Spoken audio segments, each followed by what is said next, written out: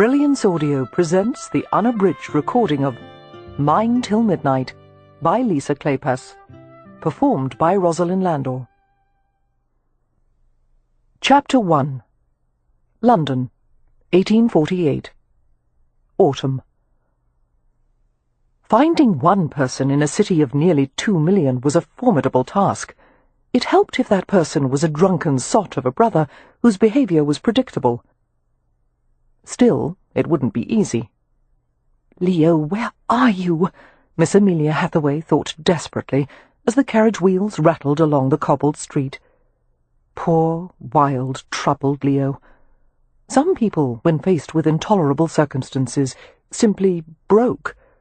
Such was the case with her formerly dashing and dependable brother. She feared he was beyond all hope of repair.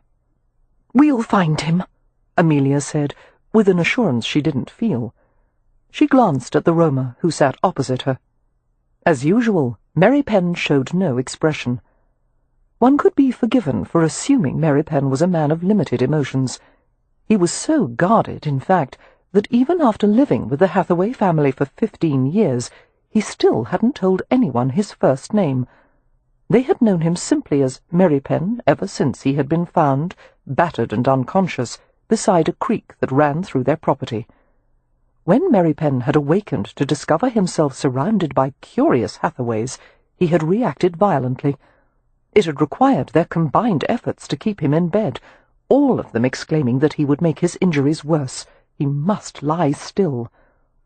Amelia's father had deduced the boy was the survivor of a gypsy hunt, a brutal practice in which local landowners rode out on horseback to rid their properties of gypsy encampments. "The lad was probably left for dead," Mr. Hathaway had remarked gravely. As a scholarly and forward-thinking gentleman, he had disapproved of violence in any form. "I'm afraid it will be difficult to communicate with his tribe. They are probably long gone by now." "Can we keep him, Papa?" Amelia's younger sister Poppy had cried eagerly, no doubt envisioning the wild boy, who had bared his teeth at her like a trapped wolverine, as an entertaining new pet. Mr. Hathaway had smiled at her. "He may stay as long as he chooses, but I doubt he will remain here longer than a week or so. Romany gypsies are a nomadic people. They dislike staying under one roof too long. It makes them feel imprisoned." However, Mary Penn had stayed. He had started out as a small and rather slight lad, but with proper care and regular meals he had grown at a near alarming rate into a man of robust and powerful proportions. It was difficult to say exactly what Mary Penn was. Not quite a family member, not quite a servant.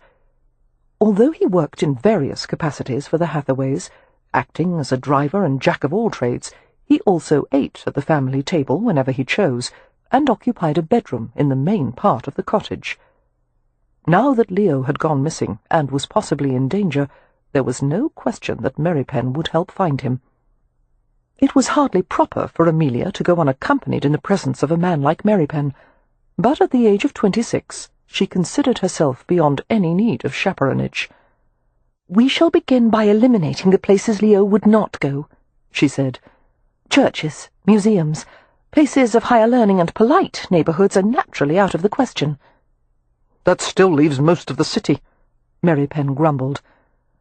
Mary Penn was not fond of London. In his view, the workings of so-called civilized society were infinitely more barbaric than anything that could be found in nature. Given a choice between spending an hour in a pen of wild boars or a drawing-room of elegant company, he would have chosen the boars without hesitation. "We should probably start with taverns," Amelia continued. Mary Penn gave her a dark glance. "Do you know how many taverns there are in London?" "No, but I'm certain I will by the time the night is out." "We're not going to start with taverns. We'll go where Leo is likely to find the most trouble." "And that would be?" "Jenner's." Jenner's was an infamous gaming club, where gentlemen went to behave in ungentlemanly ways. Originally founded by an ex-boxer named Ivo Jenner, the club had changed hands upon his death, and was now owned by his son-in-law, Lord St. Vincent. The less-than-sterling reputation of St. Vincent had only enhanced the club's allure. It was said that a membership at Jenner's cost a fortune. Naturally, Leo had insisted on joining immediately upon inheriting his title 2 months ago. "If you intend to drink yourself to death," Amelia had told Leo calmly, "I wish you would do it at a more affordable place." "But I'm a viscount now," Leo had replied nonchalantly. "I have to do it with style, or what will people say?" "That you were a wastrel and a fool, and the title might just as well have gone to a monkey." That had elicited a grin from her handsome brother. "I'm sure that comparison is quite unfair to the monkey." Turning cold with increasing worry, Amelia pressed her gloved fingers to the aching surface of her forehead. This wasn't the first time Leo had ever disappeared, but it was definitely the longest. "I've never been inside a gaming club before," she said, without looking at Merrypen. "It will be a novel experience." "They won't let you inside. You're a lady. And even if they did allow it, I wouldn't." Lowering her hand, Amelia glanced at him in surprise. It was rare that Merrypen forbade her to do anything. In fact, this may have been the first time. She found it annoying. Considering her brother's life might be at stake, she was hardly going to quibble over social niceties. Besides, she was curious to see what was inside the privileged masculine retreat. As long as she was doomed to remain a spinster, she might as well enjoy the small freedoms that came with it. "Neither will they let you inside," she pointed out. "You're a Roma." "As it happens, the manager of the club is also a Roma." That was unusual. Extraordinary, even. Gypsies were known as thieves and tricksters. For one of the Rome to be entrusted with the accounting of cash and credit, not to mention arbitrating controversies at the gaming tables, was nothing short of amazing. "He must be a rather remarkable individual to have assumed such a position," Amelia said. "I will allow you to accompany me inside Jenner's. It's possible your presence will induce him to be more forthcoming." "Thank you." Merrypen's voice was so dry one could have struck a match off it. Amelia remained strategically silent as he drove the covered brougham through the highest concentration of attractions, shops, and theatres in the city. The poorly sprung carriage bounced with abandon along the wide thoroughfares, passing handsome squares lined with handsome houses and tidily fenced greens, and Georgian-fronted buildings. As the streets became more lavish, the brick walls gave way to stucco, which soon gave way to stone. The West End scenery was unfamiliar to Amelia. Despite the proximity of their village, the Hathaways didn't often venture into town, certainly not to this area. Even now, with their recent inheritance, there was little they could afford here. Glancing at Merrypen, Amelia wondered why he seemed to know exactly where they were going, when he was no more acquainted with town than she. But Merrypen had always had an instinct for finding his way anywhere. They turned onto King Street, which was ablaze with light shed from gas lamps. It was noisy and busy, congested with vehicles and groups of pedestrians setting out for the evening's entertainment. The sky turned dull red as the remaining light percolated through the haze of coal smoke that lay over the city. The crowns of lofty buildings broke the horizon, a row of dark shapes that protruded like a witch's teeth. Merrypen guided the horse to a narrow alley of mews behind a great stone-fronted building. Jenner's. Her stomach tightened. It was probably too much to ask that her brother would be found safely here, in the first place they looked. "Merrypen?" Her voice was strained. "Yes?" "You should probably know that if my brother hasn't already managed to kill himself, I plan to shoot him when we find him." "I'll hand you the pistol." Amelia smiled and straightened her bonnet. "Let's go inside. And remember, I'll do the talking." An objectionable odour filled the alley, a city smell of animals and refuse and coal dust. In the absence of a good rain, filth accumulated quickly in the streets and tributaries. Glancing at the soiled ground, Amelia hopped out of the path of a pair of squeaking rats that ran alongside the wall of the building. As Merrypen gave the ribbons to a stableman at the mews, Amelia glanced toward the end of the alley. A pair of street youths crouched near a tiny fire, roasting something on sticks. Amelia did not want to speculate on the nature of the objects being heated. Her attention moved to a group, 3 men and a woman, illuminated in the uncertain blaze. It appeared 2 of the men were engaged in fisticuffs. However, they were so inebriated that their contest brought to mind nothing so much as a pair of dancing bears. Judging from the woman's attire, a gown made of gaudily coloured fabric, the bodice gaping wide to reveal the plump hills of her breasts, she was a prostitute.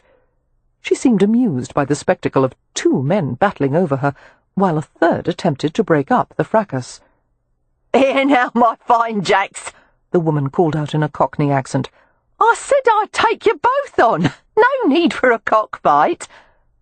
"Stay back," Mary Penn murmured. Amelia pretended not to hear, and drew closer for a better view. It wasn't the sight of the brawl that was so interesting. Even peaceful little Primrose Place had its share of fistfights. All men, no matter what their situation, occasionally succumbed to their lower natures. What attracted Amelia's notice was the 3rd man, the would-be peacemaker, as he darted between the drunken fools and attempted to reason with them. He was every bit as well-dressed as the gentleman on either side, but it was obvious this man was no gentleman. He was black-haired and swarthy and exotic in appearance, and he moved with the swift grace of a cat, easily avoiding the swipes and lunges of his opponents. "My lords," he was saying in an excessively reasonable tone, sounding relaxed even as he blocked a heavy fist with his forearm. "I'm afraid you'll both have to stop this now, or I'll be forced to—" He broke off and dodged to the side, just as the man behind him leapt. The prostitute cackled at the sight. "They got you on the up tonight, Rohan," she exclaimed. Dodging back into the fray, Rowan attempted to break it up once more. "My lords, surely you must know—" He ducked beneath the swift arc of a fist. "That violence—" He blocked a right hook. "Never solves anything." "Buckers you!" one of the men said, and butted forward like a deranged goat. Rowan stepped aside and allowed him to charge straight into the side of the building. The attacker collapsed with a groan and lay gasping on the ground. His opponent's reaction was singularly ungrateful. Instead of thanking the dark-haired man for putting a stop to the fight, he growled, "Curse you for interfering, Rowan. I would have knocked the stuffing from him." He charged forth with his fists churning like windmill blades. Rowan evaded a left cross and deftly flipped him to the ground. He stood over the prone figure, blotting his forehead with his sleeve. "Had enough?" he asked pleasantly. "Yes? Good. Please allow me to help you to your feet, my lord." As Rowan pulled the man upward, he glanced toward the threshold of a door that led into the club, where a club employee waited. "Dawson, escort Lord Latimer to his carriage out front. I'll take Lord Selway." "No need," said the aristocrat, who had just struggled to his feet, sounding winded. "I can walk to my own bloody carriage." Tugging his clothes back into place over his bulky form, he threw the dark-haired man an anxious glance. "Rowan, I will have your promise on something." "Yes, my lord." "If word of this gets out, if Lady Selway should discover that I was fighting over the favours of a fallen woman, my life won't be worth a farthing." Rowan replied with reassuring calm.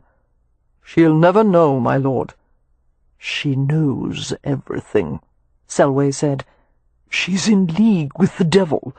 If you are ever questioned about this minor altercation, it was caused by a particularly vicious game of whist," came the bland reply. "Yes, yes, good man." Selway patted the younger man on the shoulder. "And to put a seal on your silence—" He reached a beefy hand inside his waistcoat and extracted a small bag. "No, my lord." Rowan stepped back with a firm shake of his head, his shiny black hair flying with the movement, then settling back into place. "There's no price for my silence." "Take it," the aristocrat insisted. "I can't, my lord." "It's yours. The bag of coins was tossed to the ground, landing at Rowan's feet with a metallic thud. "There. Whether you choose to leave it lying on the street or not is entirely your choice." As the gentleman left, Rowan stared at the bag as if it were a dead rodent. "I don't want it," he muttered to no one in particular. "I'll take it," the prostitute said, sauntering over to him. She scooped up the bag and tested its heft in her palm. A taunting grin split her face. "Caw, I've never seen a gypsy what's afraid of blunt." "I'm not afraid of it," Rowan said sourly. "I just don't need it." Sighing, he rubbed the back of his neck with one hand. She laughed at him and slid an openly appreciative glance over his lean form. "I hates to take something for nothing. Care for a little knock in the alley before I goes back to Bradshaw's?" "I appreciate the offer," he said politely, "but no." She hitched a shoulder in a playful half-shrug. "Less work for me, then. Good evening." Rowan responded with a short nod, seeming to contemplate a spot on the ground with undue concentration. He was very still, seeming to listen for some nearly imperceptible sound. Lifting a hand to the back of his neck again, he rubbed it as if to soothe a warning prickle. Slowly, he turned and looked directly at Amelia. A little shock went through her as their gazes met. Although they were standing several yards apart, she felt the full force of his notice. His expression was not tempered by warmth or kindness. In fact, he looked pitiless, as if he had long ago found the world to be an uncaring place, and had decided to accept it on its own terms. As his detached gaze swept over her, Amelia knew exactly what he was seeing. A woman dressed in serviceable clothes and sturdy shoes. She was fair-skinned and dark-haired, of medium height, with the rosy-cheeked wholesomeness common to the Hathaways.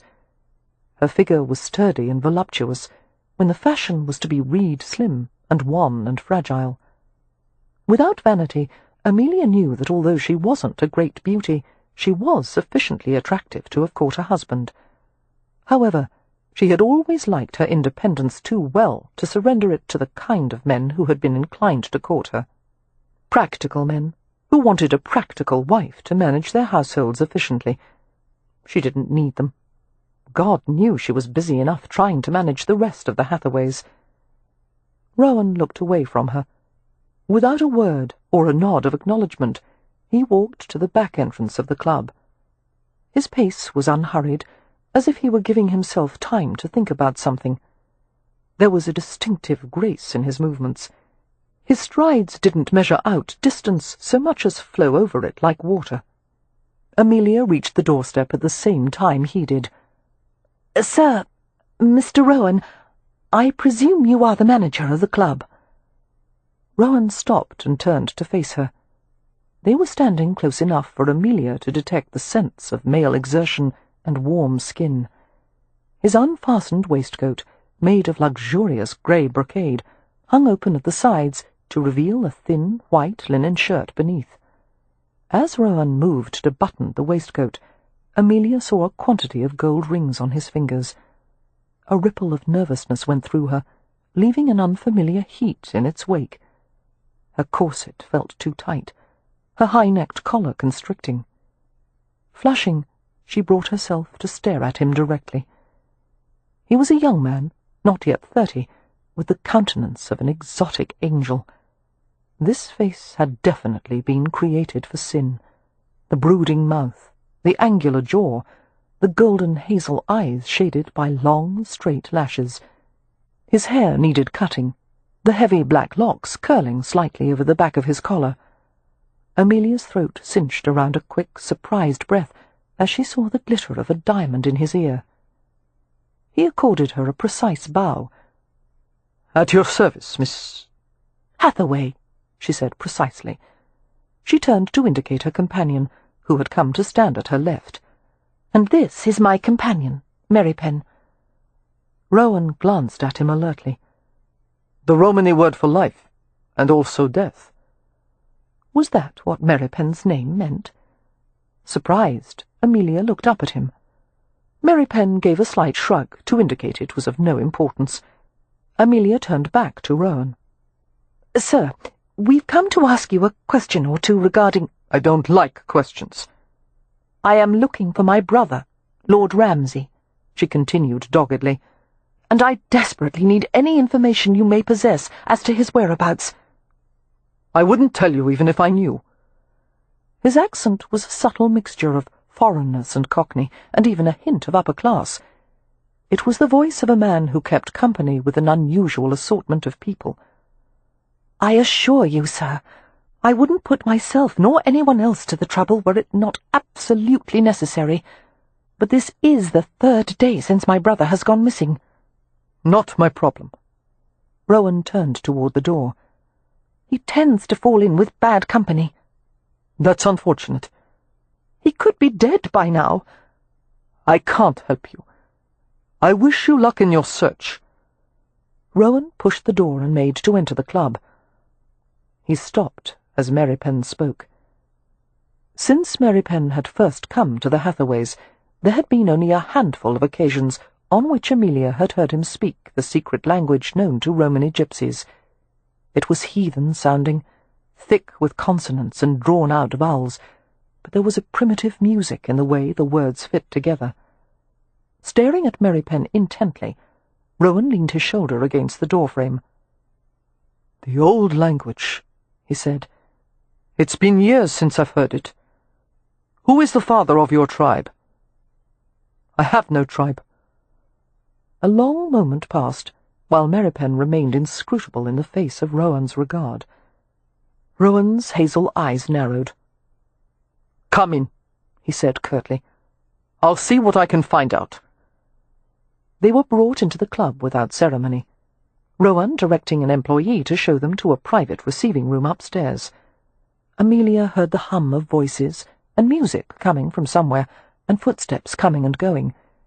It was a busy, masculine hive, this place, forbidden to someone like herself. The employee, a young man with an East London accent and careful manners, took them into a well-appointed room and bid them to wait there until Rowan returned. Mary Penn went to a curtained window overlooking King Street. Amelia was surprised by the quiet luxury of her surroundings, the hand-knotted carpet done in shades of blue and cream, the wood-panelled walls and velvet upholstered furniture. "Quite tasteful," she commented, removing her bonnet and setting it on a small mahogany clawfoot table. "For some reason I had expected something a bit, well, tawdry." "Jenner's is a cut above the typical establishment. It masquerades as a gentleman's club, when its real purpose is to provide the largest hazard bank in London." Amelia went to a built-in bookshelf and inspected the volumes as she asked idly, "Why is it, do you think, that Mr. Rowan was reluctant to take money from Lord Selway?" Mary Penn cast a sardonic glance over his shoulder. "You know how the Rome feel about material possessions." "Yes, I know your people don't like to be encumbered, but from what I've seen, Romans are hardly reluctant to accept a few coins in return for a service." "It's more than not wanting to be encumbered. For a chal to be in this position—" "What's a chal?" "A son of the Rome. For a chal to wear such fine clothes, to stay under one roof so long, to reap such financial bounty, it's shameful, embarrassing, contrary to his nature." He was so stern and certain of himself, Amelia couldn't resist teasing him a little. "And what's your excuse, Mary Penn?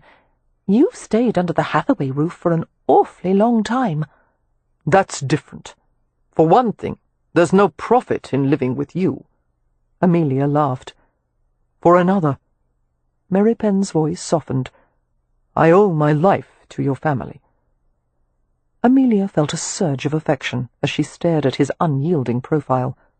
"What a spoil-sport," she said gently.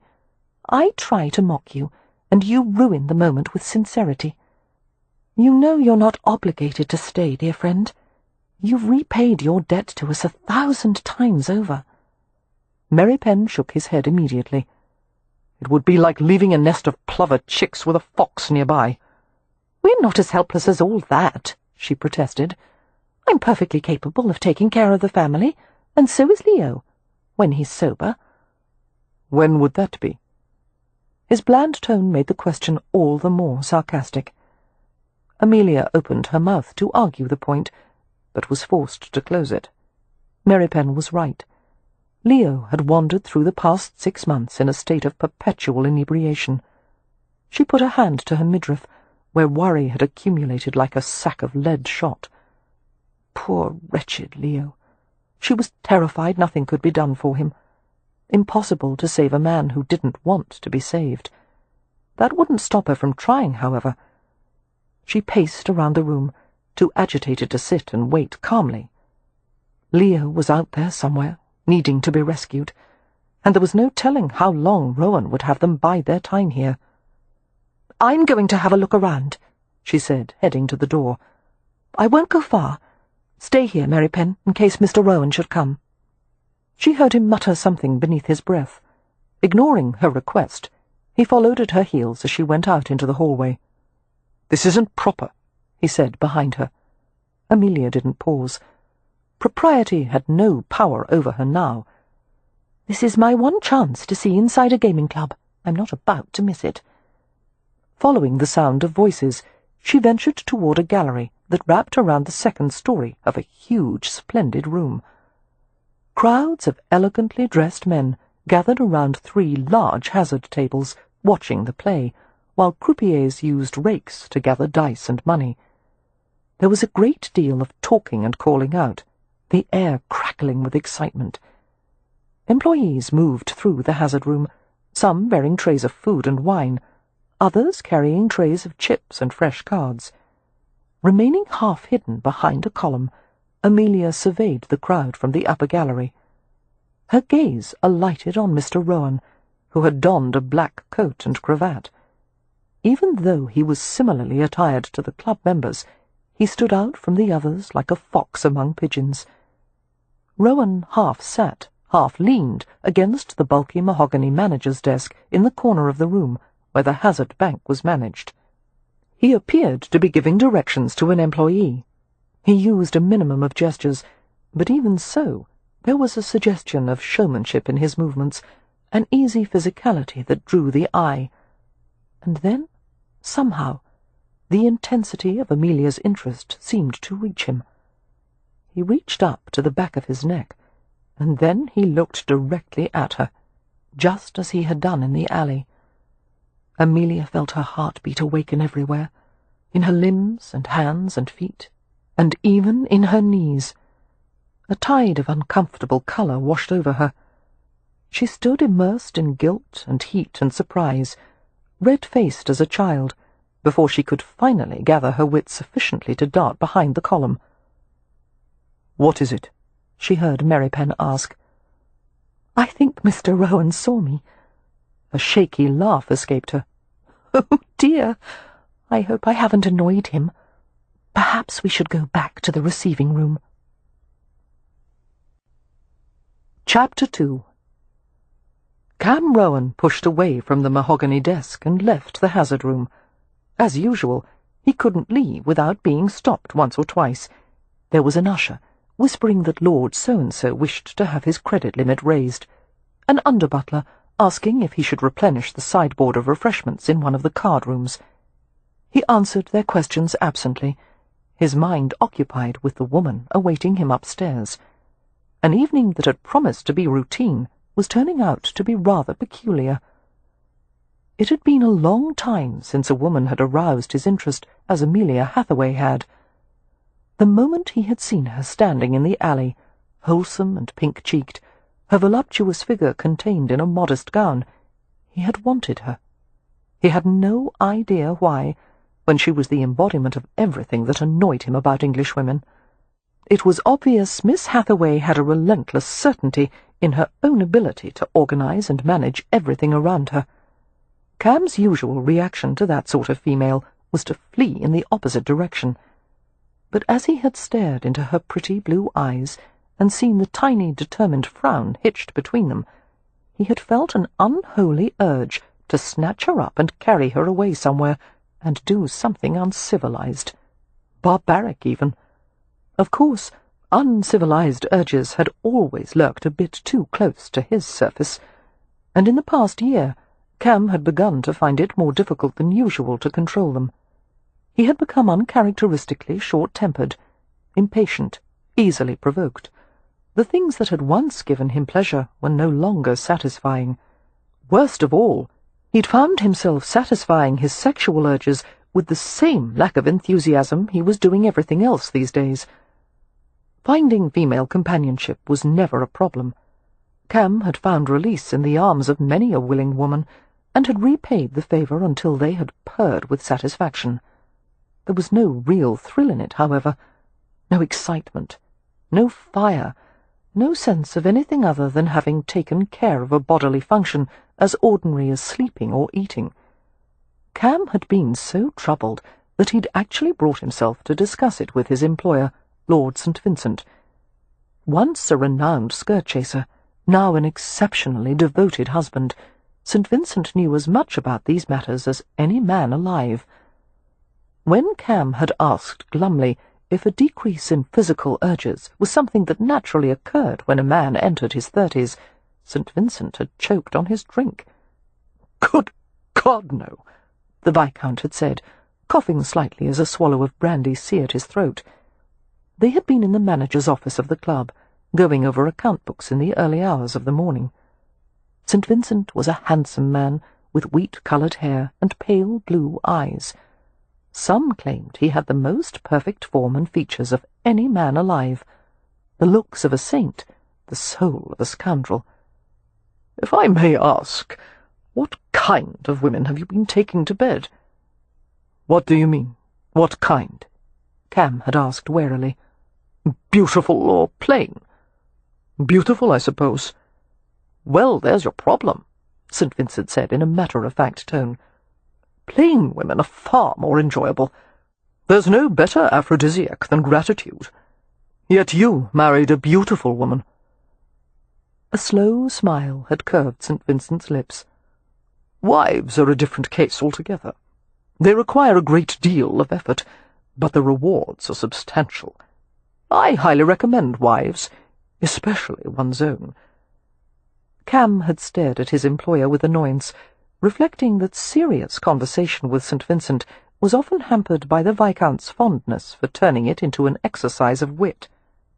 "If I understand you, my lord," he said curtly, "your recommendation for a lack of desire is to start seducing unattractive women?" Picking up a carved silver penholder, St. Vincent deftly fitted a nib into the end and made a project of dipping it precisely into an ink bottle. "Rowan, I'm doing my best to understand your problem. However, a lack of desire is something I've never experienced. I'd have to be on my deathbed before I stopped wanting— No, never mind. I was on my deathbed in the not-too-distant past, and even then I had the devil's own itch for my wife." "Congratulations," Cam muttered, abandoning any hope of prying an earnest answer out of the man. "Let's attend to the account books. There are more important matters to discuss than sexual habits." St. Vincent scratched out a figure and set the pen back on its stand. "No, I insist on discussing sexual habits. It's so much more entertaining than work." He relaxed in his chair with a deceptive air of laziness. "Discreet as you are, Rowan, one can't help but notice how ardently you are pursued. It seems you hold quite an appeal for the ladies of London, and from all appearances you've taken full advantage of what's been offered." Cam stared at him without expression.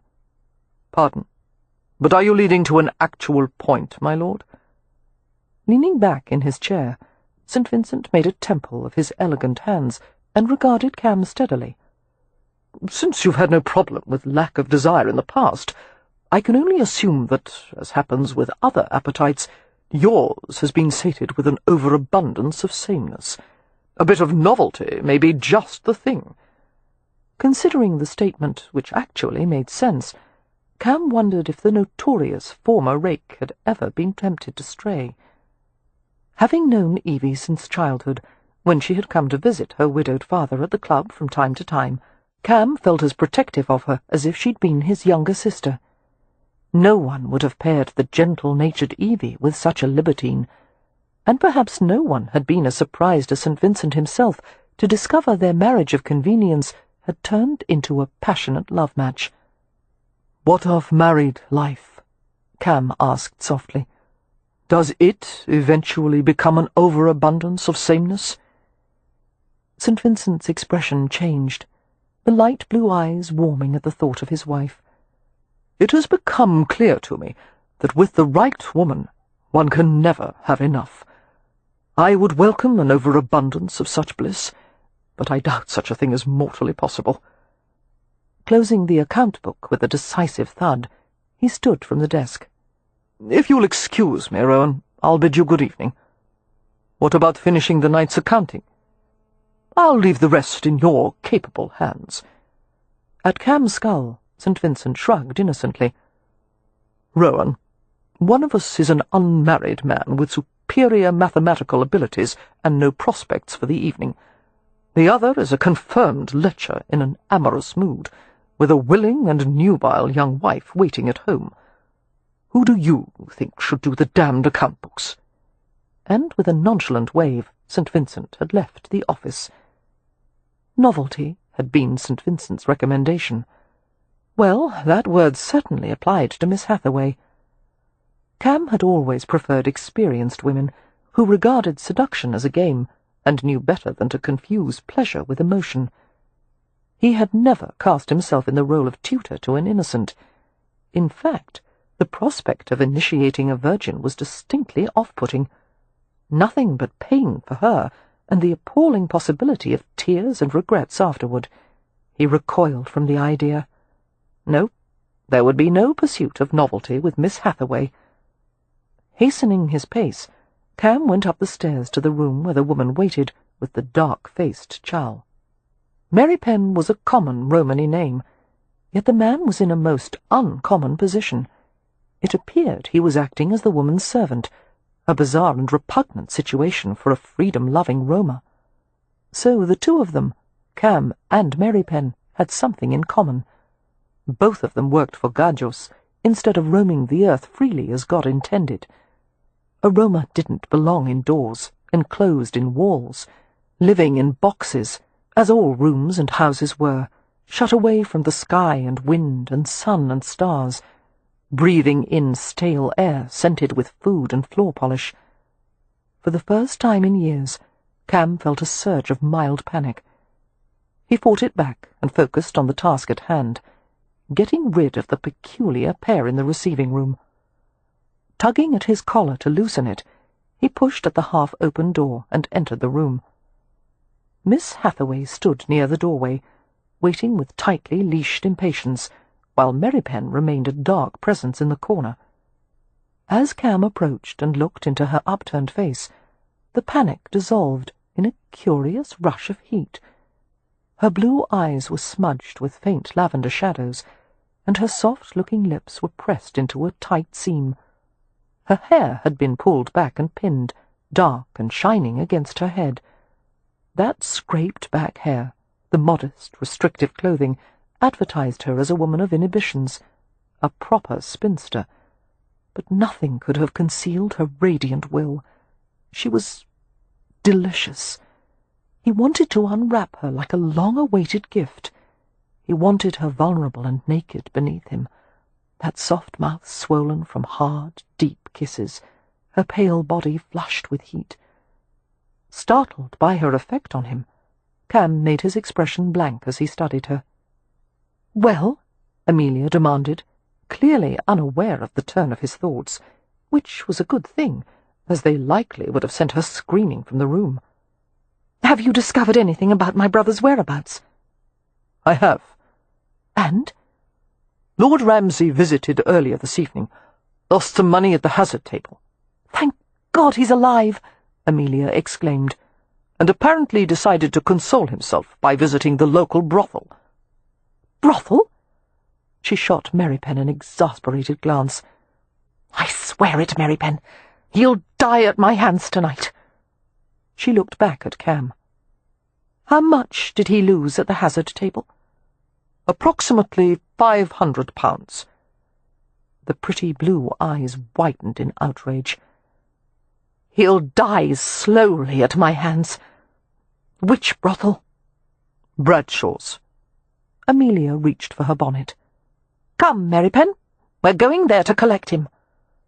Both Merrypen and Cam replied at the same time. "No." "I want to see for myself if he's all right," she said calmly. "I very much doubt he is." She gave Merrypen a frosty stare. "I'm not returning home without Leo. You know me well enough to take me at my word." Half amused, half alarmed by her force of will, Cam asked Merrypen, "Am I dealing with stubbornness, idiocy, or some combination of the two?" Amelia replied before Merrypen had the opportunity. "Stubbornness on my part. The idiocy may be attributed entirely to my brother." She settled the bonnet on her head and tied its ribbons beneath her chin. Cherry-red ribbons, Cam saw in bemusement. That frivolous splash of red amidst her otherwise sober attire was an incongruous note. Becoming more and more fascinated by her, Cam heard himself say, "You can't go to Bradshaw's. Reasons of morality and safety aside, you don't even know where the hell it is."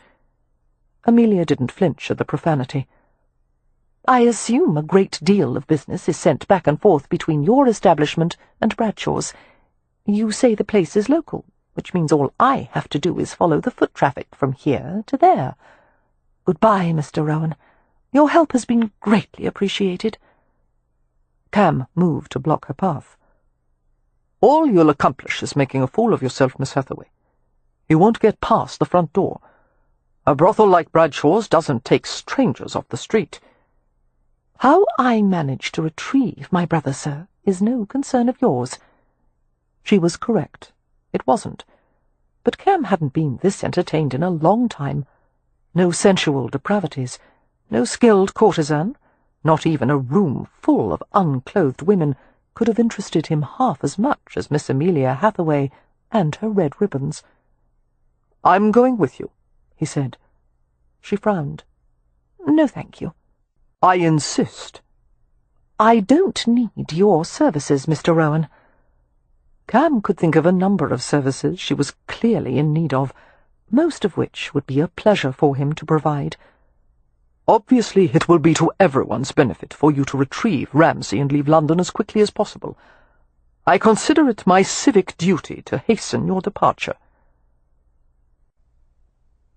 Chapter 3. Although they could have reached the brothel on foot, Amelia, Merrypen, and Rowan went to Bradshaw's in the ancient barouche. They stopped before a plain, Georgian-styled building. For Amelia, whose imaginings of such a place were framed with lurid extravagance, the brothel's facade was disappointingly discreet. "Stay inside the carriage," Rowan said.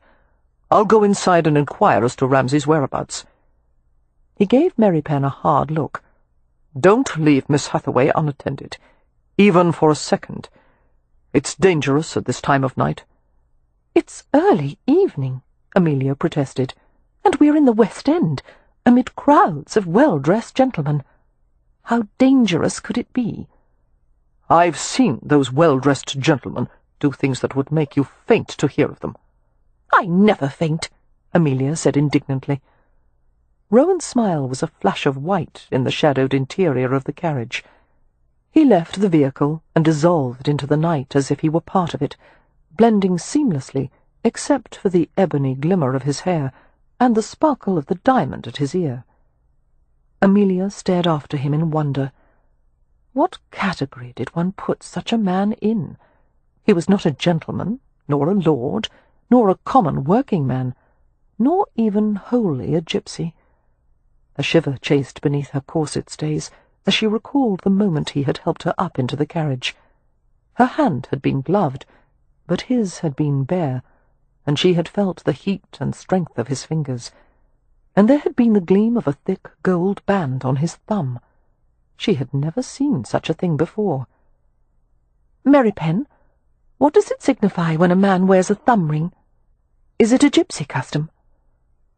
Seeming uncomfortable with the question, Merrypen looked through the window into the damp night. A group of young men passed the vehicle, wearing fine coats and tall hats, laughing amongst themselves. A pair of them stopped to speak with a gaudily dressed woman.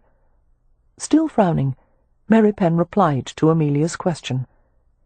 It signifies independence and freedom of thought, also a certain separateness. In wearing it, he reminds himself he doesn't belong where he is. Why would Mr. Rowan want to remind himself of something like that? Because the ways of your kind are seductive, Mary Penn said darkly. It's difficult to resist them. Why must you resist them? I fail to see what is so terrible about living in a proper house and securing a steady income and enjoying things like nice dishes and upholstered chairs. Kachi, he murmured in resignation, making Amelia grin briefly. It was the word for a non-Gypsy woman. She relaxed back against the worn upholstered seat. I never thought I would be hoping so desperately to find my brother inside a house of ill repute, but between a brothel or floating face down in the Thames. She broke off and pressed the knuckles of her clenched fist against her lips. He's not dead. Mary Penn's voice was low and gentle. Amelia was trying very hard to believe that. We must get Leo away from London. He'll be safer out in the country, won't he? Mary Penn gave a non-committal shrug, his dark eyes revealing nothing of his thoughts. There's far less to do in the country, Amelia pointed out, and definitely less trouble for Leo to get into. A man who wants trouble can find it anywhere.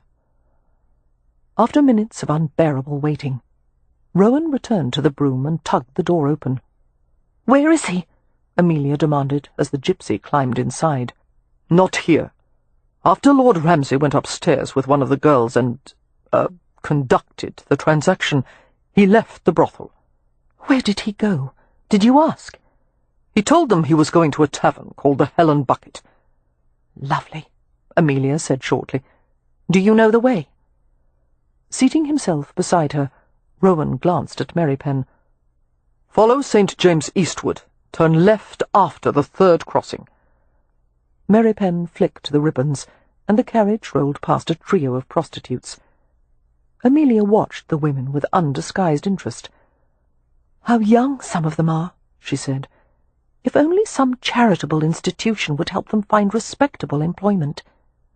"Most so-called respectable employment is just as bad," Rowan replied. She looked at him indignantly. "You think a woman would be better off to work as a prostitute, rather than take an honest job that would allow her to live with dignity?" "I didn't say that. My point is that some employers are far more brutal than pimps or brothel boards.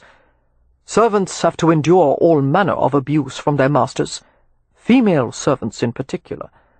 And if you think there is dignity in working at a mill or factory, you've never seen a girl who's lost a few fingers from cutting broom straw, or someone whose lungs are so congested from breathing in fluff and dust at a carding mill, she won't live past the age of 30. Amelia opened her mouth to reply, then snapped it shut. No matter how much she wanted to continue the debate, proper women, even if they were spinsters, did not discuss prostitution. She adopted an expression of cool indifference and looked out the window. Although she didn't spare a glance for Rowan, she sensed he was watching her. She was unbearably aware of him. He wore no cologne or pomade, but there was something alluring about his smell, something smoky and fresh, like green cloves. "Your brother inherited the title quite recently," Rowan said. "Yes." "With all respect, Lord Ramsay doesn't seem entirely prepared for his new role." Amelia couldn't restrain a rueful smile. "None of us are. It was a surprising turn of events for the Hathaways. There were at least 3 men in line for the title before Leo, but they all died in rapid succession, of varying causes. It seems becoming Lord Ramsay causes one to become short-lived. And at this rate, my brother probably won't last any longer than his predecessors." "One never knows what fate has in store." Turning toward Rowan, Amelia discovered he was glancing over her in a slow inventory that spurred her heart into a faster beat. "I don't believe in fate," she said. "People are in control of their own destinies." Rowan smiled. "Everyone, even the gods, are helpless in the hands of fate." Amelia regarded him sceptically. "Surely you, being employed at a gaming club, know all about probability and odds, which means you can't rationally give credence to luck or fate or anything of the sort." "I know all about probability and odds," Rowan agreed. "Nevertheless, I believe in luck." He smiled, with a quiet smoulder in his eyes that caused her breath to catch. "I believe in magic and mystery, and dreams that reveal the future. And I believe some things are written in the stars, or even in the palm of your hand." Mesmerized, Amelia was unable to look away from him. He was an extraordinarily beautiful man, his skin as dark as clover honey, his black hair falling over his forehead in a way that made her fingers twitch with the urge to push it back. "Do you believe in fate too?" she asked Mary Penn. A long hesitation. "I'm a Roma," he said, which meant yes. "Good Lord, Mary Penn, I've always thought of you as a sensible man." Rowan laughed. "It's only sensible to allow for the possibility, Miss Hathaway. Just because you can't see or feel something doesn't mean it can't exist." "There is no such thing as fate," Amelia insisted. "There is only action and consequence." The carriage came to a halt, this time in a much shabbier place than St. James or King Street. There was a beer shop and threepenny lodging-house on one side, and a large tavern on the other. The pedestrians on this street had the appearance of sham gentility, rubbing elbows with costers, pickpockets, and more prostitutes. A brawl took place near the threshold of the tavern, a writhing mixture of arms, legs, flying hats and bottles and canes. Any time there was a fight, the greatest likelihood was that her brother had started it. "Mary Penn," she said anxiously, "you know how Leo is when he's foxed. He's probably in the middle of the fray. If you would be so kind." Before she had even finished, Mary Penn made to leave the carriage. "Wait," Rowan said. "You'd better let me handle it." Mary Penn gave him a cold glance. "You doubt my ability to fight? This is a London rookery. I'm used to the kind of tricks they use. If you—" Rowan broke off as Mary Penn ignored him and left the carriage with a surly grunt. "So be it," Rowan said, exiting the carriage and standing beside it to watch. "They'll slice him open like a mackerel at a Covent Garden fish stand." Amelia came out of the vehicle as well. "Mary Penn can handle himself quite well in a fight, I assure you." Rowan looked down at her, his eyes shadowed and cat-like. "You'll be safer inside the vehicle." "I have you for protection, do I not?" she pointed out. "Sweetheart," he said with a softness that undercut the noise of the crowd, "I may be the one you most need protection from." She felt her heart miss a beat. He met her wide-eyed glance with a steady interest that caused her toes to curl inside her practical leather shoes. Fighting for composure, Amelia looked away from him, but she remained sharply aware of him, the relaxed alertness of his posture, the unknown pulse secreted beneath the elegant layers of his clothing. They both watched as Mary Penn waded into the chaos of brawling men, sorted through a few of them. Before a half-minute had passed, he unceremoniously hauled someone out, easily deflecting blows with his free arm. "He's good," Rowan said in mild surprise. Amelia was overwhelmed with relief as she recognized Leo's dishevelled form. "Oh, thank God!" Her eyes flew open, however, as she felt a gentle touch at the edge of her jaw. Rowan's fingers were nudging her face upward, his thumb brushing the tip of her chin. The unexpected intimacy sent a little shock through her. His flame-bright gaze had seized hers again. "Don't you think you're being a bit overprotective? chasing your grown brother across London. He's not doing anything all that unusual. Most young lords in his position would behave the same." "You don't know him," Amelia said, sounding shaken to her own ears. She knew she should pull away from his warm fingers, but her body remained perversely still, absorbing the pleasure of his touch. "It's far from usual behaviour for him. He's in trouble. She broke off. Rowan let a gentle fingertip follow the shining trail of her bonnet ribbon to the place where it tied beneath her chin. "What kind of trouble?" She jerked away from his touch and turned as Merrypen and Leo approached the carriage. A rush of love and agonized worry filled her at the sight of her brother. He was filthy, battered, and grinning unrepentantly. Anyone who didn't know Leo would assume he hadn't a care in the world. But his eyes, once so warm, were dull and wintry. His formerly fit body was paunchy, and the visible portion of his neck was bloated. There was still a long way to go before Leo was in total ruins, but he seemed determined to hasten the process. "How remarkable," Amelia said casually. "There's still something left of you." Plucking a handkerchief from her sleeve, she strode forward and tenderly wiped sweat and a smear of blood from his cheeks. Noticing his unfocused gaze, she said, "I'm the one in the middle, dear." "Ah, there you are." Leo's head bobbed up and down like a string puppet's. He glanced at Merrypen, who was providing far more support than Leo's own legs were. "My sister," he said. "Terrifying girl." "Before Merrypen puts you in the carriage," Amelia said, "are you going to cast up your accounts, Leo?" "Certainly not," came the unhesitating reply. "Hathaways always hold their liquor." Amelia stroked aside the dirty brown locks that dangled like strands of yarn over his eyes. "It would be nice if you would try to hold a bit less of it in the future, dear." "Ah, but sis—" As Leo looked down at her, she saw a flash of his old self, a spark in the vacant eyes, and then it was gone. "I have such a powerful thirst." Amelia felt the smart of tears at the corners of her eyes, tasted salt at the back of her throat. Swallowing it back, she said in a steady voice, "For the next few days, Leo, your thirst will be slaked exclusively by water or tea. Into the carriage with him, Merrypen." Leo twisted to glance at the man who held him steady.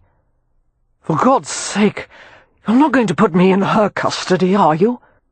"Would you rather dry out in the care of a Bow Street jailkeeper?" Merrypen asked politely. "He would be a damn sight more merciful." Grumbling, Leo lurched toward the carriage with Merrypen's assistance.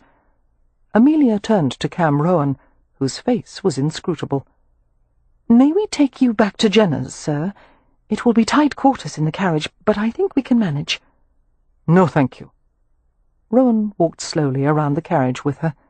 "It isn't far. I'll go on foot." "I can't leave you stranded in a London rookery."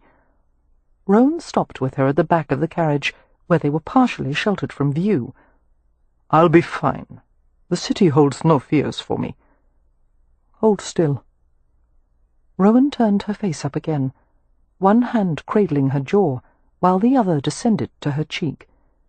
His thumb brushed gently beneath her left eye, and with surprise she felt a smudge of wetness there. "The wind makes my eyes water," she heard herself say unsteadily. "There's no wind tonight." His hand remained at her jaw, the smooth band of the thumb ring pressing lightly against her skin. Her heart had begun to thump until she could hardly hear through the blood rush in her ears. The clamour of the tavern was muted, the darkness thickening around them. His fingers slid over her throat with stunning delicacy, finding secreted nerves and stroking gently. His eyes were over hers, and she saw that the light golden hazel irises were rimmed with black. "Miss Hathaway, you're quite certain fate had no hand in our meeting tonight?" She couldn't seem to breathe properly. "Quite certain." His head bent low. And, in all likelihood, we'll never meet again. Never. He was too large, too close. Nervously, Amelia tried to marshal her thoughts, but they scattered like spilled matchsticks. And then he set fire to them as his breath touched her cheek. I hope you're right. God help me if I should ever have to face the consequences. Of what? Her voice was faint. This. His hand slid to the back of her neck, and his mouth covered hers. Amelia had been kissed before, but this mingling of heat and taste was so far removed from her experience it belonged in another category entirely. He kissed as if he had invented it, knowing how to hold her, how to tilt her head to just the right angle. His mouth was firm but silken, nudging hers open, probing in soft strokes. One of his arms slid around her, lifting slightly as he pulled her against the hard contours of his body. Her hands came up to his chest, pushing in a feeble attempt to end the embrace, but he continued to kiss her, exploring tenderly, until she was weak all over and her knees threatened to buckle.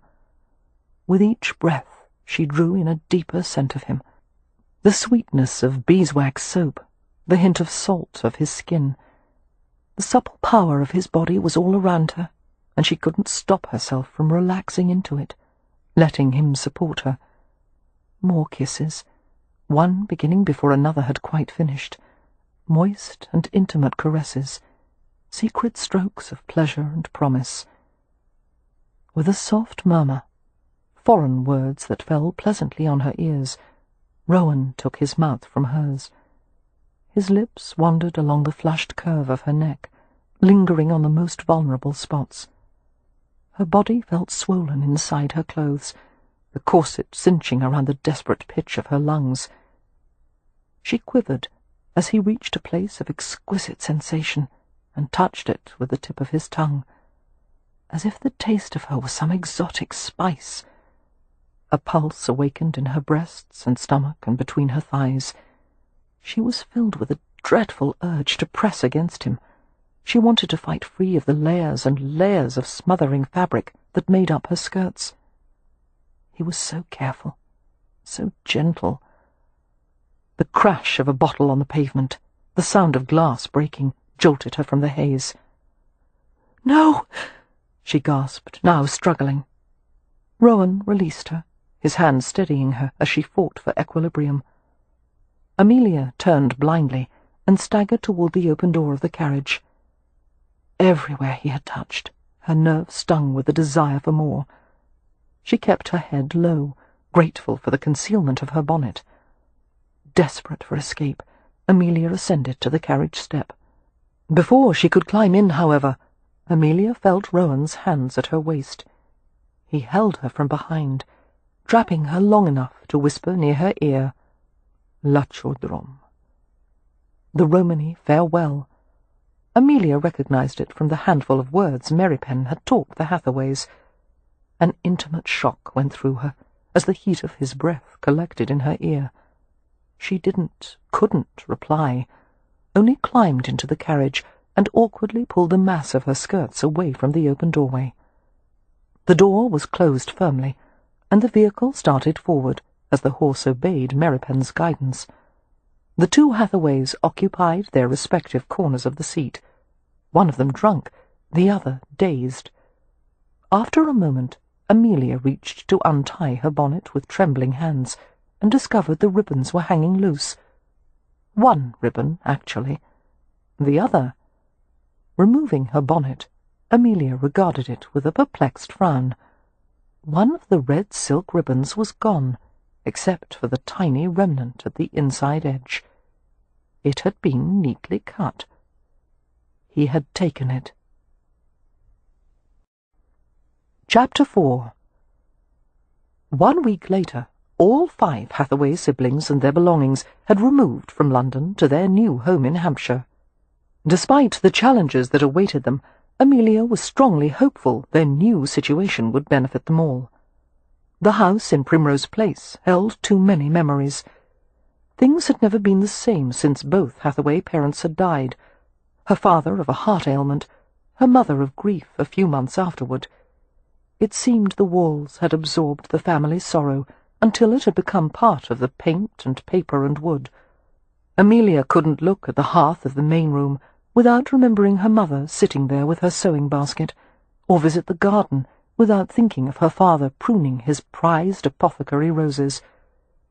Amelia had recently sold the house without compunction, not for lack of sentimentality, but rather an excess. Too much feeling, too much sadness, and it was impossible to look forward when one was constantly being reminded of painful loss. Her siblings hadn't offered a word of objection to selling their home. Nothing mattered to Leo. One could tell him the family intended to live in the streets, and he would have greeted the news with an indifferent shrug. Wynne, the next older sister, was too weak from prolonged illness to protest any of Amelia's decisions, and Poppy and Beatrix, both still in their teens, were eager for change. As far as Amelia was concerned, the inheritance couldn't have come at a better time, although she had to admit there was some question as to how long the Hathaways would manage to retain the title. The fact was, no one wanted to be Lord Ramsay.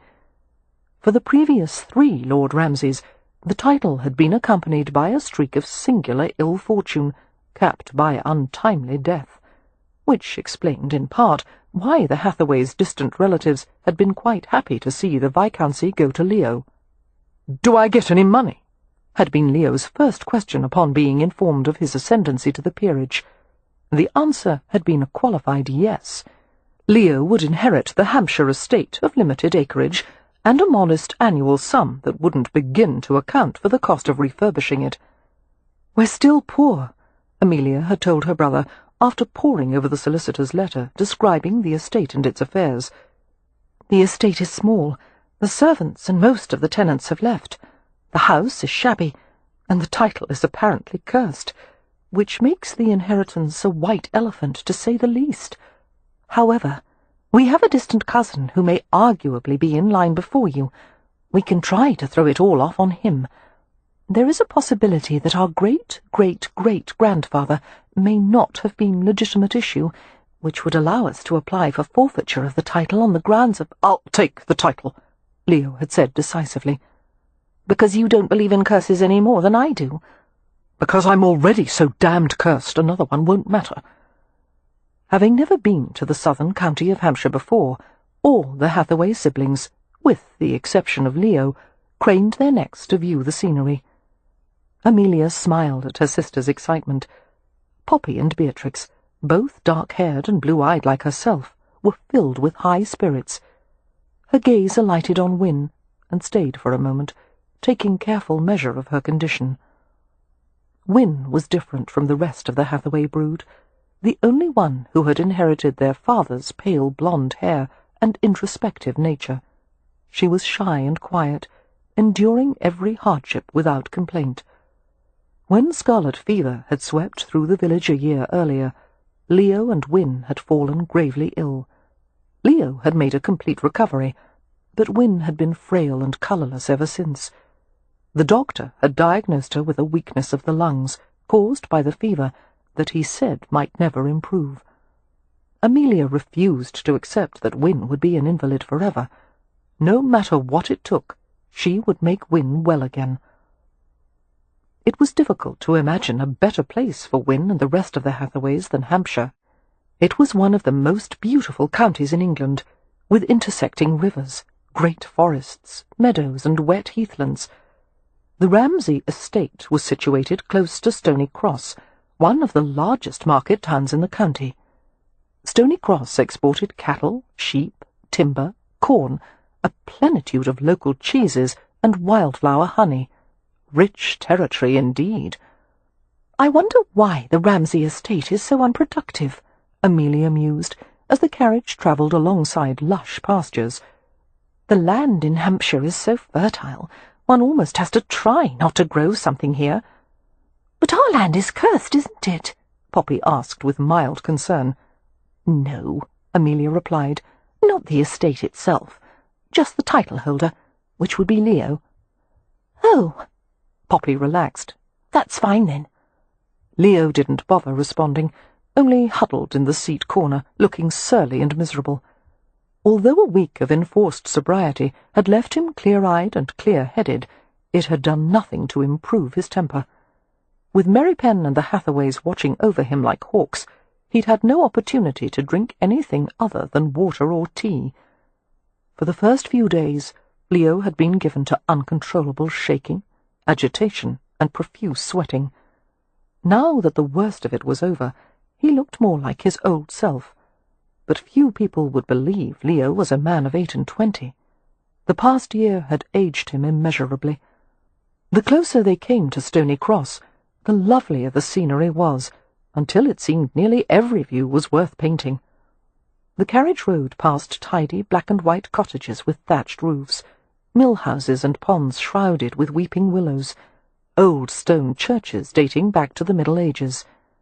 Thrushes busily stripped ripe berries from hedgerows, while stonechats perched on blossoming hawthorns. Meadows were dense with yellow cowslips and buttercups, and the trees were dressed in autumn golds and reds. Plump white sheep grazed in the fields. Poppy took a deep, appreciative breath. "How bracing," she said.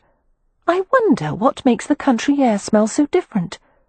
"It must be the pig farm we just passed," Leo muttered. Beatrix, who had been reading from a pamphlet describing the south of England, said cheerfully, "Hampshire is known for its exceptional pigs. They're fed on acorns and beechnut masked from the forest, and it makes the bacon quite lovely. And there's an annual sausage competition." He gave her a sour look. "Splendid. I only hope we haven't missed it."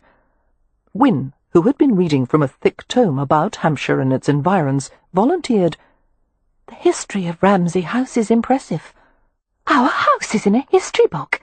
Beatrix asked in delight. "It's only a small paragraph," Wynne said from behind the book. "But yes, Ramsay House is mentioned. Of course it's nothing compared to our neighbour, the Earl of Westcliff, whose estate features one of the finest country homes in England. It dwarfs ours by comparison, and the Earl's family has been in residence for nearly 500 years. "He must be awfully old, then," Poppy commented, straight-faced. Beatrice snickered. "Go on, Wynne." "Ramsay House," Wynne read aloud, "stands in a small park, populated with stately oaks and beeches, coverts of bracken, and surrounds of deer-cropped turf. Originally an Elizabethan manor house, completed in 1594, the building boasts of many long galleries representative of the period. Alterations and additions to the house have resulted in the grafting of a Jacobean ballroom and a Georgian wing." "We have a ballroom!" Poppy exclaimed. "We have deer!" Beatrix said gleefully. Leo settled deeper into his corner. "God, I hope we have a privy." It was early evening by the time the hired driver turned the carriage onto the private, beech-lined drive that led to Ramsay House. Weary from the long journey, the Hathaways exclaimed in relief at the sight of the house, with its high roofline and brick chimney stacks. "I wonder how Mary Penn is faring," Wynne said, her blue eyes soft with concern. Mary Penn, the cook, maid, and the footman, had gone to the house 2 days earlier to prepare for the Hathaways' arrival. "No doubt he's been working ceaselessly day and night," Amelia replied, "taking inventory, rearranging everything in sight, and issuing commands to people who don't dare disobey him. I'm sure he's quite happy." Wynne smiled. Even pale and drained as she was, her beauty was incandescent, her silvery gold hair shining in the waning light, her complexion like porcelain. The line of her profile would have sent poets and painters into raptures. One was almost tempted to touch her to make certain she was a living, breathing being instead of a sculpture. The carriage stopped at a much larger house than Amelia had expected. It was bordered by overgrown hedges and weed-clotted flower-beds. With some gardening and considerable pruning, she thought, it would be lovely. The building was charmingly asymmetrical, with a brick and stone exterior, a slate roof, and abundant leaded glass windows. The hired driver came to set out a movable step and assist the passengers from the vehicle. Descending to the crushed rock surface of the drive, Amelia watched as her siblings emerged from the carriage. "The house and grounds are a bit unkempt," she warned. "No one has lived here in a very long time." "I can't imagine why," Leo said. "It's very picturesque," Wynne commented brightly. The journey from London had exhausted her. Judging from the slump of her narrow shoulders and the way her skin seemed stretched too tightly over her cheekbones, Wynne had little strength left. As her sister reached for a small valise that had been set near the carriage step, Amelia rushed forward and picked it up. "I'll carry this," she said. "You are not to lift a finger. Let's go inside, and we'll find a place for you to rest." "I'm perfectly well," Wynne protested, as they all went up the front stairs into the house. The entrance hall was lined with panelling that had once been painted white, but was now brown with age. The floor was scarred and filthy. A magnificent curved stone staircase occupied the back of the hall, its wrought iron balustrade clotted with dust and spider webs. Amelia noticed that an attempt had already been made to clean a section of the balustrade, but it was obvious the process would be painstaking. Merrypen emerged from a hallway leading away from the entrance room. He was in his shirt-sleeves, with no collar or cravat, the neck of the garment hanging open to reveal tanned skin gleaming with perspiration. With his black hair falling over his forehead, and his dark eyes smiling at the sight of them, Merrypen cut a dashing figure. "You're 3 hours behind schedule," he said. Laughing, Amelia pulled a handkerchief from her sleeve and gave it to him. "In a family of 4 sisters, there is no schedule." Wiping at the dust and sweat on his face, Merrypen glanced at all the Hathaways. His gaze lingered on Wynne for an extra moment. Returning his attention to Amelia, Merrypen gave her a concise report. He had found 2 women and a boy at the village to help clean the house. 3 bedrooms had been made habitable so far. They had spent a great deal of time cleaning the kitchen and stove, and the cook-maid was preparing a meal. Merrypen broke off as he glanced over Amelia's shoulder. Unceremoniously, he brushed by her and reached Wynne in 3 strides. Amelia saw Wynne's slight form swaying, her lashes lowering as she half collapsed against Merrypen. He lifted her easily in his arms, murmuring for her to put her head on his shoulder. Although his manner was as calm and unemotional as ever, Amelia was struck by the possessive way he held her sister. "The journey was too much for her," Amelia said in concern. "She needs rest." Merrypen's face was expressionless. "I'll take her upstairs." Wynne stirred and blinked. "Bother," she said breathlessly. "I was standing still, feeling fine, and then the floor seemed to rush up toward me. I'm sorry. I despise swooning." "It's all right." Amelia gave her a reassuring smile. "Merrypen will take you to bed. That is—" she paused uncomfortably. "He will convey you to your bedroom." "I can manage by myself," Wynne said. "I was just dizzy for a moment. Merrypen, do put me down." "You wouldn't make it past the first step," he said, ignoring her protests as he carried her to the stone staircase. "Beatrix, will you go with them?" Amelia asked briskly, handing her the valise. "Wynne's nightgown is in here. You can help her change clothes." "Yes, of course."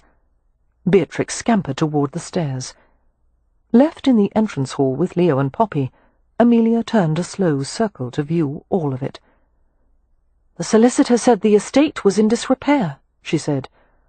"I think a more accurate word would have been shambles. Can it be restored, Leo?" Not long ago, though it seemed a lifetime, Leo had spent 2 years studying art and architecture at the Grande École des Beaux-Arts in Paris. He had worked as a draftsman and painter for the renowned architect Roland Temple. Leo had been regarded as an exceptionally promising student, and had even considered setting up a practice. Now all that ambition had been extinguished. Leo glanced around the hall without interest.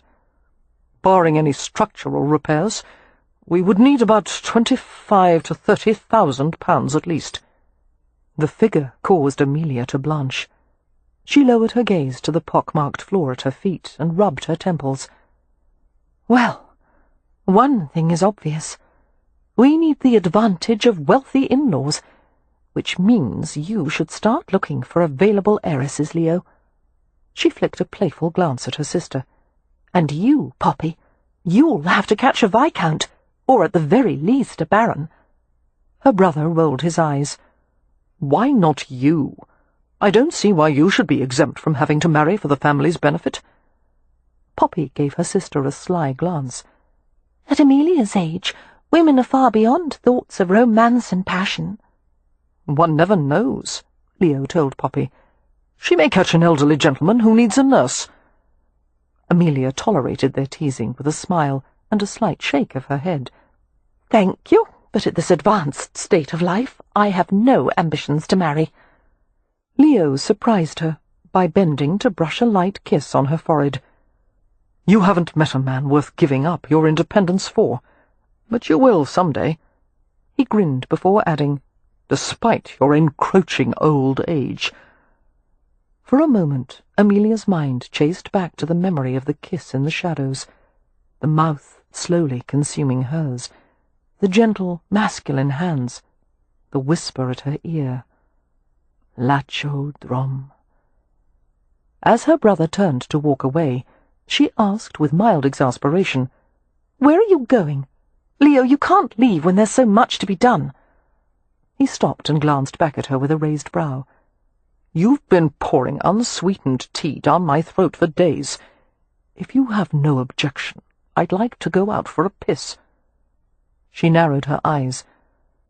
"I can think of at least a dozen polite euphemisms you could have used." Leo continued on his way. "I don't use euphemisms." "Or politeness," she said, making him chuckle. As Leo left the room, Amelia folded her arms and sighed. "He's so much more pleasant when he's sober. A pity it doesn't happen more often." "Come, Poppy, let's find the kitchen." With the house so stale and dust-riddled, the atmosphere was hard on poor Win's lungs, causing her to cough incessantly through the night. Having awakened countless times to administer water to her sister, to open the windows, to prop her up until the coughing spasms had eased, Amelia was bleary-eyed when morning came. "It's like sleeping in a dust-box," she told Mary Penn. "She's better off sitting outside today, until we can manage to clean her room properly. The carpets must be beaten, and the windows are filthy." The rest of the family was still abed, but Mary Penn, like Amelia, was an early riser. Dressed in rough clothes and an open-necked shirt, he stood frowning as Amelia reported on Win's condition.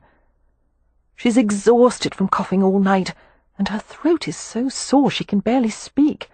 I've tried to make her take some tea and toast, but she won't have it." "I'll make her take it." Amelia looked at him blankly. She supposed she shouldn't be surprised by his assertion. After all, Mary Penn had helped nurse both Win and Leo through the scarlet fever. Without him, Amelia was certain neither of them would have survived. "In the meanwhile," Mary Penn continued, "make a list of supplies you want from the village. I'll go this morning." Amelia nodded, grateful for his solid, reliable presence. "Shall I wake Leo? Perhaps he could help you." "No." She smiled wryly, well aware that her brother would be more of a hindrance than a help.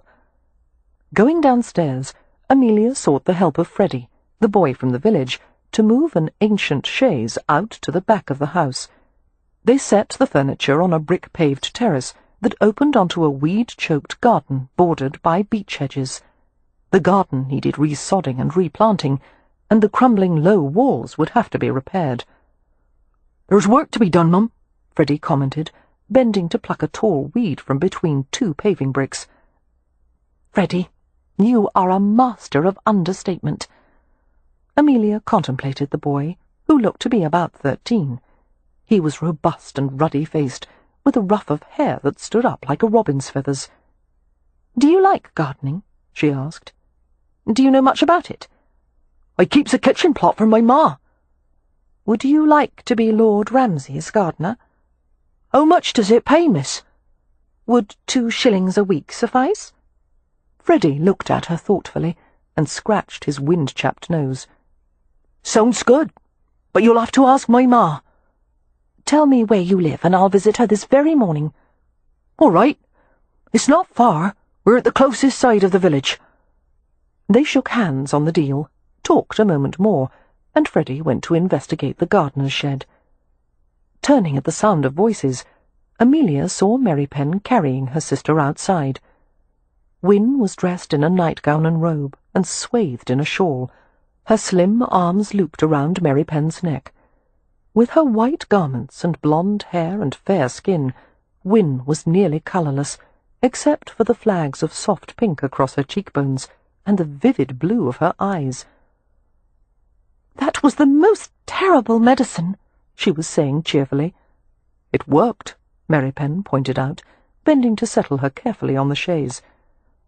"That doesn't mean I forgive you for bullying me into taking it." "It was for your own good." "You're a bully," Wynne repeated, smiling into his dark face. "Yes, I know," Mary Pen murmured, tucking the lap blankets around her with extreme care. Delighted by the improvement in her sister's condition, Amelia smiled. "He really is dreadful. But if he manages to persuade some village women to come help clean the house, you will have to forgive him, Wynne." Wynne's blue eyes twinkled. She spoke to Amelia, while her gaze remained on Mary Pen. "I have every faith in his powers of persuasion." Coming from anyone else, the words might have been construed as a piece of flirtation. But Amelia was fairly certain that Wynne had no awareness of Mary Pen as a man. To her, he was a kindly older brother, nothing more. The feelings on Mary Pen's side, however, were more ambiguous. An inquisitive grey jackdaw flapped to the ground with a few chucks, and made a tentative hop in Wynne's direction. "I'm sorry," she told the bird. "There's no food to share." A new voice entered the conversation. "Yes, there is." It was Beatrix, carrying a breakfast tray containing a plate of toast and a mug of tea. Her curly dark hair had been pulled back into an untidy bunch, and she wore a white pinafore over her berry-coloured dress. The pinafore was too young a style for a girl of 15, Amelia thought.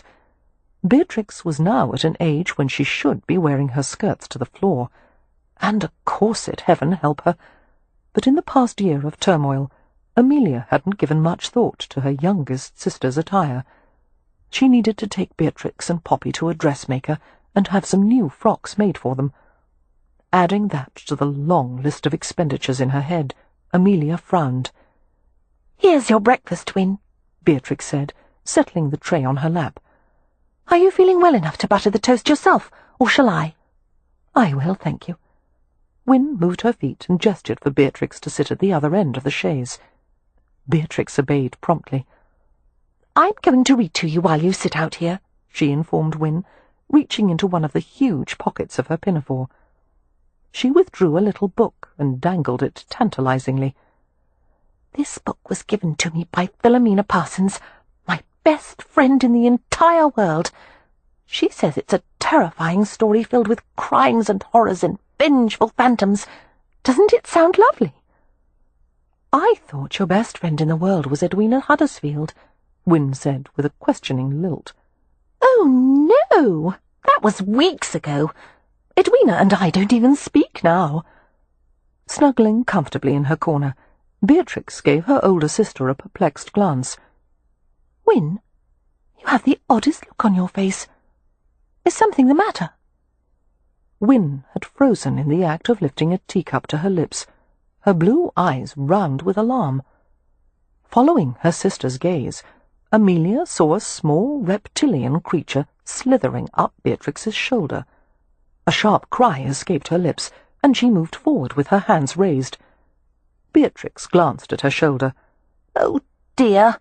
You're supposed to stay in my pocket." She plucked the wriggling object from her shoulder and stroked him gently. "A spotted sand lizard," she said. "Isn't he adorable? I found him in my room last night.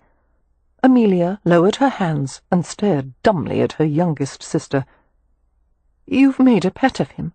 Wynne asked weakly. "Beatrix, dear, don't you think he would be happier in the forest where he belongs?" Beatrix looked indignant. "With all those predators? Spot wouldn't last a minute." Amelia found her voice. "He won't last a minute with me either. Get rid of him, Bee, or I'm going to flatten him with the nearest heavy object I can find." "You would murder my pet?" "One doesn't murder lizards, Bee. One exterminates them." Exasperated, Amelia turned to Merrypen. "Find some cleaning women in the village, Merrypen. God knows how many other unwanted creatures are lurking in the house, not counting Leo." Merrypen disappeared at once. "Spot is the perfect pet," Beatrix argued. "He doesn't bite, and he's already house-trained." "I draw the line at pets with scales." Beatrix stared at her mutinously.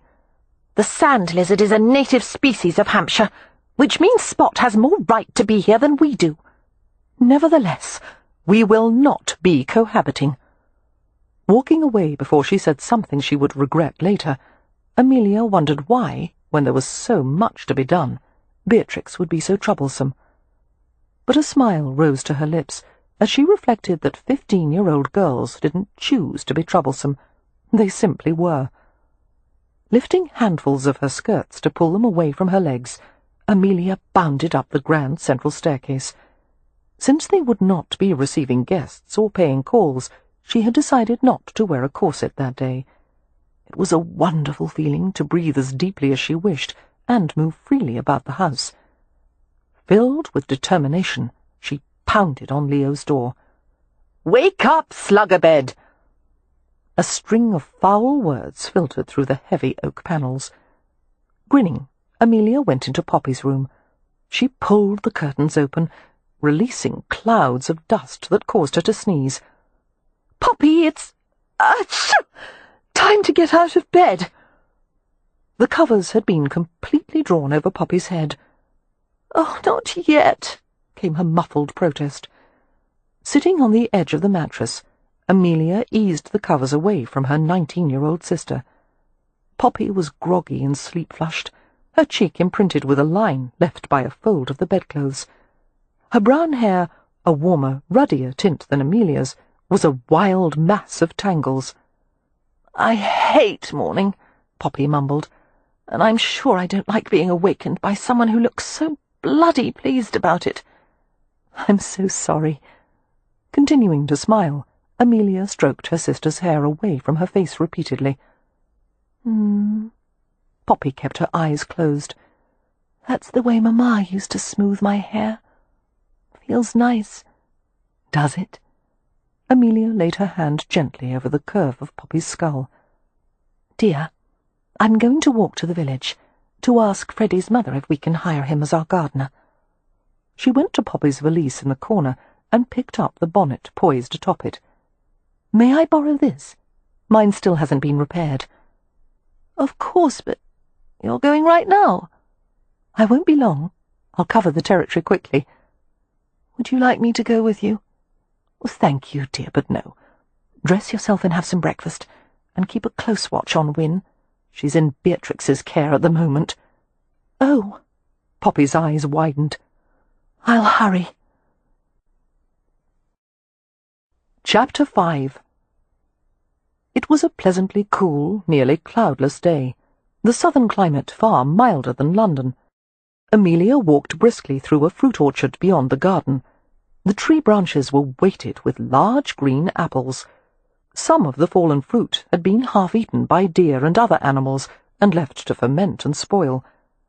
Pausing to tug an apple from a low-hanging branch, Amelia polished it on her sleeve and took a bite.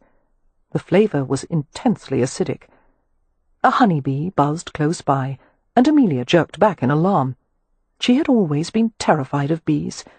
Although she had tried to reason herself out of her fear, she couldn't seem to control the panic that overcame her whenever one of the dratted beasts was in the vicinity. Hurrying from the orchard, Amelia followed a sunken lane that led past a wet meadow. Despite the lateness of the season, heavy beds of watercress flourished everywhere. Known as poor man's bread, the delicate pepper-flavoured leaves were eaten in bunches by local villagers and made into everything from soup to goose stuffing. She would gather some on her way back, she decided. The shortest route to the village crossed through a corner of Lord Westcliffe's estate. As Amelia passed the invisible boundary between the Ramsay estate and Stony Cross Park, she could almost feel a change in the atmosphere. She walked on the outskirts of a rustling forest, too dense for daylight to penetrate the canopy. The land was luxurious, secretive, the ancient trees anchored deeply into dark and fertile ground. Removing her bonnet, Amelia held it by the brim and enjoyed the breeze against her face. This had been Westcliffe's land for generations. She wondered what kind of people the Earl and his family were. Terribly proper and traditional, she guessed. It would not be welcome news that Ramsay House was now occupied with an ill-mannered, red-blooded lot like the Hathaways. Finding a well-worn footpath that cut through the forest, she disrupted a pair of wheatears, who flapped away with indignant chirps. Life abounded everywhere, including butterflies of almost unnatural colour and beetles as bright as sparks. Taking care to stay on the footpath, Amelia picked up her skirts to keep them from dragging through the leaf litter of the forest floor. She emerged from a copse of hazel and oak into a broad, dry field. It was empty, and ominously quiet. No voices, no cheep of finches, no drone of bees or rattle of grasshoppers. Something about it filled her with the instinctive tension that warned of an unknown threat. Cautiously, she proceeded up the gentle rise of the meadow. Reaching the brow of a stunted hill, Amelia paused in bewilderment at the sight of a towering contraption made of metal. It appeared to be a chute propped up on legs, tilted at a steep angle. Her attention was caught by a minor commotion farther afield. Two men emerging from behind a small wooden shelter. They were shouting and waving their arms at her. Amelia instantly realized she had stumbled into danger, even before she saw the smouldering trail of sparks move, snake-like, along the ground toward the metal chute. A fuse! Although she didn't know much about explosive devices, she was aware that once a fuse had been lit, nothing could be done to stop it. Dropping to the sun-warmed grass, Amelia covered her head with her arms, having every expectation of being blown to bits. A few heartbeats passed, and she let out a startled cry as she felt a large, heavy body fall on hers. No, not fall. Pounce! He covered her completely, his knees digging into the ground on either side of her as he made a shelter of his body. At the same moment, a deafening explosion pierced the air, and there was a violent whoosh over their heads, and a shock went through the ground beneath them. Too stunned to move, Amelia tried to gather her wits. Her ears were filled with a high-pitched buzz. Her companion remained motionless over her, breathing heavily in her hair. The air was sharp with smoke, but even so, Amelia was aware of a pleasant, masculine scent, skin salt and soap, and an intimate spice she couldn't quite identify. The noise in her ears faded. Raising up on her elbows, feeling the solid reach of his chest against her back, she saw shirt-sleeves rolled up over forearms cabled with muscle. And there was something else. Her eyes widened as she saw a small, stylized design inked on his arm, a tattoo of a black, winged horse with eyes the colour of brimstone. It was an Irish design, of a nightmare horse called a puka, a malevolent, mythical creature who spoke in a human voice and carried people away at midnight. Her heart stopped as she saw the heavy, rounded band of a thumb ring. Wriggling beneath him, Amelia tried to turn to her back. The strong hand curved around her shoulder, helping to ease her over. His voice was low and familiar. "Are you all right? I'm sorry. You were in the path of—" He stopped as Amelia rolled to her back. The front of her hair had come loose, pulled free of a strategically anchored pin. The lock fanned over her face, obscuring her vision. Before she could reach up to push it away, he did it for her, and the brush of his fingertips sent ripples of liquid fire along intimate pathways of her body. "You," he said softly. "Cam Rohan." It can't be, she thought dazedly. Here in Hampshire? But there were the unmistakable eyes, gold and hazel and heavy-lashed, the midnight hair, the wicked mouth, and the pagan glitter of the diamond at his ear. His expression was perturbed, as if he'd been reminded of something he had wanted to forget. But as his gaze slid over her bewildered face, his mouth curved a little, and he settled into the cradle of her body with an insolent familiarity that temporarily robbed her of breath. "Mr. Rowan, why, what are you doing here?" He replied without moving, as if he were planning to lie there and converse all day. His infinitely polite tone was an unsettling contrast to the intimacy of their position. "Miss Hathaway, what a pleasant surprise. As it happens, I'm visiting friends.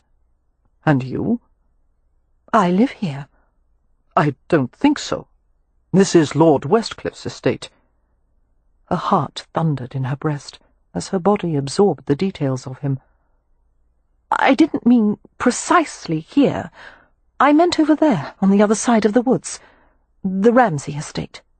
We've just taken up residence." She couldn't seem to stop herself from chattering in the aftermath of nerves and fright. "What was that noise? What were you doing? Why do you have that tattoo on your arm? It's a puka, an Irish creature, isn't it?"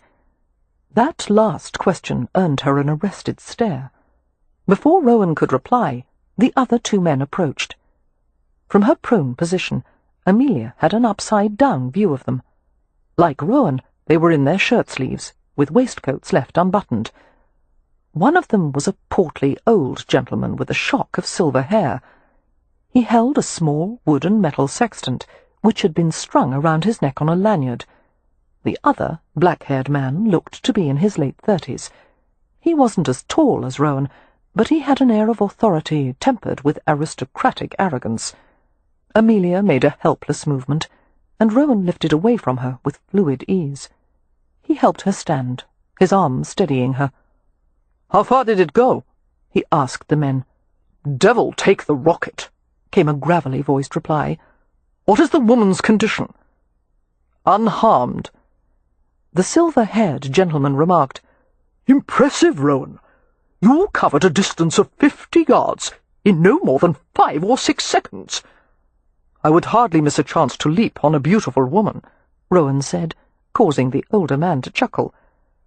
Rowan's hand remained at the small of Amelia's back, the light pressure causing her blood to simmer. Easing away from his distracting touch, Amelia raised her hands to the dangling front locks of her hair, tucking them behind her ears. "Why are you shooting rockets? And more to the point, why are you shooting them at my property?" The stranger nearby gave her a sharp, assessing glance. "Your property?" Rowan interceded. "Lord Westcliff, this is Miss Amelia Hathaway, Lord Ramsay's sister." Frowning, Westcliff executed a precise bow. "Miss Hathaway, I was not informed about your arrival. Had I been aware of your presence, I would have notified you about our rocket experiments, as I have everyone else in the vicinity." It was clear that Westcliff was a man who expected to be informed about everything. He looked annoyed that the new neighbours had dared to move into their own residence without telling him first. "We arrived only yesterday, my lord," Amelia replied. "I had intended to call on you after we settled in." Under ordinary circumstances, she would have left it at that. But she was still off balance, and there was no stopping the flow of comments from her own mouth. "Well, I must say the guidebook didn't warn adequately about the occurrence of rocket fire amid the peaceful Hampshire scenery." She reached down and whacked at the dust and bits of leaf that clung to her skirts. "I'm sure you don't know the Hathaways well enough to shoot at us. Yet. When we become better acquainted, however, I have no doubt you'll find ample reason to declare war and bring out the artillery." Over her head she heard Rowan laugh. "Considering our issues with aim and accuracy, you have nothing to fear, Miss Hathaway." The silver-haired gentleman spoke then. "Rowan, if you don't mind finding out where that rocket landed." "Of course." Rowan took off at an easy lope. "Agile fellow," the older man said approvingly. "Fast as a leopard, not to mention steady of hands and nerves. What a sapper he'd make!" Introducing himself as Captain Swansea, formerly of the Royal Engineers, the elderly gentleman explained to Amelia that he was a rocketry enthusiast who was continuing his scientific work in a civil capacity. As a friend of Lord Westcliff, who shared his interest in engineering science, Swansea had come to experiment with a new rocket design in the country where there was sufficient land to do so. Lord Westcliff had enlisted Cam Rowan to help with the flight equations and other mathematical calculations necessary to evaluate the performances of the rockets. "Quite extraordinary, really, his facility with numbers," Swansea said. "You'd never expected to look at him." Amelia couldn't help but agree. In her experience, scholarly men such as her father were pale from spending much of their time indoors, and they had paunches and spectacles and rumpled tweedy appearances. They were not exotic young men who looked like a pagan prince and had gold rings and tattoos. "Miss Hathaway," Lord Westcliff said, "to my knowledge, there hasn't been a Ramsay in residence in nearly a decade. I find it difficult to believe the house is habitable." "Oh, it's in fine condition," Amelia lied brightly, her pride rising to the fore. "Of course some dusting is needed, and a few minor repairs, but we are quite comfortable." She thought she had spoken convincingly, but Westcliff looked sceptical. "We are having a large supper at Stonycross Manor this evening," he said. "You will bring your family. It will be an excellent opportunity for you to meet some local residents, including the vicar." A supper with Lord and Lady Westcliff. Heaven help her. Had the Hathaway family been well rested, had Leo been a bit further on the path of sobriety, had they all possessed suitable formal attire, had they been given enough time to study etiquette, Amelia might have considered accepting the invitation. But as things were, it was impossible. "You are very kind, my lord, but I must decline. We've only just arrived in Hampshire, and most of our clothes are still packed away." "The occasion is informal." Amelia doubted his definition of informal matched hers. "It's not merely a matter of attire, my lord. One of my sisters is somewhat frail, and it would be too taxing for her. She needs a great deal of rest after the long journey from London." "Tomorrow night, then. It will be a much smaller affair and not at all taxing." In light of his insistence, there was no way to refuse. Cursing herself for not staying at Ramsay House that morning, Amelia forced a smile to her lips. "Very well, my lord. Your hospitality is much appreciated." Rowan returned. His breath quickened from exertion. A mist of sweat had accumulated on his skin until it gleamed like bronze. "Right on course," he said to Westcliff and Swansea. "The stabilizing fins worked. It landed at a distance of approximately 2,000 yards. "Excellent!" Swansea exclaimed. "But where is the rocket?" Rowan's white teeth flashed in a grin. "Buried in a deep, smoking hole. I'll go back to dig it up later." "Yes, we'll want to see the condition of the casing and the inner core." Swansea was red-faced with satisfaction. He used a handkerchief to blot his steaming, wrinkled countenance. "It's been an exciting morning, eh?" "Perhaps it's time to return to the manor, Captain," Westcliff suggested. "Yes, quite." Swansea bowed to Amelia. "A pleasure, Miss Hathaway, and may I say, you took it rather well, being the target of a surprise attack." "The next time I visit, Captain," she said, "I'll remember to bring my white flag." He chuckled and bid her farewell. Before turning to join the captain, Lord Westcliff glanced at Cam Rohan. "I'll take Swansea back to the manor if you'll see to it that Miss Hathaway is delivered home safely." "Of course," came the unhesitating reply. "Thank you," Amelia said, "but there's no need. I know the way, and it isn't far." Her protest was ignored. She was left to stare unsteadily at Cam Rowan while the other two men departed. "I'm hardly some helpless female," she said. "I don't need to be delivered anywhere. Besides, in light of your past behaviour, I'd be safer going alone." A brief silence. Rowan tilted his head and regarded her curiously. "Past behaviour?" "You know what I—" She broke off, flushing at the memory of the kiss in the darkness.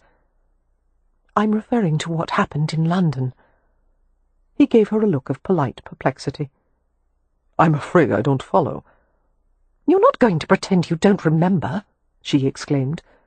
Perhaps he had kissed so many legions of women he couldn't possibly recollect them all. "Are you also going to deny that you stole one of my bonnet ribbons?" "You have a vivid imagination, Miss Hathaway." His tone was bland, but there was a flare of provoking laughter in his eyes. "I have no such thing. The rest of my family is steeped in imagination. I'm the one who clings desperately to reality." She turned and began to walk at a brisk pace. "I'm going home. There's no need for you to accompany me." Ignoring her, Rowan fell easily into step beside her, his relaxed stride accounting for every two of hers.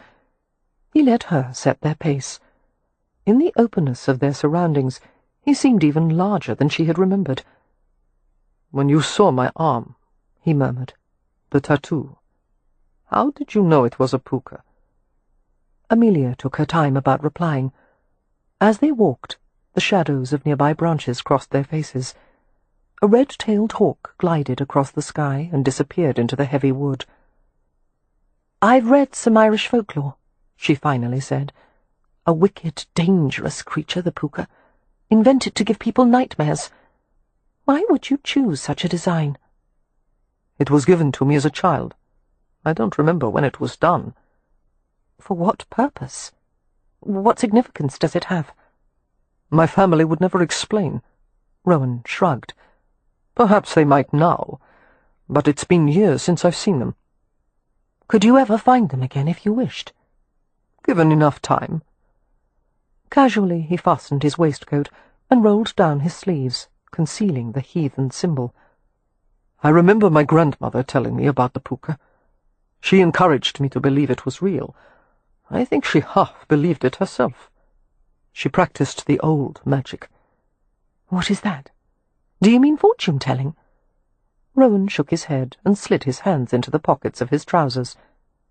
"No," he said, looking amused, "although she did tell fortunes to Gachos at times. The old magic is a belief that all of nature is connected and equal. Everything is alive. Even the trees have souls." Amelia was fascinated. It had always been impossible to coax Merrypen to say anything about his past or his Romany beliefs, and here was a man who seemed willing to discuss anything. "Do you believe in the old magic?" "No, but I like the idea of it." Rowan reached for her elbow to guide her around a rough patch of ground.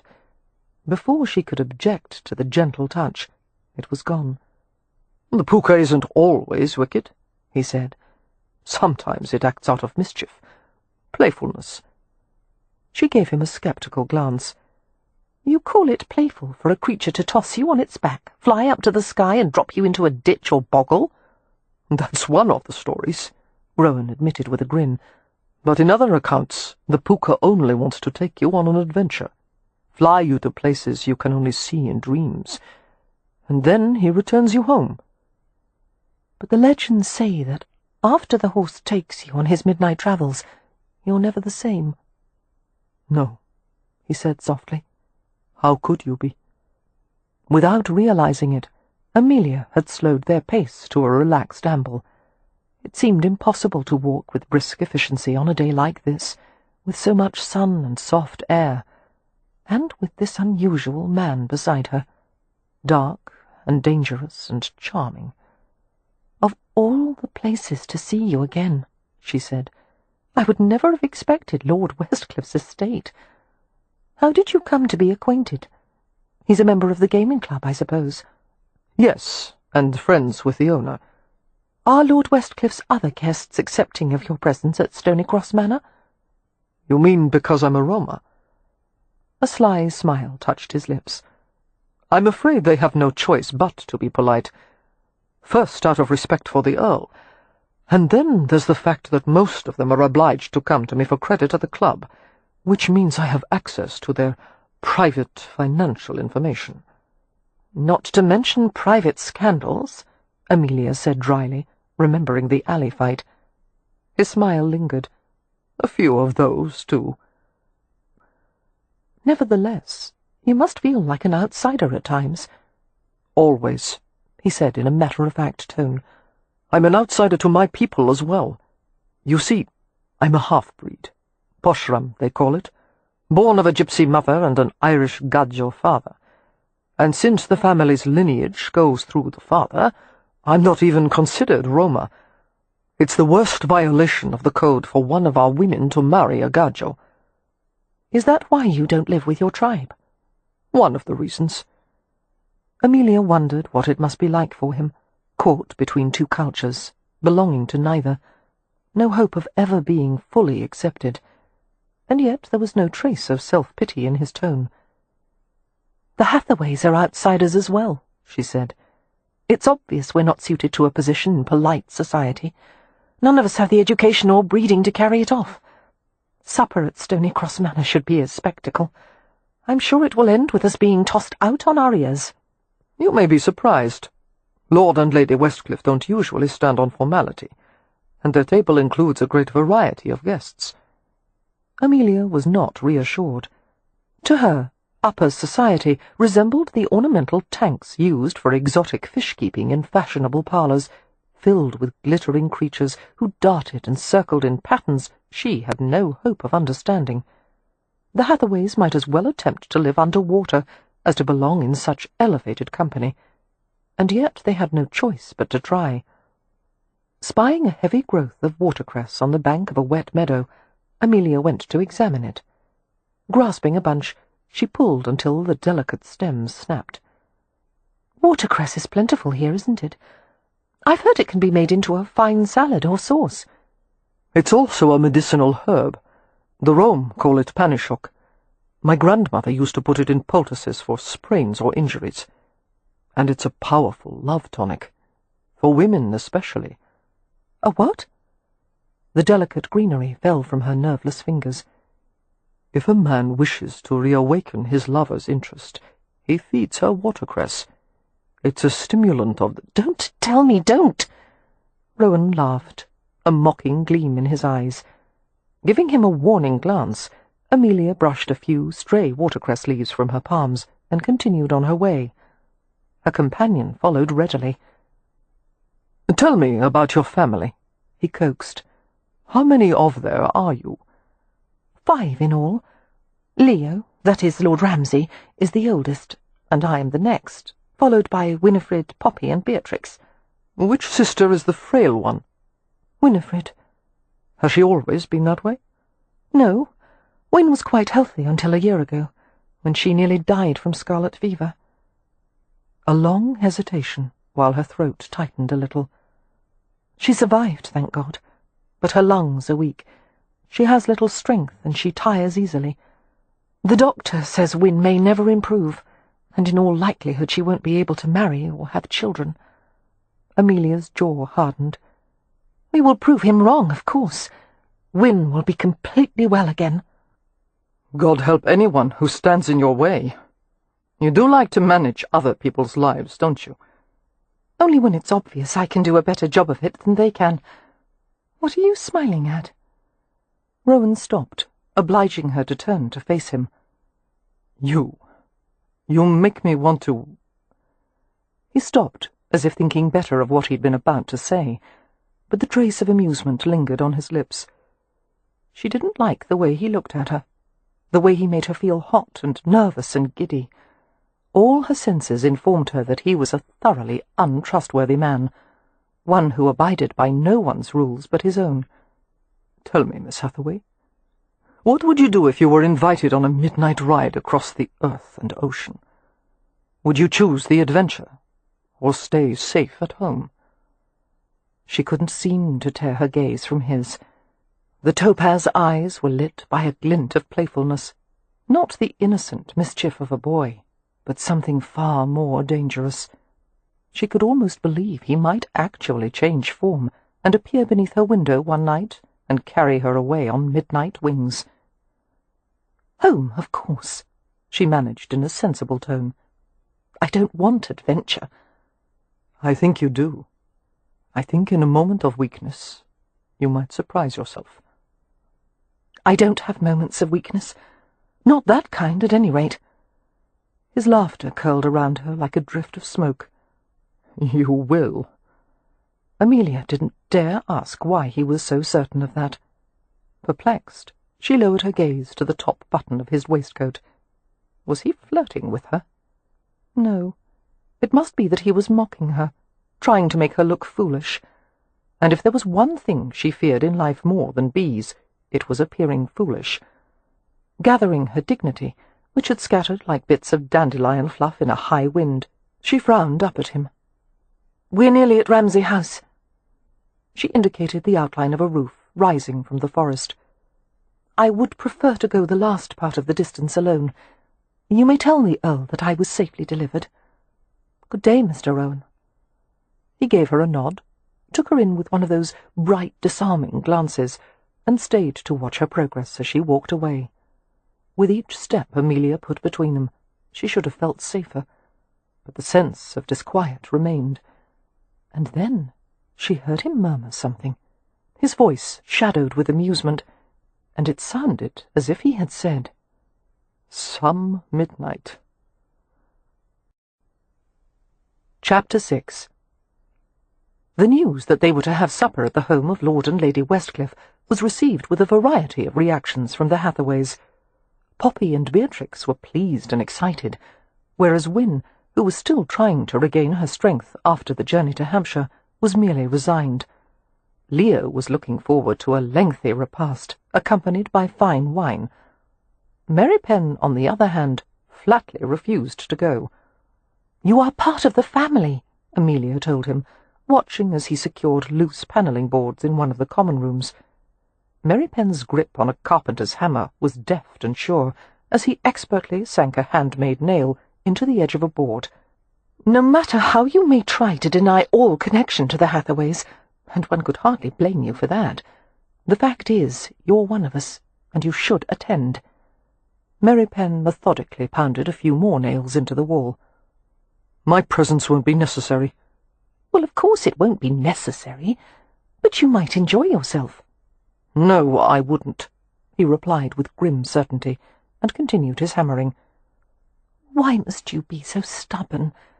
If you're afraid of being treated badly, you should recall that Lord Westcliff is already acting as host to a gypsy, and seems to have no prejudice." "I don't like gajos." "My entire family, your family, are gajos. Does that mean you don't like us?" Mary Penn didn't reply, only continued to work, noisily. Amelia let out a taut sigh. "Mary Penn, you're a dreadful snob, and if the evening turns out to be terrible, it's your obligation to endure it with us." Mary Penn reached for another handful of nails. "That was a good try," he said, "but I'm not going." The primitive plumbing at Ramsay House, its poor lighting, and the dinginess of the few looking-glasses available made it difficult to prepare for the visit to Stonycross Manor. After laboriously heating water in the kitchen, the Hathaways hauled buckets up and down the stairs for their own baths. Everyone except Wynne, of course, who was resting in her room to preserve her strength. Amelia sat with unusual submissiveness as Poppy styled her hair, pulling it back, making thick braids, then pinning it into a heavy chignon that covered the back of her head. "There," Poppy said with pleasure. "At least you're fashionable from the ears upward." Like the other Hathaway sisters, Amelia was dressed in a serviceable bombazine gown of twilled blue silk and worsted. Its design was plain, with a moderately full skirt, the sleeves long and tightly fitted. Poppy's gown was a similar style, only in red. She was an uncommonly pretty girl, her fine features lit with vivacity and intelligence.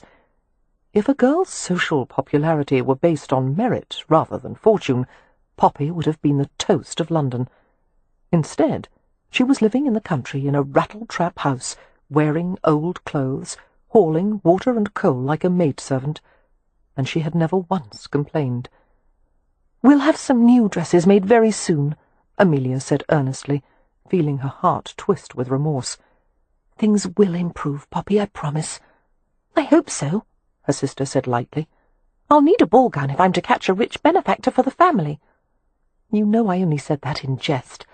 You don't have to look for a rich suitor, only one who will be kind to you." Poppy grinned.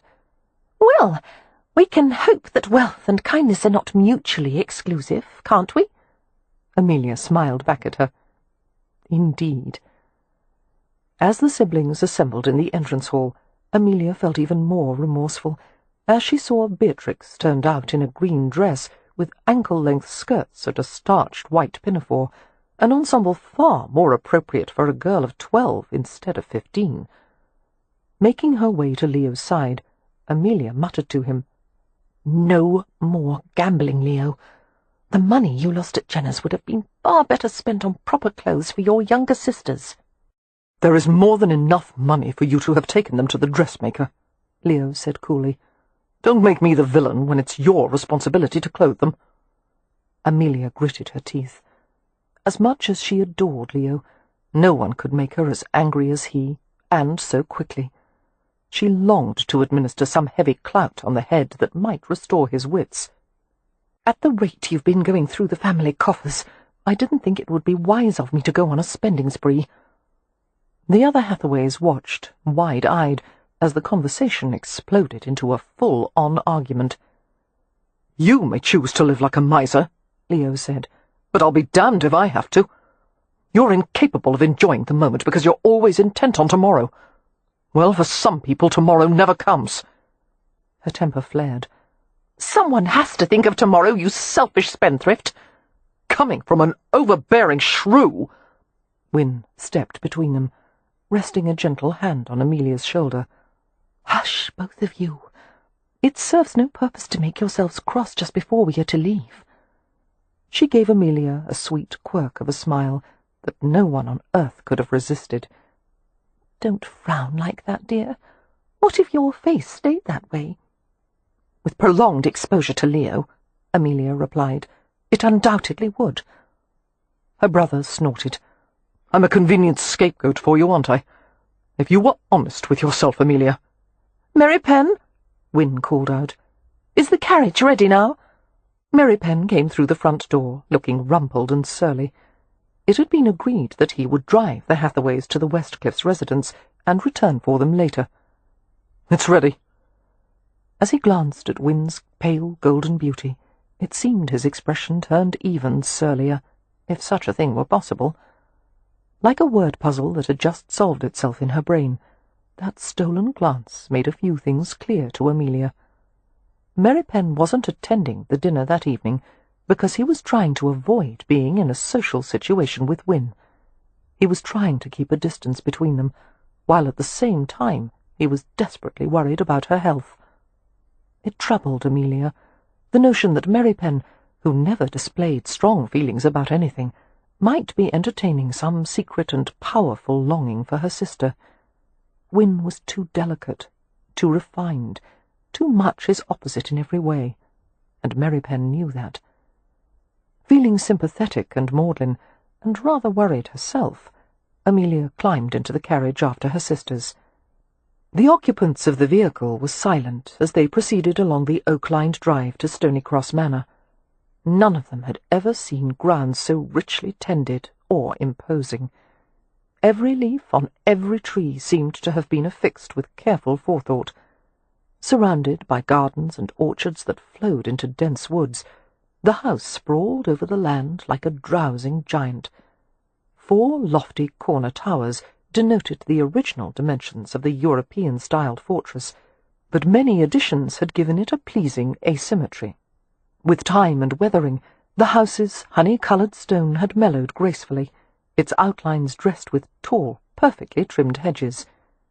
The residence was fronted by a massive courtyard, a distinctive feature, and sided by stables and a residential wing. Instead of the usual understated design of stables, these were fronted by wide stone arches.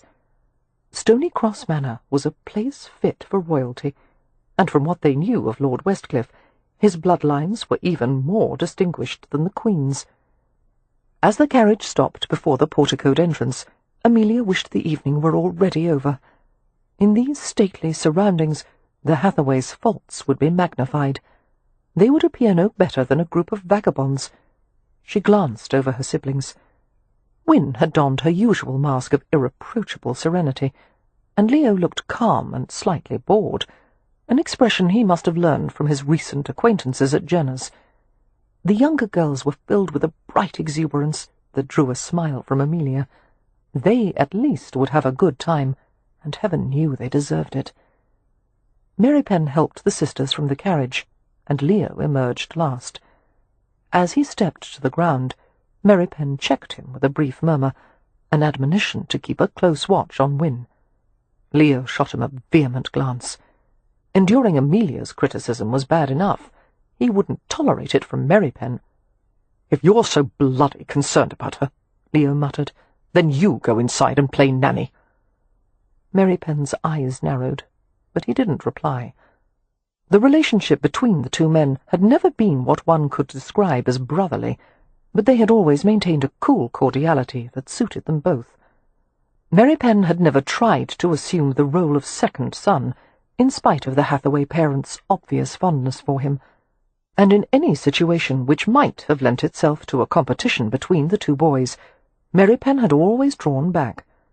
Leo, for his part, had been reasonably pleasant to Merrypen, and had even deferred to Merrypen's opinions when he had judged them better than his own.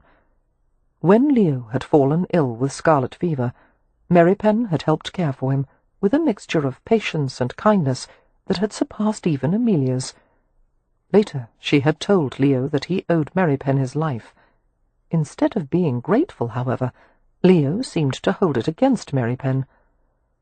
"Please, please, don't be an ass, Leo," Amelia longed to beg, but she held her tongue and went with her sisters to the brightly lit entrance of Stony Cross Manor. A pair of massive double doors opened into a cavernous hall hung with priceless tapestries. A grand stone and marble staircase curved up to the lofty second-floor gallery. Even the most distant corners of the hall, and the entrances of several passages leading away from the great room, were lit by a massive crystal chandelier. If the outside grounds had been well tended, the interior of the manor was nothing short of immaculate, everything swept and sparkling and polished. There was nothing of newness in their surroundings, no sharp edges or modern touches to disrupt the atmosphere of easeful splendour. It was, Amelia thought bleakly, exactly the way Ramsay House should look. Servants came to take hats and gloves, while an elderly housekeeper welcomed the new arrivals. Amelia's attention was immediately drawn to the sight of Lord and Lady Westcliff, who were crossing the hall toward them. Clad in precisely tailored evening clothes, Lord Westcliff moved with the physical confidence of a seasoned sportsman. His expression was reserved, his austere features striking rather than handsome.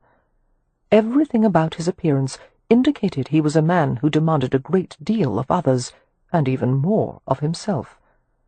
There was no doubt that someone as powerful as Westcliff should have chosen the perfect English bride, a woman whose icy sophistication had been instilled in her since birth. It was with surprise, then, that Amelia heard Lady Westcliff speak in a distinctly American voice, the words tumbling out as if she couldn't be bothered to think everything over before speaking. "You can't know how often I've wished for new neighbours. Things can get a bit dull in Hampshire. You Hathaways will do nicely." She surprised Leo by reaching out and shaking hands in the way men did. "Lord Ramsay, a pleasure." "Your servant, my lady." Leo didn't seem to quite know what to make of this singular woman. Amelia reacted automatically, as she was accorded a similar handshake.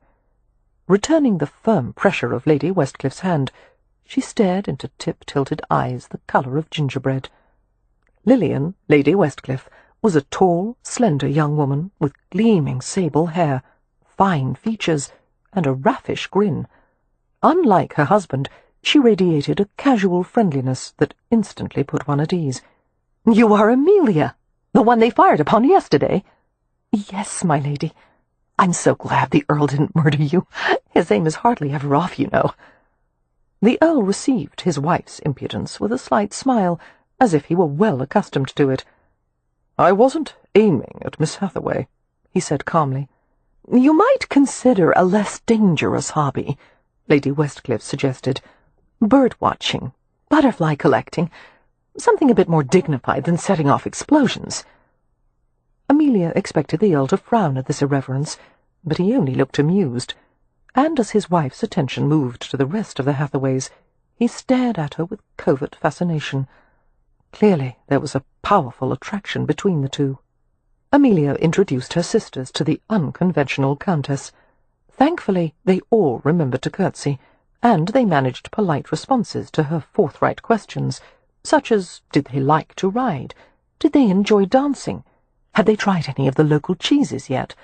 And did they share her dislike of slimy English fare, such as eels and jellied hog loaf? Laughing at the droll face the Countess had made, the Hathaway sisters went with her to the receiving room, where approximately 24 guests had gathered in anticipation of going into supper. "I like her," she heard Poppy whisper to Beatrix as the two of them walked behind her. "Do you think all American women are so dashing?" Dashing. Yes, that was an appropriate word for Lady Westcliff. "Miss Hathaway," the Countess said to Amelia in a tone of friendly concern, "the Earl says Ramsay House has been unoccupied for so long, it must be a shambles." Mildly startled by the woman's directness, Amelia shook her head firmly. "Oh, no, shambles is too strong a word. All the place wants is a good, thorough cleaning, and a few small repairs, and—" She paused uncomfortably. Lady Westcliff's gaze was frank and sympathetic. "That bad, is it?" Amelia hitched her shoulders in a slight shrug. "There's a great deal of work to be done at Ramsay House," she admitted, "but I'm not afraid of work.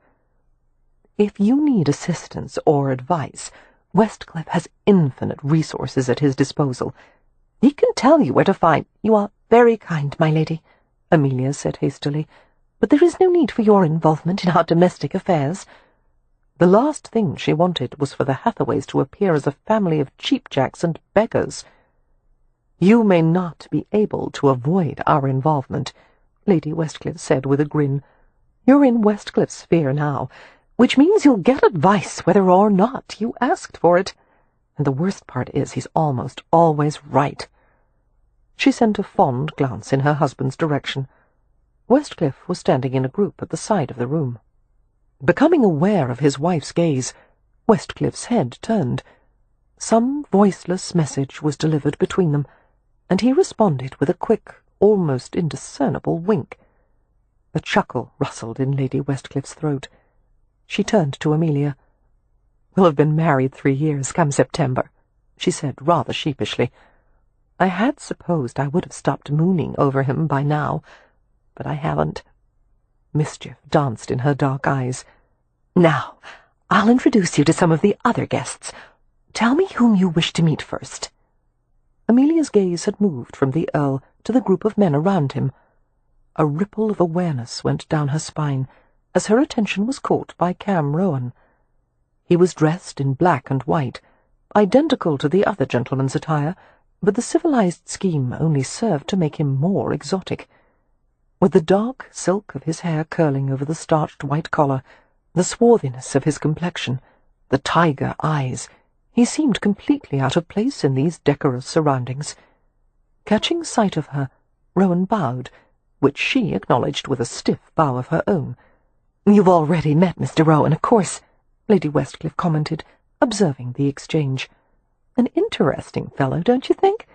Usually I find mysterious people somewhat annoying, but Mr. Rowan is charming and very nice, and only half civilized, which I rather like."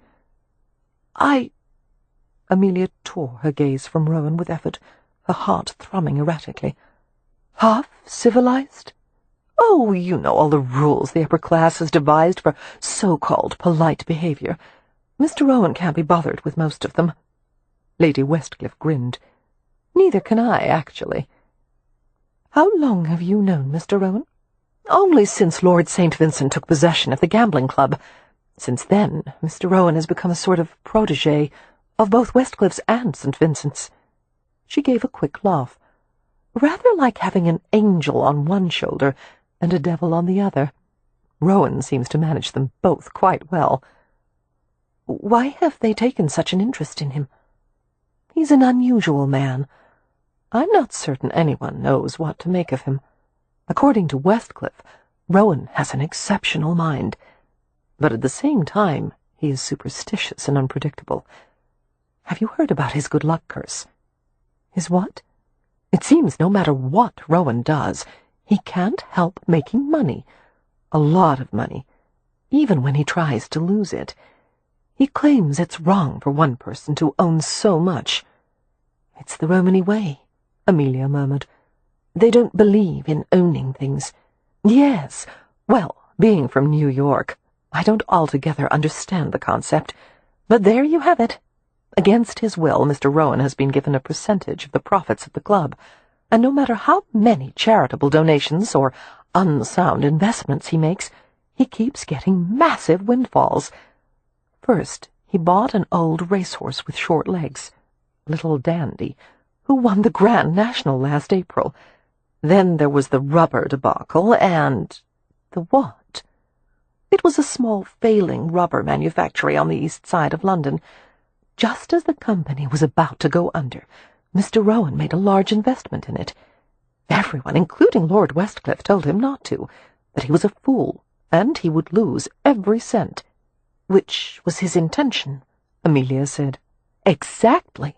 But to Rowan's dismay, the whole thing turned around.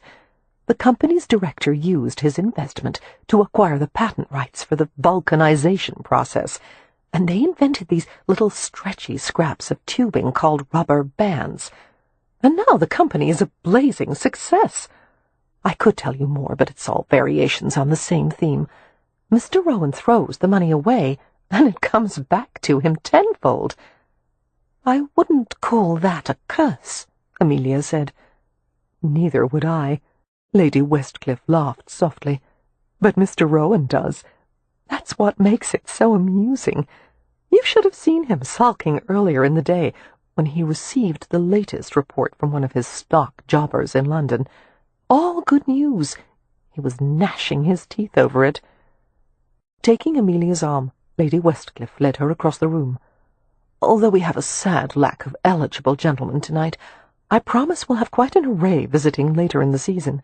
They all come to hunt and fish, and there's usually a high proportion of men to women. That is good news, Amelia replied. I have high hopes that my sisters will find suitable gentlemen to marry. Not missing the implication, Lady Westcliff asked, But you have no such hopes for yourself? No, I don't expect ever to marry. Why? I have a responsibility to my family. They need me. After a brief pause, Amelia added frankly, And the truth is, I should hate to submit to a husband's dictates. I used to feel the same way, but I must warn you, Miss Hathaway, life has a way of fouling up our plans. I speak from experience. Amelia smiled, unconvinced. It was a simple matter of priorities. She would devote all her time and energies to creating a home for her siblings, and seeing them all healthy and happily married. There would be nieces and nephews aplenty, and Ramsay House would be filled with the people she loved. No husband could offer her more. Chapter 7. Just before the Hathaways arrived, Captain Swansea, who had spent 4 years serving in India, had regaled some of the guests with an account of a tiger hunt in Vishnupur. The tiger had stalked the spotted deer, brought it down with a pounce, and clamped the back of its neck in its jaws. Women, and even a few men had grimaced and exclaimed in horror as Swansea described how the tiger had proceeded to eat the chital while it was still alive. "The vicious beast!" one of the women had gasped.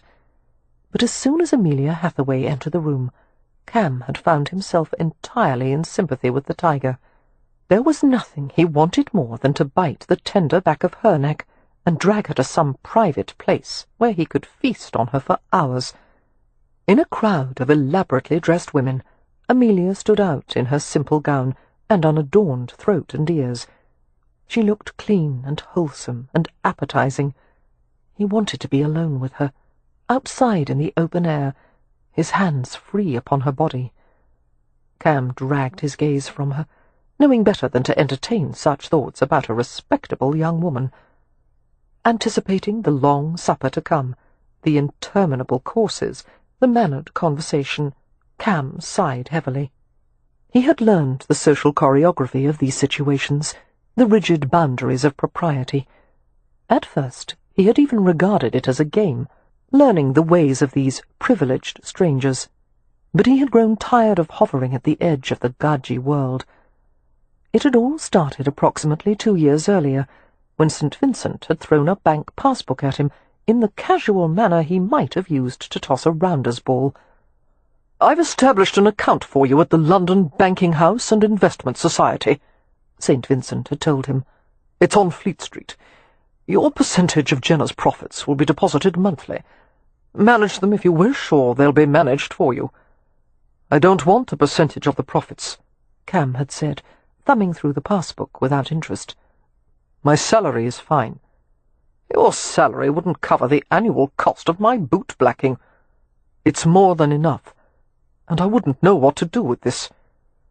Cam had been appalled by the figures listed on the balance page. Scowling, he tossed the book to a nearby table. "Take it back." St. Vincent had looked amused and vaguely exasperated. "Damnation, man!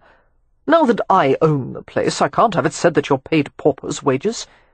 Do you think I'll tolerate being called a skinflint?" "You've been called worse," Cam had pointed out. "I don't mind being called worse when I deserve it, which is often, I'm sure." St. Vincent had stared at him in a considering way, and with one of those damnable flashes of intuition you would never expect from the former profligate, he murmured, "It means nothing, you know. It doesn't make you any less of a Roma whether I pay you in pounds, whale's teeth, or wampum. I've compromised too much already. Since I first came to London, I've stayed under one roof. I've worn Gaggio clothes. I've worked for a salary. But I draw the line at this. I've just given you an investment account, Rowan," St. Vincent had said acidly. "Not a pile of manure. I would have preferred the manure. At least it would be good for something. I'm afraid to ask, but curiosity compels me. What in God's name is manure good for?" "Fertilizer." "Ah, well then, let's approach it this way. Money is just another variety of fertilizer." St. Vincent had gestured to the discarded bank passbook. "Do something with it. Whatever pleases you.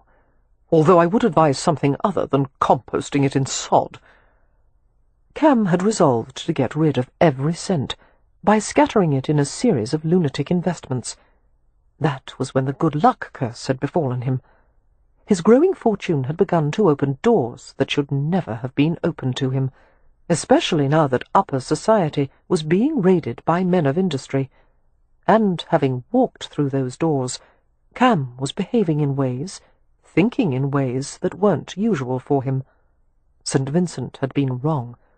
The money did make him less of a Romany. He had forgotten things, words, stories, the songs that had lulled him to sleep as a child. He could barely remember the taste of dumplings flavoured with almonds and boiled in milk, or Boronija stew spiced with vinegar and dandelion leaves. The faces of his family were a distant blur. He wasn't certain he would know them if he met them now, and that made him fear he was no longer Roma. When was the last time he had slept out under the sky? The company proceeded as a whole into the dining hall. The informal nature of the gathering meant they would not have to be arranged in order of precedence. A line of footmen clad in black, blue, and mustard moved forward to attend the guests, pulling out chairs, pouring wine and water. The long table was covered by an acre of pristine white linen. Each place-setting, bristling with silverware, was surmounted with a hierarchy of crystal glasses in assorted sizes. Cam wiped all expression from his face as he discovered he had been seated next to the vicar's wife, whom he had met on previous visits to Stonycross Park. The woman was terrified of him. Whenever he looked at her, tried to talk to her, she cleared her throat incessantly. Her sputtery noises brought to mind a tea-kettle with an ill-fitting lid. No doubt the vicar's wife had heard one too many stories of gypsies stealing children, placing curses on people, and attacking helpless females in a frenzy of uncontrolled lust. Cam was tempted to inform the woman that, as a rule, he never kidnapped or pillaged before the second course, but he kept silent and tried to look as unthreatening as possible, while she shrank in her chair and made desperate conversation with the man at her left. Turning to his right, Cam found himself staring into Amelia Hathaway's amused blue eyes. They had been seated next to each other. Pleasure unfolded inside him. "If you're trying to look meek," she said, "it's not working." "I assure you, I'm harmless." She smiled at that. "No doubt it would suit you for everyone to think so." He relished her nearness, the light, powdered rose scent of her, the charming pitch of her voice. He wanted to touch the fine skin of her cheeks and throat. Instead, he held still and watched as she adjusted a linen napkin over her lap. A footman came to fill their wine-glasses. Cam noticed Amelia kept stealing glances at her siblings, like a mother hen with chicks gone astray. Even her brother, seated only 2 places away from the head of the table, was subjected to the same relentless concern. "At the first formal supper I attended in London," he told her, "I expected to come away hungry." "Why?" "Because I thought the little side plates were what the Gadges used for their main course, which meant I wasn't going to get much to eat." Amelia laughed. "You must have been relieved when the large plates were brought out." He shook his head. "I was too busy learning the rules of the table." "Such as?" "Leave no crumbs on the tablecloth, always drink your soup from the side of the spoon, and never offer someone food from your plate." "The Rome share food from each other's plates?" He stared at her steadily. "If we were eating gypsy style, sitting before a fire, I would offer you the choicest bites of meat, the soft inside of the bread, the sweetest sections of fruit." The colour heightened in her cheeks, and she reached for her wine-glass. After a careful sip, she said, without looking at him, "Mary Penn rarely talks about such things. I believe I've learned more from you than I have after 12 years of knowing him." Mary Penn, the taciturn churl who had accompanied her in London. There had been no mistaking the easy familiarity between the two, betraying that Mary Penn was more than a mere servant to her. Before Cam could pursue the matter, however, the soup course was brought out. Footmen and under-butlers worked in perfect harmony to present huge steaming tureens of salmon soup with lime and dill, nettle soup with cheese and caraway floats, watercress soup garnished with slivers of pheasant, and mushroom soup laced with sour cream and brandy. After Cam chose the nettle soup, and it was ladled into a shallow china bowl in front of him, he turned to speak to Amelia again. To his disgruntlement, she was now being monopolized by the man on her other side, who was enthusiastically describing his collection of Far East porcelain. Cam took a quick inventory of the other conversations around him, all featuring mundane subjects. He waited patiently until the vicar's wife had bent her attention to the soup bowl in front of her. As she raised a spoon to her papery lips, she became aware that Cam was looking at her. Another throat-clearing noise, while the spoon quivered in her hand. He tried to think of something that would interest her. "Whorehound," he said to her in a matter-of-fact manner. Her eyes bulged with alarm, and a pulse throbbed visibly in her neck. "Ha! Ha! Ho!" she whispered. "Horehound, licorice root and honey. It's good for getting rid of phlegm in the throat. My grandmother was a healer. She taught me many of her remedies." The word phlegm nearly caused her eyes to roll back in her head. "Horehound is also good for coughs and snake bites," Cam continued helpfully. Her face drained of colour, and she set her spoon on her plate. Turning away from him blindly, she gave her attention to the diners on her left. His attempt at polite discussion having been rebuffed, Cam sat back as the soup was removed and the second course was brought out. Sweetbreads in bechamel sauce, partridges nestled in herb beds, pigeon pies, roast snipe, and vegetable soufflé laced the air with a cacophony of rich scents. The guests exclaimed appreciatively, watching in anticipation as their plates were filled. But Amelia Hathaway barely seemed aware of the sumptuous dishes. Her attention was focused on a conversation at the end of the table, between Lord Westcliff and her brother Leo. Her face was calm, but her fingers clenched tightly around a fork handle. "Obvious you possess a large acreage of good land that has gone unused," Westcliff was saying, while Leo listened without apparent interest. "I will make my own estate agent available to you, to apprise you of the standard terms of tenancy here in Hampshire. Usually these arrangements are unwritten, which means it is an obligation of honour on both sides to uphold the agreements." "Thank you," Leo said, after downing half his wine in an expedient gulp. "But I'll deal with my tenants in my own time, my lord." "I'm afraid time has run out for some of them," Westcliff replied. "Many of the tenant houses on your land have run to ruins.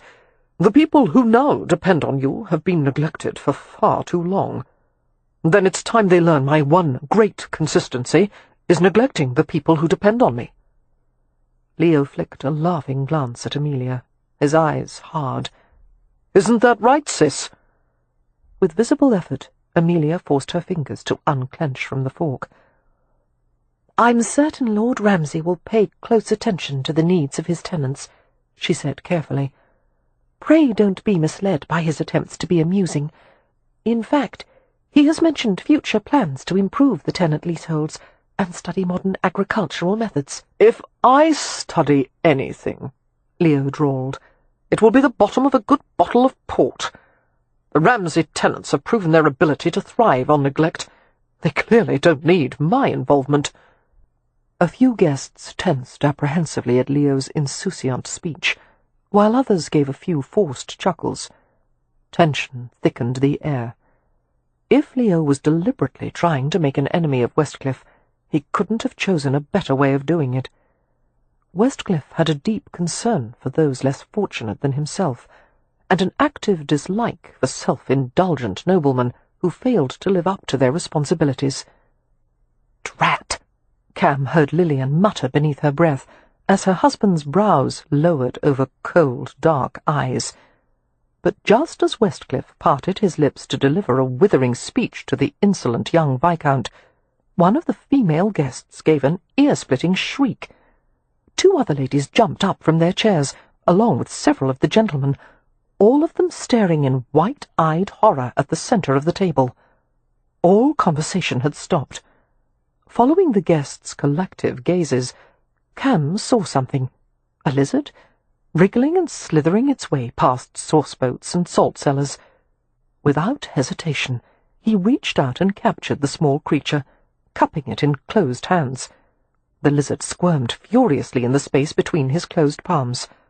"I've got it," he said mildly. The vicar's wife half fainted, slumping back in her chair with a low moan. "Don't hurt him!"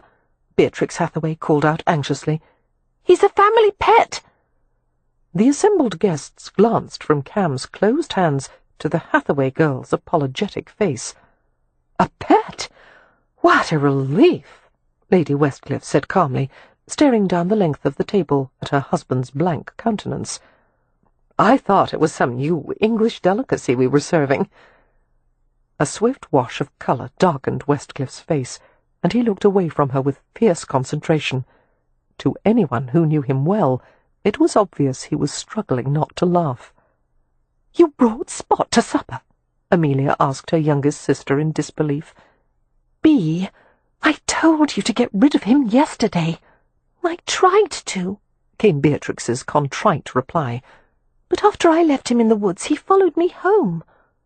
"Bee," Amelia said sternly, "reptiles do not follow people home." "Spot is no ordinary lizard. We'll discuss it outside." Amelia rose from her chair, obliging the gentlemen to hoist themselves courteously out of their seats. She threw Westcliff an apologetic glance. "I beg your pardon, my lord.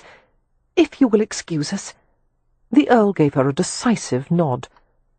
"I'll come with you," Cam offered, still holding the squirming reptile, and he accompanied the Hathaway sisters from the room. Chapter 8. Cam led them away from the dining hall, through a pair of French doors that opened to a conservatory. The outdoor room was sparsely furnished, with cane-back chairs and a settee. White columns around the edge of the conservatory were interspersed with lush hanging plants. Clouds sulked across the humid sky, while torchlight sent a brisk dance of light across the ground. As soon as the doors were closed, Amelia went to her sister with her hands raised. At first, Cam thought she intended to shake her, but instead, Amelia pulled Beatrix close, her shoulders trembling. She could barely breathe for laughing. "Bee, you did it on purpose, didn't you? I couldn't believe my eyes. That blasted lizard running along the table." "I had to do something," the girl explained in a muffled voice. "Leo was behaving badly. I didn't understand what he was saying, but I saw Lord Westcliff's face." "Oh!" Amelia choked with giggles. "Poor Westcliff! One moment he's defending the local population from Leo's tyranny, and then Spot comes slithering past the bread plates." "Where is Spot?"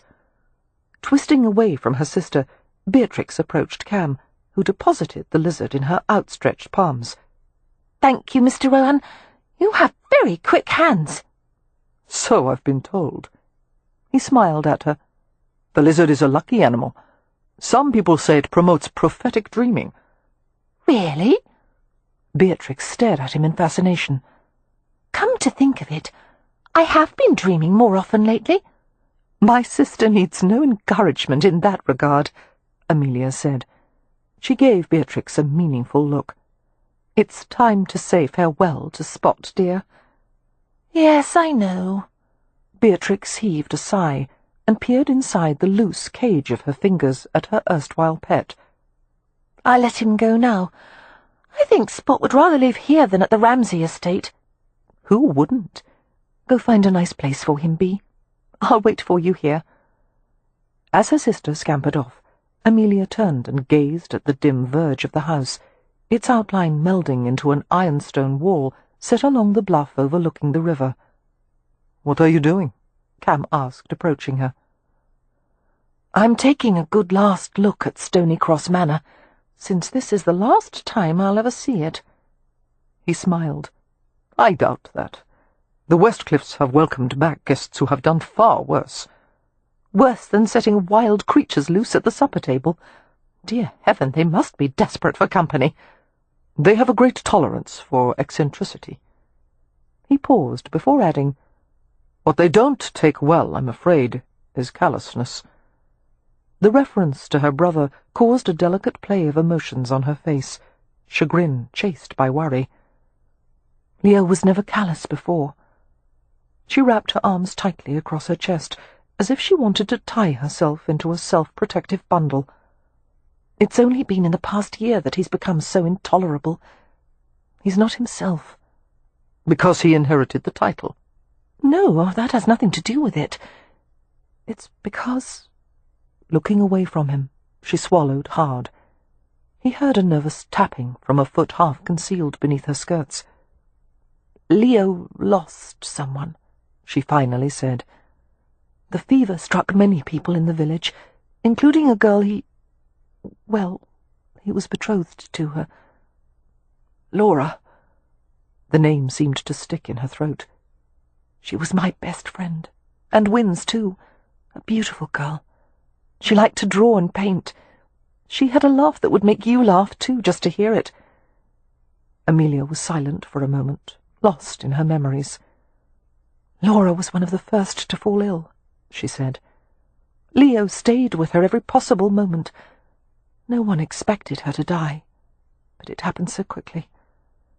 After 3 days she was so feverish and weak you could barely feel her pulse. Finally, she lost consciousness and died a few hours later in Leo's arms. He came home and collapsed, and we realized he had caught the fever. And then Wynne had it too. But the rest of you didn't. Amelia shook her head. I had already sent Beatrix and Poppy away, and for some reason neither I nor Mary Penn were susceptible.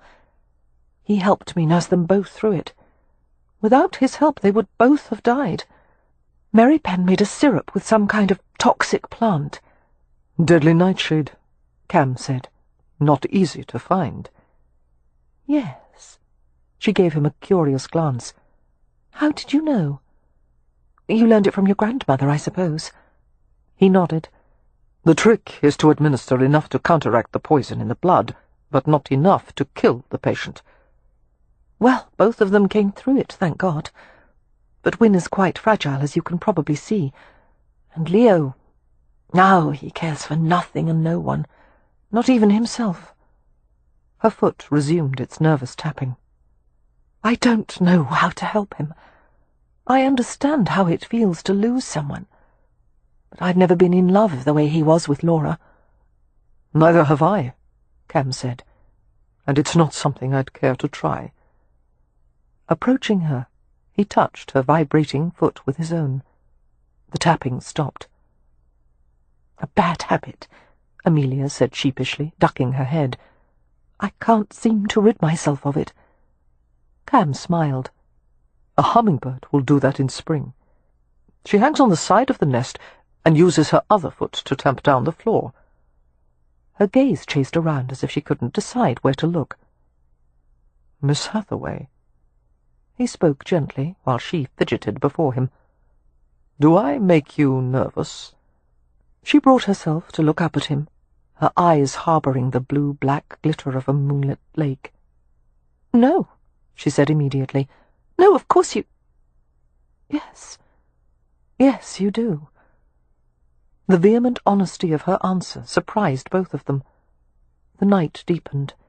One of the torches had burned out, and the conversation devolved into something halting and broken and delicious, like pieces of barley sugar melting on the tongue. I would never hurt you, Cam said. I know. It's not that. It's because I kissed you, isn't it? She took an unsettled breath. You said you didn't remember. I remember. Why did you do it? She asked in a half-whisper. Impulse. Opportunity. Cam tried to ignore the coursing readiness of his own body. Surely you would have expected no less of a Romany. We take what we want. If a Roma desires a woman, he steals her for himself, sometimes right out of her bed. Even in the darkness, he could see the rich infusion of her blush. You just said you would never hurt me. If I carried you away with me. The idea of it, her soft, struggling weight in his arms, sent Cam's blood surging. He was caught by the primitive appeal of it, all reason crushed beneath the thumping heat of desire. The last thing on my mind would be hurting you. You would never do such a thing. She was trying very hard to sound matter-of-fact. We both know you're too civilized. Do we? Believe me, the issue of my civility is entirely open to question. Mr. Rowan, she asked unsteadily, are you trying to make me nervous? No, I just want you to understand that he was not like the rest of them, the gentleman at that crystal-laden dining table, or even Mary Penn, who had apparently become a de facto member of her family. That this was not mere repartee, or a harmless form of flirtation. He had gone too long without a woman. He was at a loss to comprehend why this one, in her intelligent, prickly innocence, should captivate him so thoroughly. All he knew was a fierce longing to reach something in her, to strip away all the artificial trappings of stays and laces and shoes, the curtain of her gown, the little hooks of her hairpins. Amelia took a deep breath. "What you didn't mention, Mr. Rowan, was that if a Roma steals a woman from her bed, according to tradition, it is with the purpose of marriage in mind, and the so-called stealing is prearranged and encouraged by the bride-to-be." He gave her a charming smile, deliberately dispelling the tension between them. "It lacks subtlety, but it hastens the proceedings considerably, doesn't it? No asking for the father's permission, no banns, no prolonged betrothal. Very efficient, a Romany courtship." Their conversation was checked by the reappearance of Beatrix. "Spot's gone," she reported. "He seemed quite happy to take up residence at Stony Cross Park." Seeming relieved by her sister's return, Amelia went to her, brushed at the crumbs of soil on her sleeve, and straightened her hair bow. "Good luck to Spot. Are you ready to go back into supper, dear?" "No." "Oh, everything will be fine. Just remember to look chastened while I grimace in an authoritative manner, and I'm certain they'll allow us to stay through dessert." "I don't want to go back," Beatrix moaned. "It's so dreadfully dull, and I don't like all that rich food. And I've been sitting beside the vicar who only wants to talk about his own religious writings. It's so redundant to quote oneself, don't you think?" "It does bear a certain odour of immodesty," Amelia agreed with a grin, smoothing her sister's dark hair. "Poor Bee. You don't have to go back if you don't wish it. I'm sure one of the servants can recommend a nice place for you to wait until supper is done. The library, perhaps." "Oh, thank you." Beatrix heaved a sigh of relief. "Only, who will create another distraction if Leo starts being disagreeable again?" "I will," Cam assured her gravely. "I can be shocking at a moment's notice." "I'm not surprised," Amelia said. "In fact, I'm fairly certain you would enjoy it." Chapter 9. The company at Westcliffe's table had been relieved by the news that Beatrix had elected to spend the rest of the evening alone in quiet contemplation. No doubt they feared another interruption by yet some other pocket-sized pet, but Amelia had assured them there would be no more unexpected visitors at the table. Only Lady Westcliff had seemed genuinely perturbed by Beatrix's absence. The Countess excused herself somewhere between the 4th and 5th courses, and reappeared after a quarter-hour. Amelia later learned that Lady Westcliff had sent for a supper-tray to be brought to Beatrix in the library, and had visited her there. "Lady Westcliff told me a few stories of when she was a girl, and how she and her younger sister used to misbehave," Beatrix recounted the next day. "She said bringing a lizard to supper was nothing compared to the things they had done. In fact, she said they were both diabolical and rotten to the core. Isn't that wonderful?" "Wonderful," Amelia said sincerely, reflecting on how much she liked the American woman, who seemed relaxed and fun-loving. Westcliff was another matter. The Earl was more than a little intimidating, and after Leo's callous dismissal of Westcliff's concerns over the Ramsay tenants, it was doubtful the Earl would be kindly disposed toward the Hathaways. Thankfully, Leo had managed to steer clear of further controversies during supper, mostly because he had been drawn into flirtation with the attractive woman beside him. Although women had always been beguiled by Leo, with his height and good looks and intelligence, he had never been as ardently pursued as he was now. "I think it says something odd about women's tastes," Wynne told Amelia privately, as they stood in the Ramsay house kitchen, "that Leo wasn't chased by nearly as many women when he was nice. It seems the more odious he is, the more they like him." "They're welcome to have him," Amelia replied grumpily. "I fail to see the appeal of a man who goes through each day looking as if he's either just gotten out of bed or is preparing to get back in it." She wrapped her hair in a protective cloth and tucked the ends under turban style. They were preparing for another day of cleaning, and the ancient house dust had a tendency to cling obstinately to the skin and hair. Since Leo was still abed after a night of heavy drinking, and probably wouldn't arise until noon, Amelia was feeling particularly cross with him. It was Leo's house and estate. The least he could do was help restore it. "His eyes have changed," Wynne murmured. "Not merely the expression, the actual colour. Have you noticed?" Amelia went still. She took a long time to reply. "I thought it was my imagination." "No, they were always dark blue like yours. Now they're mostly light grey, like a pond after the sky has turned in winter. I'm certain the colour of some people's eyes change as they mature. You know it's because of Laura." A heaviness pressed against Amelia from all sides as she thought about the friend she had lost, and the brother she seemed to have lost along with her. But she couldn't dwell on any of that now. There was too much to be done. "I don't think such a thing is possible. I've never heard of—" She broke off as she saw Wynne wrapping her long braids in a cloth identical to hers. "What are you doing?" "I'm going to help today," Wynne said. Although her tone was placid, her delicate jaw was set like a mule's. "I'm feeling quite well, and—" "Oh, no, you're not. You'll work yourself into a collapse, and then you'll take days to recover. Just find some place to sit while the rest of us— I'm tired of sitting. I'm tired of watching everyone else work. I can set my own limits, Amelia. Let me do as I wish." "No."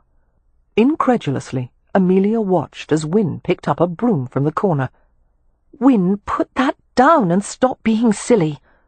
Annoyance whipped through her. Wynne was not going to help anyone by expending all her reserves on menial tasks. "I can do it," Wynne insisted, gripping the broom handle with both hands, as if she sensed Amelia was on the verge of wrenching it away from her. "I won't overtax myself." "Put down the broom." "Leave me alone," Wynne cried. "Go dust something." "Wynne, if you don't—" Amelia's attention was diverted as she saw her sister's gaze fly to the kitchen threshold. Merrypen stood there, his broad shoulders filling the doorway.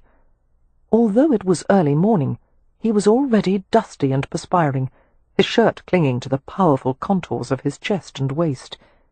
He wore an expression they knew well, the implacable one that meant one could move a mountain with a teaspoon sooner than to change his mind about something. Approaching Wynne, he extended a broad hand in a wordless demand. They were both motionless, but even in their stubborn opposition, Amelia saw a singular connection, as if they were locked in an eternal stalemate from which neither wanted to break free.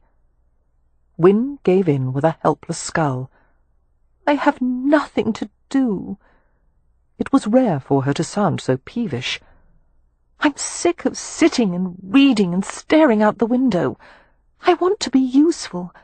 I want—" Her voice trailed away as she saw his stern face. "Fine, then. Take it." She tossed the broom at Merrypen, and he caught it reflexively. "I'll just find a corner somewhere and quietly go mad.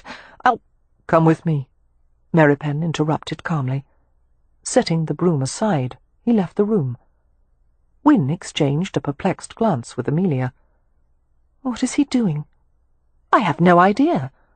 The sisters followed him down a hallway to the dining room, which was spattered with rectangles of light from the tall multi-paned windows that lined one wall.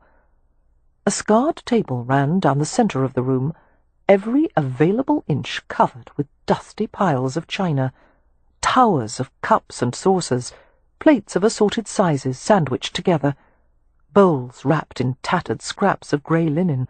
There were at least 3 different patterns all jumbled together. "It needs to be sorted," Merrypen said, nudging Wynne toward the table. "Many pieces are chipped. They must be separated from the rest." It was the perfect task for Wynne, enough to keep her busy, but not so strenuous that it would exhaust her. Filled with gratitude, Amelia watched as her sister picked up a teacup and held it upside down. The husk of a tiny dead spider dropped to the floor. "What a mess!" Wynne said, beaming. "I'll have to wash it too, I suppose." "If you'd like Poppy to help," Amelia began. "Don't you dare send for Poppy," Wynne said. "This is my project, and I won't share it." Sitting at a chair that had been placed beside the table, she began to unwrap pieces of china. Mary Pen looked down at Wynne's turbaned head, his fingers twitching, as if he was sorely tempted to touch a blonde tendril that had slipped from beneath the cloth. His face was hard, with the patience of a man who knew he would never have what he truly wanted. Using a single fingertip, he pushed a saucer away from the edge of the table. The china rattled subtly across the battered wood. Amelia followed Mary Pen back to the kitchen. "Thank you," she said when they were out of her sister's hearing. "In my worry over making certain Wynne didn't tire herself, it hadn't occurred to me that she might go mad from boredom." Mary Pen picked up a heavy, clattering box of discarded odds and ends and hoisted it to his shoulder with ease. A subtle smile crossed his face. "She's getting better." He strode to the door and shouldered his way outside. It was hardly an informed medical opinion, but Amelia was certain he was right. Looking about the dilapidated kitchen, she felt a surge of happiness. It had been the right thing to come here. A new place offering new possibilities. Perhaps the Hathaways' bad luck had finally changed. Armed with a broom, mop, dustpan, and a stack of rags, Amelia went upstairs to one of the rooms that hadn't yet been explored. She used her full weight to open the first door, which gave way with a cracking sound and a shriek of unoiled hinges. It appeared to be a private receiving room, with built-in wood bookcases. There were 2 volumes on one shelf. Examining the dust-coated books, their aged leather covers shot with spidery cracks, Amelia read the first title, "Fine Angling, a Symposium on the Fisherman's Art, with much on roach and pike." No wonder the book had been abandoned by its previous owner, she thought. The second title was far more promising, "Amorous Exploits of the Court of England in the Reign of King Charles II." Hopefully it would contain some ribald revelations she and Wynne could giggle over later. Replacing the books, Amelia went to open the shrouded windows. The drapery's original colour had faded to grey, their velvet nap ragged and moth-eaten. As Amelia laboured to pull one drape to the side, the entire brass rod came loose from the ceiling and clattered heavily to the floor. A cloud of dust enveloped her, and she sneezed and coughed in the clotted air. She heard an inquiring shout from downstairs, probably from Mary Pen. "I'm all right," she called back. Picking up a clean rag, she wiped her face and unlatched the filthy window. The casing stuck. She pushed hard against the frame to loosen it. Another push, harder, and then a determined shove with all her weight behind it. The window gave way with astonishing suddenness, unsettling her balance. She pitched forward and caught the edge of the window in an attempt to find purchase, but it swung outward. In the flash of forward-falling panic, she heard a muffled sound behind her. Before another heartbeat had passed, she was snatched, pulled back with such force that her bones protested the abrupt reversal of momentum. She staggered, fetching hard against something solid and yet supple. Helplessly she tumbled to the floor in a tangle of limbs, some of them not her own. Sprawled over a sturdy masculine chest, she saw a dark face below her, and she muttered in confusion, "Mary!" But these were not Mary Pen's sable eyes. They were light, glowing amber. A jolt of pleasure went through her stomach.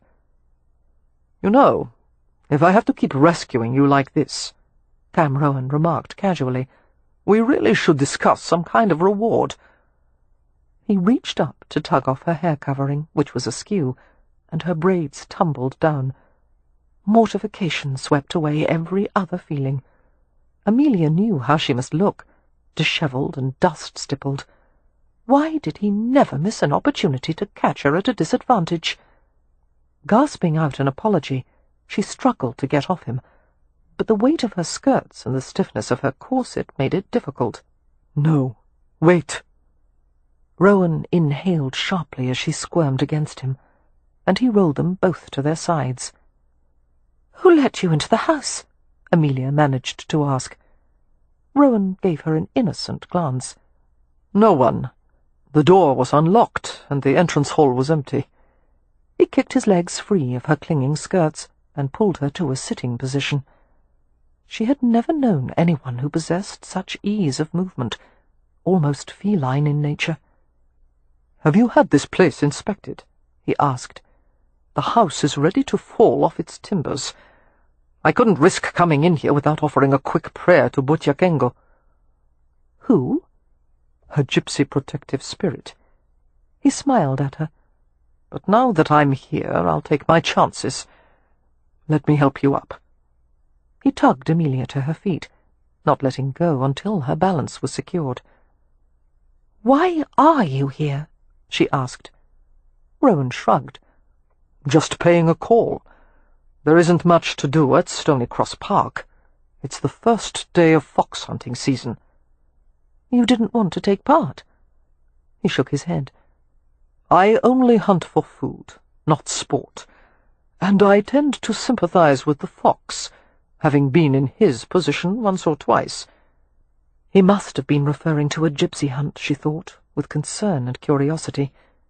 She wanted to ask about it, but no, this conversation could not continue. "Mr. Rowan," she said awkwardly, "I wish I could be a proper hostess and show you to the parlour and offer refreshments, but I don't have refreshments. I really don't even have a parlour. Please excuse me for sounding rude, but this isn't a good time to call." "I can help you." He leaned a shoulder against the wall, smiling. "I'm good with my hands." There was no innuendo in his tone, but her colour deepened none the less. "No, thank you. I'm sure Butyakengo would disapprove." Butyakengo. Anxious to demonstrate her competence, Amelia strode to the other window and began jerking at the closed draperies. "Thank you, Mr. Rowan, but as you can see, I have the situation well in hand." "I think I'll stay. Having just stopped you from falling through one window, I'd hate for you to go out the other." "I won't. I'll be fine. I have everything under—" She tugged harder, and the rod clattered to the floor, just as the other had done. But unlike the other curtain, which had been lined with aged velvet, this one was lined with some kind of shimmering, rippling fabric, some kind of— Amelia froze in horror. The underside of the curtain was covered with bees. Bees! Hundreds, no, thousands of them, their iridescent wings beating in an angry, relentless hum. They lifted in a mass from the crumpled velvet, while more flew from a crevice in the wall, where an enormous hive simmered. The insects swarmed like tongues of flame around Amelia's paralyzed form. She felt the blood drain from her face. "Oh, God!" "Don't move." Rowan's voice was astonishingly calm. "Don't swat at them." She had never known such primal fear, welling up from beneath her skin, leaking through every pore. No part of her body seemed to be under her control. The air was boiling with them. Bees and more bees. It was not going to be a pleasant way to die. Closing her eyes tightly, Amelia willed herself to be still, when every muscle strained and screamed for action. The air moved in sinuous patterns around her, tiny bodies touching her sleeves, hands, shoulders. "They're more afraid of you than you are of them," she heard Rowan say. Amelia highly doubted that. "These are not frightened bees." Her voice didn't sound like her own. "These are furious bees." "They do seem a bit annoyed," Rowan conceded, approaching her slowly. "It could be the dress you're wearing. They tend not to like dark colours." A short pause. Or it could be the fact that you just ripped down half their hive. If you have the nerve to be amused by this—" She broke off and covered her face with her hands, trembling all over. His soothing voice undercut the buzzing around them. "Be still. Everything's fine. I'm right here with you." "Take me away," she whispered desperately. Her heart was pounding too hard, making her bones shake, driving every coherent thought from her head. She felt him brush a few inquisitive insects from her hair and back. His arms went around her, his shoulder hard beneath her cheek. "I will, sweetheart. Put your arms around my neck."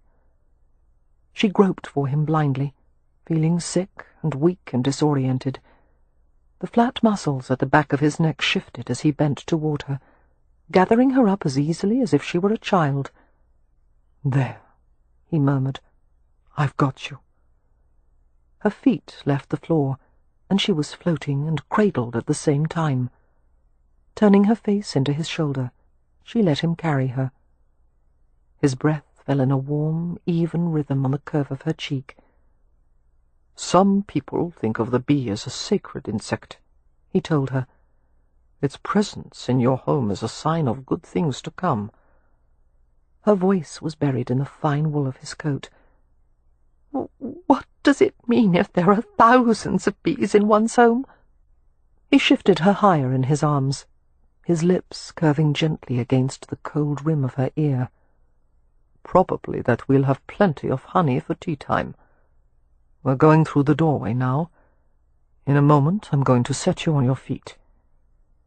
Amelia kept her face against him, her fingertips digging into the layers of his clothes. "Are they following?" "No. They want to stay near the hive. Their main concern is to protect the queen from predators." "She has nothing to fear from me." There was a catch of laughter in his throat. With extreme care, he lowered Amelia's feet to the floor. Keeping one arm around her, he reached with the other to close the door. "There. We're out of the room. You're safe." His hand passed over her hair. "You can open your eyes now." Clutching the lapels of his coat, Amelia waited for a feeling of relief that didn't come. Her heart was racing too hard, too fast. Her chest ached from the strain of her breathing. Her lashes lifted, but all she could see was a shower of sparks. "Amelia, easy. You're all right." His hands chased the shivers that ran up and down her back. "Slow down, sweetheart." She couldn't. Her lungs were about to burst. No matter how hard she worked, she couldn't get enough air. Bees. The sound of buzzing was still in her ears.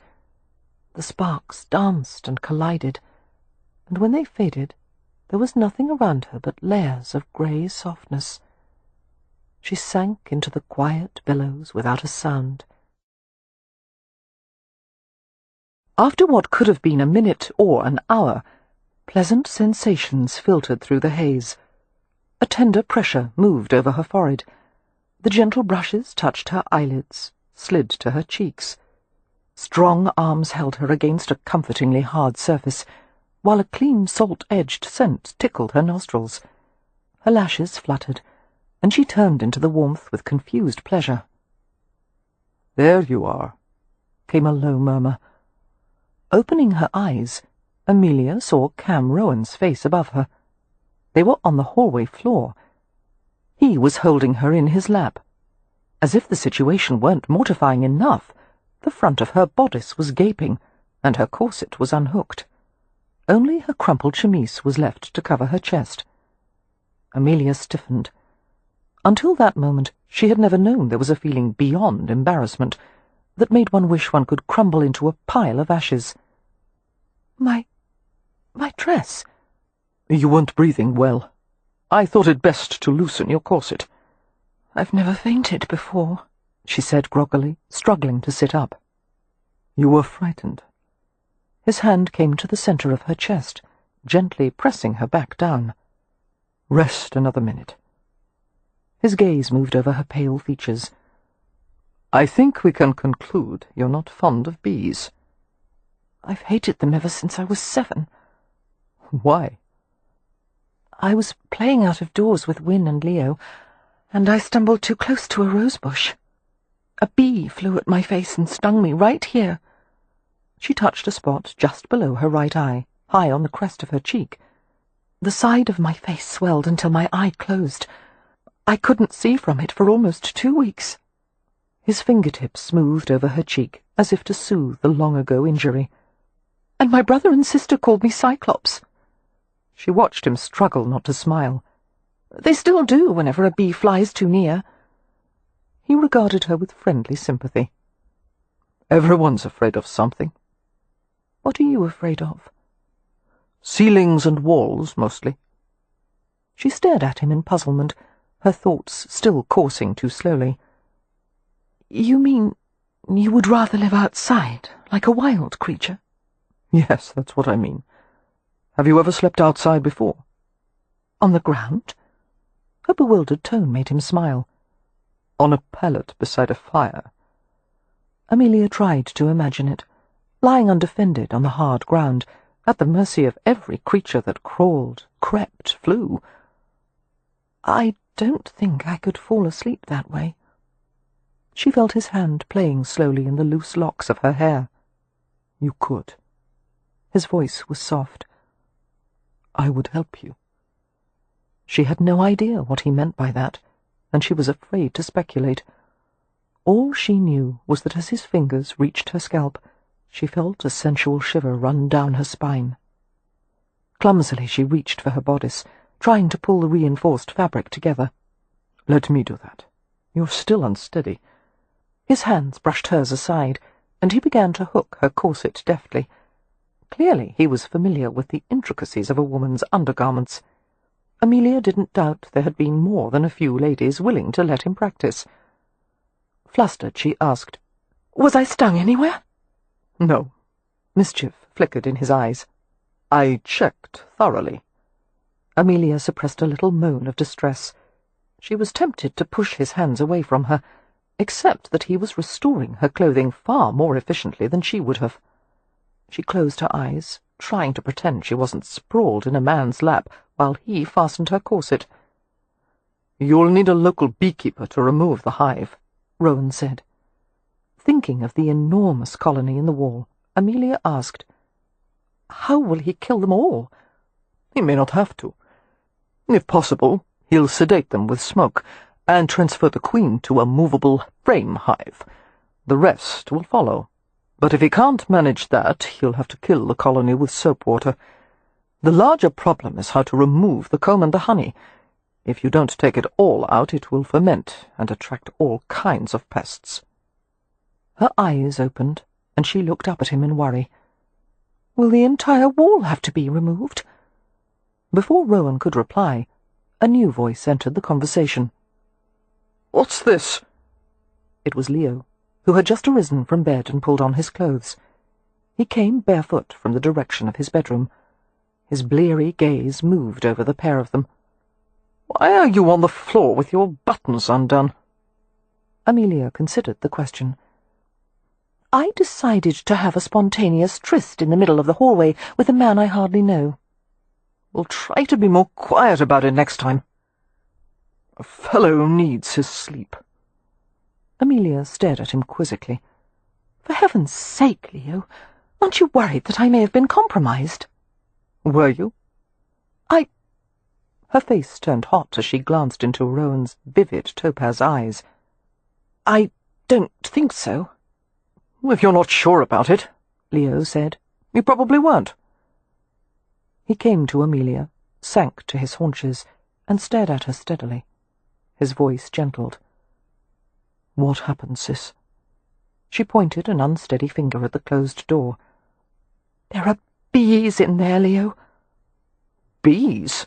Good God! Her brother gave her an affectionately mocking smile. What a coward you are, Cyclops!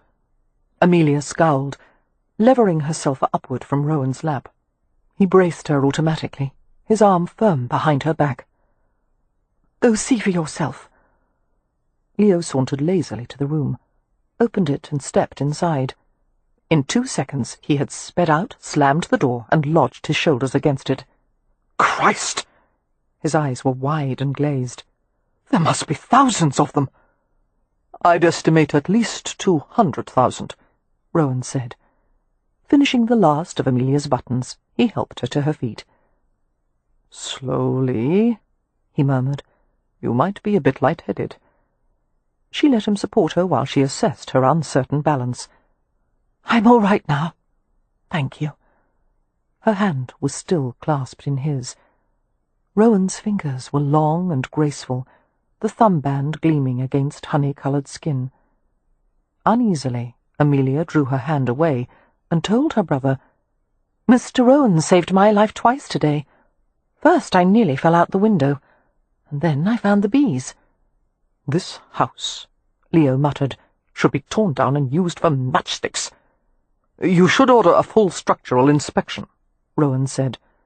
The house has settled badly.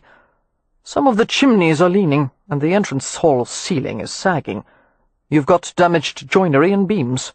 I know what the problems are. The calm appraisal had annoyed Leo. He'd retained enough of his past architectural training to assess the house's condition accurately. It may not be safe for the family to stay here. But that's my concern, Leo said, adding with a sneer, Isn't it? Sensitive to the brittle disquiet in the atmosphere, Amelia made a hasty attempt at diplomacy. Mr. Rowan, Lord Ramsay is convinced the house poses no immediate danger to the family. I wouldn't be so easily convinced, Rowan replied. Not with 4 sisters in my charge. Care to take them off my hands? Leo asked. You can have the lot of them. He smiled without amusement at Rowan's silence. No? Then pray don't offer unwanted advice. Despondent worry swept over Amelia as she saw the bleakness of her brother's face. He was becoming a stranger, this man who harboured despair and fury so deep inside that it had begun to eat at his foundations, until, like the house, he would eventually collapse as the weakest parts of the structure gave way. Unruffled, Rowan turned to Amelia. In lieu of advice, let me offer some information. 2 days hence there'll be a mop fair held at the village. What is that? It's a hiring fair, attended by all the local residents in need of work. They wear tokens to signify their trade. A servant girl will carry a mop, a thatcher carries a tuft of straw, and so forth. Give the ones you want a shilling to seal the contract, and you'll have them for a year's employment. Amelia darted a cautious glance at her brother. We do need servants, Leo. Go then and hire whomever you please. I don't give a damn. Amelia gave a troubled nod and raised her hands to her upper arms, rubbing them over her sleeves. It was cold, she thought, even for autumn. Icy draughts crept around her stockinged ankles, beneath the edges of her cuffs, across the sweat-dampened back of her neck. Her muscles tensed against the strange raw chill. Both men had fallen silent. Leo's face was blank, his gaze focused inward. It felt as if the space around them was folding in on itself, thickening until the air was as heavy as water. Colder, tighter, closer. Instinctively, Amelia stepped back, away from her brother, until she felt Rowan's chest against her shoulders. His hand came up to her arm, gently cupping her elbow. Shivering, she leaned harder against the warm, vital strength of his body. Leo had not moved. He waited, his gaze unfocused, as if he were intent on absorbing the chill, as if he welcomed it, wanted it. His averted face was harsh and shadow-crossed. Something divided the space between them, she and Leo.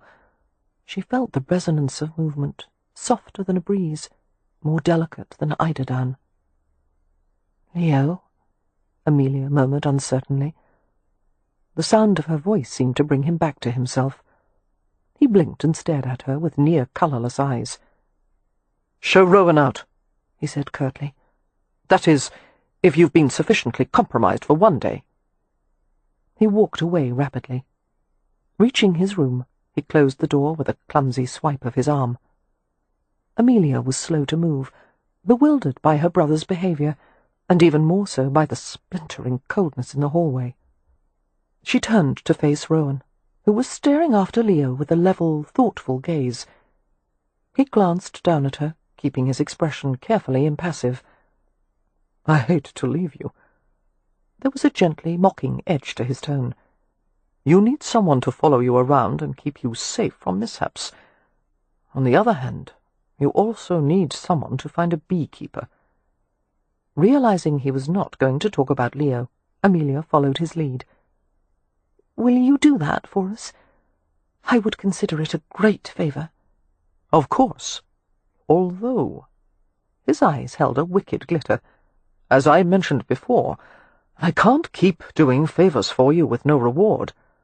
A man needs incentive." If you want money, I'll be glad—" "God, no." He was laughing now. "I don't want money."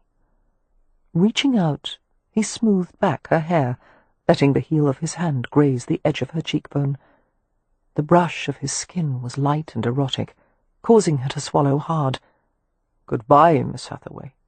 I'll see myself out." He flashed a smile at her and advised, "Stay away from the windows." On the way down the stairs, Rowan passed Mary Pen, who was ascending at a measured pace. Mary Pen's face darkened at the sight of the visitor. "What are you doing here?" "It seems I'm helping with pest eradication." "Then you can begin by leaving," Mary Pen growled. Rowan only grinned nonchalantly, and continued on his way.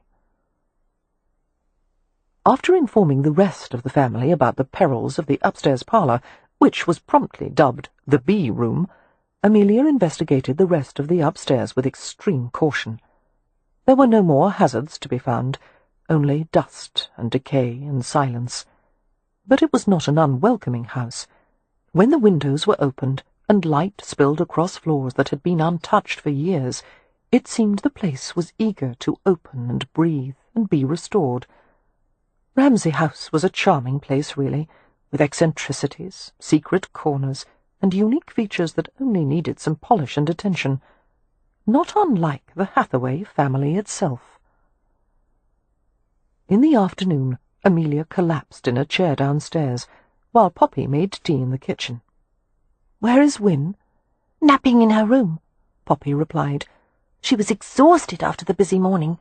She wouldn't admit it, of course, but you can always tell when she gets all pale and drawn." Was she content? "She certainly seemed to be." Pouring hot water into a chipped pot filled with tea leaves, Poppy chatted about some of her discoveries. She had found a lovely rug in one of the bedrooms, and after she had beaten it for an hour, it had turned out to be richly coloured and in good condition. "I think most of the dust was transferred from the carpet to you," Amelia said. Since Poppy had covered the lower half of her face with a handkerchief during the carpet beating, the dust had settled on her forehead, eyes, and the bridge of her nose.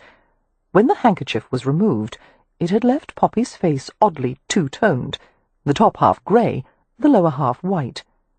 "I enjoyed it immensely," Poppy replied with a grin. "There's nothing like whacking a carpet with a rug beater to vent one's frustrations." Amelia was about to ask what Poppy's frustrations were when Beatrix entered the kitchen.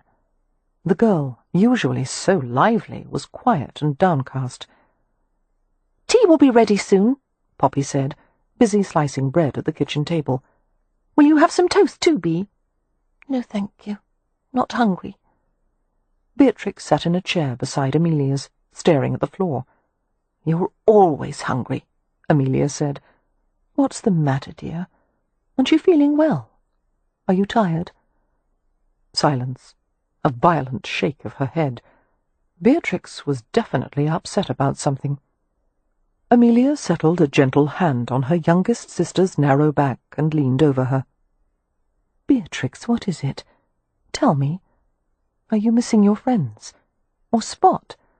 Are you—" "No, it's nothing like that." Beatrix ducked her head until only the reddened arc of her cheek was visible.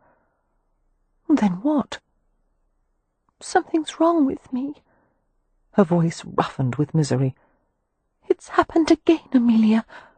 I couldn't help myself. I barely remember doing it. Oh, no, came Poppy's whisper. Amelia kept her hand on Beatrix's back. Is it the same problem as before? Beatrix nodded. I'm going to kill myself, she said vehemently. I'm going to lock myself in the B-room. I'm going to— Hush! You'll do no such thing. Amelia rubbed her rigid back. Quiet, dear, and let me think for a moment. Her worried gaze met Poppy's over Beatrix's down-bent head. The problem had occurred on and off for the past 4 years, ever since the Hathaways' mother had died. Every now and then, Beatrix suffered an irresistible impulse to steal something, either from a shop or someone's home. Usually the objects were insignificant. A tiny pair of sewing scissors, hairpins, a pen nib, a cube of sealing wax. But every so often she took something of value, like a snuff-box or an earring. As far as Amelia could tell, Beatrix never planned these small crimes. In fact, the girl often wasn't even aware of what she had done until later, and then she suffered an agony of remorse and no small amount of fear. It was alarming to discover one wasn't always in control of one's actions. The Hathaways kept Beatrix's problem a secret, of course, all of them conspiring to return the stolen objects discreetly and protect her from the consequences. Since it hadn't happened for nearly a year, they had all assumed Beatrix was cured of her odd compulsion. I assume you took something from Stony Cross Manor, Amelia said with forced calm. That's the only place you visited. Beatrix nodded miserably. It was after I let Spot go. I went to the library and looked in a few rooms on the way, and I didn't mean to, Amelia. I didn't want to. I know. Amelia wrapped her arms around her in a consoling hug. She was filled with a maternal instinct to protect, soothe, ease. We'll fix it, Bee. We'll put everything back and no one will know. Just tell me what you took, and try to remember which rooms the things came from. Here, this is everything. Reaching into the pockets of her pinafore, Beatrix dumped a small collection of objects in her lap. Amelia held up the first item. It was a carved wooden horse, no bigger than her fist, with a silk mane and a delicately painted face. The object was worn from much handling, and there were teeth marks along the horse's body. The Westcliffs have a daughter, still quite small, she murmured. This must belong to her. I took a toy from a baby, Beatrix moaned. It's the lowest thing I've ever done. I should be in prison. Amelia picked up another object, a card with 2 similar images printed side by side. She guessed it was meant to be inserted into a stereoscope, a device that would merge the 2 images into a dimensional picture. The next stolen item was a household key, and the last— oh dear. It was a sterling silver seal, with an engraved family crest on one end. One would use it to stamp a blob of melted wax and close an envelope. The object was heavy and quite costly, the kind of thing that was passed down from generation to generation. From Lord Westcliff's private study, Beatrix muttered. It was on his desk. He probably uses it for his official correspondence. I'll go hang myself now. We must return this immediately, Amelia said, passing a hand over her dampening brow. When they realize it's missing, a servant may be blamed. The 3 women were silent with horror at the thought. We'll pay a morning call to Lady Westcliff, Poppy said, sounding a bit breathless from anxiety. Is tomorrow one of her receiving days? It doesn't matter, Amelia said, striving to sound calm. There's no time to wait. You and I are calling tomorrow, whether or not it's a proper day. Shall I go too? Beatrix asked. No. Both Amelia and Poppy answered simultaneously. They were both thinking the same thing, but Beatrix might not be able to control herself during another visit. Thank you. Beatrix seemed relieved. Although I'm sorry you have to undo my wrongs. I should be punished somehow. Perhaps I should confess and apologize. We'll resort to that if we're caught, Amelia said. First, let's try covering it up. Do we have to tell Leo or Win or Merrypen? Beatrix asked sheepishly. No, Amelia murmured, gathering her close and pressing her lips to her sister's unruly dark curls. We'll keep this between the three of us. Poppy and I will take care of everything, dear. All right. Thank you. Beatrix relaxed and nestled against her with a sigh. I only hope you can do it without getting caught. Of course we can, Poppy said brightly. Don't you worry for 1 minute. Problem solved, Amelia added. And above Beatrix's head, Amelia and Poppy looked at each other in shared panic. Chapter 10. I don't know why Beatrix does these things, Poppy said the next morning, as Amelia held the ribbons of the barouche. They were on their way to Stony Cross Manor, with the stolen objects secreted in the pockets of their best day gowns. I'm certain she doesn't mean to, Amelia replied, her forehead furrowed with worry. If it was intentional, Beatrix would steal things she truly wanted, like hair ribbons or gloves or candy, and she wouldn't confess afterward. She sighed. It seems to happen when there's been a significant change in her life, when Mother and Father died, and when Leo and Win fell ill, and now when we've uprooted ourselves and moved to Hampshire. We'll just smooth this over as best we can, and try to ensure that Beatrix is in a calm and serene atmosphere. There is no such thing as calm and serene in our household, Poppy said glumly. Oh, Amelia, why must our family be so odd? We're not odd. Poppy battered her hands in a dismissive gesture. Odd people never think they're odd. I'm perfectly ordinary, Amelia protested. Ha! Amelia glanced at her in surprise. Why in heaven's name would you say ha to that?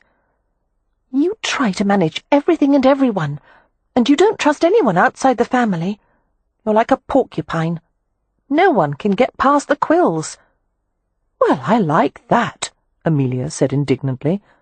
Being compared to a large, prickly rodent when I've decided to spend the rest of my entire life looking after the family. No one's asked that of you. Someone has to do it, and I'm the oldest Hathaway. Leo's the oldest. I'm the oldest sober Hathaway. That still doesn't mean you have to martyr yourself. I'm not a martyr. I'm merely being responsible. And you're ungrateful. Do you want gratitude or a husband? Personally, I'd take the husband. I don't want a husband. They bickered all the way to Stony Cross Manor. By the time they arrived, they were both cross and surly. However, as a footman came to assist them out, they pasted false smiles on their faces and linked tense arms as they walked to the front door.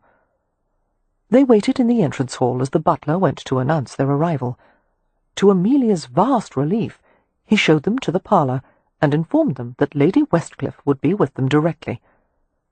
Venturing farther into the airy parlour, with its vases of fresh flowers and satinwood furniture and light blue silk upholstery, and the cheerful blaze in the white marble fireplace, Poppy exclaimed, "Oh, it's so pretty in here, and it smells so lovely, and look how the windows sparkle."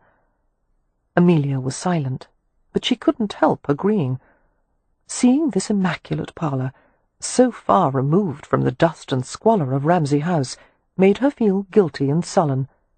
"Don't take off your bonnet," she said as Poppy untied her ribbons. "You're supposed to leave it on during a formal call."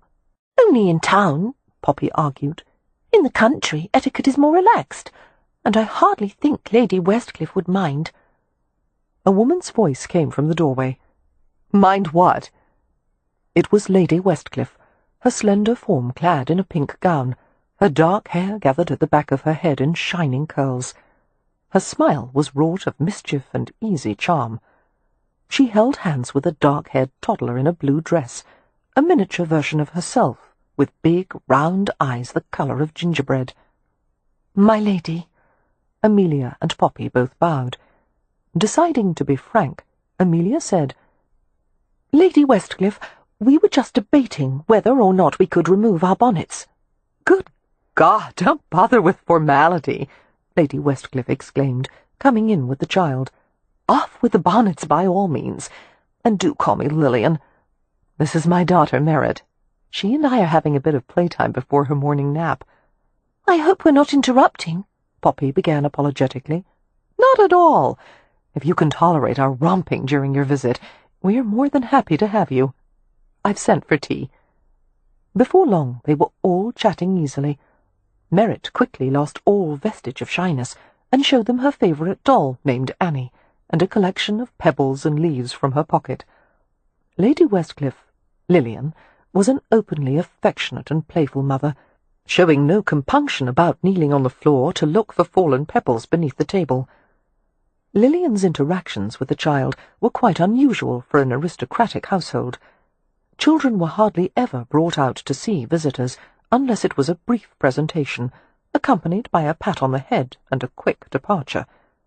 Most women of the Countess's exalted position wouldn't see their own offspring more than once or twice a day, leaving the majority of child-rearing to the nanny and nursery maids. "I can't help wanting to see her," Lillian explained candidly, "so the nursery servants have learned to tolerate my interference." When the tea-tray arrived, Annie the doll was propped up on the settee between Poppy and Merritt. The little girl pressed the edge of her teacup against the doll's painted mouth. "Annie wants more sugar, Mamma," Merritt said. Lillian grinned, knowing who was going to drink the highly sweetened tea. "Tell Annie we never have more than 2 lumps in a cup, darling. It will make her ill." "But she has a sweet tooth," the child protested. She added ominously, "a sweet tooth and a temper." Lillian shook her head with a tsk-tsk. "Such a headstrong doll. Be firm with her, Merritt." Poppy, who had been watching the exchange with a grin, adopted a perplexed look and wriggled slightly on the settee. "Dear me, I do believe I'm sitting on something." She reached behind her and produced the little wooden horse, pretending she had found it lodged between the settee cushions. "That's my horsey," Merritt exclaimed, her small fingers closing around the object. "I thought he'd run away." "Thank goodness," Lillian said. "Horsey is one of Merritt's favourite toys. The entire household has been searching for it." Amelia's smile wavered as she met Poppy's gaze, both of them wondering if it had been discovered that other things were missing. The stolen objects, especially the silver seal, must be returned as soon as possible. She cleared her throat. "My lady, that is Lillian, if you wouldn't mind, I should like to know where the convenience is." "Oh, certainly. Shall I have a housemaid show you the way, or—" "No, thank you," Amelia said hastily. After receiving Lillian's matter-of-fact instructions, Amelia excused herself from the parlour, leaving the 3 of them to continue their tea. The first room she had to find was the library, where the stereoscope card and the key belonged. Recalling Beatrix's description of the main floor plan, Amelia hurried along the quiet hallway. She slowed her pace as she saw a maid sweeping the carpet and tried to look as if she knew where she was going. The maid stopped sweeping and stood aside respectfully as she passed. Rounding a corner, Amelia found an open door revealing a large library with upper and lower galleries. Better yet, it was empty. She rushed inside and saw a stereoscope on the massive library table. There was a wooden box nearby, stuffed with cards just like the one in her pocket.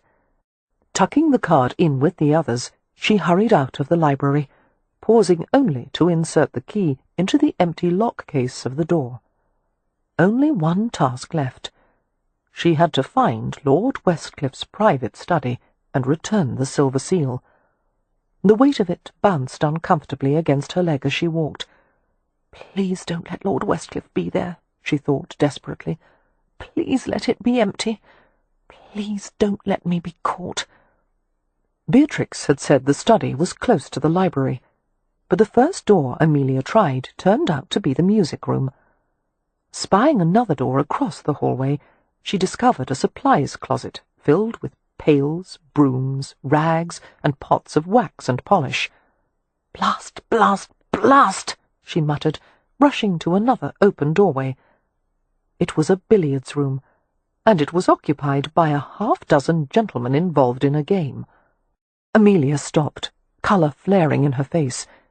Two of the men noticed her and made to bow. "Do excuse me," she murmured, and fled. To her dismay, one of them left the room to follow her along the hallway. "Miss Hathaway!" At the sound of his voice, Amelia whirled to face him. "Mr. Rowan!" He was in his shirt-sleeves, and his collar was a bit loose, as if he'd been tugging on it. His jet-black hair was casually disordered, as if he'd recently dragged his fingers through the shining layers. Her heart quickened. She waited stiffly as he approached her in relaxed, fluid strides. "Is there something I can help you with?" he asked politely. "Have you lost your way?" Abandoning caution in favour of expediency, Amelia seized a fold of his rolled-up sleeve. "Do you know where Lord Westcliffe's study is?" "Yes, of course." "Show me." He looked at her with a quizzical smile. "Why?" "There is no time to explain. Just take me there now, please. Let's hurry." Obligingly, he led her across the hallway, 2 doors down, into a small rosewood-panelled room. A gentleman's study. The only ornamentation was a row of rectangular stained-glass windows along one wall. Here was where Marcus, Lord Westcliff, conducted most of his estate business. Rowan closed the door behind them. Fumbling in her pocket, Amelia retrieved the heavy silver seal. "Where does this go?" "On the right side of his desk, near the inkwell," Rowan said. "How did you come by it?" "I'll explain later. I beg you, don't tell anyone." She went to place the silver seal on the desk. "I only hope he didn't notice it was missing." "Why would you want it in the first place?" Rowan asked idly. "Resorting to forgery, are we?" "Forgery?" Amelia turned pale. A letter in Westcliffe's name, sealed with his family emblem, would be a powerful instrument indeed. What other interpretation could be drawn from the borrowing of the sterling seal? "Oh, no, I wouldn't have. That is, I didn't want—" She was interrupted by the heart-stopping sound of the doorknob turning. In that one instant, she was pierced with simultaneous anguish and resignation. It was over. She had been so close, and now she'd been caught, and God knew what the repercussions would be. There was no way to explain her presence in Westcliffe's office other than to divulge Beatrix's problem, which would bring shame on the family and ruin the girl's future in polite society. A pet lizard was one thing, but thievery was another matter entirely. All these thoughts flashed through Amelia's mind in one searing mass, but as she stiffened and waited for the axe to fall, Rowan came to her in 2 long strides, and before Amelia could move or think or even breathe, he had jerked her full length against him and pulled her head to his. He kissed her with an indecent frankness that sent her reeling. His arms were firm around her, keeping her steady while his mouth caught hers at just the right angle. Her hands moved in tentative objection, her palms encountering the tough muscles of his chest, the catch of his shirt buttons. He was the only solid thing in a kaleidoscopic world, his body strong, foreign, and yet intensely familiar. The way he had kissed her before, she had relived it 1,000 times in her dreams. She just hadn't realized it until now. Graceful, masculine fingers cupped around her neck and jaw, turning her face upward. The tips of his fingers found the delicate skin behind her ears, where it met the silken edge of her hairline, and all the while he continued to fill her with concentrated fire, until the inside of her mouth prickled sweetly, and her legs wobbled beneath her. His mouth lifted, his breath a hot caress against her damp lips. He turned his head as he spoke to whoever had entered the room. "I beg your pardon, my lord. We wanted a moment of privacy." Amelia turned crimson as she followed his gaze to the doorway, where Lord Westcliff stood with an unfathomable expression. An electric moment passed, while Westcliff appeared to marshal his thoughts. His gaze moved to Amelia's flushed face, then back to Rowan's. A smile flickered in his dark eyes. "I intend to return in approximately a half-hour. It would probably be best if my study were vacated by then." Giving them a courteous nod, he took his leave. As soon as the door closed behind him, Amelia dropped her forehead to Rowan's shoulder with a groan. She would have pulled away, but she didn't trust her knees to hold. "Why did you do that?" He didn't look at all repentant. "I had to come up with a reason for both of us to be in here. It seemed the most expedient option." Amelia shook her head slowly, still resting her forehead against him. The dry sweetness of his scent reminded her of a sun-warmed meadow. "Do you think he'll tell anyone?" "No," he said immediately, reassuring her. "Westcliff isn't given to gossip. He won't say a word to anyone except—" "Except?" "Lady Westcliff. He'll probably tell her." Amelia considered that, thinking perhaps it wasn't so terrible. Lady Westcliff didn't seem like the kind of person who would condemn her for this. The Countess seemed highly tolerant of scandalous behaviour. "Of course," Rowan continued, "if Lady Westcliff knows, there's a high probability she'll tell Lady St. Vincent, who's due to arrive with Lord St. Vincent by the end of the week. And since Lady St. Vincent tells her husband everything, he'll know about it too. Other than that, no one will find out. Unless—" Her head jerked upward like a string puppet's. "Unless what?" "Unless Lord St. Vincent mentions it to Mr. Hunt, who would undoubtedly tell his wife, Mrs. Hunt, and then basically everyone would find out." "Oh, no, I can't bear it." He gave her an alert glance. "Why? Because you were caught kissing a gypsy?" "No, because I'm not the kind of woman who is caught kissing anyone. I don't have rendezvous. When everyone finds out, I'll have no dignity left, no reputation, no— What are you smiling at?" "You. I wouldn't have expected such melodrama from you." That annoyed Amelia, who was not the kind of woman who indulged in theatrics. She wedged her arms more firmly between them. "My reaction is perfectly reasonable, considering—" "You're not bad at it." She blinked in confusion. "Melodrama?" "No. Kissing. With a little practice, you'd be exceptional. But you need to relax." "I don't want to relax. I don't want to— Oh, dear Lord." He had bent his head to her throat, searching for the visible thrum of her pulse. A light, hot shock went through her. "Don't do that," she said weakly, but he was insistent, his mouth wickedly soft, and her breath hitched as she felt the brush of his tongue. Her hands shot to his muscle-banked shoulders. "Mr. Rowan, you mustn't." "This is how to kiss, Amelia." He cradled her head in his palms, deftly tilting it to the side. "Noses go here." A disorienting brush of his mouth, a wash of sensual heat. "You taste like sugar and tea." "I have to go back." "Not yet." His thumb passed over her kiss-heated lips, urging them to part. "Let me in, Amelia," he whispered. Never in her life had she thought a man would say something so outrageous to her, and if the words were improper, the gleam in his eyes was positively immolating. I'm a spinster." She offered the word as if it were a talisman. A covert smile deepened the corners of his mouth. "That's not going to keep you safe from me." She tried to turn away from him, but his hands guided her face back to his. "I can't seem to leave you alone. In fact, I'm reconsidering my entire policy on spinsters." Before she could ask what his policy was, his mouth possessed hers again, while his fingers caressed the taut edge of her jaw coaxing her to relax. The taste of him was so compelling that she found herself yielding, letting him search her with slow, erotic forays of his tongue.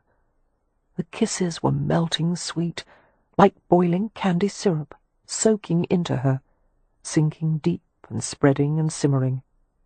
Her legs turned unsteady, and he gathered her into the firm support of his body. His hands moved in restive paths over her back and shoulders, while his lips broke from hers to explore the soft slope of her neck. He found a place that made her writhe, teasing gently until she gasped and twisted against him. Rowan's head lifted. His eyes glowed as if brimstone were contained within the dark-rimmed irises. He spoke slowly, as if he were collecting words like fallen leaves from the ground. "This is probably a bad idea." Amelia nodded shakily. "Yes, Mr. Rowan." His fingertips teased a fresh surge of colour to the surface of her cheeks. "My name is Cam." "I can't call you that." "Why not?" "You know why," came her shaky reproach. A long breath was neatly rifted as she felt his mouth descend to her cheek, exploring the heat-polished skin. "What does it mean?" "My name. It's the Romany word for son." Amelia could scarcely think. "As in the offspring of a father, or in the sky?" "Sky." He moved to the arch of her eyebrow, kissing the outward tip. "Did you know a gypsy has 3 names?" She shook her head slowly, while his mouth slid across her forehead. He pressed a warm veil of words against her skin. "The first is a secret name a mother whispers into her child's ear at birth. The second is a tribal name used only by other gypsies. The third is the name we use with non-Roma." His scent was all around her, spare and fresh and delicious. What is your tribal name?" He smiled slightly, the shape of his mouth a burning motif against her cheek. "I can't tell you. I don't know you well enough yet." "Yet?" The tantalizing promise embedded in that word shortened her breath. "Let me go," she whispered. "Yes, just one more. Just—" He bent and took her mouth hungrily. Suffused with pleasure, Amelia groped for his hair, finding acute satisfaction in the slide of heavy silk through her fingers. As he felt her touch him, he gave a low mutter of encouragement. The pattern of his breath changed, roughened, his kisses turning hard and languorous. He took what she offered, more, sinking his tongue deeper, gathering sensation, and she responded until her soul was scorched at the edges, and her thoughts had vanished like sparks leaping from a bonfire. Abruptly, Rowan took his mouth from hers and held her tightly, too tightly, against the hard contours of his body. She felt herself straining in a subtle pendulum sway, needing friction, pressure, release. He kept her still, holding her close while she simmered and trembled and ached. Rowan's grip eased. She was released by gradual degrees, until he was finally able to push her away completely. "Pardon," he eventually said. She saw the hard ripple of his swallow, the daze of heat in his eyes. "I don't usually have such a difficult time stopping." Amelia nodded blindly and wrapped her arms around herself. She wasn't aware of her foot's nervous tapping until Rowan came to her and slid one of his feet beneath her skirts to still her drumming toes. "Hummingbird," he whispered, "you'd better go now. If you don't, I'll end up compromising you in ways you never knew were possible." Amelia was never quite certain how she returned to the parlour without getting lost. She moved as if through the layers of a dream. Reaching the settee where Poppy sat, Amelia accepted another cup of tea and smiled at little Merritt, who was fishing around in her own cup for a chunk of dropped sugar biscuit, and responded non-committally to Lillian's suggestion that the entire Hathaway family join them on a picnic at week's end. "I do wish we could have accepted her invitation," Poppy said wistfully on the way home.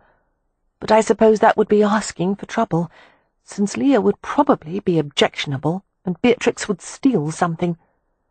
"And there's far too much for us to do at Ramsay House," Amelia added, feeling distracted and distant.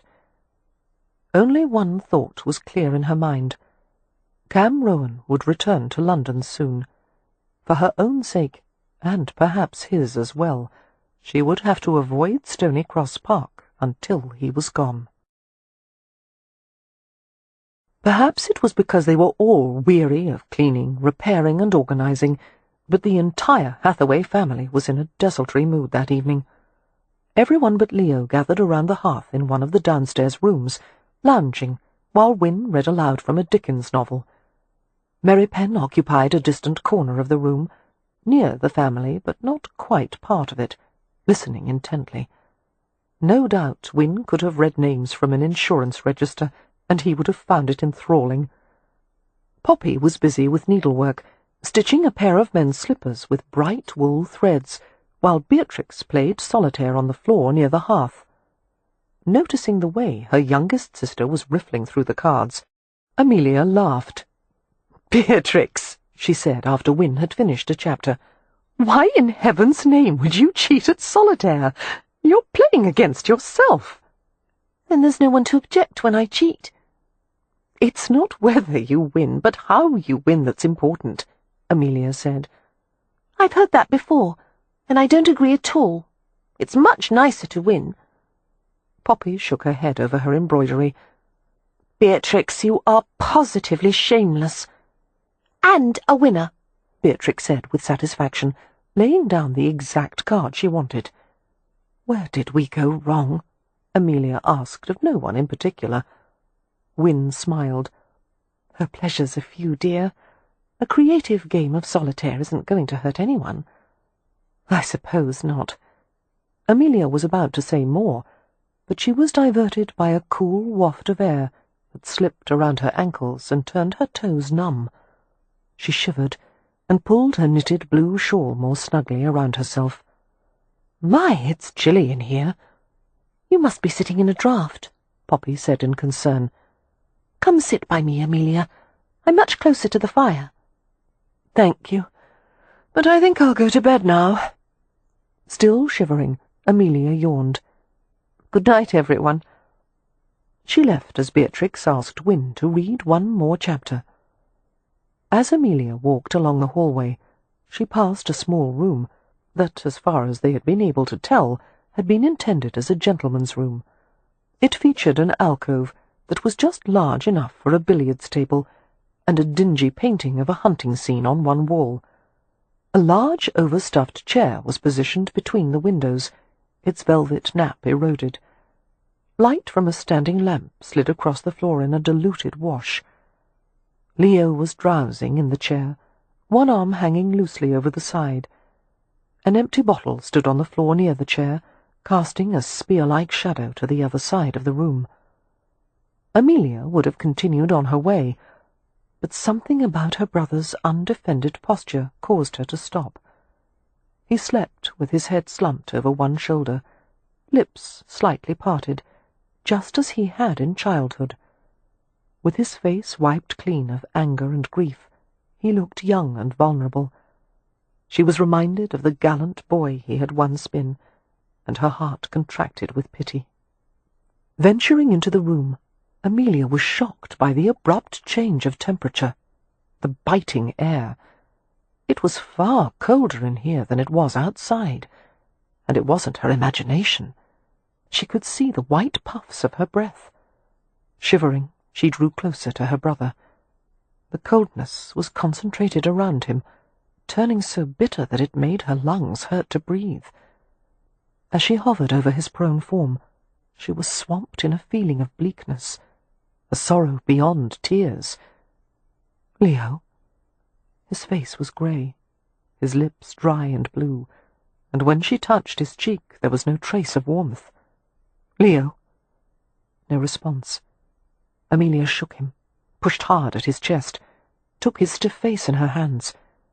As she did so, she felt some invisible force pulling at her. She held on doggedly, knotting her fists in the loose folds of his shirt. "Leo, wake up!" To her infinite relief, he stirred and gasped, and his lashes flickered upward. The irises of his eyes were as pale as ice. His palms came to her shoulders, and he muttered groggily, "I'm awake, I'm awake. Jesus, don't scream. You're making enough noise to wake the dead." "For a moment, I thought that was exactly what I was doing." Amelia half collapsed onto the arm of the chair, her nerves thrilling unpleasantly. The chill was receding now. "Oh, Leo, you were so still and pale. I've seen livelier-looking corpses." Her brother rubbed his eyes. "I'm only a bit tap-hackled. Not dead." "You wouldn't wake up." "I didn't want to. He paused, looking troubled. His tone was soft and wondering.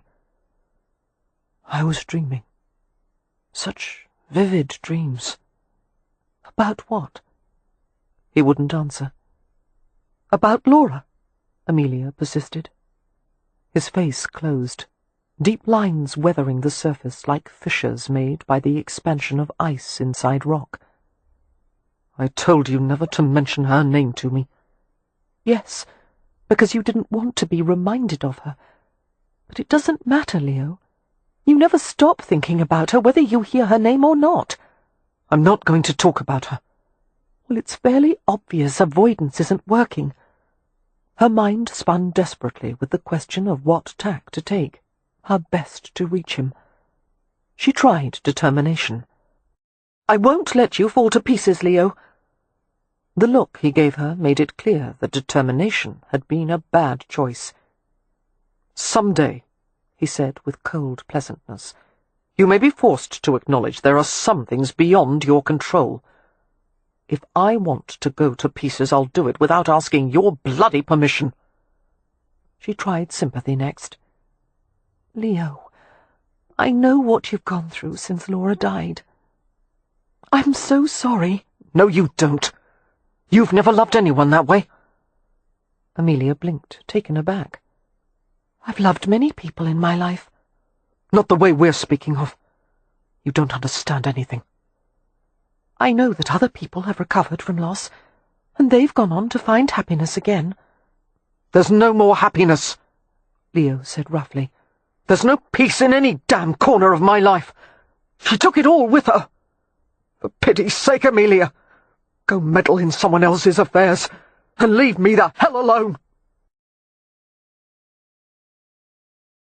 Chapter 11. The morning after Amelia Hathaway's visit, Cam went to visit Lord Westcliffe's private study, pausing at the open doorway. "My lord." He suppressed a smile as he noticed a child's porcelain-head doll under the mahogany desk, propped in a sitting position against one of the legs, and the remains of what appeared to be a honey-tart. Knowing of the Earl's adoration for his 3-year-old daughter, Cam guessed he found it impossible to defend against Merritt's invasions. Looking up from the desk, Westcliff gestured for Cam to enter. "Is it Brisham's tribe?" he asked without prelude. Cam took the chair he indicated. "No, it's headed by a man named Daniel. They saw the marks on the trees." That morning, one of Westcliffe's tenants had reported that a Romany camp had been set by the river. Unlike other landowners in Hampshire, Westcliff tolerated the presence of gypsies at his estate, as long as they made no mischief and didn't outstay their welcome. On past occasions, the Earl had sent food and wine to visiting roamers. In return, they had carved marks on trees by the river to indicate this was friendly territory. They usually stayed only a matter of days, and left without causing damage to the estate. Upon learning of the gypsy camp, Cam had volunteered to go talk to the newcomers and ask about their plans. Westcliff had agreed at once, welcoming the opportunity of sending an intermediary who spoke Romany. It had been a good visit. The tribe was a small one, its leader an affable man who had assured Cam they would make no trouble.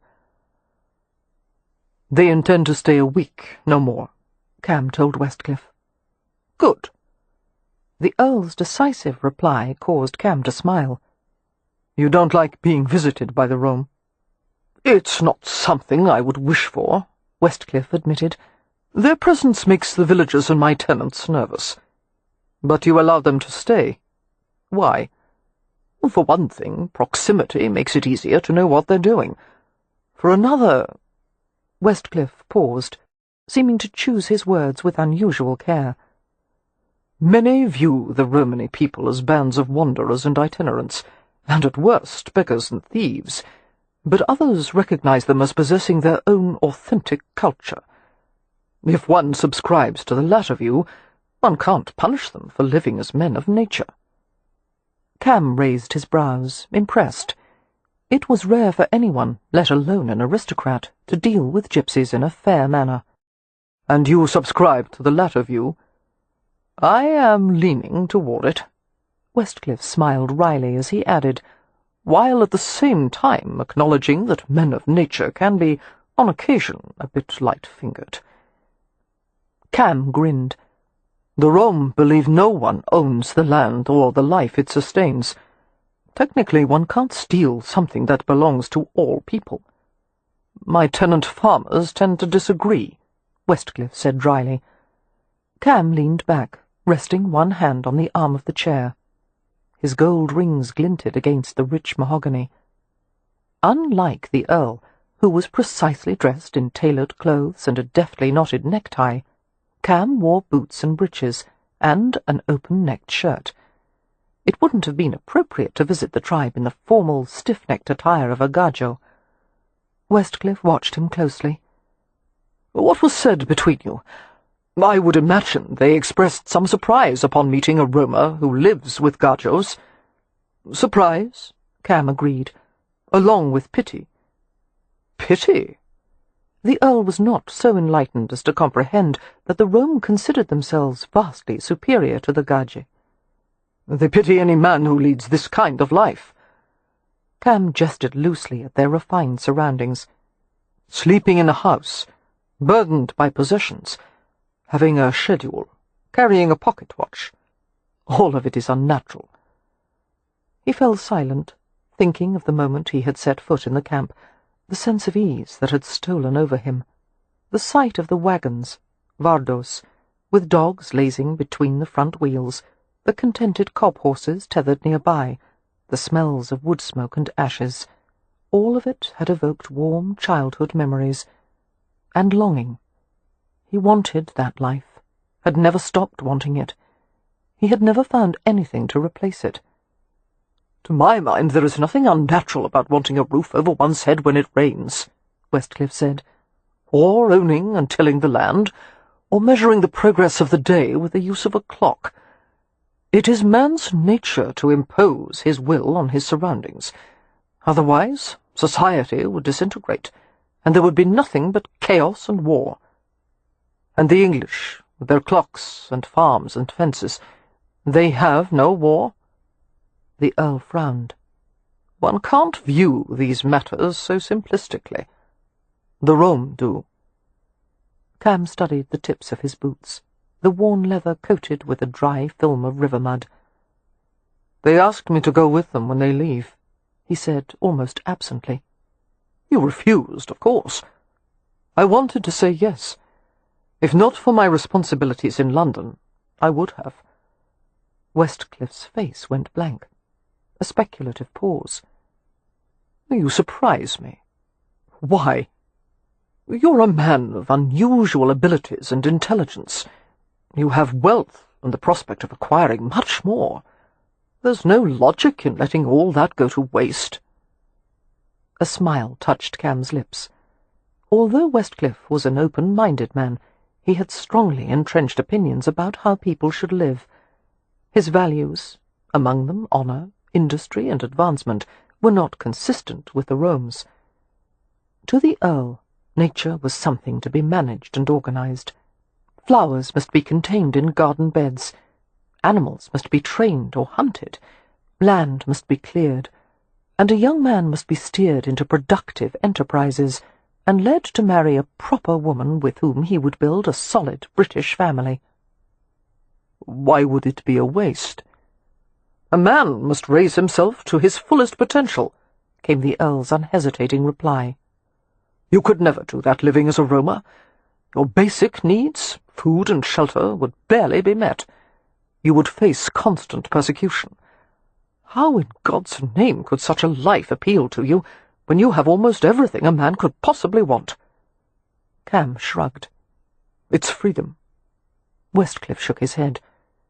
If you want land, you have the means to purchase large amounts of it.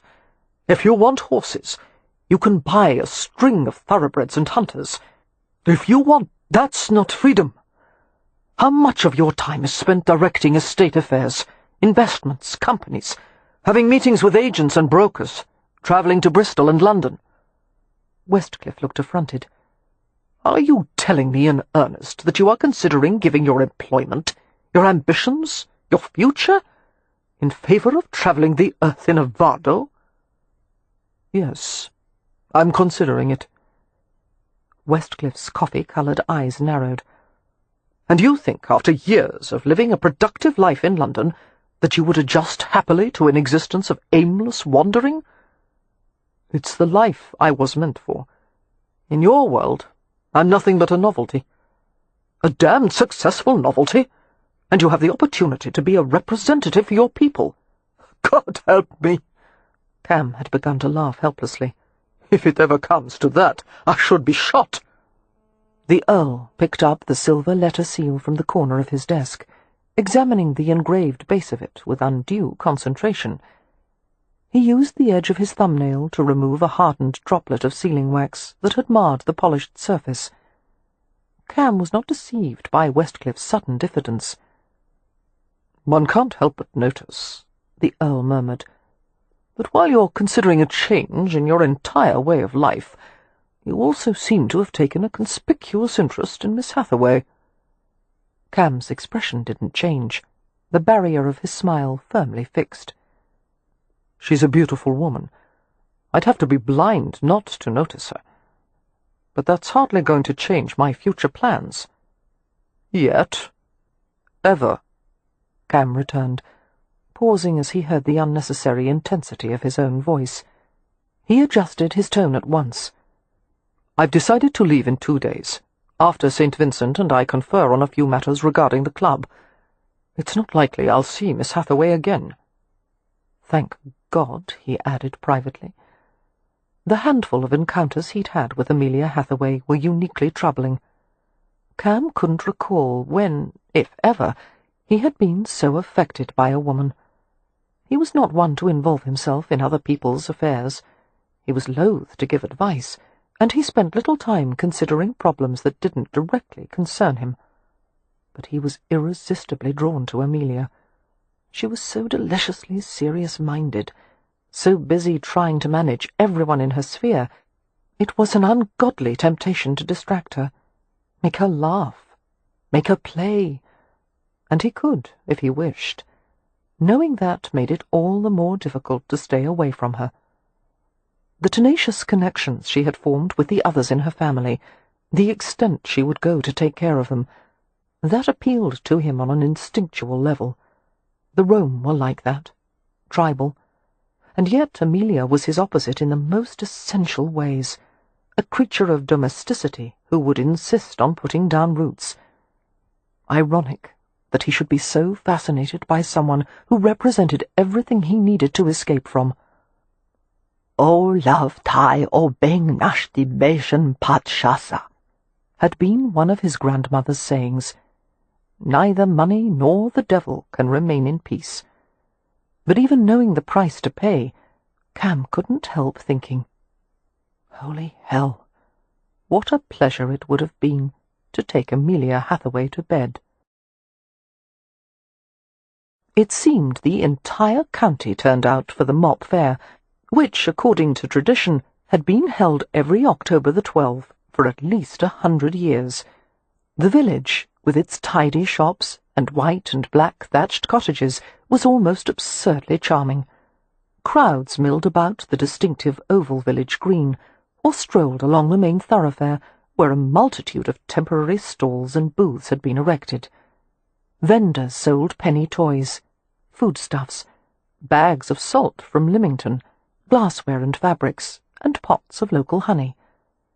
The music of singers and fiddlers was punctuated by bursts of applause, as entertainers performed tricks for passers-by. Most of the work hiring had been done earlier in the day, with hopeful labourers and apprentices standing in lines on the village green, talking to potential employers. After an agreement was made, a fasten penny was given to the newly hired servant, and the rest of the day was spent in merrymaking. Merrypen had gone in the morning to find 2 or 3 suitable servants for Ramsay House. With that business concluded, he returned to the village in late afternoon, accompanied by the entire Hathaway family. They were all delighted by the prospect of music, food, and entertainment. Leo promptly disappeared with a pair of village women, leaving his sisters in Merrypen's charge. Browsing among the stalls, the sisters feasted on hand-sized pork pies, leek pasties, apples and pears, and, to the girls' delight, gingerbread husbands. The gingerbread had been pressed into wooden, man-shaped moulds, baked and gilded. The baker at the stall assured them that every unmarried maiden must eat a gingerbread husband for luck, if she wanted to catch the real thing some day. A laughing mock argument sprang up between Amelia and the baker, as she flatly refused one for herself, saying she had no wish to marry. "But of course you do," the baker declared with a sly grin. "It's what every woman hopes for." Amelia smiled and passed the gingerbread men to her sisters. "How much for 3, sir?" "A farthing each." He attempted to hand her a 4th. "And this for no charge.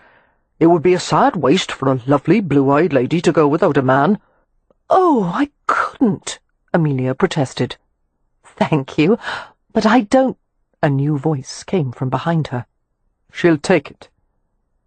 Discomfiture and pleasure seethed low in her body, and Amelia saw a dark, masculine hand reaching out, dropping a silver piece into the baker's upturned palm. Hearing her sister's giggling exclamations, Amelia turned and looked up into a pair of bright, golden hazel eyes. "You need the luck," Cam Rowan said, pushing the gingerbread husband into her reluctant hands. "Have some." She obeyed, deliberately biting off the head, and he laughed. Her saliva glands spiked at the rich flavour of molasses and the melting chewiness of the gingerbread on her tongue. Her eyes were dazzled as she looked at Rowan. There should have been at least 1 or 2 flaws, some irregularity of skin or structure, but his complexion was as smooth as dark honey, and the lines of his features were razor-perfect. As he bent his head toward her, the perishing sun struck brilliant spangles in the dark waves of his hair. Managing to swallow the gingerbread, Amelia mumbled, "I don't believe in luck." Rowan smiled. "Or husbands, apparently." "Not for myself, no. But for others—" "It doesn't matter. You'll marry anyway." "Why do you say that?" Before replying, Rowan cast a look askance at the Hathaway sisters, who were smiling benevolently upon them. Merrypen, on the other hand, was scowling. "May I steal your sister away?" Rowan asked the rest of the Hathaways. "I need to speak to her on some apiary matters." "What does that mean?" Beatrix asked, taking the headless gingerbread husband from Amelia. "I suspect Mr. Rowan is referring to our B-room," Wynne replied with a grin, gently urging her sisters to come away with her. "Come, let's see if we can find a stall with embroidery silks." "Don't go far," Amelia called after them, more than a little amazed by the speed at which her family was abandoning her. "B, don't pay for something without bargaining first. And Wynne—" Her voice trailed away as they scattered among the stalls without listening. Only Merrypen gave her a backward glance, glowering over his shoulder. Seeming to enjoy the sight of Merrypen's annoyance, Rowan offered Amelia his arm. "Walk with me." She could have objected to the soft-voiced command, except this was probably the last time she would see him for a long while, if ever, and it was difficult to resist the beguiling gleam of his eyes. "Why did you say I would marry?" she asked, as they moved through the crowd at a relaxed pace. It did not escape her that many gazes strayed to the handsome Roma dressed like a gentleman. "It's written on your hand." "Palm reading is a sham, and men don't read palms, only women." "Just because we don't," Rowan replied cheerfully, "doesn't mean we can't. And anyone could see your marriage line. It's as clear as day." "Marriage line? Where is it?" Amelia took her hand from his arm and scrutinized her own palm. Rowan drew her with him beneath the shade of a bulky beech tree on the edge of the green. Crowds milled across the cropped oval, while the last few swags of sunlight crumpled beneath the horizon. Torches and lamps were already being lit in anticipation of evening. "This one," Rowan said, taking her left hand, turning it palm upward. Amelia's fingers curled as a wave of embarrassment went through her. She should have been wearing gloves, but her best pair had been stained, and her second best pair had a hole in one of the fingers, and she hadn't yet managed to buy new ones. To make matters worse, there was a scab on the side of her thumb where she'd gashed it on the edge of a metal pail, and her nails had been filed childishly short after she'd broken them. It was the hand of a housemaid, not a lady. For one wistful moment, she wished she had hands like Wynn's, pale, long-fingered and elegant. Rowan stared for a moment. As Amelia tried to pull away, he closed his hand more firmly around hers. "Wait," she heard him murmur. She had no choice but to let her fingers relax into the warm envelope of his hand. A blush raced over her as she felt his thumb nuzzle into her palm and stroke outward until all her fingers were lax and open. His quiet voice seemed to collect at some hidden pleasure centre at the base of her skull. "Here." His fingertip brushed over a horizontal line at the base of her little finger. "Only one marriage. It will be a long one. And these—" He traced a trio of small vertical notches that met the marriage line. "It means you will have at least 3 children." He squinted in concentration. 2 girls and a boy. Elizabeth, Jane, and Ignatius. She couldn't help smiling. "Ignatius?" "After his father," he said gravely. "A very distinguished bee farmer." The spark of teasing in his eyes made her pulse jump. She took his hand and inspected the palm. "Let's see yours." Rowan kept his hand relaxed, but she felt the power of it, bone and muscle flexing subtly beneath sun-glazed skin. His fingers were well tended, the nails scrupulously clean and pared nearly to the quick. Gypsies were fastidious, even ritualistic in their washing.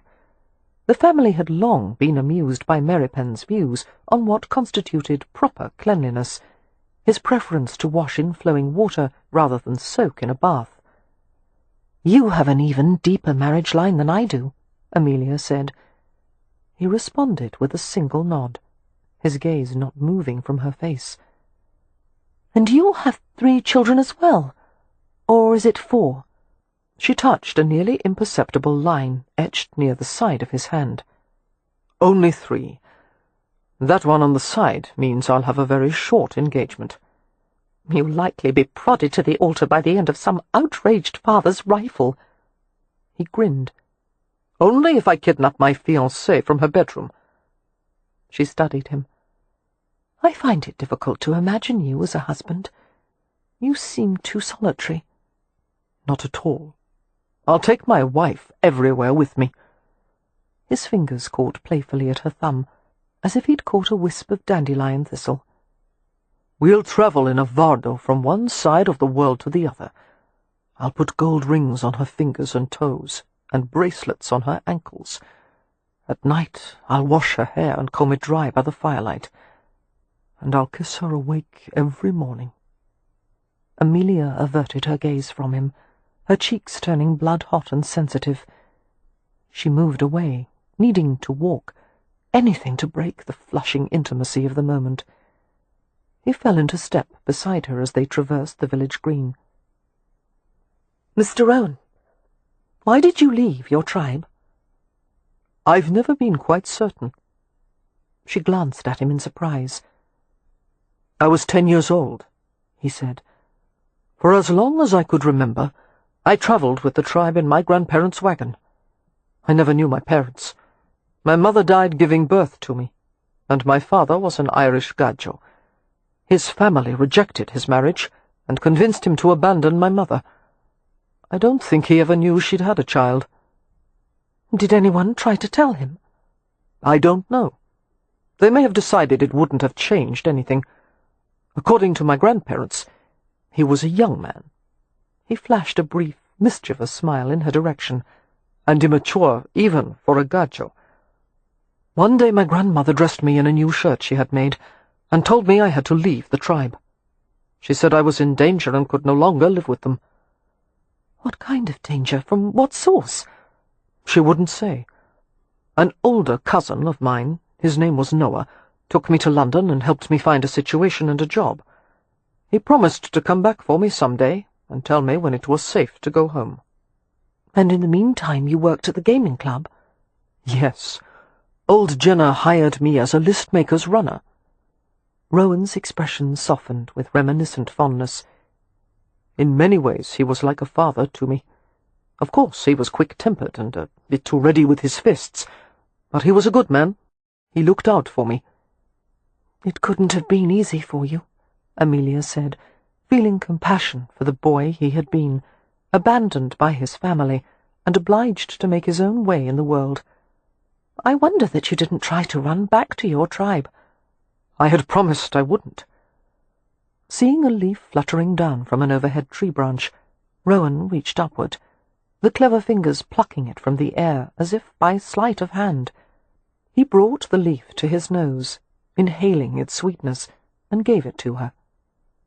"I stayed at the club for years," he said in a matter-of-fact tone, "waiting for Noah to come back for me." Amelia chafed the crisply pliant skin of the leaf between the pads of her fingers. "But he never did." Rowan shook his head. "Then Jenna died, and his daughter and son-in-law took possession of the club." "You've been treated well in their employ?" "Too well." A frown chased across his forehead. "They started my good luck curse." "Yes, I've heard about that." She smiled at him. "But since I don't believe in luck or curses, I'm sceptical." "It's enough to ruin a gypsy," he said morosely. "No matter what I do, money comes to me." "How dreadful! That must be very trying for you." "It's damned embarrassing," he muttered with a sincerity she couldn't doubt. Half amused, half envious, Amelia asked, "Had you ever experienced this problem before?" Rowan shook his head. "But I should have seen it coming. It's fate." Stopping with her, he showed her his palm, where a cluster of star-shaped intersections glimmered at the base of his forefinger. "Financial prosperity," came his glum explanation. "And it won't end any time soon." "You could give your money away. There are countless charities, and many people in need." "I intend to, soon." Taking her elbow, he guided her carefully around an uneven patch of ground. "The day after tomorrow, I'm returning to London to find a replacement factotum at the club." "And then what will you do?" "Live as a true roamer. I'll find some tribe to travel with. No more account books or salad forks or shoe polish. I'll be free." He seemed convinced that he would be satisfied with a simple life, but Amelia had her doubts. The problem was, there was no middle ground. One could not be a wanderer and a domesticated gentleman at the same time. A choice had to be made.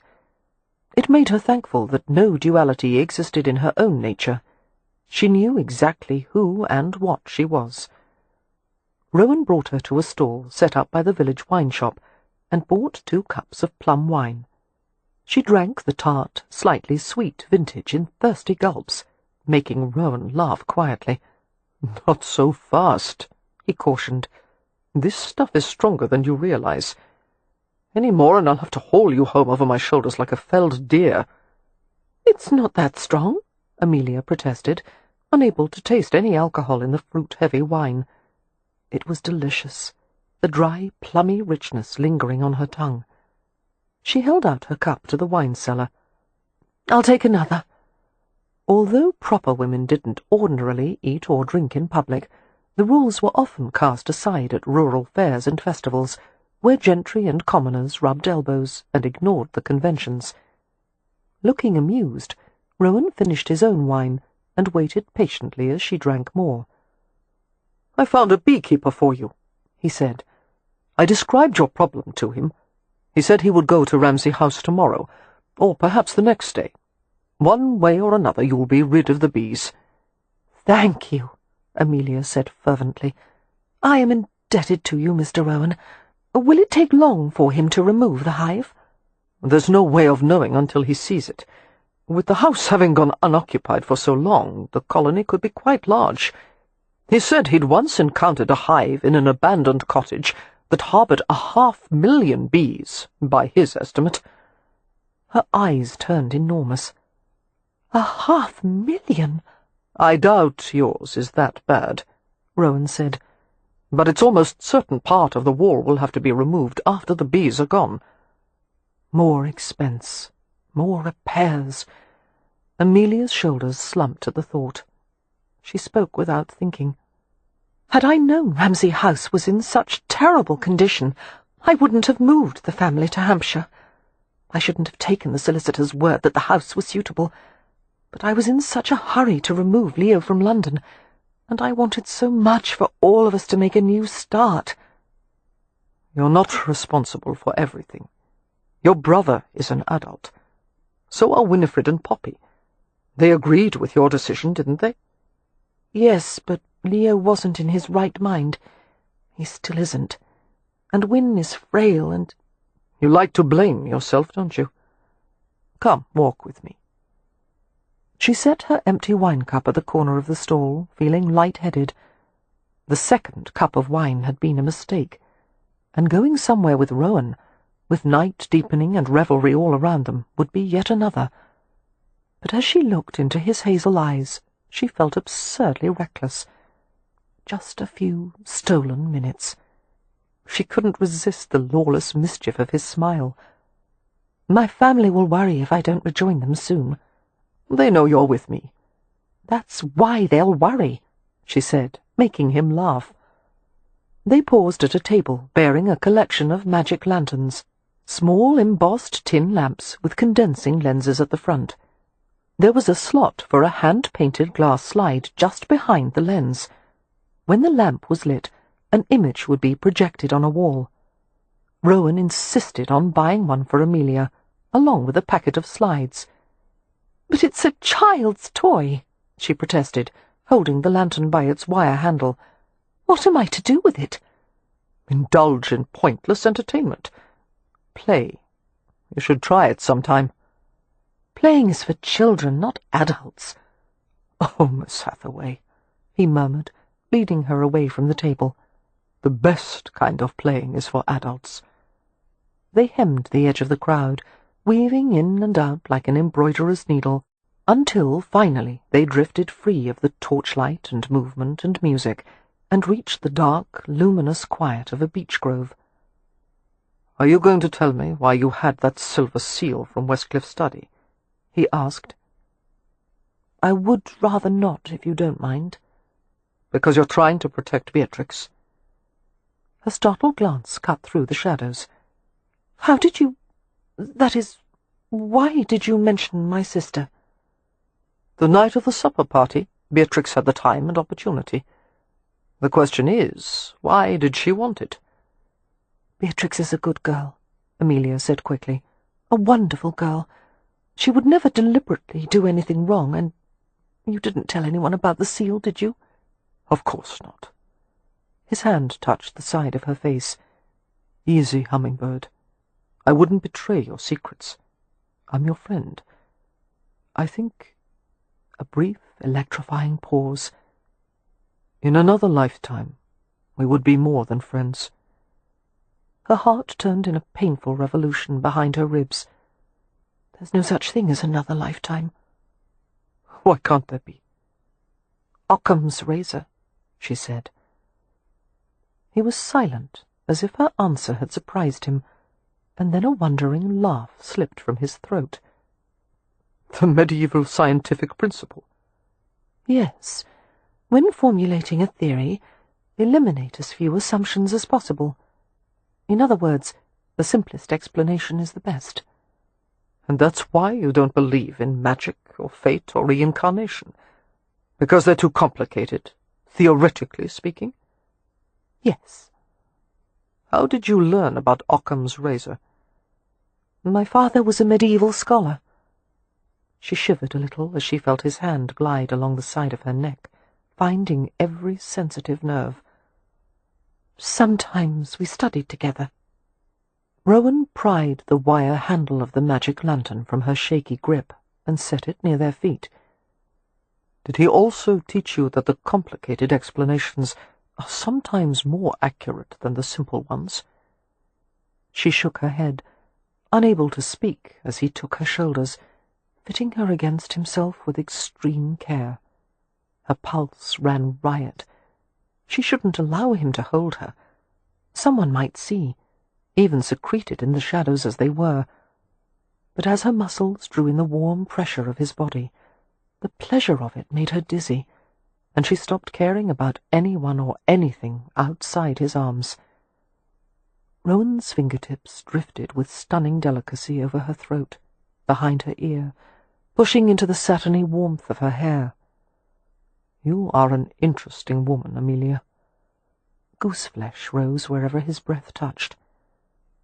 I can't fathom why you would think so. His playful mouth traced the wing of her brow. I find you thoroughly, seriously, deeply interesting. I want to open you like a book and read every page. A smile curled the corners of his lips as he added huskily, footnotes included. Feeling the stiffness of her neck muscles, he coaxed the tension out of them, kneading lightly. I want you. I want to lie with you beneath constellations and clouds and shade trees. Before she could answer, he covered her mouth with his. She felt a jolt of heat, her blood igniting, and she could no more withhold her response than stop her own heart from beating. She reached up to his hair, the beautiful ebony locks curling slightly over her fingers. Touching his ear, she found the faceted diamond stud in the lobe. She fingered it gently, then followed the taut satin skin with innocent curiosity down to the edge of his collar. His breath roughened as he deepened the kiss, his tongue penetrating with silky demand, until she bent in his arms like an unfurling flower. The white moon sent shards of light through the beech boughs, outlining the silhouette of Rowan's head, touching her own skin with an unearthly glow. Supporting her with one hand, he cradled her face with the other, his breath hot and scented of sweet wine as it fell against her mouth. A curt voice shot through the humid darkness. "Amelia!" It was Merrypen, standing a few yards away, his posture rigid and obdurate. He had come to find her, and he didn't like what he saw. "You're in a public place," he muttered. She felt the immediate tension in Rowan's body. "He's right," Amelia said, reaching up to touch her cool fingers to Rowan's parted lips. "He's right. This isn't seemly. I must go." Clumsily, she bent and retrieved the magic lantern at her feet. "Goodbye, Mr. Rowan. I hope you find everything you're looking for. I hope—" She broke off with a crooked smile and felt a peculiar, stinging pain in her throat, and swallowed the bitter-sweet taste of longing. "Goodbye, Cam," she whispered. He didn't move or speak. She felt him watching her as she went to Merrypen. She felt his gaze penetrating her clothes, lingering against her skin. and as she walked away, a sense of loneliness overwhelmed her. Chapter 12. Ordinarily, Cam would have been pleased by the arrival of Lord and Lady St. Vincent at Stony Cross Park. However, Cam wasn't looking forward to the prospect of telling St. Vincent about his decision to quit the club. St. Vincent wouldn't like it. Not only would it be inconvenient to have to find a replacement manager, but the Viscount wouldn't understand Cam's desire to live as a roamer. St. Vincent was nothing if not an enthusiastic advocate of fine living. Many people feared St. Vincent, with his lethal way with words and calculating nature, but Cam was not one of them. In fact, he had challenged the Viscount on more than one occasion, both of them arguing with a vicious articulateness that would have sliced anyone else to ribbons. The St. Vincents arrived with their daughter Phoebe, a red-haired infant with an alarmingly changeable temperament. One moment the child was placid and adorable. The next she was a squalling devil-spawn who could only be soothed by the sound of her father's voice. "There, darling," St. Vincent had been known to coo into the infant's ear. "Has someone displeased you? Ignored you? Oh, the insolence! My poor princess shall have anything she wants." And appeased by her father's outrageous spoiling, Phoebe would settle into hiccuping smiles. The baby was duly admired and passed around in the parlour. Evie and Lillian chattered without stopping, frequently hugging and linking arms in the way of old friends. After a while, Cam, St. Vincent, and Lord Westcliff withdrew to the back terrace, where an afternoon breeze diffused the scents of the river and reed sweetgrass and marsh marigold. The raucous honks of grey-lag geese punctuated the peace of the Hampshire autumn, along with the lowing of cattle being driven along a well-worn path to a dry meadow. The men sat at an outside table. Cam, who disliked the taste of tobacco, waved his hand in dismissal as St. Vincent offered him a cigar. Under Westcliff's interested regard, Cam and St. Vincent discussed the progress of the club's renovations. Then, seeing no reason to tiptoe around the issue, Cam told St. Vincent of his decision to quit the club as soon as the work was completed. "You're leaving me?" St. Vincent asked, looking perturbed. "For how long?" "For good, actually." As St. Vincent absorbed the information, his pale blue eyes narrowed. "What will you do for money?" Relaxed in the face of his employer's displeasure, Cam shrugged.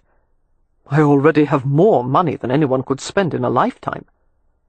The Viscount glanced heavenward. "Anyone who says such a thing obviously doesn't know the right places to shop." He sighed shortly. "So, if I'm to understand correctly, you intend to eschew civilization altogether and live as a savage?" "No, I intend to live as a roamer. There's a difference." "Rowan, you're a wealthy young bachelor with all the advantages of modern life. If you've got ennui, do what every other man of means does." Cam's brows lifted. "And that would be?" "Gamble, drink, buy a horse, take a mistress. For God's sake, have a little imagination. Can you think of no better option than to throw it all away and live like a primitive, thereby inconveniencing me in the process? How the devil am I to replace you?" "No one's irreplaceable." "You are. No other man in London can do what you do. You're a walking account book. You've got eyes in the back of your head. You've got the tact of a diplomat, the mind of a banker, the fists of a boxer, and you can put down a fight in a matter of seconds. I'd need to hire at least a half-dozen men for your job." "I don't have the mind of a banker," Cam said indignantly. "After all your investment coups, you can't deny that wasn't on purpose." A scowl settled on Cam's face. "It was my good luck curse."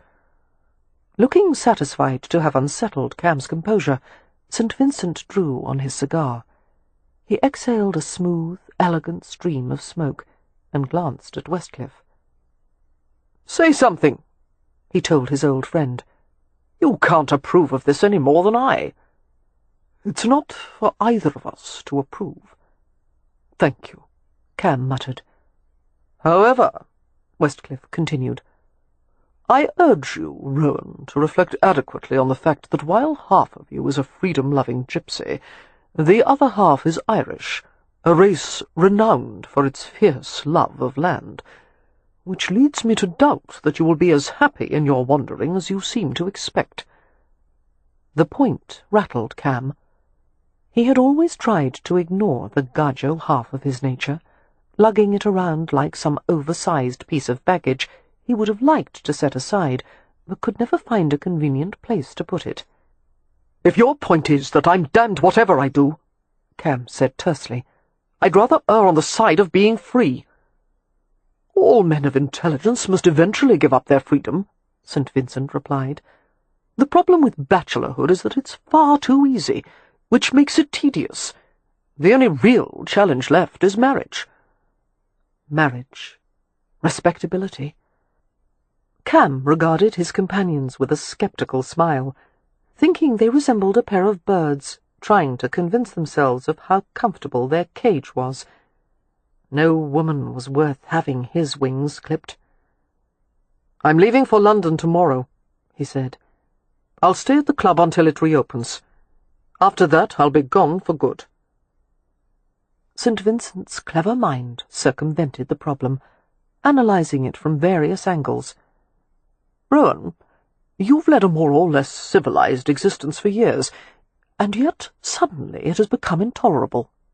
Why? Cam remained silent. The truth was not something he was readily able to admit to himself, let alone say it aloud.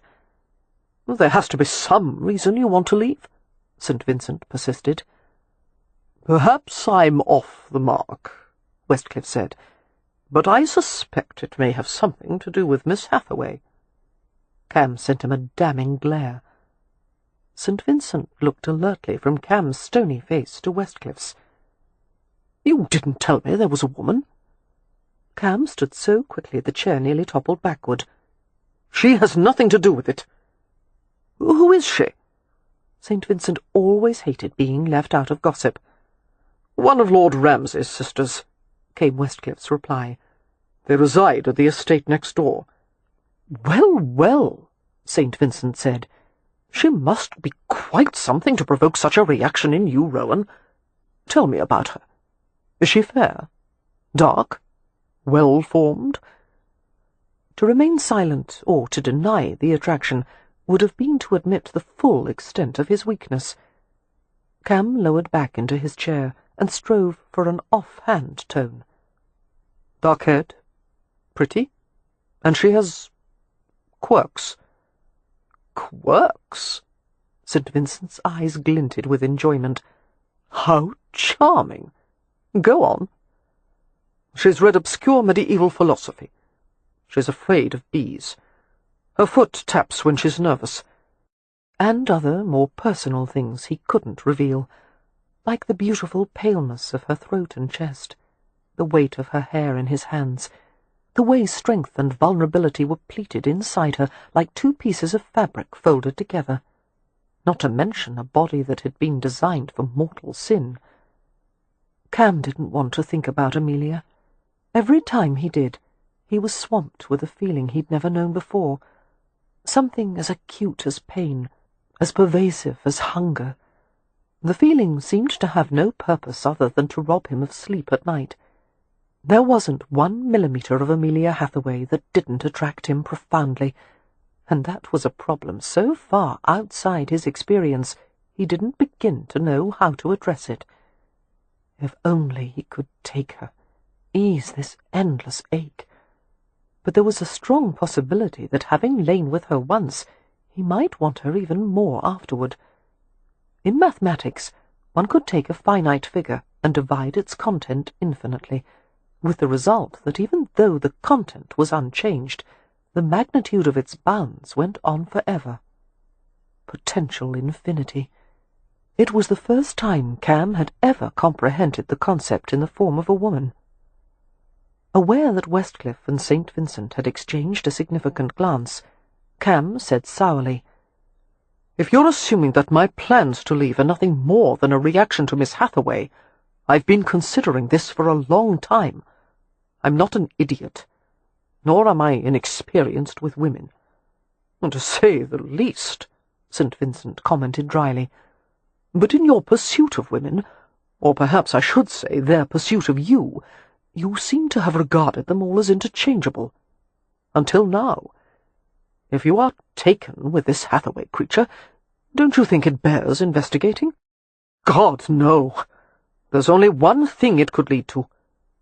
"Marriage," the Viscount said, rather than asked. "Yes, and that's impossible." "Why?" The fact that they were discussing Amelia Hathaway and the subject of marriage was enough to make Cam blench in discomfort. "I'm not the marrying kind." St. Vincent snorted. "No man is. Marriage is a female invention. But even if I were inclined," Cam continued, "I'm a Roma. I wouldn't do that to her." There was no need to elucidate. Decent, Gadji women didn't marry gypsies. His blood was mixed, and even though Amelia herself might harbour no prejudices, the routine discriminations Cam encountered would certainly extend to his wife and children, and if that wasn't bad enough, his own people would be even more disapproving of the match. Gadji Gajensa, Rome Romensa. Gadji with Gadji, Roma with Roma. "What if your heritage made no difference to her?" Westcliff asked quietly. "That's not the point. It's how others would view her." Seeing that the older man was about to argue, Cam murmured, "Tell me, would either of you wish your daughter to marry a gypsy?" In the face of their discomfited silence, he smiled without amusement. After a moment, Westcliff stubbed out his cigar in a deliberate, methodical fashion. "Obviously you've made up your mind. A further debate would be pointless." St. Vincent followed his lead with a resigned shrug and a facile smile. "I suppose now I'm obliged to wish you happiness in your new life, although happiness in the absence of indoor plumbing is a debatable concept." Cam was undeceived by the show of resignation. He had never known Westcliff or St. Vincent to lose an argument easily. Each, in his own way, would hold his ground long after the average man would have collapsed to his knees, which made Cam fairly certain he hadn't heard the last word from either of them yet. "I'm leaving at dawn," was all he said. Nothing could change his mind. Chapter 13. Beatrix, whose imagination had been captured by the magic lantern, could hardly wait for evening to come, so she could view the selection of glass slides again.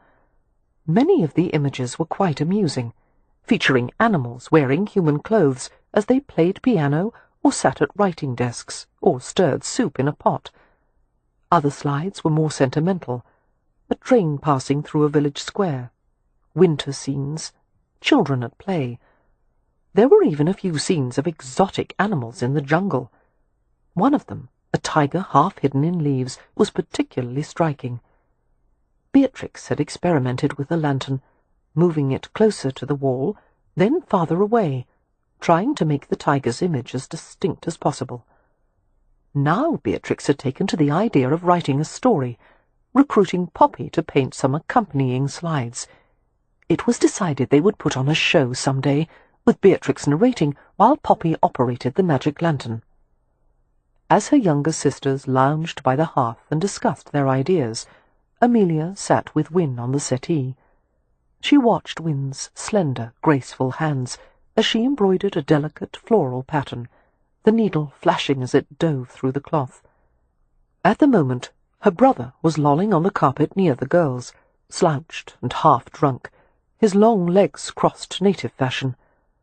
Once he had been a kind and caring older brother, sympathetically bandaging one of the children's hurt fingers, or helping to look for a lost doll. Now he treated his younger sisters with the polite indifference of a stranger, Absently, Amelia reached up to rub the pinched muscles at the back of her neck. She glanced at Merrypen as he sat in the corner of the room, every line of his body lax with the exhaustion of heavy labour. His gaze was distant, as if he too was consumed with private thoughts. It troubled her to look at him. The rich hue of his skin, the shiny apple-seed darkness of his hair, reminded her too much of Cam Rowan. That would change, however. Time would pass, and Rowan's memory would retreat to the back of her mind in a blur. At least she hoped it would. Beatrix pulled a glass slide from the front of the lamp casing, laid it aside carefully, and reached for another. "This one's my favourite," she was saying to Poppy, as she slid the next image in place. Having lost interest in the succession of pictures on the wall, Amelia did not look up. Her attention remained on Win's embroidering. But Win made an uncharacteristic slip, the needle jabbing into the soft flesh of her forefinger. A scarlet drop of blood welled.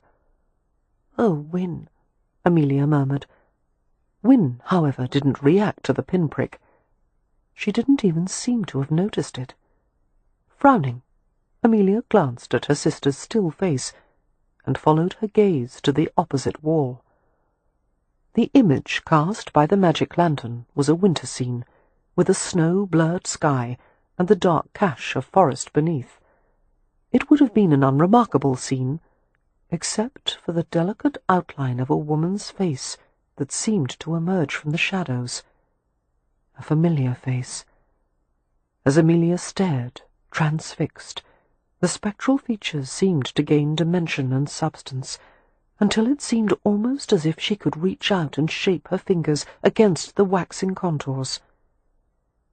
"Laura," she heard Win breathe. It was the girl Leo had loved. The face was unmistakable. Amelia's first coherent thought was that Beatrix and Poppy must be playing some horrid joke, but as she looked at the pair on the floor, chatting together innocently, she perceived at once that they didn't even see the dead girl's image, nor did Merrypen, who was watching Win with a questioning frown. By the time Amelia's gaze shot once more to the projection, the face had disappeared. Beatrix pulled the slide from the magic lantern. She fell back with a little cry as Leo charged toward her and made a grab for the slide. "Give it to me," Leo said, more an animal growl than a human voice. His face was blanched and contorted, his body knotted with panic. He hunched over the little piece of painted glass and stared through it as if it were a tiny window into hell. Fumbling with the magic lantern, Leo nearly overset it as he tried to jam the slide back in. "Don't you break it!" Beatrix cried in bewilderment. "Leo, what are you doing?" "Leo," Amelia managed to say. "You'll cause a fire, careful." "What is it?" Poppy demanded, looking bewildered. "What's happening?" The glass fell into place, and the winter scene flickered on the wall once more. Snow, sky, forest. Nothing else. "Come back," Leo muttered feverishly, rattling the lantern. "Come back, come back." "You're frightening me, Leo," Beatrix accused, hopping up and speeding to Amelia. "What's the matter with him?" "Leo's foxed, that's all," Amelia said distractedly. "You know how he is when he's had too much to drink." "He's never been like this before." "It's time for bed," Win remarked. Worry seeped through her voice like a watermark on fine paper. "Let's go upstairs. Beatrix, Poppy." She glanced at Merrypen, who stood at once. "But Leo's going to break my lantern!" Beatrix exclaimed. "Leo, do stop! You're bending the sides!" Since their brother was apparently beyond hearing or comprehension, Win and Merrypen efficiently whisked the younger girls from the room. A questioning murmur from Merrypen, and Win replied softly that she would explain in a moment. When everyone had gone, and the sounds of voices had faded from the hallway, Amelia spoke carefully. "I saw her too, Leo. So did Win." Her brother didn't look at her, but his hands stilled on the lantern. After a moment, He removed the slide and put it back in again. His hands were shaking. The sight of such raw misery was difficult to bear. Amelia stood and approached him. "Leo, please talk to me. Please." "Leave me alone." He half shielded his face from her regard, palm turned outward. "Someone has to stay with you." The room was getting colder. A tremor began at the top of Amelia's spine and worked downward. "I'm fine." A few stunted breaths. With a titanic effort, Leo lowered his hand and stared at her with strange, light eyes. "I'm fine, Amelia. I want a little time alone." "But I want to talk about what we saw right in front of us." "It was nothing." He was sounding calmer by the second. "It was just an illusion." "It was Laura's face. You and Wynne and I all saw it." "We all saw the same shadow." The barest hint of wry amusement edged his lips. "Come, sis, you're too rational to believe in ghosts." "Yes, but—" She was reassured by the familiar mockery in his tone, and yet she didn't like the way he kept one hand on the side of the lamp, as if his skin had been fused to the perforated metal. "Go on," he urged gently. "As you said, it's late. You need to rest. I'll be all right." Amelia hesitated, her arms chilled and stinging beneath the sleeves of her gown. "If you really want—" "Yes, go on." She did reluctantly. A draught from somewhere seemed to rush past her as she left the room. She hadn't intended to close the door fully, but it snapped shut like the jaws of a hungry animal. It was difficult to make herself walk away. She wanted to protect her brother from something. She just didn't know what it was. After reaching her room, Amelia changed into her favourite nightgown. The white flannel was thick and shrunken from many washings, the high collar and long sleeves textured with white-work embroidery that Wynne had done. The chill she had taken downstairs was slow to fade, even after she had crawled beneath the bedclothes and curled tightly into a ball. She should have thought to light a fire at the hearth. She should do it now, to make the room warmer, but the idea of climbing out of bed was too daunting. Instead, she occupied her mind with thoughts of hot things, a cup of tea, a woolen shawl, a steaming bath, a foot-warming brick. Gradually, body heat accumulated around her, and she relaxed enough to sleep. But it was a troubled rest. She had the impression of arguing with people in her dreams, back-and-forth conversations that made no sense. Shifting, rolling to her stomach, her side, her back, she tried to ignore the bothersome dreams. Now there were voices. Poppy's voice, actually, and no matter how she tried to ignore it, the sound persisted. "Amelia! Amelia!" She heaved herself up on her elbows, blind and confused from the sudden awakening. Poppy was by her bed. "What is it?" Amelia mumbled, scraping back a tangled curtain of hair from her face. At first, Poppy's face was disembodied in the darkness, but as Amelia's eyes adjusted, the rest of her became dimly visible. "I smell smoke," Poppy said. Such words were never used lightly, nor could they ever be dismissed without investigation. Fire was an ever-present concern, no matter where one lived. It could start in any number of ways, from overturned candles, lamps, sparks that leapt from the hearth, or embers from coal-burning ovens. And fire in a house this old would be nothing less than disaster. Struggling from the bed, Amelia hunted for the slipper box near the end of the bed. She stubbed her toe and hopped and cursed. "Here, I'll fetch them." Poppy lifted the tin lid of the slipper box and took the shoes out, while Amelia found a shawl. They linked arms and made their way through the dark room with the caution of elderly cats. Reaching the top of the stairs, Amelia sniffed hard, but could detect nothing other than the familiar accumulation of cleaning soap, wax, dust, and lamp oil. "I don't smell any smoke." "Your nose isn't awake. Try again." This time there was a definite taint of something burning. Alarm speared through her. She thought of Leo, alone with the lantern, the flame and oil, and she knew instantly what had happened. "Mary Pen!" The whip-crack force of her voice caused Poppy to jump. Amelia gripped her sister's arm to steady her. "Get Mary Pen! Wake everyone up! Make as much noise as you can!" Poppy obeyed at once, scampering toward her siblings' bedrooms, while Amelia made her way downstairs. A sullen glow came from the direction of the parlour, an ominous, flickering light bleeding beneath the door. "Leo!" She flung the door open and recoiled at a furnace blast that struck her entire body. One entire wall was covered in flame, rippling and curling upward in hot tentacles. Through a bitter haze of smoke, her brother's bulky form was visible on the floor.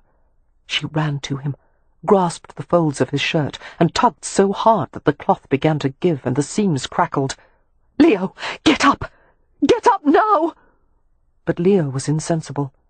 Shrieking at him to wake up and gather his wits, Amelia tugged and dragged without success. Frustrated tears sprang to her smoke-stung eyes. But then Mary Pen was there, pushing her aside none too gently. Bending, he picked Leo up and hoisted him over a broad shoulder with a grunt. "Follow me," he said brusquely to Amelia. "The girls are already outside." "I'll come out in just a moment. I have to run upstairs and fetch some things." He gave her a dangerous glance. "No." "But we have no clothes. It's all going to go up. Out!" Since Mary Pen had never raised his voice to her in all the years they had known each other, Amelia was startled into obeying. Her eyes continued to smart and water from the smoke, even after they had gone through the front door and out to the waiting darkness of the gravelled drive. Wynne and Poppy were there, both huddled around Leo and trying to coax him into waking and sitting up. Like Amelia, the girls were dressed only in nightgowns, shawls, and slippers. "Where's Beatrix?" Amelia asked. At the same moment, the estate bell began to peal, its high, clear tone travelling in every direction. "I told her to ring it," Wynne said. The sound would bring neighbours and villagers to help, although by the time people reached them, Ramsay House would probably be consumed in flames. Mary Pen went to lead the horse from the stable, in case that went up too. "What's happening?" Amelia heard Leo ask hoarsely. Before anyone could reply, he was seized by a spasm of coughing. Wynne and Poppy remained beside their brother, murmuring gently to him. Amelia, however, stood a few yards apart from them, knotting her shawl more tightly around her shoulders. She was filled with bitterness and fury and fear. There was no doubt in her mind Leo had started the fire, that he had cost them the house, and had nearly succeeded in killing them all. It would be a long time before she could trust herself to speak to him, this sibling she had once loved so dearly, and who now seemed to have transformed into someone else entirely. At this point there was little left of Leo to love. At best he was an object to be pitied, at worst a danger to himself and his family. They would all be better off without him, Amelia thought, except that if he died, the title would pass to some distant relative or expire, and they would be left with no income whatsoever. Watching Mary Pen, illuminated in the cloud-blunted moonlight, as he worked to pull first the horse and then the barouche from the stables, Amelia felt a surge of gratitude. What would they have ever done without him? When her father had taken in the homeless boy so long ago, it had always been regarded by the residents of Primrose Place as an act of charity. But the Hathaways had been infinitely repaid by Mary Pen's quiet, steady presence in their lives. She had never been certain why he had elected to stay with the Hathaways. It seemed the advantage was theirs rather than his. People had already begun to arrive on horseback, some from the village, some from the direction of Stonycross Manor. The villagers had brought a hand-pump cart pulled by a sturdy draught horse. The wheeled cart was sided by troughs, which would be laboriously filled with river water, people carrying buckets back and forth. Cranking a wooden lever would push the water through a leather hose and expel it through a metal nozzle. By the time the process was underway, the fire would probably be raging out of control. However, it was possible the hand pump would help to save at least a portion of the house. Amelia ran to the approaching villagers to describe the shortest route to the nearby river. Immediately, a group of men, accompanied by Merrypen, set off at a run toward the water, buckets swinging from the yokes on their shoulders. As she turned to go back to her sisters, Amelia bumped into a big, dark form behind her. Gasping, she felt a familiar pair of hands close over her shoulders. "Cam!" Relief flooded her at his presence, despite the fact that he could do nothing to save her home. She twisted to look up at him, his hard features bathed in erratic light. His gaze ran over her in sharp assessment, his voice calm. "Are you all right?" "Yes, but the house—" Her throat clenched on a sob. Cam shrugged off his coat and settled it around her, pulling the edges together at the front. The wool was permeated with his scent and warmth. "We'll see what we can do. In the meantime, stay out of harm's way." Her eyes turned round at the sight of 2 large metallic vessels being unloaded in front of the house. "What are those?" "An invention of Captain Swansea's. We're going to try to keep the fire from spreading until they've primed the water pump." "How—" she began, but he had already gone, running in easy strides toward the house. Chapter 14. Amelia watched as Cam and Captain Swansea lifted the ungainly copper containers, which had been fitted with leather hosing, and hauled them past the front door. The windows were shot with lurid flashes as fire began to digest the interior of the house. Soon, Amelia thought bleakly, nothing would be left but a blackened skeleton. Making her way back to her sisters, Amelia stood beside Win, who was cradling Leo's head in her lap. "How is he?" "He's ill from the smoke." Win ran a gentle hand over her brother's dishevelled head. "But I think he'll be all right."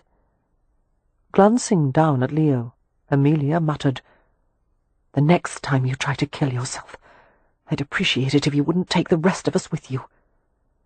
He gave no indication of having heard, but Win, Beatrix, and Poppy glanced at her in surprise. "Not now, dear," Win said in gentle reproof. Amelia stifled the hot words that rose to her lips and stared stonily at the house. More people were arriving, some forming a line to pass water buckets back and forth from the river to the hand pump. There was no sign of activity from within the building. She wondered what Cam Rowan and Captain Swansea were doing. Win seemed to read her mind. "It seems Captain Swansea finally has an opportunity to test his invention," she said. "What invention?" Amelia asked. "And how do you know about it?" "I sat next to him at supper at Stonycross Manor," Win replied. "He told me that during his experiments with rocketry design, he had the idea for a device that would extinguish fires by spraying them with pearl ash solution. When the copper canister is upended, a vial of acid mixes with the solution, and it creates enough pressure to force the liquid from the canister." "Would that work?" Amelia asked doubtfully. "I certainly hope so." They both flinched at the sound of breaking windows. The hand-pump crew was making an opening large enough to direct a stream of water inside the burning room. Becoming more worried by the moment, Amelia watched intently for any sign of Cam Rowan. The man had no sense of self-preservation, running into a burning house with an untested device that could explode in his face. Confronted by the chemicals, the smoke and the heat, he might be disoriented or overwhelmed. The idea of some harm befalling him was unbearable. She had never wanted anything as much as she wanted for him to come out of the fire-trap of a house. Her muscles knotted with anxiety until streaks of pain fired through every limb. Just as she began to consider the idea of venturing to the front threshold, Rowan and Captain Swansea emerged from the house with the emptied canisters. She hurried forward with a cry of gladness, fully intending to stop once she reached them, which was why it was a surprise when her legs insisted on carrying her forward until she fetched hard against Rowan. The impact caused him to stagger back a step.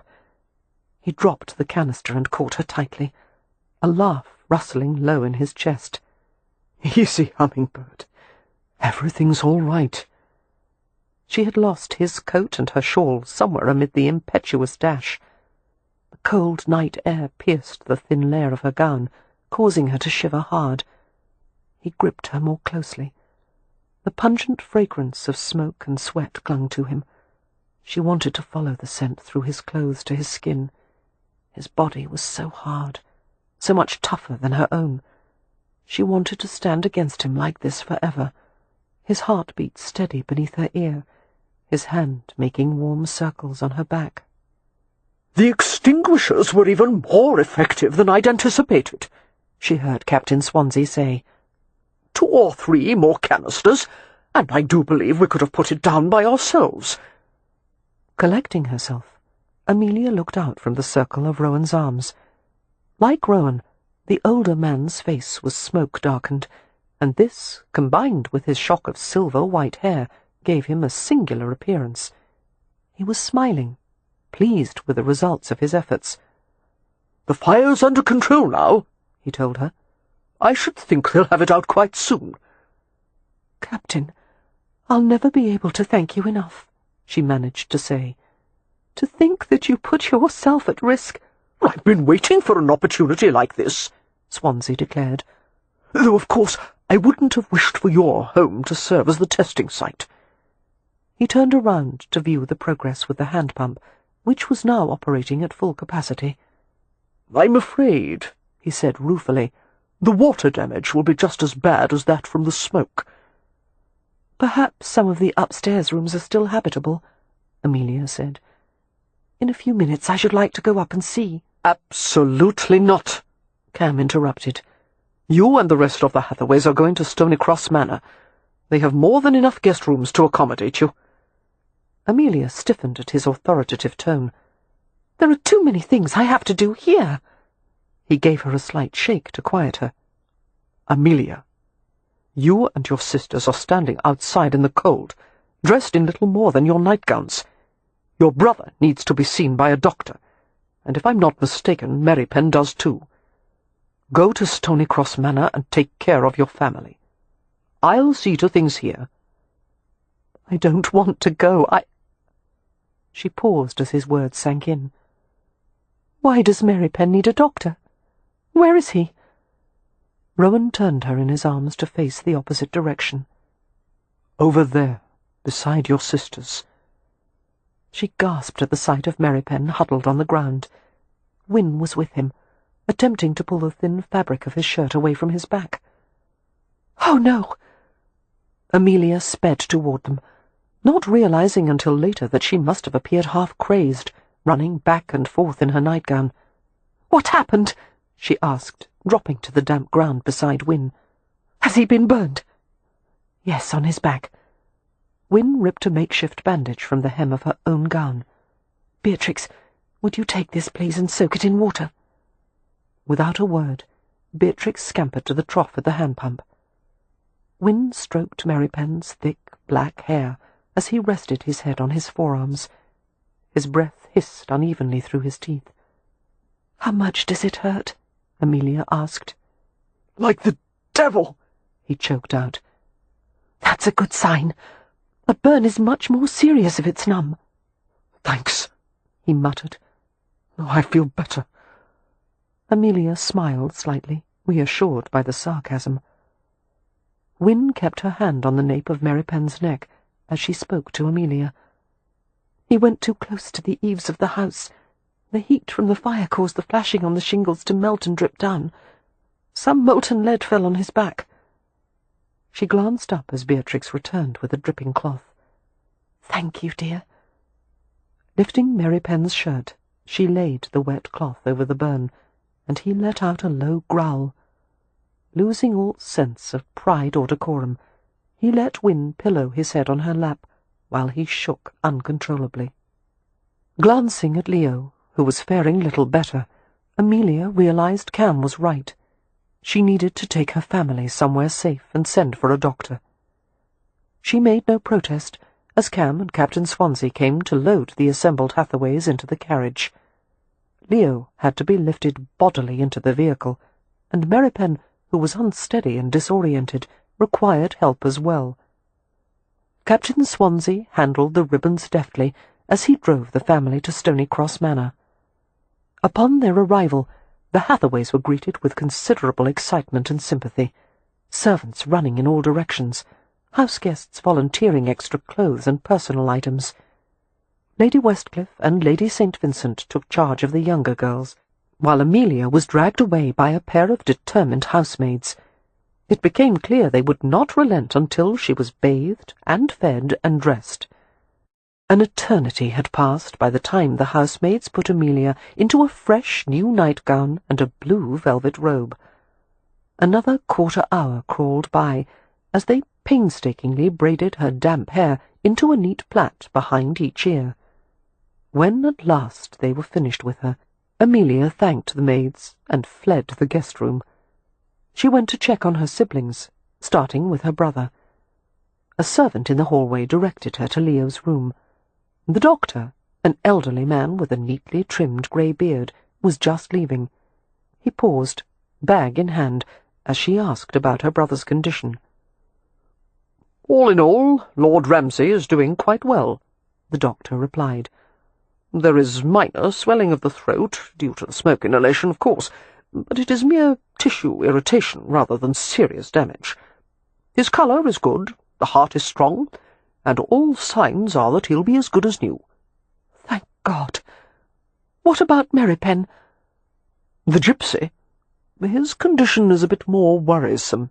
It's a nasty burn, but I've treated it and applied a honey dressing, which should keep the bandage from sticking as it heals. I will return tomorrow to check on his progress." "Thank you. Sir, I don't wish to trouble you. I know the hour is late, but could you spare a moment to visit one of my sisters? She has weak lungs, and even though she wasn't exposed to the smoke, she was out in the night air." "You're referring to Miss Winifred?" "Yes." "She was in the Gypsy's room. Apparently he shared your concern over your sister's health. Both of them were arguing quite strenuously over which one of them I should see first." "Oh." A faint smile came to her lips. "Who won? Merripen, I suppose?" He smiled back at her. "No, Miss Hathaway. Your sister may have weak lungs, but she has no end of resolve." He bowed to her. "I wish you good evening. My sympathies on your misfortune." Amelia nodded in thanks and went into Leo's room, where a lamp had been turned down low. He was laying on his side, eyes open, but he didn't spare her a glance as she approached. Sitting on the side of the mattress with care, she reached out and smoothed his matted hair. His voice was a soft croak. "Have you come to finish me off?"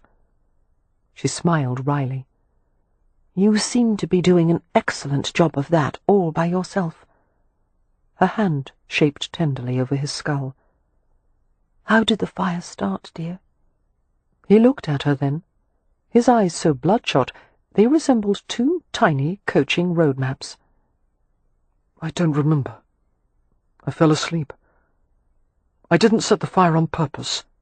I hope you believe that." "Yes." She leaned over and kissed his head as if he were a young boy. "Rest, Leo.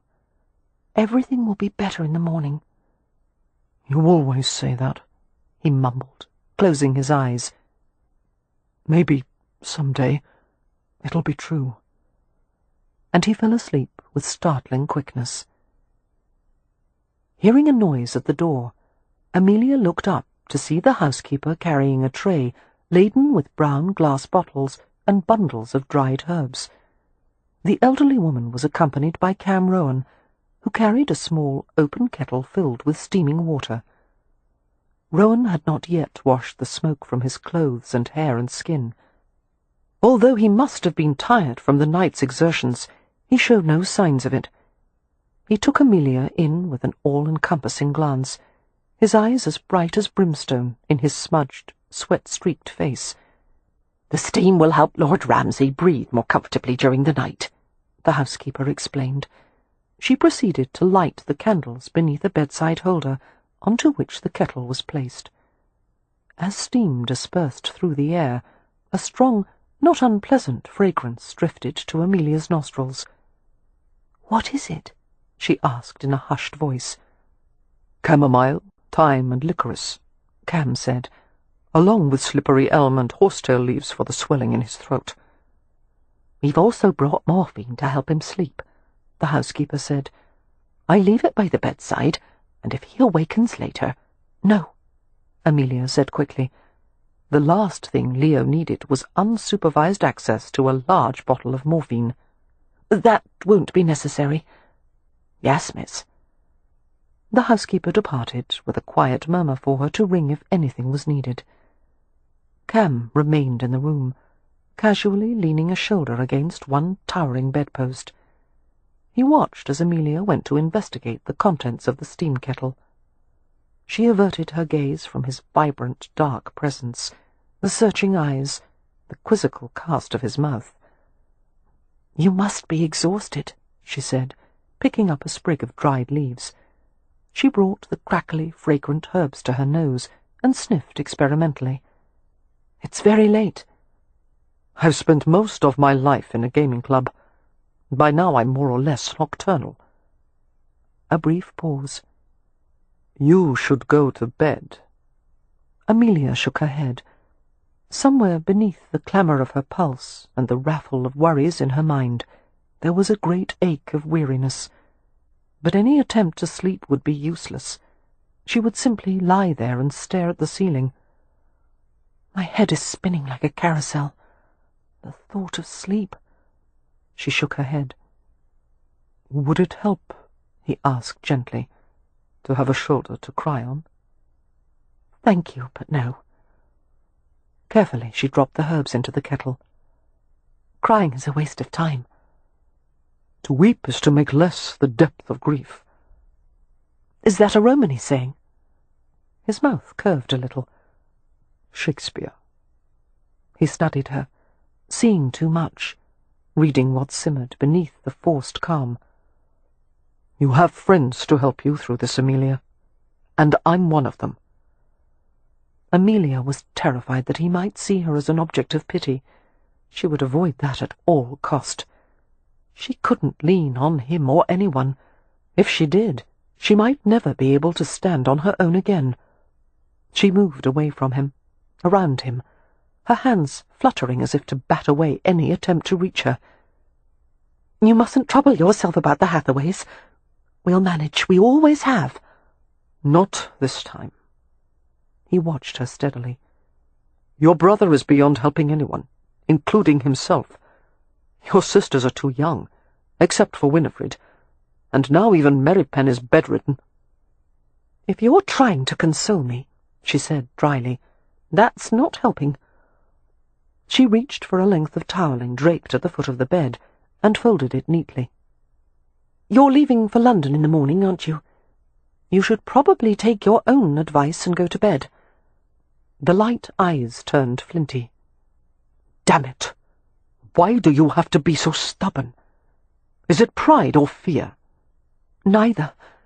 It's just that I don't want anything from you, and you deserve to find the freedom you've been deprived of for so long." "Are you concerned about my freedom? Or just terrified of admitting you need me?" He was right, but she would rather have died than admit it. "I don't need anyone, least of all you." His voice was no less blistering for being soft. "You don't know how easy it would be to prove you wrong."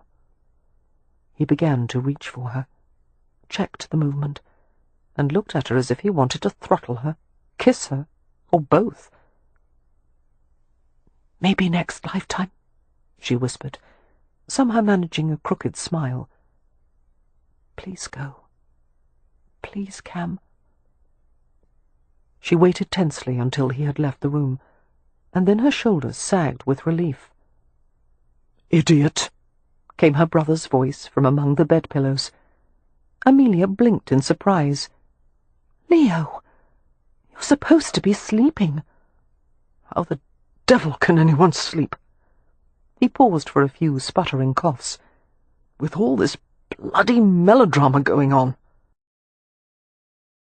The household eventually settled into a restive silence, with questions and tasks and decisions to be faced on the morrow. For now, however, all of that could wait while the night threaded weak moonlight through a weft of infinite darkness.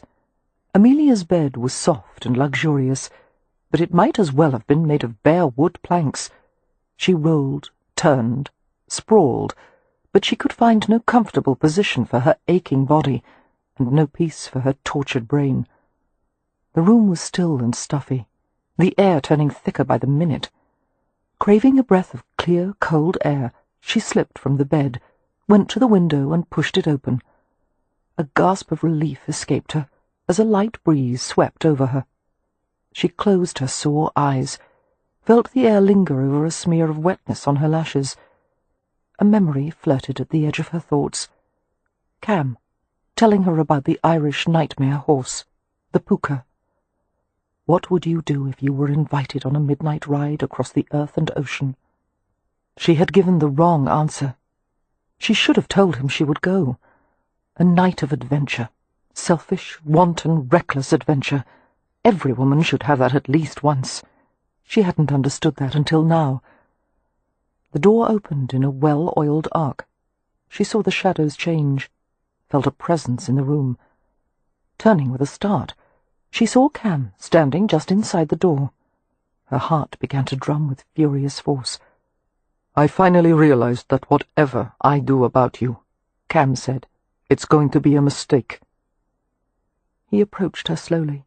His breathing wasn't quite steady. Neither was hers. Amelia didn't move as he reached for her. Through the cottony gauze of her nightgown, he touched the curve of her hips. He brought her close, into his hard weight.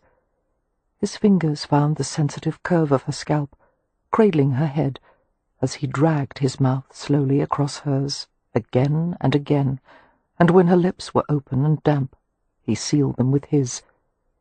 She quivered at the penetrating strokes of his tongue, struggled to capture the silkiness, moaned in protest as it was withdrawn. He smelled like herbs and soap and clean linen. As he searched deeper, deeper, she found the intimate flavor she remembered from before, something insanely provocative. Yes, this was what she needed. She swayed into him helplessly, her balance collapsing. His hands gently compelled her backward, until she lay on the tumbled bed as if on some pagan altar. Bending over her, he kissed her throat. There was a series of quick tugs at the front of her gown, and the edges of the garment parted. She sensed his urgency, the heat radiating from his body, but every movement was gentle, lingering, as he reached beneath the fragile cotton and caressed the plush curve of her breast. Her knees drew up, her entire body arching to contain the slow pouring pleasure. With a wordless sound, Cam coaxed her to relax, his hand gliding from her breasts to her knees. As she subsided, he bent farther over her, his breath a soft cascade of warmth. His parted lips brushed the naked tip of her breast, toying with the hardening bud, his tongue skimming with a luxurious slowness that made her writhe. She brought her hands to his hair, tangling her fingers in the ebony locks, trying to hold him to her. His mouth closed over her nipple, tugging lightly until she quivered, and tried to roll away, unnerved by the feeling that she was being driven to the brink of some new sensation altogether. Cam pulled her back to him, and bent over her once more. His mouth covered hers, while his teasing fingers pulled the hem of her gown higher and found the tender backs of her knees. Amelia reached for his shirt with trembling hands. It was loose-cut and collarless, the kind that lifted over the head instead of buttoning. Cam moved to help her, pulling the garment off and tossing it aside. Moonlight gilded the supple, muscular lines of his body, his chest dark and smooth. Flattening her palms against the hard, satiny surface, she drew them gently downward to his sides and around his back.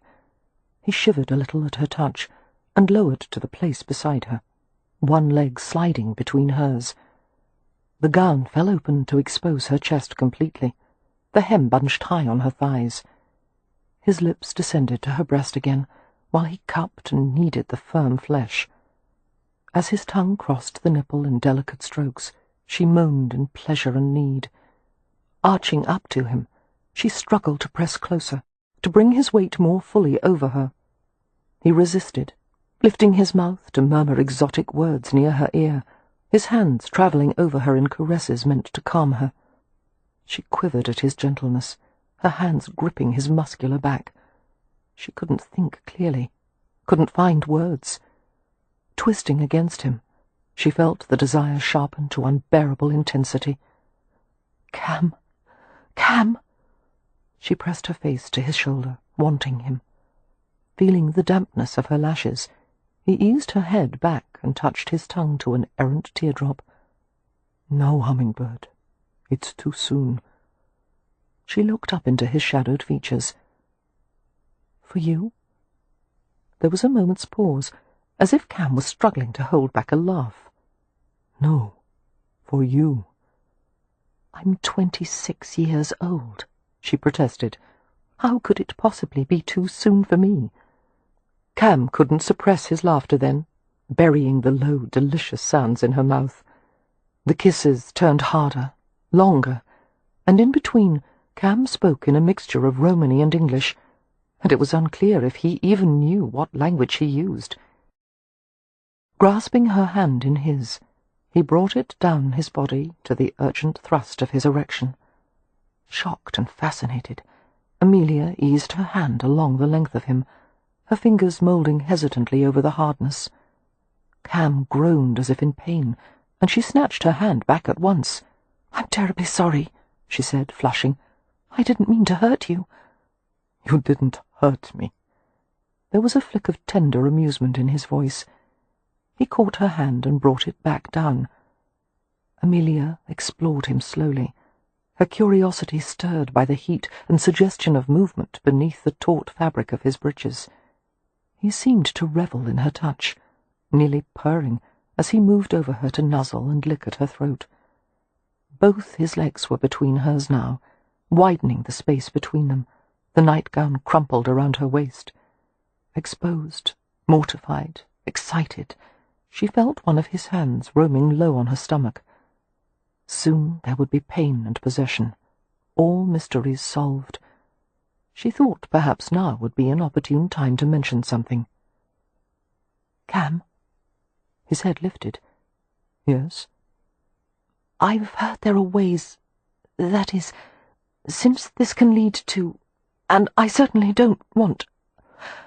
I hope you know how to do this without—" "You don't want me to give you a baby?" His fingertips played gently through her intimate dark curls. She nodded, her breath tangling around a moan.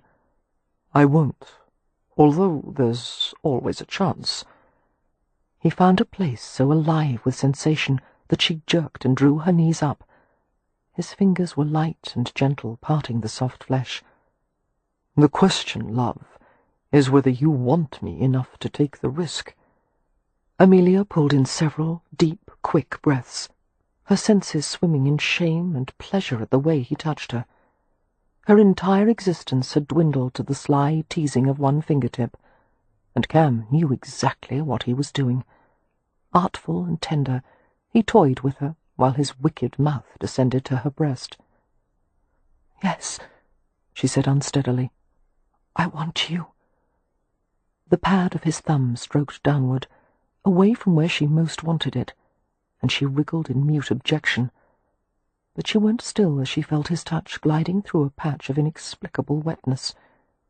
Before she could say a word, he had pressed into the moisture with his thumb, invading her slightly. His lashes lowered over devil-bright eyes. "Do you want this?" he whispered. She nodded and tried to say yes, but all that came out was a low whimper. Deeper, a gently inquiring stroke, until she felt the smooth, hard ridge of his thumb ring press against the entrance of her body. He made slow circles inside her, the smooth ring teasing and rubbing, until she felt faint and hot, ripples of delight running through her.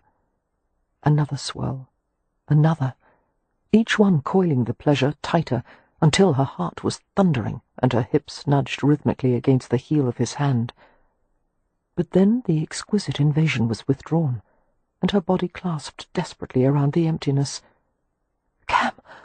Oh, please!" She reached for him, nearly clawing him in her frantic need, and Cam had the effrontery to laugh softly. "Easy, sweetheart. We're still at the beginning.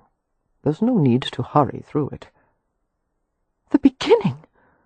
Disgruntled and smouldering, Amelia frowned in the darkness. If there was one thing she was certain of, it was that she couldn't bear much more of his refined torture. "I would have thought you'd have already finished by now." She felt him smile as he kissed the inside of her elbow, working his way down to her wrist. "The point is to make it last as long as possible." "Why?" "It's better that way, for both of us." He pried her clenched fingers apart and kissed the palm of her hand. "You'll find out." After pulling her nightgown back into place, he buttoned the front with meticulous care. "What are you doing?" she asked. "Taking you for a ride." As she sputtered with questions, he touched a gentle forefinger to her lips. Amelia complied in a daze as he pulled her from the bed, wrapped the velvet robe around her, and tucked her feet into soft slippers. Clasping her hand firmly in his, Cam led her from the room. The house was still and soundless, the walls hung with portraits of aristocrats with disapproving faces. They went out the back of the house to the great stone terrace, its wide, curving steps leading down to the gardens. The moonlight was crossed with shredded clouds that glowed against a sky the colour of black plums. Puzzled but willing, Amelia went with Cam to the bottom of the steps. He stopped and gave a short whistle. "What?" Amelia gasped as she heard the pounding of heavy hooves and saw a huge black form rushing toward them like something from a nightmare. Alarm darted through her, and she burrowed against Cam, a face hidden against his chest. His arm went around her, tucking her close. When the thundering stopped, Amelia risked a glance at the apparition. It was a horse, a huge black horse, with puffing breaths that rose like wraiths in the raw air. "Is this really happening?" she asked doubtfully.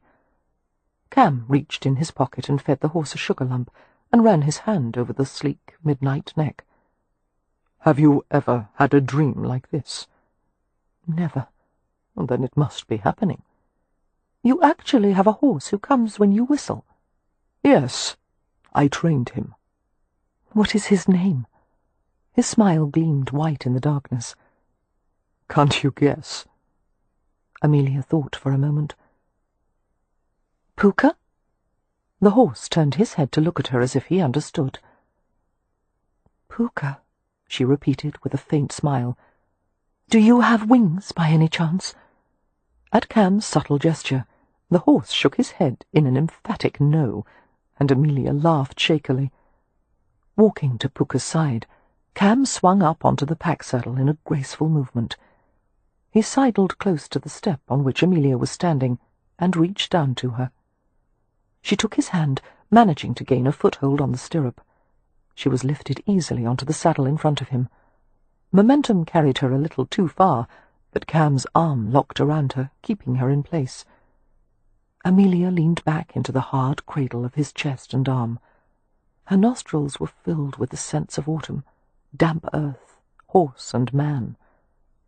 "You knew I'd come with you," she said. Cam leaned over her, kissing her temple. "I only hoped." His thighs tightened, setting the horse to a gallop, and then a smooth canter. And when Amelia closed her eyes, she could have sworn they were flying. Chapter 15. Cam rode to the abandoned river encampment where the gypsy tribe had stayed. The remains of the camp were still there, the ruts left by the wheels of the Vardos, circles of grass eaten where the cobs had been tethered, the shallow fire pit filled with ash, and everywhere there was the sound of the sloshing, rushing river, pushing at the banks, soaking the yielding earth. Earlier, Amelia had said she could manage without him. Cam believed her, but that didn't mean she didn't need him. And when he had thought about leaving, knowing what she would face without him, every part of him had revolted, which meant his plans had changed, and hers, although she didn't know it yet. He dismounted and helped Amelia to the ground. At his direction, she sat on a fallen birch log while he set up a makeshift camp. She waited with her hands folded neatly in her lap, watching his every movement as he pulled a bundle of thick blankets from the pack-saddle. In a few minutes he had made a fire in the stone-circled pit and laid out a pallet beside it. Cam had expected to have to coax Amelia onto the pallet, but she sped over to it and burrowed beneath the layers of wool and quilted cotton. "Are we safe out here?" she asked in muffled voice. "You're safe from everything but me." Smiling, Cam lowered himself beside her. After removing his boots, he joined her beneath the blankets and pulled her against him. Reminding himself of the rewards to be gained by patience, he cuddled her close and waited. The fire flicked and snapped its yellow ribbons, lapping at broken birch and oak until its heat blistered the air. Despite the cold night, it became uncomfortably warm beneath the blankets. A mist of sweat rose from Cam's back, permeating his shirt. Just as he considered removing it, he felt Amelia's hands creeping under the loose hem. The small, cool fingers roamed over his steaming skin. Wherever she touched, the muscles rippled and tightened, and it felt so good that Cam let out a faint groan against her hair. She grasped loose handfuls of his shirt and tugged upward. Without hesitation, he sat up, stripped the garment off, and tossed it aside. Amelia crawled into his lap, shy as a unicorn, her long hair streaming over his naked chest and shoulders in a silken net. Entranced, Cam held still as she pressed her mouth to his chest, his shoulders, the base of his throat in a delicate frolic of kisses. His pulse began a hard, rolling drum, the heat thickening between every beat. The primitive side of his nature began to assert itself, and it occurred to him that it might have been better, wiser, to have let their first time happen in more civilized surroundings. He fought to think above the sweltering need. Amelia. His hands came to her head, stilling her. The warm ripples of her hair slid over his arms, raising gooseflesh. Monisha, I won't do anything you don't want. I only want to give you pleasure, and there are so many ways. Her face was glowing in the firelight, her lips slightly swollen from his kisses. He couldn't stop staring at her mouth, the soft colour of red-currant wine. "What does that word mean?" she asked. Monisha?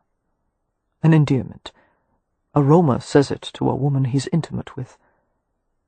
He lowered her to the blankets, the firelight dancing over them both. He whispered in the old language, telling her that he wanted to chase her as the sun chased the moon across the sky. He wanted to fill her until they were Kortu, one being, joined. He was only half aware of what he was saying, drunk on the scent of her and the heat rising from her body. He opened her robe and gown, dreamily pulling the soft fabric away from the deep curves of her breasts and waist. She was so beautifully made, lush and firm, the pale skin burnished with light. Voluptuous shadows dipped into places he yearned to touch and taste. An enchanting blush spread over her exposed skin, and he followed it with his mouth, pursuing the wash of colour. She shivered beneath him, her hands gripping the bulging muscles of his upper arms. He cupped her breasts and teased the peaks with his breath and tongue until they were hard and silken. Slowly, he drew one between his teeth, held it there until she whimpered and lifted upward. Her response fed his own pleasure, the tremors in her body sinking into his. Cam tugged at the tangled layer of her gown between them. The cove of her navel rose and fell with her breathing.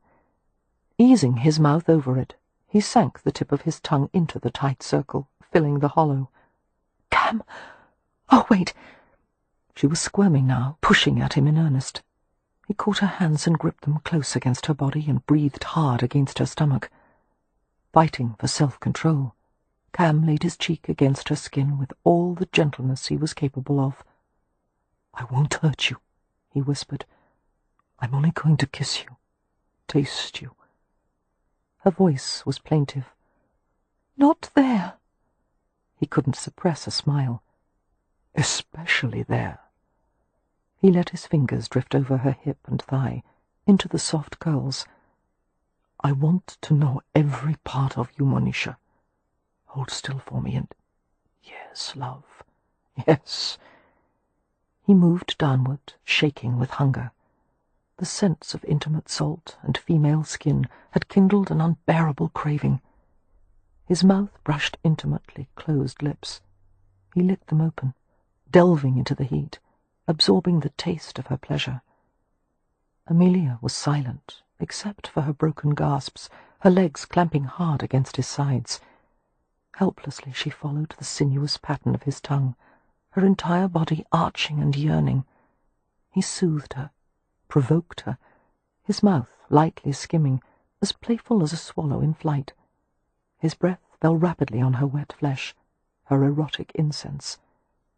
He slid a finger into the silkiness. She made a sound of distress as she lost all self-control, and he gloried in it, his mouth punishing in its gentleness.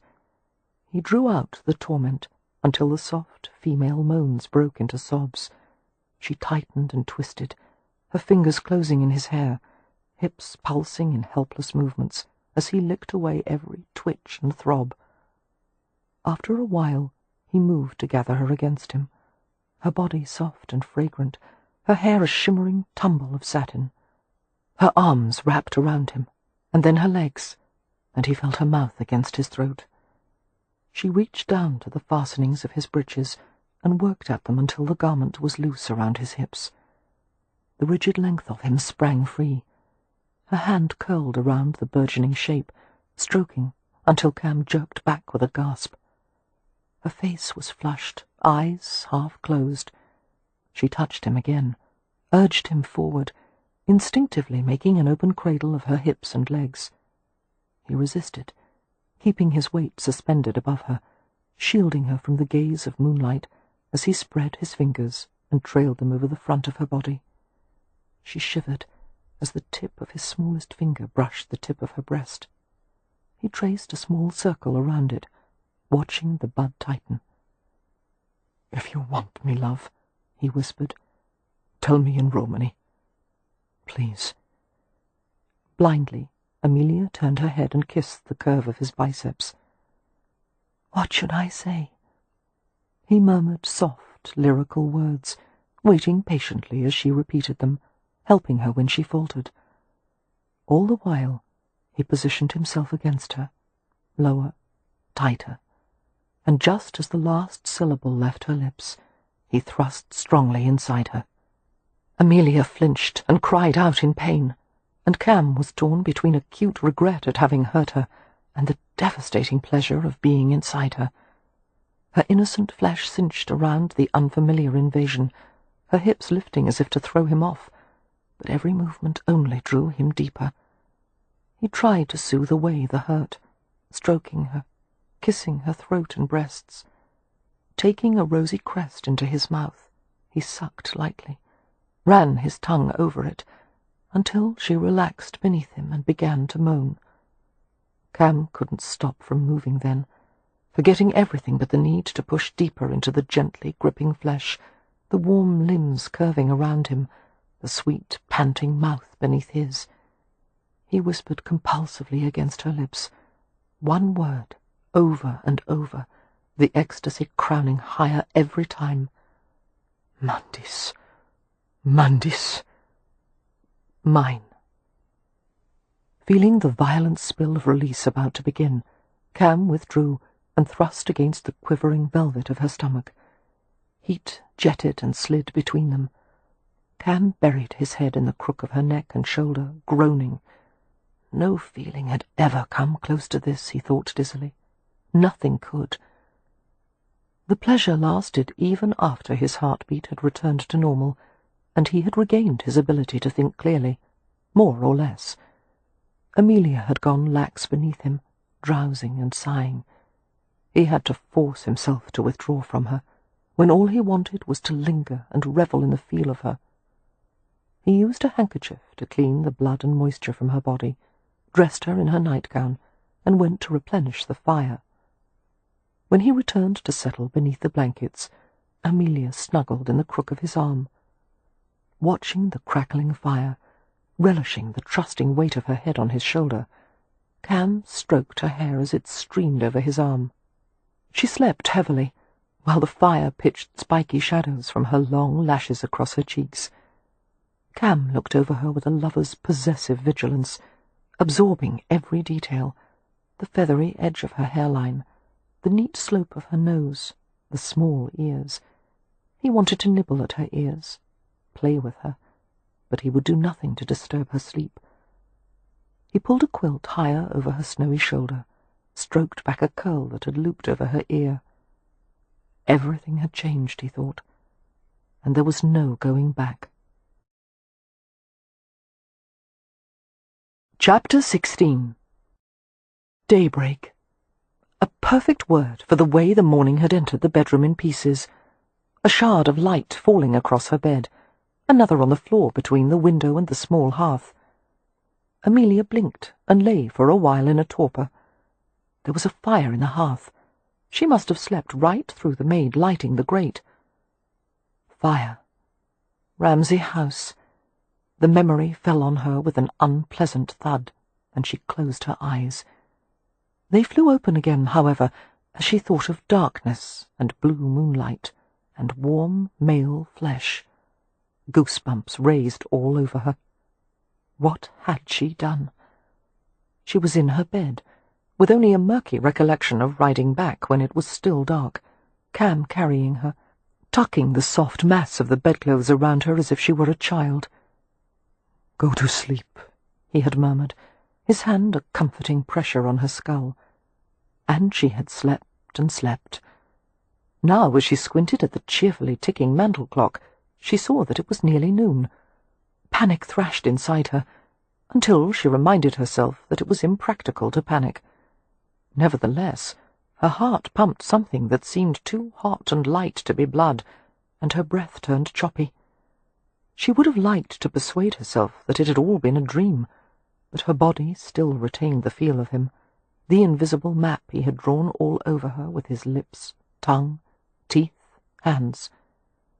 Raising her fingertips to her lips, Amelia felt that they were puffier, smoother than usual. They had been licked and braided by his mouth. Every inch of her body felt sensitive, the most tender places still harbouring an ache of pleasure. A decent woman should certainly have felt shame over her actions. Amelia felt none. The night had been so extraordinary, so rich and dark and sweet, she would hoard it in some distant corner of her memory forever. It had been an experience not to be missed, with a man unlike anyone she had ever known or would ever meet again. But oh, how she hoped he was gone by now. With any luck, Cam would have already left to take care of his business in London.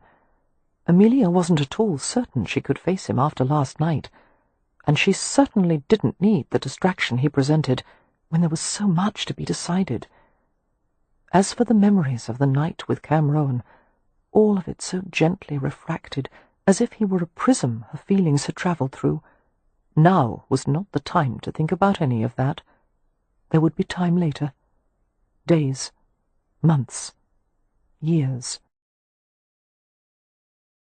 "Don't think about it," she told herself sternly, climbing out of bed.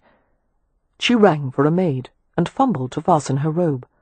In less than a minute, a sturdy, light-haired maid with apple cheeks appeared. "May I have some hot water?" Amelia asked. "Aye, miss. I can bring some up," Or, if thou likes, I can draw a bath in the bathing room." The maid spoke in a broad, warm Yorkshire accent, the R's slightly rolled, the consonants adhering to the back of her throat. Amelia nodded eagerly at the second suggestion, remembering the modern bath from the previous night. She followed the maid, who identified herself as Betty, out of the room and along the hallway. "How are my sisters and brothers? And Mr. Merrypen?" "Miss Winifred, Miss Poppy, and Miss Beatrix have all gone downstairs for breakfast," the maid reported. "The 2 gentlemen are still abed." "Are they ill? Does Mr. Merrypen have a fever?" "Mrs. Brierly, the housekeeper, is of the mind they're both fine, miss, only resting." Thank goodness. Amelia resolved to check on Merrypen as soon as she was presentable. Burn wounds were dangerous and unpredictable. She was still quite worried for his sake. They entered a room with walls covered in pale blue tiling. There was a chaise lounge in one corner and a large porcelain tub in another. A richly coloured oriental curtain hung from the ceiling to provide a secluded dressing area. The bathing room was warm, thanks to the fireplace, and a large open wardrobe displayed neatly folded stacks of bath linens, Turkish towels, and various soaps and toiletries. The bath water was heated in the room by some kind of gas apparatus, with taps for cold, hot, or tepid water, and pipes leading outside.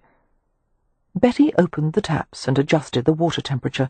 She laid out bath linens across the chaise lounge in a precise row. "Shall I attend while thou bathes, miss?"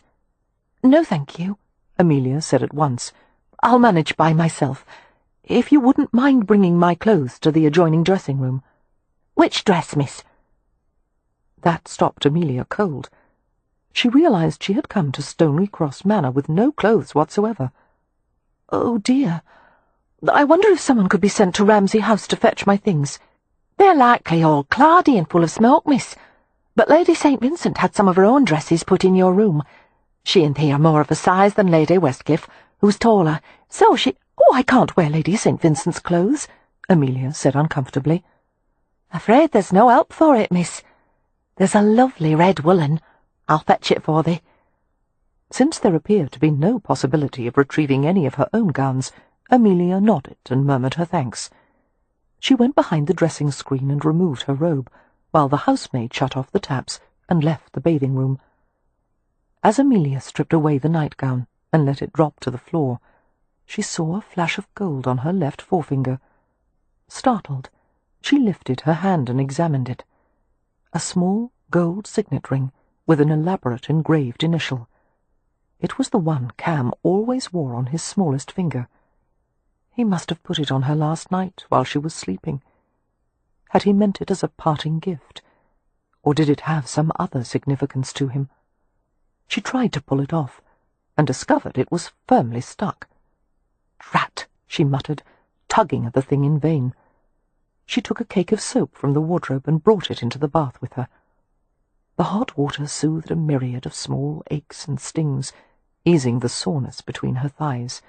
Sighing deeply, Amelia soaped her hand and went to work on the ring. But no matter how she tried, it wouldn't budge.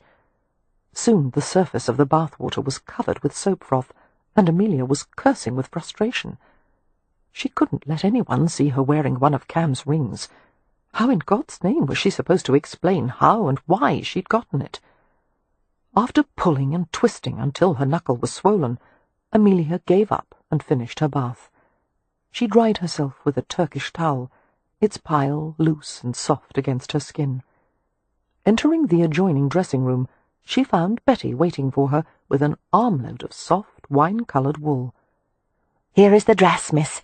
The dress will look right pretty on thee, with thy dark hair." "Lady St. Vincent is much too generous." The piles of crisp, frothy undergarments looked so pristine it was likely they had never been worn. There was even a corset, its white laces neatly crossed like surgical sutures. "Oh, she has many, many dresses," Betty confided, handing Amelia a pair of folded drawers and a chemise. "Lord St. Vincent sees to it that his wife is dressed like a queen. I'll tell thee summat. If she wanted the moon for her looking-glass, he'd find a way to pull it down for her." "How do you know so much about them?" Amelia asked, hooking the front of the corset while Betty moved behind her to pull the laces. "I'm Lady St. Vincent's maid. I travel with her wherever she goes. She bid me to attend thee and the other Miss Hathaways. They need special care," she said, "after what they've endured." Amelia held in her breath as the laces were tugged firmly. When they were finally tied, she expelled a quick breath. "That was very kind of her. And you. I hope my family hasn't been troublesome." For some reason, that produced a chuckle. "That a shandy lot, if you don't mind my saying so, miss." Before Amelia could ask what that meant, the maid exclaimed, "What a small waist thou has! I expect Lady St. Vincent's dress will fit thee like a glove. But before we try it, thou'd better put thy hosen on." Amelia took a handful of translucent black fabric from her. "Hosen? Silk stockings, miss." Amelia nearly dropped them. Silk stockings cost a fortune, and these were embroidered with tiny flowers, which made them even more expensive. If she wore them, she would be in terror of snagging them. However, there seemed to be no other choice, short of going without. "Do put them on," Betty urged.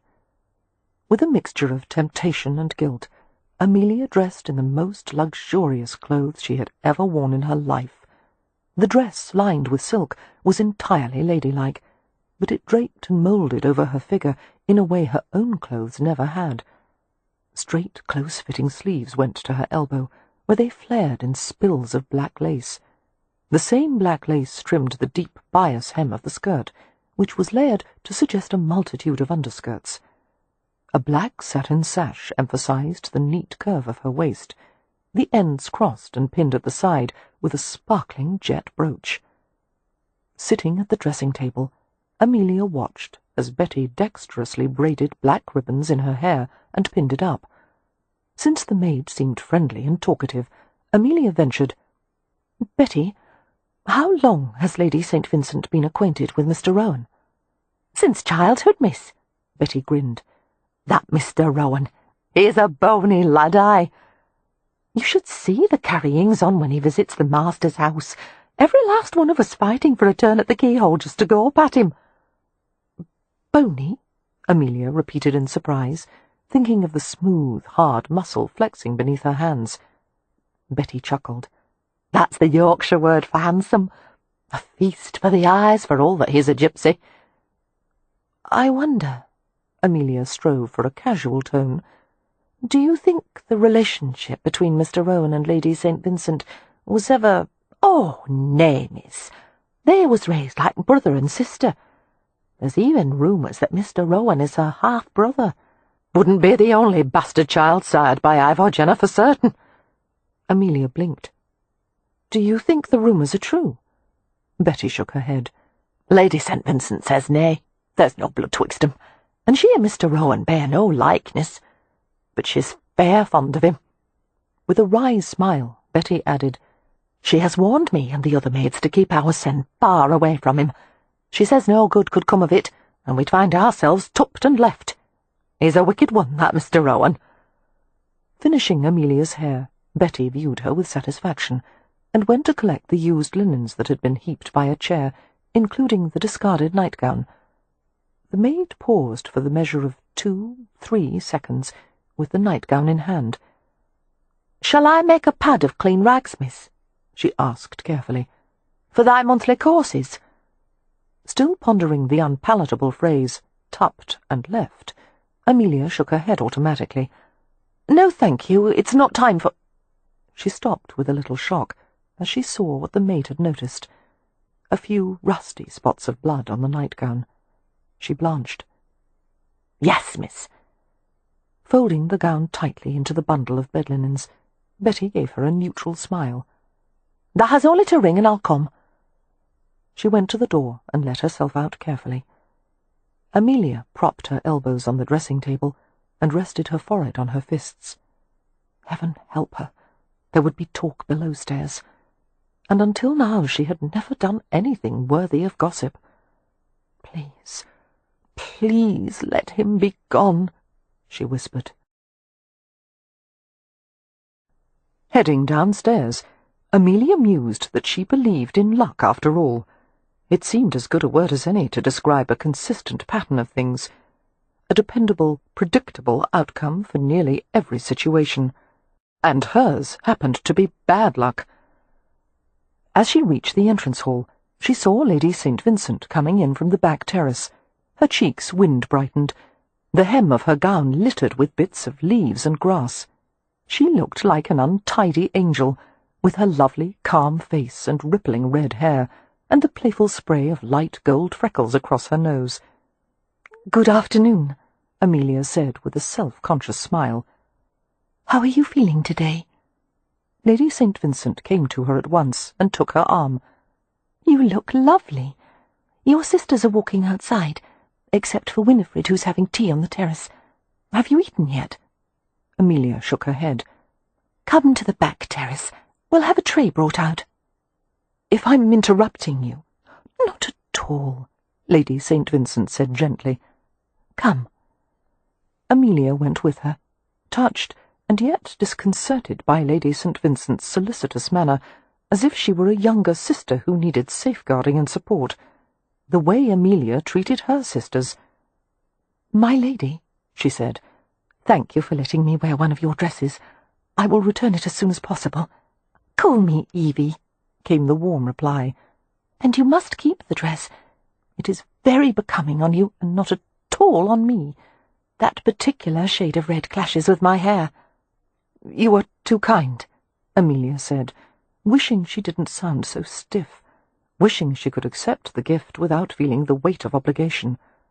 But Evie didn't seem to notice her awkwardness, just reached for her hand and drew it through her arm as they walked, as if Amelia needed to be led like a young girl. "Your sisters will be relieved to see you up and about. They said it was the first time they could ever remember you staying in bed so long." "I'm afraid I didn't sleep well. I was preoccupied." Colour climbed up the pale slopes of Amelia's cheeks as she thought of lying next to Cam's body, their clothes dishevelled to reveal places of bareness and heat, lips and hands delicately investigating. "Yes, I'm sure you—" A quick hesitation, then Evie continued in a bemused tone, "I'm sure you had much to think about." Following her gaze, Amelia realized that Evie had glanced down at the hand that rested on her sleeve. She had seen the ring. Amelia's fingers curled. She looked up into the Countess's curious blue eyes, and her mind went blank. "It's all right," Evie said, catching Amelia's hand when she would have withdrawn it, pressing it back to her arm. She smiled. "We must talk, Amelia. I thought he wasn't quite himself today. Now I understand why." There was no need to clarify who he was. "My lady, Evie, there is nothing between Mr. Rowan and myself. That is, nothing of a lasting nature." Her cheeks burned with agitated colour. "I don't know what you must think of me." They paused before the French doors that opened onto the back terrace, and Amelia withdrew her hand from Evie's arm. Tugging at the ring, which remained stubbornly clamped on her finger, she glanced at Evie in despair. To her astonishment, Evie did not seem at all shocked or critical, but rather understanding. There was something in her face, a sort of tender gravity, that made Amelia think, no wonder Lord St. Vincent is besotted with her. "I think you're a capable young woman," Evie said, "who loves her siblings and bears a great deal of responsibility for them. I think that's a heavy burden for a woman to carry alone. I also think you have a gift for accepting people as they are, no matter what their eccentricities. And Cam knows how rare that is." Amelia felt anxious, as if she'd lost something and needed to retrieve it quickly. Is he still here? He should have left for London by now." "He's still here, talking with my husband and Lord Westcliff. They rode to Ramsay House early this morning to see what was left of it and make some early assessments." Amelia didn't like the thought of them visiting the property without consulting herself or Leo. The situation was being handled as if the Hathaways were nothing more than a group of helpless children. She squared her shoulders. That was very kind of them, but I can manage the situation now. I expect part of Ramsay House is still habitable, which means we won't need to prevail on Lord and Lady Westcliffe's hospitality any longer." "Oh, you must stay," Evie said quickly. "Lillian has already said you are welcome to stay here until Ramsay House is fully restored. This is such a large place you would never intrude on anyone's privacy, and Lillian and Lord Westcliff will be away for at least a fortnight. They're leaving for Bristol soon, along with Lord St. Vincent and myself, to visit Lillian's younger sister Daisy, who is expecting a child. So you'll have the manor to yourselves, more or less. We'd reduce the place to a heap of rubble by the time they returned." Evie smiled. "I suspect your family isn't as dangerous as all that. You don't know the Hathaways." Feeling a strong need to assert control over the situation, Amelia said, "I'll ride to Ramsay House myself after I have some breakfast. If the upstairs rooms are in suitable condition, my family will be back home by nightfall." "Do you think that's best for Winifred?" Evie asked gently. "Or Mr. Merrypen? Or Lord Ramsay?" Amelia flushed, knowing she was being unreasonable. But the feeling of impotence, being stripped of all authority, was rising in a choking mass. "Perhaps you should speak to Cam," Evie said, "before any decisions are made." "He has nothing to do with my decisions." Evie gave her a thoughtful look. "Forgive me. I shouldn't make assumptions. It's just that the ring on your finger. Cam's worn it since he was 12 years old. Amelia tugged violently at the ring. "I don't know why he gave it to me," she exclaimed. "I'm sure it's of no significance." "I think it has very great significance," Evie said softly. "Cam has been an outsider for his entire life, even when he lived with the Rome. I think he's always secretly hoped he could someday find a place where he would feel comfortable. Home. But until he met you, it didn't occur to him that it might not be a place he was looking for, but a person." "I'm not that person," Amelia whispered. "Truly, I'm not."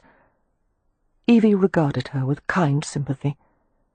"It's your decision, of course, but as someone who has known Cam for a very long time, I must tell you, he's an extraordinary man, entirely worthy of your trust." She pushed the French doors open for Amelia. "Your sisters are outside," she said. "I'll send for your dinner tray." It was a damp, brisk day, the air saturated with the scents of mulch and roses and late flowering grasses.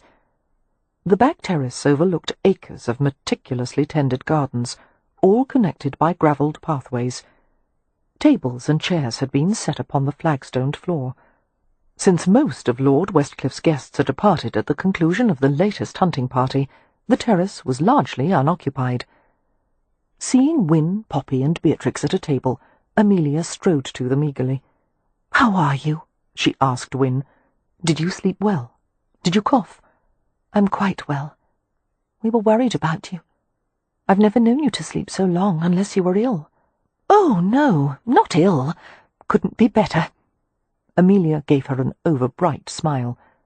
She glanced at her other sisters, who were both wearing new gowns, Poppy in yellow and Beatrix in green. "Why, Beatrix, you look lovely, and so much older." Smiling, Beatrix stood and executed a slow turn for her.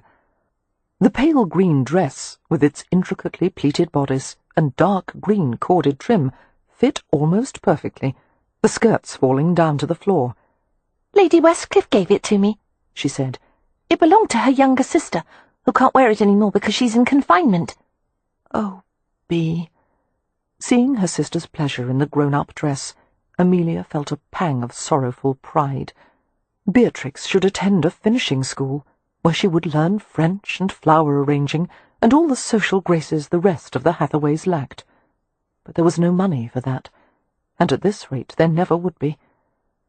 She felt Win's hand slip into hers and give it a small squeeze. Glancing down into Win's understanding blue eyes, she sighed.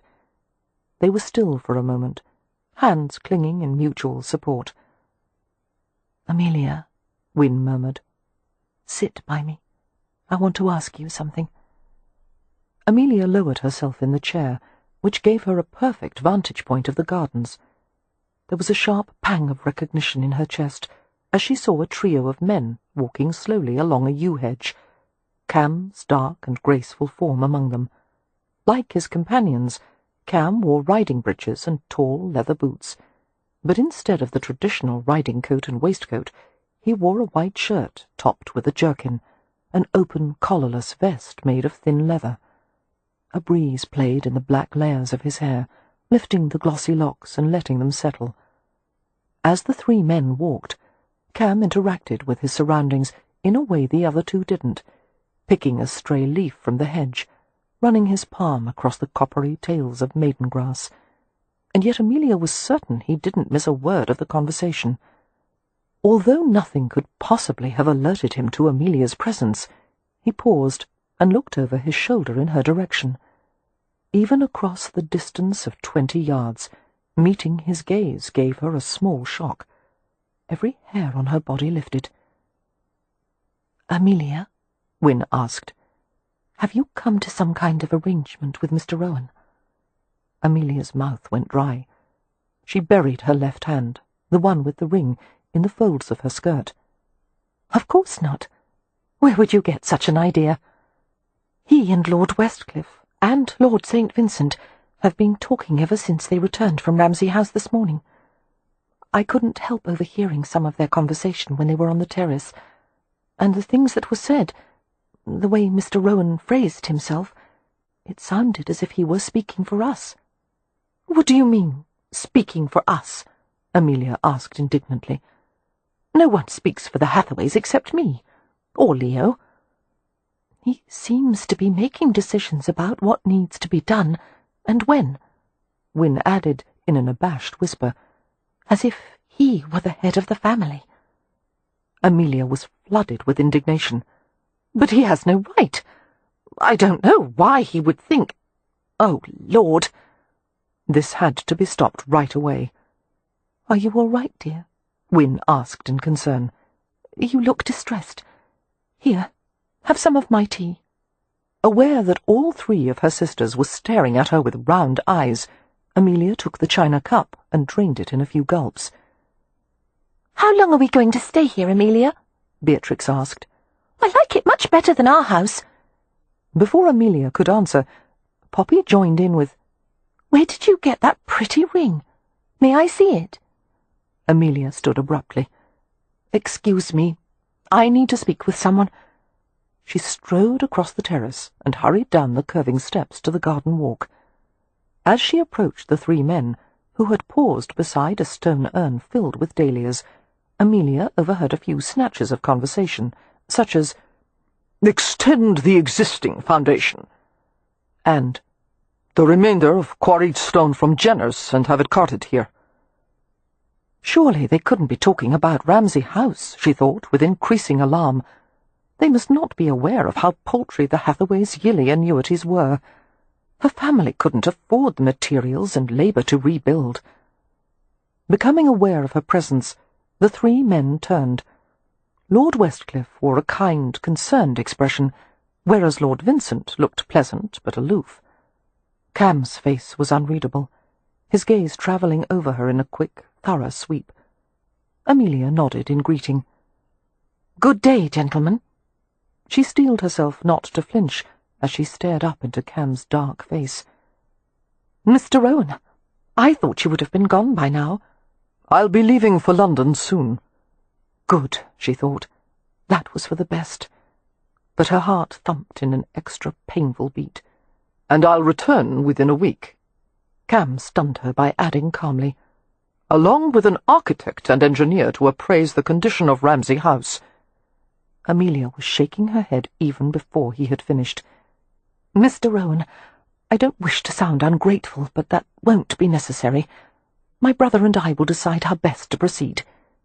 "Your brother is in no condition to decide anything." Lord Westcliff broke in.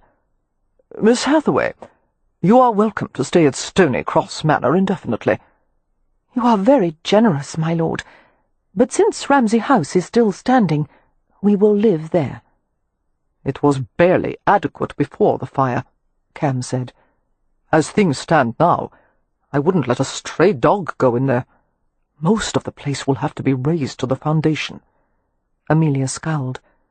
"Then we will move into the gatehouse on the approach road." "That place is too small for the lot of you, and it's in bad condition." "That's none of your business, Mr. Rowan." Cam gave her a long, intent stare. There was something new in his gaze, she realized, something that made her insides tighten with apprehension and confusion, and an unnerving hint of pleasure. "We need to talk privately," he said. "No, we don't." All her nerves shrilled in warning as she saw the glances the three men exchanged. "With your permission," Lord Westcliff murmured, "we will withdraw." "No," Amelia said swiftly. "You don't have to go, really. There's no need." Her voice faded, as it became apparent that her permission was not required. Following Westcliff, Lord St. Vincent paused just long enough to murmur to Amelia, "Although most advice should be distrusted, particularly when it comes from myself, keep an open mind, Miss Hathaway. One should never look a rich husband in the mouth." He winked at her and left, striding to the back terrace along with Westcliff. Thunderstruck, Amelia could only manage one word. "Husband?" "I told them we were betrothed." Cam took her arm in a gentle but adamant grip and guided her around to the other side of the yew, where they could not be observed from the house. "Why?" "Because we are." "What?" They stopped in the concealment of the hedge. Aghast, she looked up into the heathen depths of his eyes. "Are you mad?" she asked faintly. Taking her hand, Cam lifted it until the ring gleamed in the daylight. "You're wearing my ring. You slept with me. You made promises. Many in the room would say that constitutes full-blown marriage. But just to make certain it's legal, we'll do it the way of the Gajos as well." "We'll do no such thing." Amelia snatched her hand from his and backed away. "I'm only wearing this ring because I can't get the blasted thing off. And what do you mean, I made promises? Were those Romany words you asked me to repeat some kind of vow? You tricked me. I didn't mean what I said." "But you did sleep with me," he pointed out. She flushed in shame and outrage, and dragged a sleeve across her sweating brow. Whirling away from him, she strode rapidly along a gravelled path that led deeper into the garden. "That didn't mean anything either," she said over her shoulder. He kept pace with her easily. "It meant something to me. The sexual act is sacred to a Roma." She made a scornful sound. "What about all the ladies you seduced in London? Was it sacred when you slept with them, too?" "For a while I fell into the impure ways of the Gajo," he said innocently. "Now I've reformed." Amelia sent him a sideways glare. "You don't want this. You don't want me. One night can't change the entire course of someone's life." "Of course it can."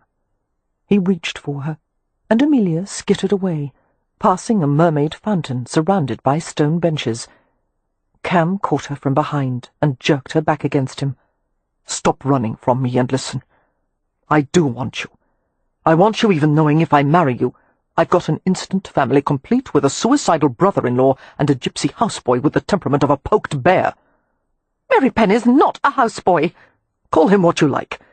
He comes along with the Hathaways. I accept that." "They won't accept you," she said desperately. "There's no place for you in our family."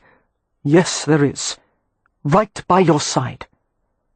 Breathing hard, Amelia felt his hand drift over the front of her body. Even though her breasts were contained in a padded corset, the pressure of his hand over her bodice caused her to shiver. "It would be disastrous." Heat climbed in her breasts and throat and face. "You would resent me for taking away your freedom, and I would resent you for taking mine. I can't promise to obey you, to accept your decisions and never again be entitled to my own opinions. It doesn't have to be that way. Oh, would you swear never to command me to do anything against my will? Cam turned her to face him, his fingers gentle on the burning surface of her cheek. He considered the question for a long moment. No, he said flatly. I couldn't swear that. Not if I thought something was for your own good.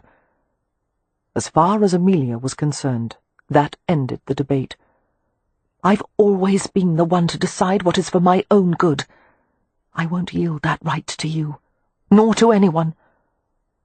Cam fingered her earlobe lightly, traced the side of her throat. Before you make your final decision, there are some things you should consider. There's more than just the two of us at stake. As Amelia tried to step away from him, he gripped her hips and forced her to stay. Your family's in trouble, sweetheart. That's nothing new to us. We're always in trouble. Cam conceded the point. Still, it's gotten bad enough that you'd be better off, even as the wife of a Roma, than if you tried to manage it all on your own. Amelia wanted to make him understand that her objections had nothing to do with his gypsy heritage. But he was speaking again, his face close to hers. Marry me, and I'll restore Ramsay House. I'll turn it into a palace.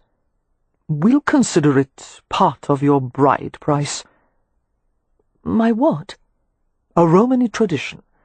The groom pays a sum to the bride's family before the wedding, which means I'll also settle Leo's accounts in London. He still owes you money? Not to me. Other creditors. Oh, no, Amelia said, her stomach dropping. I'll take care of you and your household, Cam continued with relentless patience. Clothes, jewellery, horses, books, school for Beatrix, a season in London for Poppy, the best doctors for Winifred. She can go to any clinic in the world. A calculated pause. Wouldn't you like to see her well again? That's not fair, she whispered. In return, all you have to do is give me what I want. His hand came up her wrist, sliding along the line of her arm. A ticklish pleasure ran beneath the layers of silk and wool. Amelia fought to steady her voice. I would feel as if I'd made a bargain with the devil. No, Amelia. His voice was dark velvet. Just with me. I'm not even certain what it is you want. Cam's head lowered over hers. After last night, I find that hard to believe. You could get that from countless other women, for far more cheaply, I might add, and with much less trouble. I want it from you. Only you. A brief, rather uncomfortable pause. His mouth twisted. The other women I've been with, I was a novelty to them, someone different from their lily-skinned husbands. They wanted my company at night, but not during the day.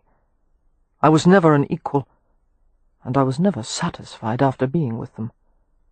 With you, it's different. Amelia closed her eyes as she felt the hot caress of his mouth against her forehead. It was very wicked of you to sleep with married women, she said with difficulty. Perhaps if you had tried to court a respectable one— I live in a gambling club. Subtle amusement tempered his voice. I've met very few respectable women, and, present company excluded, I've never gotten on well with them. Why not? His mouth wandered gently along the side of her face. I seem to make them nervous. She jumped at the touch of his tongue on her earlobe. I can't imagine why. He toyed with her ear, catching the rim delicately between his teeth. I'll admit it wouldn't be easy for you, being married to a Romany male. We're possessive, jealous. We prefer our wives never to touch another man, nor would you have the right to refuse me your bed. His lips covered hers in a molten kiss, his tongue exploring deeply. "But then," he said, lifting his mouth, "you wouldn't want to." A disbelieving laugh fluttered in her throat. "Are you that certain of yourself?" "Yes." Another long, lazy kiss, and then Cam said against her mouth, "You'll wear the look of a well-loved woman, Monisha." Amelia was forced to hold on to him for balance, her legs wobbling beneath her. "You would leave me eventually," she said thickly. "I swear to you I wouldn't. I finally found my Achantan." "Your what?" "Stopping place." I didn't know Romas had stopping places. "Not all. Apparently I'm one of the few who do." Shaking his head, Cam added in a disgruntled tone, "My back was sore after sleeping on the ground all night. My gajo half has finally gotten the better of me." For some reason, that amused her. Amelia ducked her head and pressed a shaky smile against the cool smoothness of his jerkin. "This is lunacy," she muttered, unable to believe she was even considering it. Cam held her closer. "Marry me, Amelia. You're what I want. You're my fate." One hand slid to the back of her head, gripping the braids and ribbons to keep her mouth upturned. "Say yes." He nibbled at her lips, licked at them, opened them as he sealed his mouth over hers. He kissed her until she writhed in his arms, her pulse racing. "Say it, Amelia, and save me from ever having to spend a night with another woman. I'll sleep indoors. I'll get a haircut. God help me, I think I'd even carry a pocket watch if it pleased you." Amelia felt dizzy, unable to think, her senses saturated with pleasure. She leaned helplessly into the hard support of his body. Everything was him, every breath, beat, blink, quiver. He said her name, and his voice seemed to come from a great distance. "Amelia." Cam shook her a little, asking something, repeating the words until she gathered he wanted to know when she had eaten last. "Yesterday," she managed to reply. Cam didn't look sympathetic so much as annoyed. "No wonder you're ready to faint. You've had no food and hardly any sleep. How are you to be of use to anyone when you can't manage to take care of your own basic needs?" She would have protested, but he gave her no opportunity to explain anything. Fitting a hard arm around her back, he propelled her back to the house, offering caustic advice the entire way. It seemed to take all her strength to ascend the back staircase. By the time they reached the top, Lillian, Lady Westcliff, was there, her dark gaze chasing over Amelia with concern. "You look ready to cast up your crumpets," she said without preamble. "What's the matter?" "I proposed to her," Cam said shortly. Lillian's eyebrows lifted. "I'm fine," Amelia told her. "I'm just a bit hungry." Lillian accompanied them as Cam took Amelia to her sister's table. "Did she accept?" she asked Cam. "Not yet." "Well, I'm not surprised. A woman can't possibly consider a marriage proposal on an empty stomach." Lillian watched Amelia with concern. "You're very pale, dear. Shall I take you inside to lie down somewhere?" Amelia shook her head. "Thank you, no. I'm sorry to make a scene." "Oh, you're not making a scene," Lillian said. "Believe me, this is nothing compared to the usual goings-on here." She smiled reassuringly. "If there is anything you need, Amelia, you have only to ask."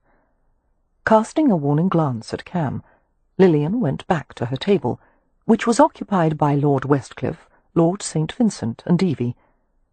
Cam led Amelia to her sisters. She sank gratefully into a chair, in front of a plate heaped with sliced ham, chicken, various salads, and a plate of white rolls.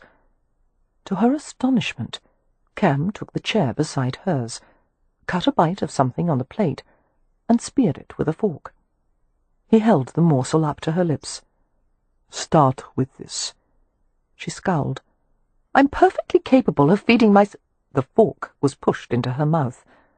Amelia continued to glare at him as she chewed. When she swallowed, she could only manage a few words.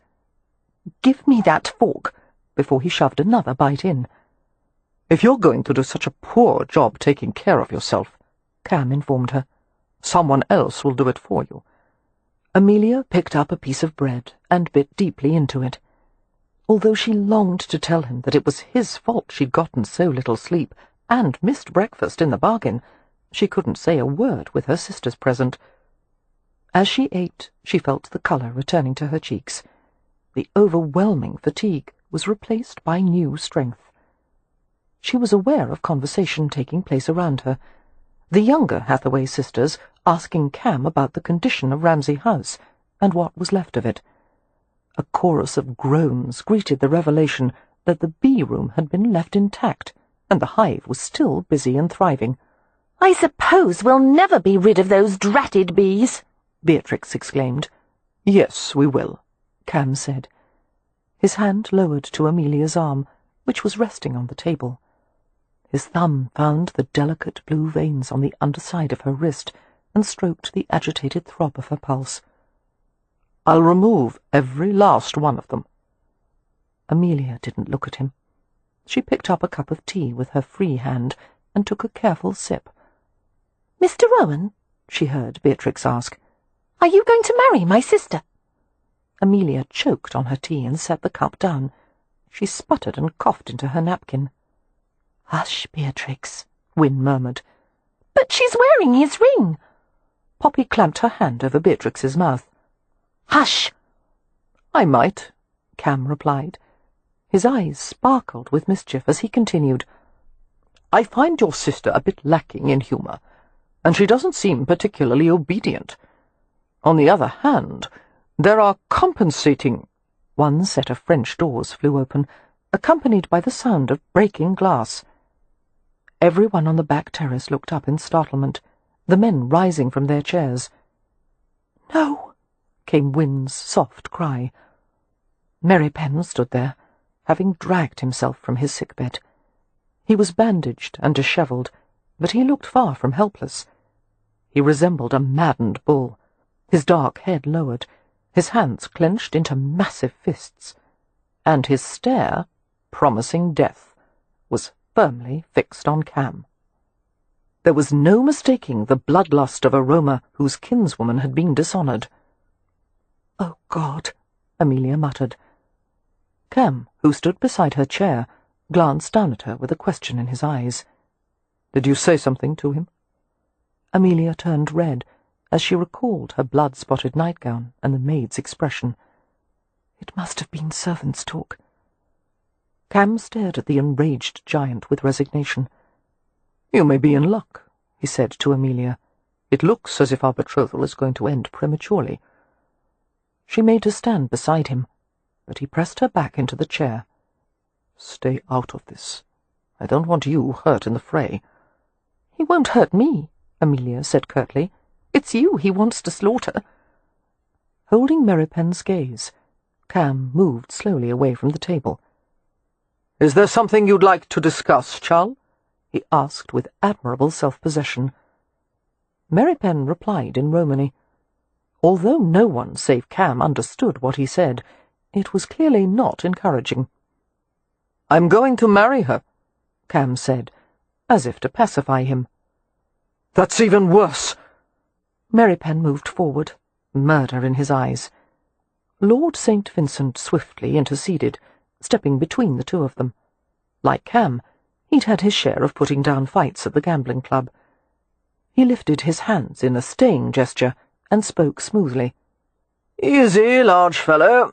I'm sure you can find a way to resolve your differences in a reasonable fashion."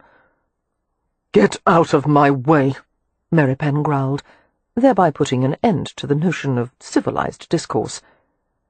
St. Vincent's pleasant expression didn't change. "You have a point. There is nothing so tiresome as being reasonable. I myself avoid it whenever possible. Still, I'm afraid you can't brawl when there are ladies present. It might give them ideas." Pen's scorching black stare flickered to the Hathaway sisters, lingering an extra second on Wynne's pale, delicate face. She gave him an infinitesimal shake of her head, silently willing him to relent, to reconsider. "Mary Pen," Amelia began scratchily. The scene was mortifying, but at the same time it moved her that Mary Pen was so protective of her honour. Cam silenced her with a touch on the shoulder. He levelled a cool stare at Mary Pen and said, "Not in front of the Gajos." Jerking his head in the direction of the back gardens, he headed to the stone staircase. After a brooding hesitation, Mary Pen followed. Chapter 17. When the pair was out of sight, Lord Westcliff spoke to St. Vincent. "Perhaps we should follow at a distance to prevent them from killing each other." St. Vincent shook his head, relaxing in his chair. He reached for his Evie's hand and began to play with her fingers. "Believe me, Rowan has the situation well in hand. His opponent may be a bit larger, but Rowan has the considerable advantage of having grown up in London, where he's interacted with criminals and remarkably violent brutes." Smiling at his wife, he added, "And those are just our employees." Amelia had no fears for Cam's sake. A fight between the two men would be like wielding a cudgel against a rapier. The rapier, with its superior grace and adroitness, would win. But that outcome brought its own perils. With the possible exception of Leo, the Hathaways were intensely fond of Mary Pen. The girls wouldn't find it easy to forgive someone who had harmed him, especially Wynne. Glancing at her sister, Amelia began to say something consoling, when she realized that Wynne's expression was not one of fear or helplessness. Wynne was annoyed. "Mary Pen has been injured," Wynne said crisply. "He should be resting, not chasing about after Mr. Rowan." "It's not my fault he got out of his sickbed," Amelia protested in an indignant whisper. Wynne's blue eyes narrowed. "You've done something to stir everyone up, and it's fairly obvious that whatever you did, Mr. Rowan was involved." Poppy, who was listening avidly, couldn't resist adding, "Intimately involved." The two older sisters glanced at her and said in unison, "Shut up, Poppy." Poppy frowned. "I've been waiting my entire life for Amelia to stray from the straight and narrow. Now that it's happened, I'm going to enjoy it." "I'd enjoy it too," Beatrix said plaintively, "if I only knew what we're talking about." Cam led the way along the yew hedge, going away from the manor until they reached a sunken lane stretching toward the wood. They stopped beside a thicket of St. John's wort, its golden flowers in full bloom, and sedge spiked with blue bottle-brush. Deceptively relaxed, Cam folded his arms loosely across his chest. He was puzzled by the large, irate chowl, a roamer with the air of a loner. The mysterious Mary Pen had no affiliation with the Gypsy tribe, but had instead chosen to make himself the watchdog of a Gachi family. Why? What did he owe to them? Perhaps Mary Pen was Marim, designated by the Rome as one unworthy of trust, an outcast. If so, Cam wondered what Mary Pen had done to deserve such a status. "You took advantage of Amelia," Mary Pen said. "Not that it matters," Cam said in Romany, "but how did you find out?" Mary Pen's huge hands flexed as if longing to rip him apart. Lucifer himself could not have had blacker, more burning eyes. "Speak English," he said harshly. "I don't like the old language." Frowning in curiosity, Cam readily complied. "The maids were talking about it," Mary Pen replied. "I heard them standing outside my door. You dishonoured one of my family." "Yes, I know," Cam said quietly. "You're not good enough for her." "I know that too." Watching him intently, Cam asked, "Do you want her for yourself, Charles?" Mary Pen looked mortally offended. "She's a sister to me." "That's good to hear, because I want her for my wife, and as far as I can see," Cam gestured wide with his hands. "There aren't exactly queues forming to help the Hathaways, so I may be able to do the family some good. They don't need your money. Ramsay has an income. Ramsay's going to be dead soon. We both know it. And after he turns up his toes, the title will go to the next poor bastard in line, and there'll be 4 unmarried Hathaway sisters with few practical skills to speak of. What do you think will become of them? What about the invalid? She'll need medical care." "Wynne's not an invalid." Merrypen made his face expressionless, but not before Cam had seen a flash of extraordinary emotion, something ferocious and dark and tormented.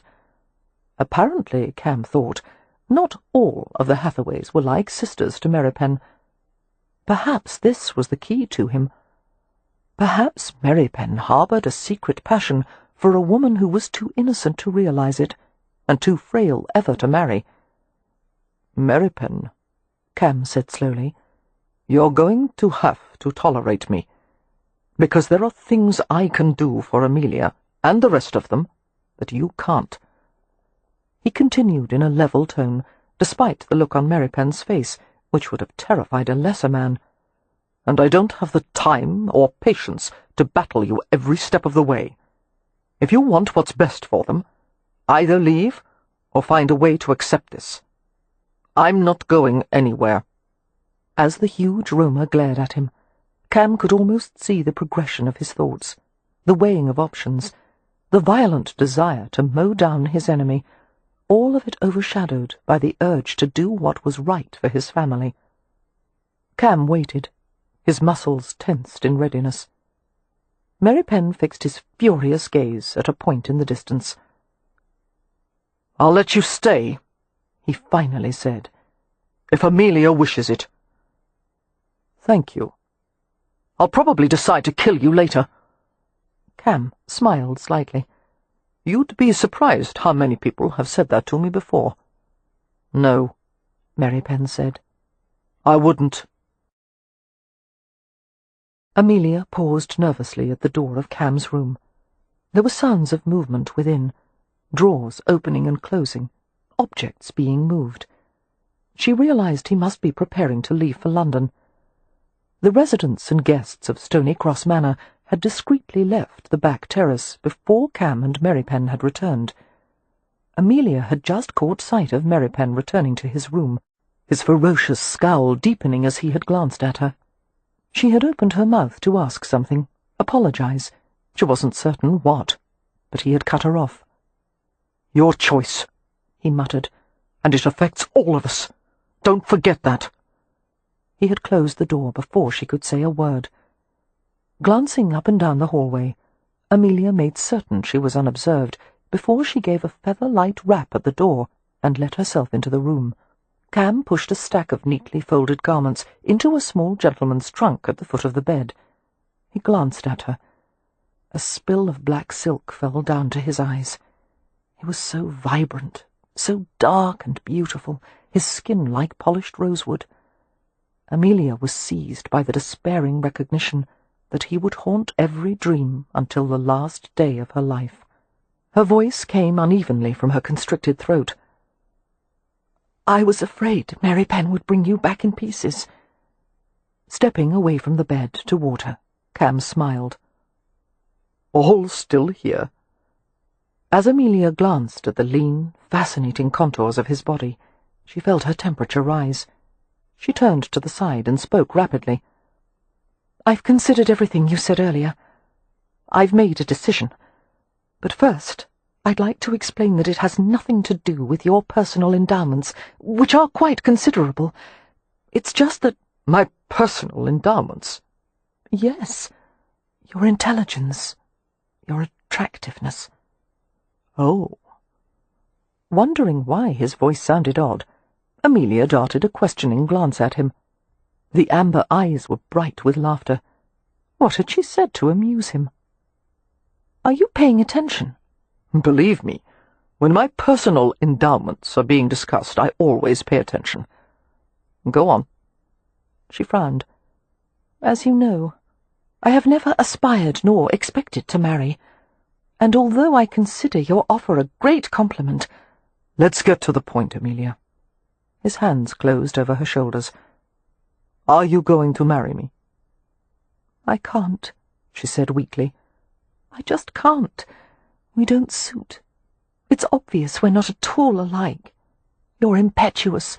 You make life-altering decisions in the blink of an eye, whereas I choose one course and I don't stray from it." "You strayed last night, and look how well it turned out." He grinned at her expression. "I'm not impetuous.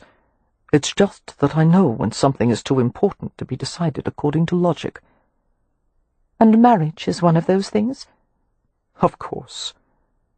Cam settled a hand high on her chest, over the wild pounding of her heart. "You have to decide it in here." Amelia's chest felt tight beneath the warmth of his hand. "I've only known you for a matter of days. We're still strangers. I can't entrust the future of my entire family to a man I don't even know." "A couple can be married 50 years and never know each other. Besides, you know the important things already." Amelia heard an annoying drumming sound, and she thought at first it was the wild percussion of her heart.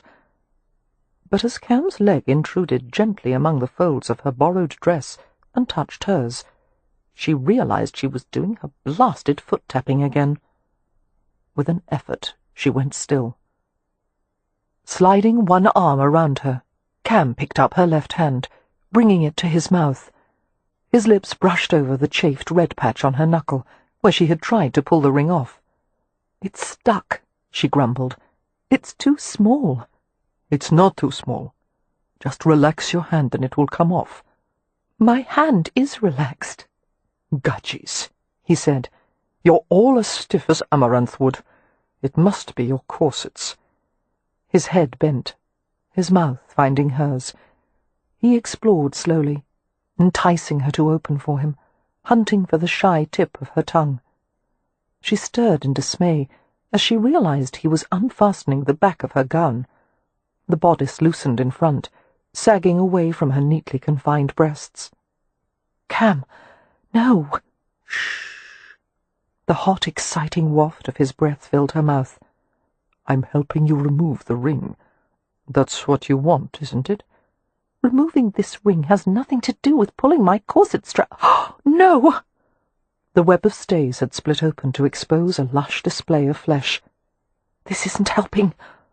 She tried to pull up her disassembled clothing with the clumsiness of someone moving underwater. "It's helping me quite a lot." Cam's hand slipped into the back of her drawers, his touch warm against the firm surface of her bottom. One fingertip skimmed over the crevice between her buttocks. She wriggled in violated modesty, her clothes dropping ever more rapidly toward the floor. "I have to see you in daylight." His mouth chased lightly, hungrily over her throat and shoulder. "Monisha, you are the most beautiful woman, the most—" His hands moved with increasing impatience, pulling hard at her clothes until a few stitches popped. "Don't!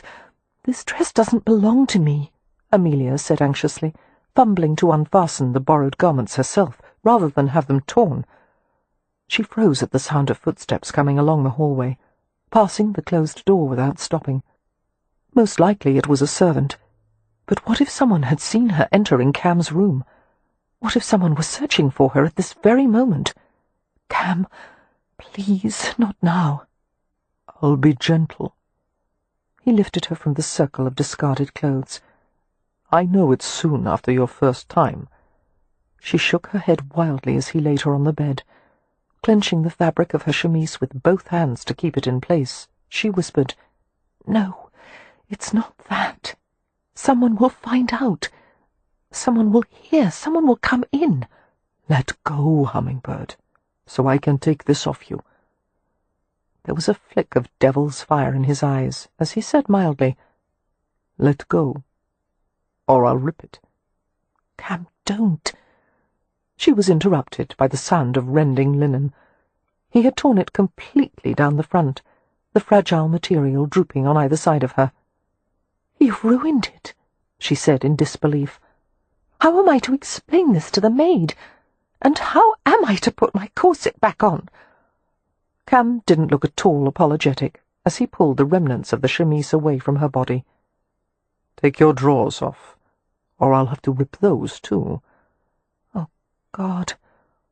Seeing no way to stop him, Amelia pulled the drawers down over her hips. "Lock the door," she whispered with a scarlet face.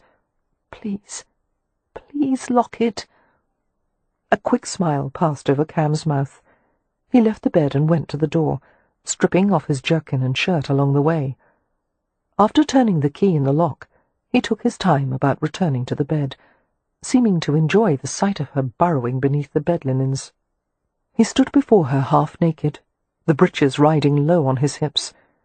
Amelia dragged her gaze away from the sleek, tightly muscled surface of his torso and shivered between the cold layers of the bedclothes. "You're putting me in a terrible position." Cam finished undressing and joined her beneath the covers. "I know other positions you'll like much better." She was pulled against him full length, his body large and startlingly warm. The scent of his skin was a luxurious masculine spice, arousing her, dissolving her inhibitions with every breath. He ran his hands over her, discovering she was still wearing garters and silk stockings. With a smoothness that left her gasping, Cam disappeared beneath the covers, his broad shoulders tenting the layers of linen, wool, and velvet. Amelia tried to struggle to a sitting position, but fell back with a whimper as she felt his mouth against the soft skin inside her thigh. He untied the garter, letting it fall away, and began to roll the stocking down her leg with torturous slowness, his lips following the path of furling silk. His tongue ventured into the crease behind her knee, glided over the clenched muscle of her calf, delved into the throbbing hollow on the side of her ankle. The silk was gently tugged away from her clenched toes. It took fierce concentration not to cry out as she felt his hot, wet mouth closing over her toes, one at a time, sucking and stroking while her ticklish foot jerked in response. By the time the second stocking was removed, Amelia was steaming. She fought to push the covers back, away from her overheated skin. The tips of her breasts contracted even more tightly as they were exposed to the cool air. Cam pushed her thighs wide. Her legs crooked over the hard bulwark of his shoulders. His fingers sifted through the springy curls, and he kissed her tenderly, licking into the heat and tension, circling and drawing lightly. Too much, not enough. Amelia strained beneath the soft, flicking torture. He settled a hand over her stomach, rubbing in soothing circles. "Lie easy, sweetheart." "I can't. Oh, please hurry." Cam laughed softly, his parted lips dragging across her sensitive flesh. He traced her with his tongue, made her wet, and blew against the dampened curls. "It's better for you if I don't hurry." "No, it's not." "Much you know about it. This is only your second time." She gave a little sob as he used his tongue again. "I can't bear much more of this." He licked over her, fiendishly sweet, and inside her, lewd and deep, until she was breathing in moans and his hot breath was shivering against her. He moved upward, his body settling into the taut slip of her thighs, and he entered her in a low, thick slide. She gasped at the shock of him filling her, pushing until she gasped and dug her fingertips into his shoulder. Cam paused, staring down at her with dilated eyes, the irises bright gold rims around circles of fathomless midnight. "Amelia." His kiss tasted of salt and intimacy. "Can you take a little more?" She fought to think above the confusion of pleasure, and shook her head jerkily. The corners of his lips deepened with a subtle smile. He whispered, "I think you can." His hands played over her, solicitous fingertips sliding to the place they were joined. He pressed inside her, a low rhythmic movement, and his fingers were astonishingly gentle, almost delicate as they stroked in time to the patient thrusts. Gasping, she arched to take him deeper and deeper still. Every time he pushed, his body rubbed hers in exactly the right way. She began to lift eagerly, anticipating each wet, grinding slide, panting for it, sensation building on sensation, until it culminated in a blinding swell of delight, and another. She felt him begin to withdraw, and she moaned and twined her legs around his hips. "Amelia!" he gasped. "No, let me! I've got to—" Shuddering, he spent helplessly inside her, while her body gripped and stroked the hard length of him. Still locked together, Cam rolled Amelia to her side. He muttered something in Romany. Although she didn't understand a word, it sounded highly complimentary. Limp with pleasure and exhaustion, Amelia rested her head on the solid curve of his biceps, blinking in surprise as she felt the occasional twitch and pulse of him in the depths of her body. Cam reached for her left hand. Taking the signet ring between his fingers, he drew it off easily and gave it to her. "Here, although I'd rather you left it on." Amelia's mouth fell open. She examined her hand, then the ring, and hesitantly pushed it back on the same finger. It slid over her knuckle and back again with ease. "How did you do that? You made it bigger." "I didn't make it bigger. I helped you relax." He ran a coaxing hand along her spine. "Put it back on, Amelia." "I can't. That would mean I've accepted your proposal, and I haven't." Stretching like a cat, Cam rolled her flat again, his weight partially supported on his elbows. Amelia drew in a quick breath as she felt him still firm within her. "You can't lie with me twice and then refuse to marry me." Cam lowered his head to kiss her ear. "I'll be ruined." He worked his way to the little hollow behind her earlobe. "And I'll feel so cheap." Despite the seriousness of the matter, Amelia had to bite back a smile. "I'm doing you a great favor by refusing you. You'll thank me for it some day." "I'll thank you right now if you'll put the damned ring back on." She shook her head. Cam pushed a bit farther inside her, making her gasp. "What about my personal endowments? Who's going to take care of them?" "You can take care of them." She squirmed to the side to set the ring on the bedside table. "All by yourself." Cam moved with her obligingly. "It's much more satisfying when you're involved." As he reached to retrieve the ring, his body shifted higher in hers. She tensed in surprise. He felt harder inside her, thicker, his desire gaining new momentum. "Cam!" she protested, glancing at the closed door. She grabbed for his wrist, trying to keep his hand away from the ring. He grappled with her playfully, turning until they had completed a full revolution across the mattress, then she was under him again. He was rampantly aroused now, teasing her with a few slow lunges. Twisting beneath him, Amelia pushed at his dark head as he began to kiss her breasts. "But we just finished." Cam lifted his head. "Roma," he said, as if by way of explanation, and settled back over her. If there was a hint of apology in his tone, there was none in the insistent rhythm of his thrusts, deep caresses that invaded and soothed, and before long her protests had melted into purring moans. His beautiful, sleek body moved over her, inside her, muscles bunching at her touch, his breath catching as she explored him hesitantly. The heat rose higher, kindled in the friction of sweat-misted skin. Amelia wrapped her arms around him, her legs, trying to contain all that hard male flesh, while the steady rocking pace of his thrusts brought her to the edge of release. But he withdrew before she could reach it, and turned her over, and for an agonizing moment she thought he had decided to stop.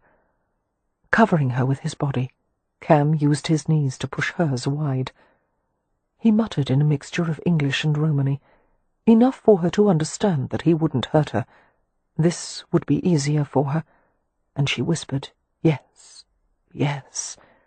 And then he was sliding impossibly deep, his hand steadying her hips as she backed up instinctively.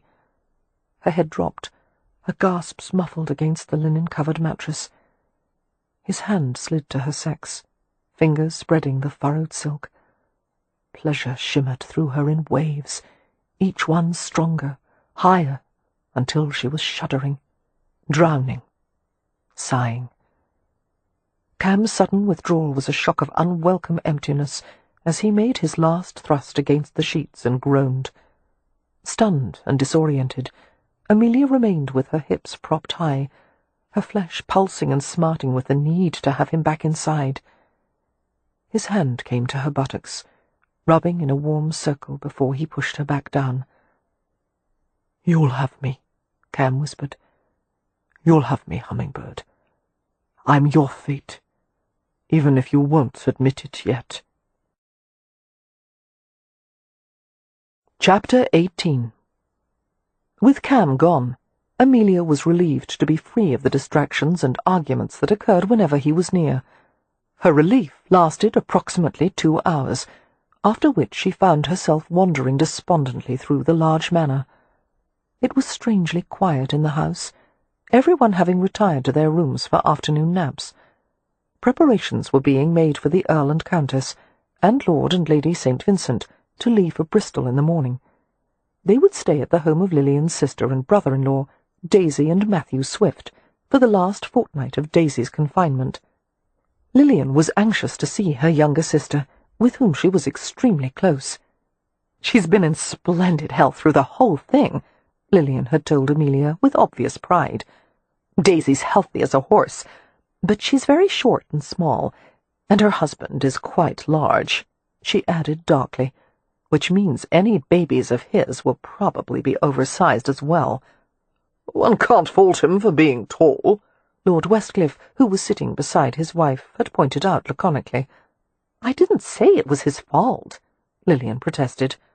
"You were thinking it," the Earl murmured, and she raised a pillow as if to hurl it at him. The effect of marital strife was spoiled, however, as they grinned at each other. Lilian turned her attention to Amelia. "Will you and the others be all right in our absence? I hate to leave with things so unsettled, and Mr. Merrypen under the weather." "I expect Merrypen will heal very quickly," Amelia said with utter confidence. Other than the time he had first come to them, he had never been ill. "He has a robust constitution." "I've requested the doctor to visit daily," Westcliff said, "and if you have any difficulties, send word to Bristol. It isn't that far, and I'll come at once." Heaven knew how they had been fortunate enough to have Lilian and Westcliff as neighbours. Now, as Amelia made her way through the art gallery, her gaze moving over paintings and sculptures, she became aware of an unfamiliar feeling, a terrible hollowness. She couldn't think how to make it go away. It wasn't hunger, fear, or anger. It wasn't exhaustion or dread. It was loneliness. "Nonsense," she scolded herself, striding to a long row of windows that overlooked a side garden. It had begun to rain, a cold, soaking glitter that fell steadily over the grounds and rushed in muddy streams toward the bluff and the river. "You can't be lonely. He hasn't even been gone for half a day, and there's no reason for it when your entire family is in the same house." It was the first time she had ever felt the kind of loneliness that couldn't be cured with just any available company.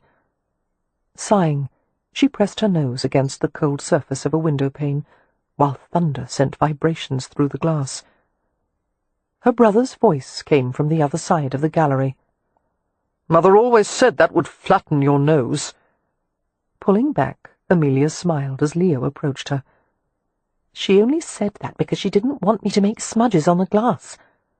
Her brother looked drawn and hollow-eyed, the pastiness of his complexion a striking contrast to Cam Rowan's clover honey tan. Leo was dressed in borrowed clothes.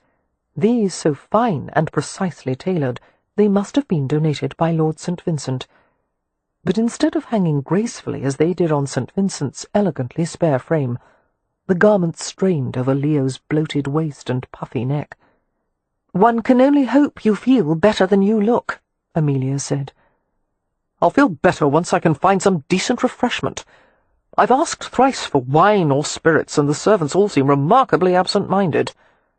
She frowned. "Surely it's too early in the day, even for you, Leo." He extracted a pocket-watch from his waistcoat and squinted at its face. "It's 8 o'clock in Mumbai. Being an internationally minded fellow, I'll have a drink as a diplomatic gesture." Ordinarily, Amelia would have been resigned or annoyed. However, as she stared at her brother, who seemed so lost and miserable beneath his brittle facade, she felt a rush of compassion. Walking forward, she put her arms around him and hugged him, and wondered how to save him. Startled by the impulsive gesture, Leo remained still, not returning the embrace, but not pulling away either. His hands came to her shoulders, and he eased her away. "I should have known you'd be maudlin today," he said. "Yes, well, finding one's brother nearly roasted to death tends to make a woman rather emotional." "I'm just a bit charred, that's all." He stared at her with those strange, light eyes, not at all the eyes of the brother she had known all her life. "And not so altered as you, it seems." Amelia knew immediately what he was leading to. Warily, she turned away from him, and pretended to inspect a nearby landscape of hills and clouds and a silvery lake. "Altered? I've no idea what you mean, Leo." "I'm referring to the game of hide-the-slipper you've been playing with Rowan." "Who told you that? The servants?" "Merrypen." "I can't believe he dared." "For once he and I agree on something. We're going back to London as soon as Merrypen is well enough. We'll stay at the Rutledge Hotel until we can find a suitable house to lease." "The Rutledge costs a fortune," she exclaimed. "We can't afford—" "Don't argue, Amelia. I'm the head of this family, and I've made the decision. With Merrypen's full support for what that's worth." "The two of you can go to blazes. I don't take orders from you, Leo." "You will in this instance. Your brief-lived affair with Rowan is over." Feeling bitter and outraged, Amelia turned away from him. She didn't trust herself to speak. In the past year, there had been countless times she had longed for Leo to assume his place as the head of the family, to have an opinion about anything, to show concern for someone other than himself. And yet this was the issue that had provoked him to take action? Her relationship with Cam was no one's concern but her own, and she would be damned if she'd allow it to be used to manipulate her. "I'm so glad," she said with ominous quietness, "that you've taken such an interest in my personal affairs, Leo. Now perhaps you might expand your interest to other topics of importance, such as how and when Ramsay House will be rebuilt, and what we're going to do about Wynne's health, and Beatrix's education, and Poppy's—" "You won't distract me that easily. Good God, sis, couldn't you find someone of your own class to dally with? Have your prospects really sunk so low that you've taken a gypsy to your bed?" Amelia's mouth dropped open. She spun to face him. "I can't believe you would say such a thing. Our brother is a Roma, and he—" "Merrypen isn't our brother, and he happens to agree with me. This is beneath you." "Beneath me?" Amelia repeated dazedly, backing away from him until her shoulders flattened against the wall. "How?" "There's no need for me to explain, is there?" "Yes," she said. "I think there is." "Rowan's a gypsy. A gypsy, Amelia. They're lazy, rootless, heathen, wild—" "You can say all that when you never lift a finger?" "I'm not supposed to work. I'm a peer now. I earn £3,000 a year just by existing." Clearly there was no headway to be made in an argument when one's opponent was insane. "Until this moment, I had no intention of marrying him," Amelia said. "But now I'm seriously considering the merits of having at least one rational man in the household." "Marriage?" Amelia almost enjoyed the look on his face. "I suppose Merrypen forgot to mention that minor detail. Yes, Cam has proposed to me. And he's rich, Leo. Rich, which means even if you decide to go jump in the lake and drown yourself, the girls and I would be taken care of. Nice, isn't it? that someone's concerned about our future? I forbid it. She gave him a scornful glance. Forgive me if I'm less than impressed by your authority, Leo. Perhaps you should go practice on someone else. And she left him in the gallery, while the thunder rumbled and rain cascaded down the windows. Supper was a sombre and quiet affair that evening, with the Westcliffs and St. Vincent's having departed for Bristol, and Leo having purportedly gone to the village tavern for amusement. It was a miserable night. Amelia found it hard to imagine there would be much revelry in the cold and wet, but Leo was probably desperate for more sympathetic company than could be found at Stonycross Manor. Merrypen had remained in his room, sleeping most of the day, which was so unlike him that the Hathaways were all worried. "I suppose it's good for him to rest," Poppy ventured, brushing idly at a few crumbs on the tablecloth. A footman came hurriedly to remove the crumbs for her, with a napkin and silver implement. "It will help him heal faster, won't it?" "Has anyone had a look at Merrypen's shoulder?" Amelia asked, glancing at Wynne. "It's probably time for the dressing to be changed." "I'll do it," Wynne said at once. "And I'll take him a supper tray." "Beatrix will accompany you," Amelia advised. "I can manage the tray," Wynne protested. "It's not that. I meant it's not proper for you to be alone with Merrypen in his room." Wynne looked surprised and made a face. "I don't need Beatrix to come. It's only Merrypen after all." After Wynne left the dining hall, Poppy looked at Amelia. "Do you think," she asked, "that Wynne really doesn't know how he—" "I have no idea. And I've never dared to broach the subject, because I don't want to put ideas into her head." "I hope she doesn't know," Beatrix ventured. "It would be dreadfully sad if she did." Amelia and Poppy both glanced at their younger sister quizzically. "Do you know what we're talking about, Bee?" Amelia asked. "Yes, of course. Merrypen's in love with her. I knew it a long time ago, from the way he washed her window." "Washed her window?"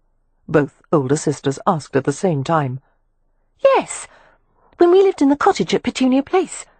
Wynne's room had a casement window that looked out onto the big maple tree, do you remember?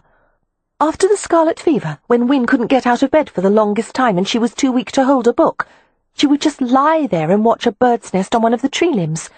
She saw the baby swallows hatch and learn to fly. One day she complained that the window was so dirty she could barely see through it, and it made the sky look greyish. So from then on, Merrypen always kept the glass spotless. Sometimes he climbed a ladder to wash the outside, and you know how afraid of heights he is. You never saw him do that?" "No," Amelia said with difficulty, her eyes stinging. "I didn't know he did that." "Merrypen said the sky should always be blue for her," Beatrix said, "and that was when I knew he—" "Are you crying, Poppy?" Poppy used a napkin to dab at the corners of her eyes. "No, I just inhaled some pepper." "So did I," Amelia said, blowing her nose. Wynne carried a light bamboo tray, laden with broth, bread and tea, to Merrypen's room. It hadn't been easy to persuade the kitchen maids that she could take the tray herself. They had felt strongly that no guest of Lord and Lady Westcliff should carry anything. However, Wynne knew Merrypen's dislike of strangers, and in his vulnerable state he would be contrary and obstinate. Finally, a compromise had been reached. A housemaid would bring the tray to the top of the stairs, and Wynne could take it from there. As she neared his room, Wynne heard the sounds of something hitting a wall with a thud, and a few threatening growls that could only have come from Merrypen. She frowned, her pace quickening as she proceeded along the hallway. An indignant housemaid was departing from Merrypen's room. "Well, I never!" the maid exclaimed, red and bristling. "I went to stir the coals and add wood to the fire, and that nasty Gypsy shouted and threw his cup at me." "Oh dear, I'm so sorry. You weren't injured, were you? I'm sure he didn't intend—" "No, his aim was off," the maid said with dark satisfaction. "The tonics made him higher than a Cable Street constable." The reference was to a mile-long road in London, known for harbouring a quantity of opium dens. "I wouldn't go in there if I were you, miss. He'd snap you in two as soon as you got within arm's length of him, the beast!" Wynne frowned in concern. "Yes, thank you. I'll be careful." Tonic. The doctor must have left something extremely potent to dull the agony of a burn wound. It was probably laced with opiate syrup and spirits. Since Mary Pen never took medicine, and rarely even drank a glass of wine, he would be highly susceptible to intoxicants. Entering the room, Wynne used her back to close the door, and went to set the tray on the bedside table. She started a little at the sound of Mary Pen's voice. "I told you to get out!" he barked. "I told you!" He broke off as she turned to face him. Wynne had never seen him like this before, flushed and disoriented, his dark eyes slightly unfocused. He lay on his side, his white shirt falling open to reveal the edge of a heavy bandage, and muscles gleaming like polished bronze. He was tense and radiating what her mother had gingerly referred to as animal spirits. "Kev," she said gently, using his first name. They'd made a bargain once, after she'd gotten scarlet fever, when he'd wanted her to take some medicine. Wynne had refused until he offered to tell her his name. She'd promised never to tell anyone, and she hadn't. Perhaps he had even thought she'd forgotten. "Lie still," she urged gently. "There's no need to work yourself into a temper. You frightened the poor housemaid half to death." Mary Pen watched her sluggishly, having trouble keeping his gaze focused. "They're poisoning me," he told her. "Pouring medicine down my throat. My head's muddled. Don't want any more." Wynne assumed the role of implacable nurse, when all she wanted was to baby and coddle him. "You'd be much worse off without it."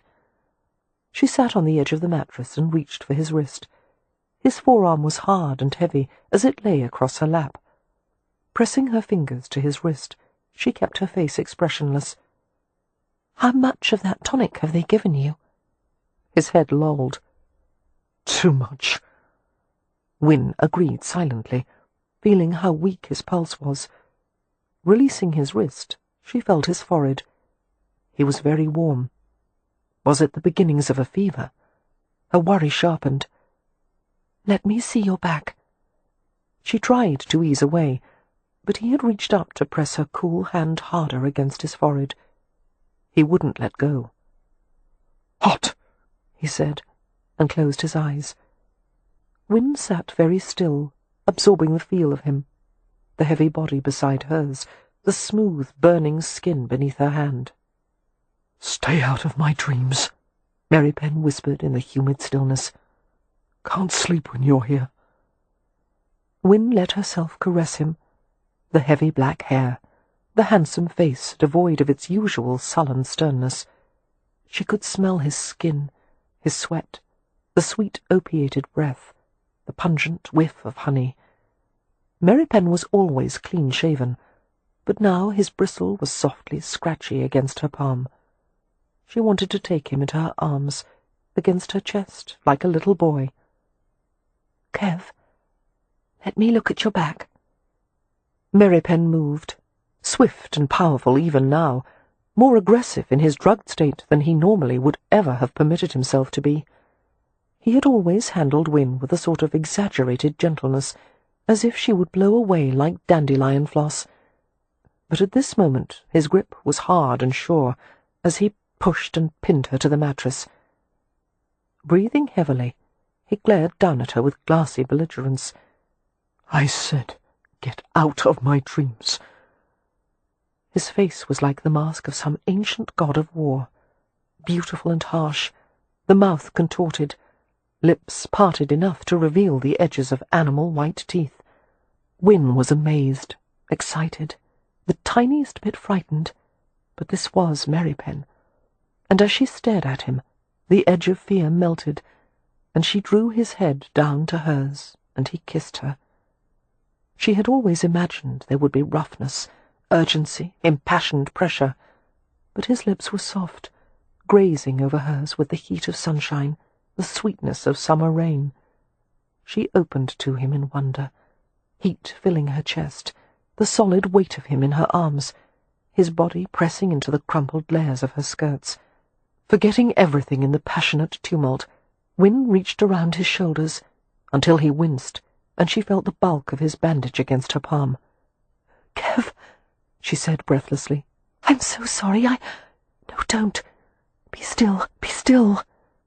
She curled her arms loosely around his head, shivering as he kissed her throat. He nuzzled against the gentle rise of her breast, pressed his cheek against her bodice, and sighed. After a long, motionless minute, while her chest rose and fell beneath his heavy head, Wyn spoke hesitantly. "Kev?" A slight snore was her reply. The first time she had ever kissed a man, she thought ruefully, and she had put him to sleep. Struggling out from beneath him, Wyn turned back the covers and grasped the hem of his shirt. The linen clung to the powerful slope of his back. Pulling the hem all the way up, she tucked it into the collarless neck of the shirt. Carefully, she lifted the edge of the bandage, the cotton gauze sticky and reeking of honey. She blinked at the sight of the burn wound, which was angry and inflamed. The doctor had said a scab would form, but the oozing crust of the wound didn't remotely resemble healing. Seeing a black mark on the other side of his back, Wyn frowned curiously and pushed his shirt a little higher. What she discovered caused her breath to catch, her eyes turning wide. "Kev," she murmured in wonder, her fingers tracing the pattern on his shoulder. "What secrets are you hiding?" Chapter 19. The next morning, Amelia awakened to the unwelcome news, delivered by Poppy, that Leo had not slept in his bed the previous night and couldn't be found anywhere, and Merrypen had taken a turn for the worse. "Bother Leo," Amelia grumbled, climbing out of bed and reaching for her robe and slippers. "He started drinking yesterday afternoon, and doubtless didn't stop. I couldn't care less where he is or what's happened to him." "What if he wandered out of the house and, I don't know, stumbled over a tree branch or something? Shouldn't we ask some of the gardeners and groundsmen to look for him?" "God, how mortifying!" Amelia pulled the robe over her head and buttoned it hastily. "I suppose so. Yes, although make it clear they're not to go on an all-out search. I should hate for their work to be interrupted just because our brother has no self-control." "He's grieving, Amelia," Poppy said quietly. "I know, but God help me, I'm tired of his grieving, and it makes me feel horrid to say so." Poppy stared at her compassionately and reached out to hug her. "You shouldn't feel horrid. It always falls to you to pick up the pieces of his muck-ups, not to mention everyone else's. I'd be tired too if I were you." Amelia returned the hug and stepped back with a sigh. "We'll worry about Leo later. Right now I'm more concerned about Merrypen. Have you seen him this morning?" "No, but Wyn has. She says he's definitely feverish and the wound isn't healing. I think she stayed up with him most of the night." "And now she'll probably faint from exhaustion," Amelia said in exasperation. Poppy hesitated and frowned. "Amelia, I can't decide whether this is the best or worst time to tell you, but there's a minor to-do below stairs. It seems some of the silver flatware has gone missing." Amelia went to the window and stared beseechingly up at the cloud-heavy sky. "Dear, merciful Lord, please don't let it be Beatrix." "Amen," Poppy said. "But it probably is." Feeling overwhelmed, Amelia thought in despair. "I failed. The house is gone. Leo is missing or dead. Merrypen is injured. Wyn is ill. Beatrix is going to prison, and Poppy is doomed to spinsterhood." But what she said was, "Merrypen first," and strode briskly from the room with Poppy at her heels. Wyn was at Merrypen's bedside, so exhausted she could barely sit up straight.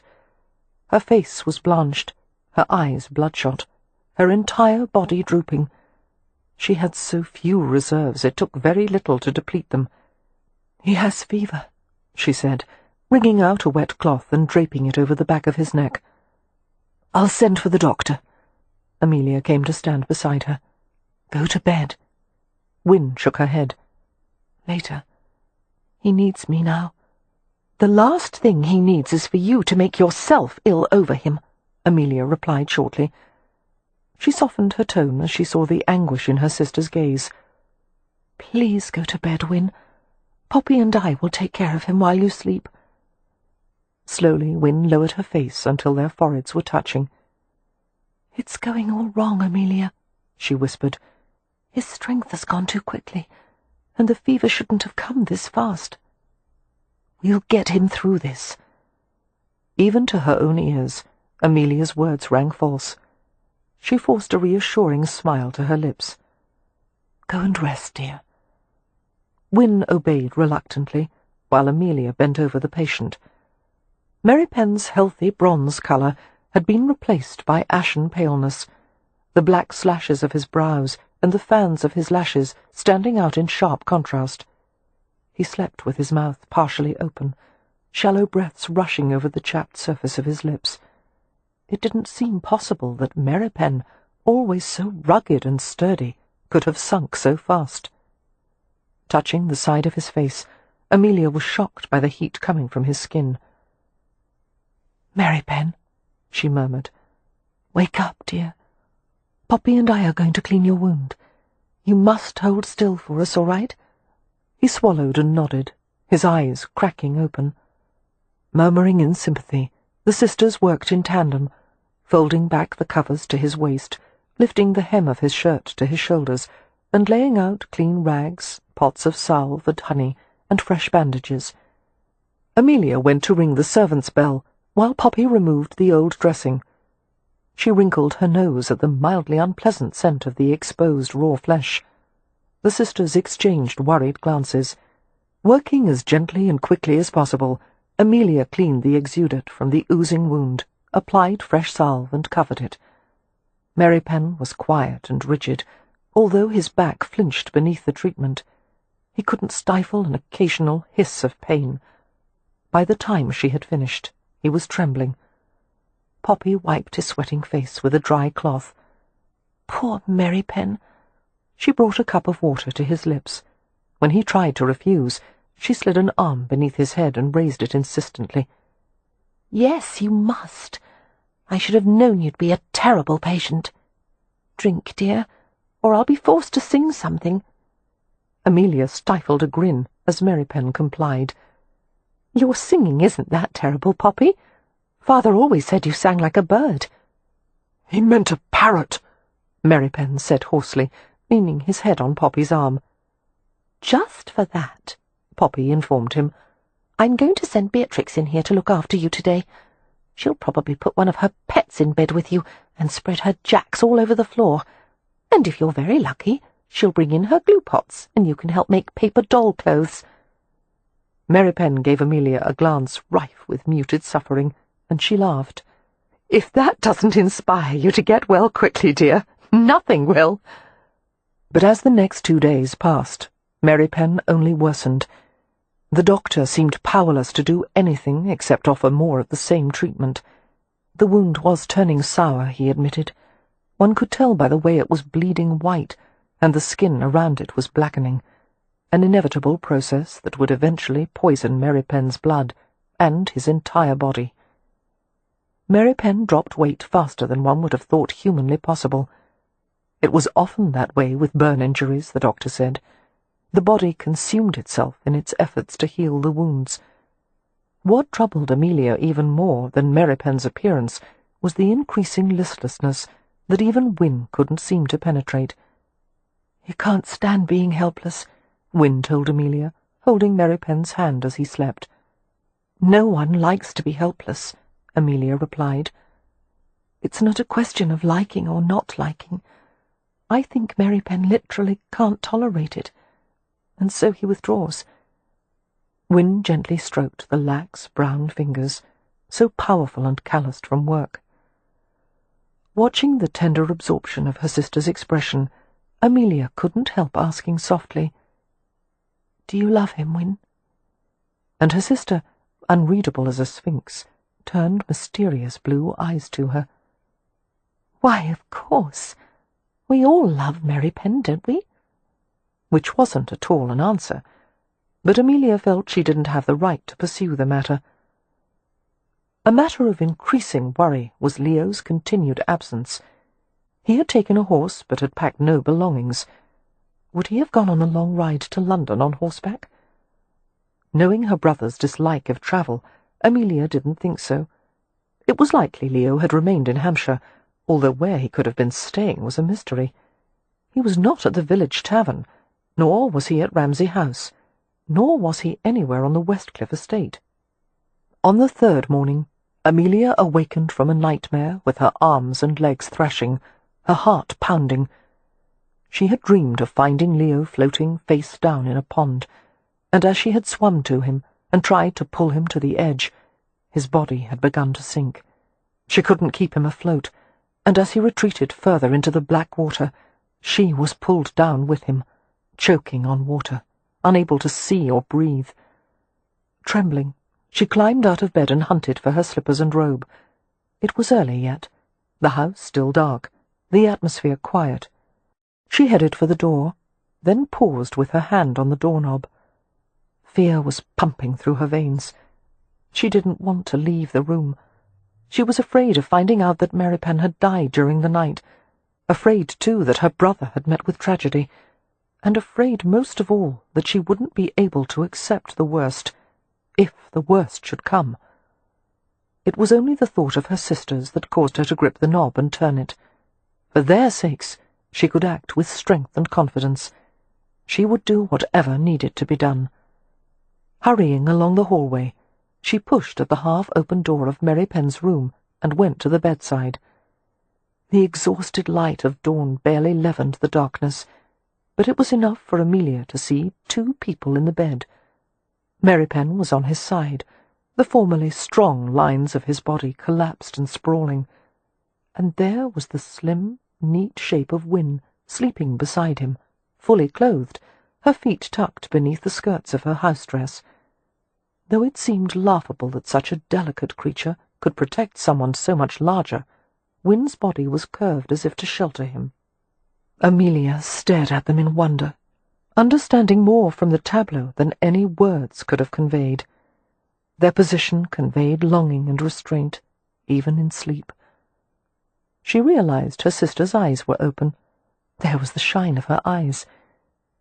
Win stared at her, making no sound, no movement, her expression grave, as if she were absorbed in collecting each second with him. With a slight nod, Amelia retreated from the bedside and left the room. She nearly bumped into Poppy, who was also walking through the hallway, her robe a ghostly white. "How is he?" Poppy asked. "Not well. Sleeping. Let's go to the kitchen and put a kettle on." They went toward the stairs. "Amelia, I dreamed all night about Leo. Terrible dreams." "So did I." "Do you think he's done himself harm?" "I hope not, with all my heart. But I think it's possible." "Yes," Poppy whispered. "I think so too." She heaved a sigh. "Poor Beatrix." "Why do you say that?" "She's still so young, to have lost so many people. Father and mother, and now perhaps Mary Pen and Leo." "We haven't lost Mary Pen and Leo yet. At this point, it would be a miracle if we could keep either of them." "You're always so cheerful in the morning." Amelia caught her hand and squeezed it. Trying to ignore the weight of despair in her own chest, she said firmly, "Don't give up yet, Poppy. We'll hold out hope for as long as we can." They reached the bottom of the stairs. "Amelia," Poppy sounded vaguely annoyed.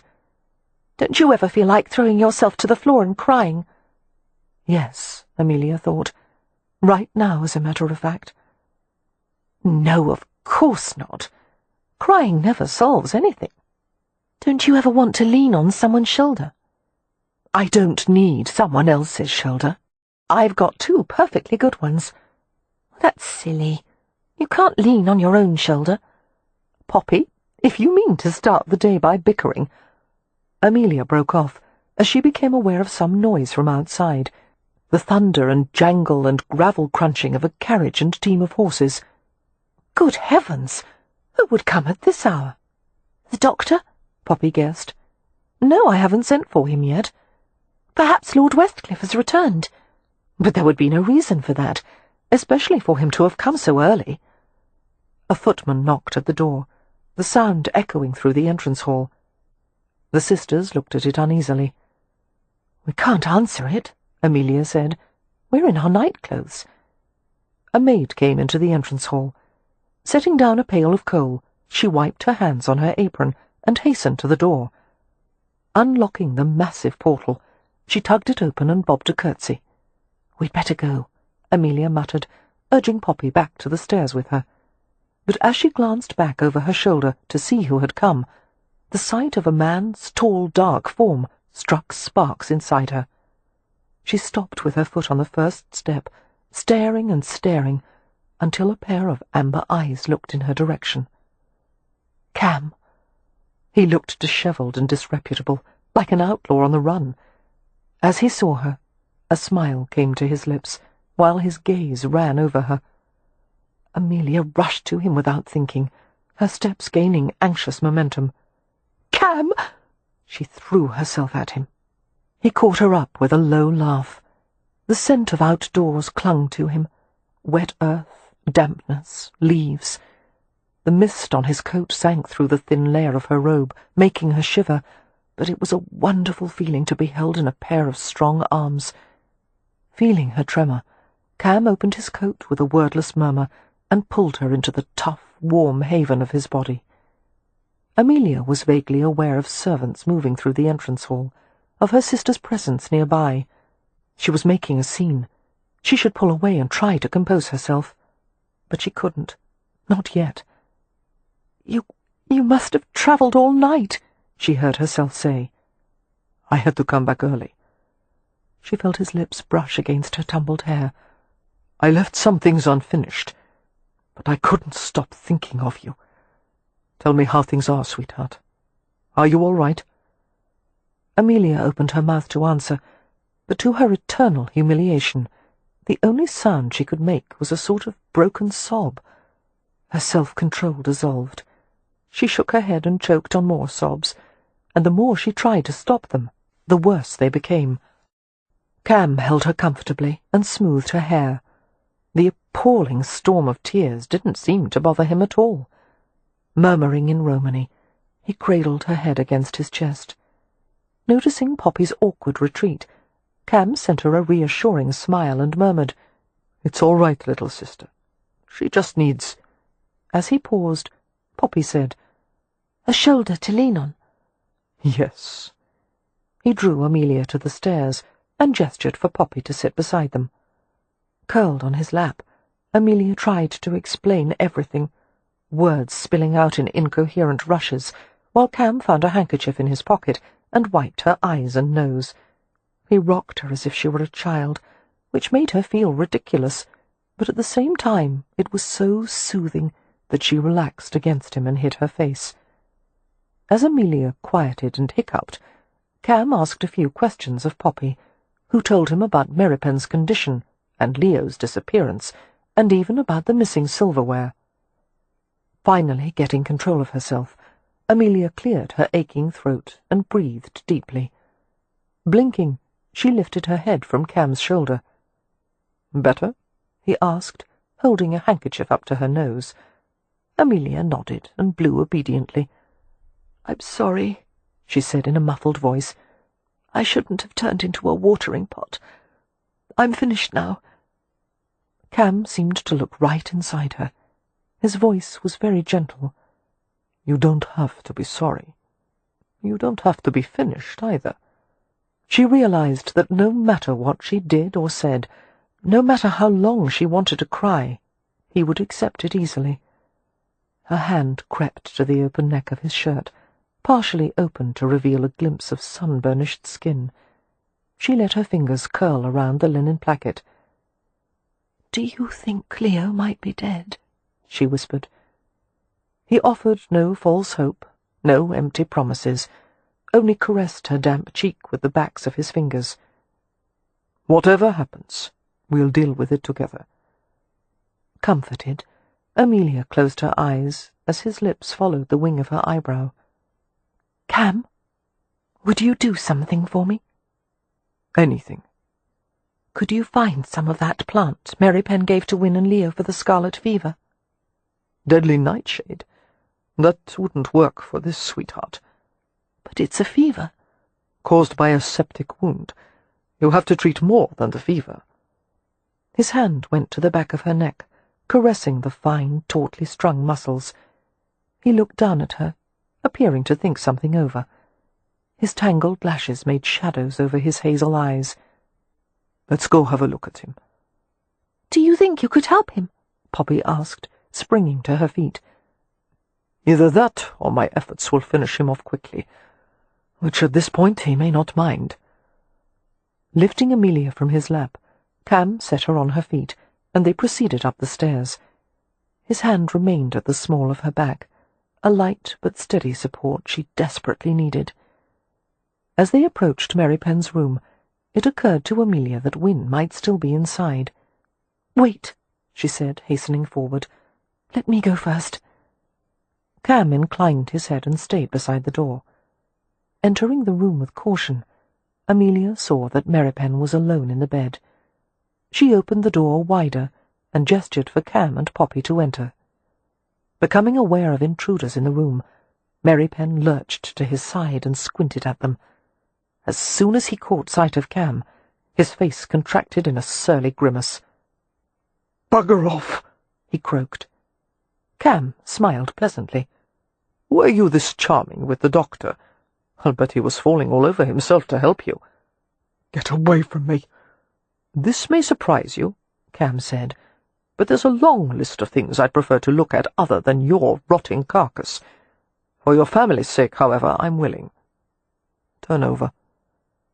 Mary Penn eased his front to the mattress and said something in Romany that sounded extremely foul. "You two," Cam said equably. He lifted the shirt from Mary Penn's back and pried the bandage from the injured shoulder. He viewed the hideous, seeping wound without expression. "How often have you been cleaning it?" he asked Amelia. "Twice a day." "We'll try 4 times a day, along with a poultice." Leaving the bedside, Cam motioned for Amelia to accompany him to the doorway. He lowered his mouth to her ear. "I have to go out to fetch a few things. While I'm gone, give him something to make him sleep. He won't be able to tolerate this otherwise." "Tolerate what? What are you going to put in the poultice?" "A mixture of things, including apis." "What is that?" "Bee venom. Extract from crushed live bees, to be precise. We'll soak them in a water and alcohol base." Bewildered, Amelia shook her head. "But where are you going to get—" She broke off and stared at him with patent horror. "You're going to the hive at Ramsay House. How will you collect the bees?" His mouth twitched with amusement. "Very carefully." Do you want me to help?" she offered with difficulty. Knowing her terror of the insects, Cam slid his hands around her head and pressed a hard kiss to her lips. "Not with the bees, sweetheart. Stay here and dose Mary Penn with morphine syrup. A lot of it." "He won't. He hates morphine. He'll want to be stoic." "Trust me, none of us will want him to be awake while I'm applying the poultice, especially Mary Penn. The Rome call the treatment white lightning for good reason. It's not something anyone can be stoic about. So do whatever's necessary to put him out, Monisha. I'll be back soon." "Do you think the white lightning will work?" she asked anxiously. "I don't know." Cam cast an unfathomable glance back at the suffering figure on the bed. "But I'm positive he won't last long without it." While Cam was gone, Amelia conferred with her sisters in private. It was decided that Win would be the most likely to succeed in making Mary Penn take the morphine, and it was Win herself who stated flatly they would have to deceive him, as he would refuse to take it voluntarily no matter how they beseeched him. "I'll lie to him if necessary," Wynne said, shocking the other three into speechlessness. "He trusts me. He'll believe whatever I say." To their knowledge, Wynne had never told a lie in her life, not even as a child. "Do you really think you could?" Beatrix asked, rather awed by the notion. "To save his life, yes." Delicate tension appeared between Wynne's fine brows, and splotches of pale pink appeared high on her cheeks. I think a sin committed for such a purpose may be forgiven." "I agree," Amelia said swiftly. "He likes mint tea," Wynne said. "Let's make a strong batch and add a great deal of sugar. It will help hide the taste of the medicine." No pot of tea had ever been prepared with such scrupulous care, the Hathaway sisters hovering over the brew like a coven of young witches. Finally, a porcelain teapot was filled with the strained and sugared concoction and placed on a tray beside a cup and saucer. Wynne carried it to Mary Penn's room, pausing at the threshold as Amelia held the door open. "Shall I go in with you?" Amelia whispered. Wynne shook her head. "No, I can manage. Please close the door. Make certain no one disturbs us." Her slender back was very straight as she entered the room. Mary Penn's eyes opened at the sound of Wynne's footsteps. The pain of the festering wound was constant, inescapable. He could feel the toxins leaking into his blood, feeding poison into every capillary. It produced at times a perplexing, dark euphoria, floating him away from his wasting body until he was at the periphery of the room. Until Wynne came, and then he gladly sank back into the pain just to feel her hands on him, her breath on his face. Wynne shimmered like a mirage in front of him. Her skin looked cool and luminous, while his own body raged with miasma and heat. "I've brought something for you." "Don't want—" "Yes," she insisted, joining him on the bed. "It will help you to get better. Here, move up a bit, and I'll put my arm around you."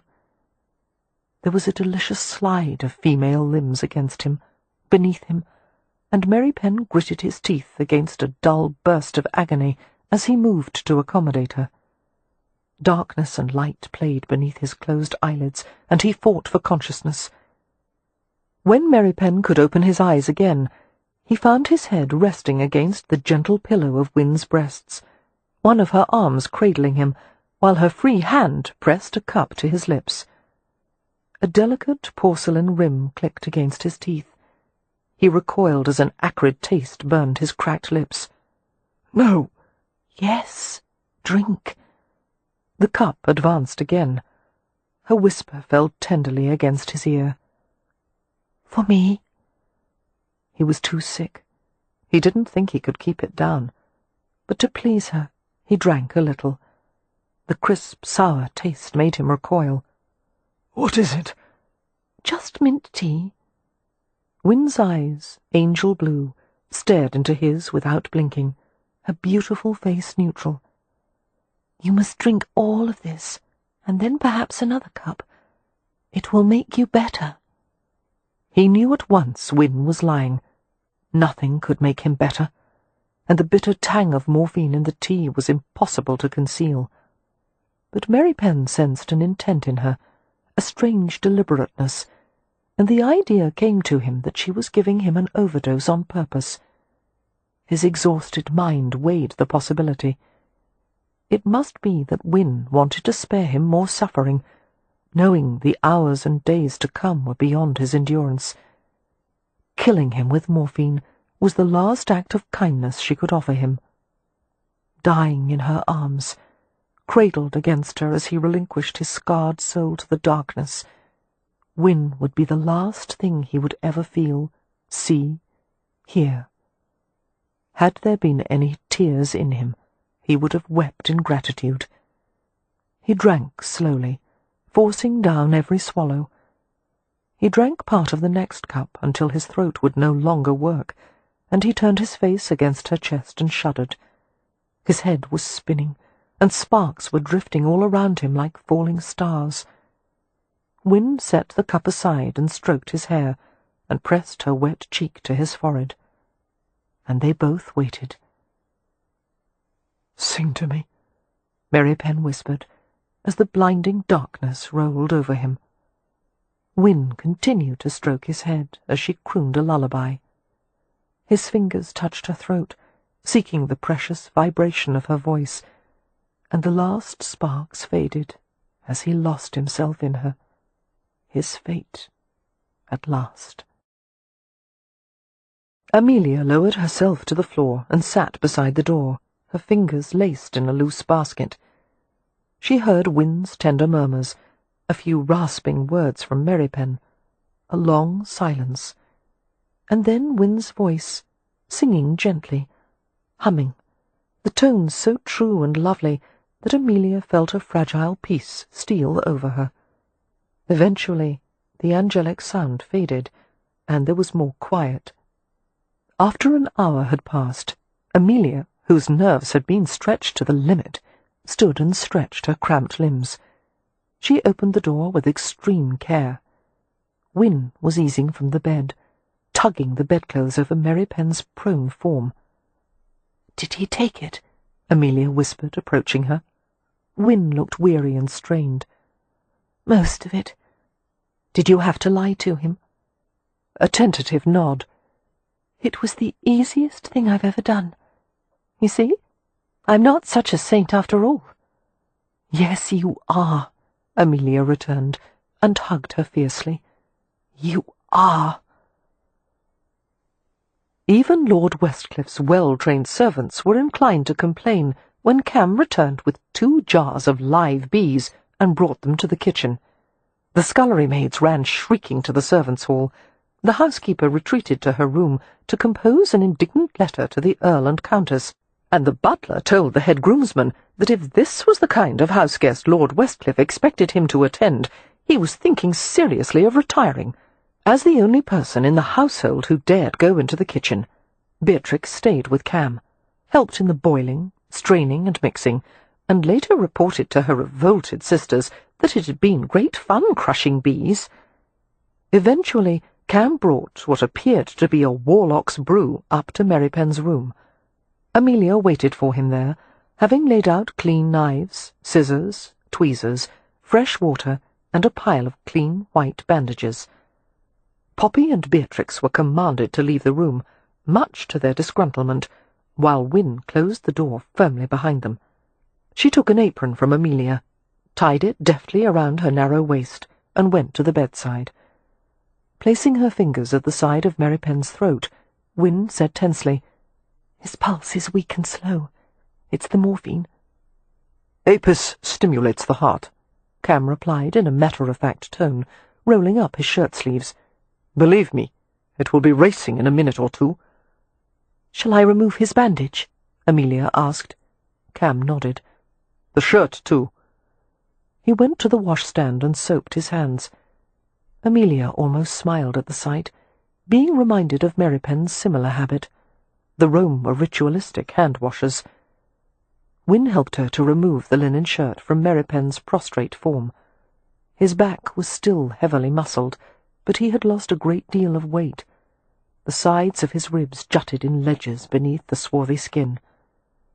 As Wynne went to discard the crumpled shirt, Amelia untucked the end of the bandage and began to pry it loose. She paused, however, as she noticed a curious mark on his other shoulder. Leaning over him, she stared more closely at the black ink design. A chill of astonishment ran through her. "A tattoo," was all she could manage to say.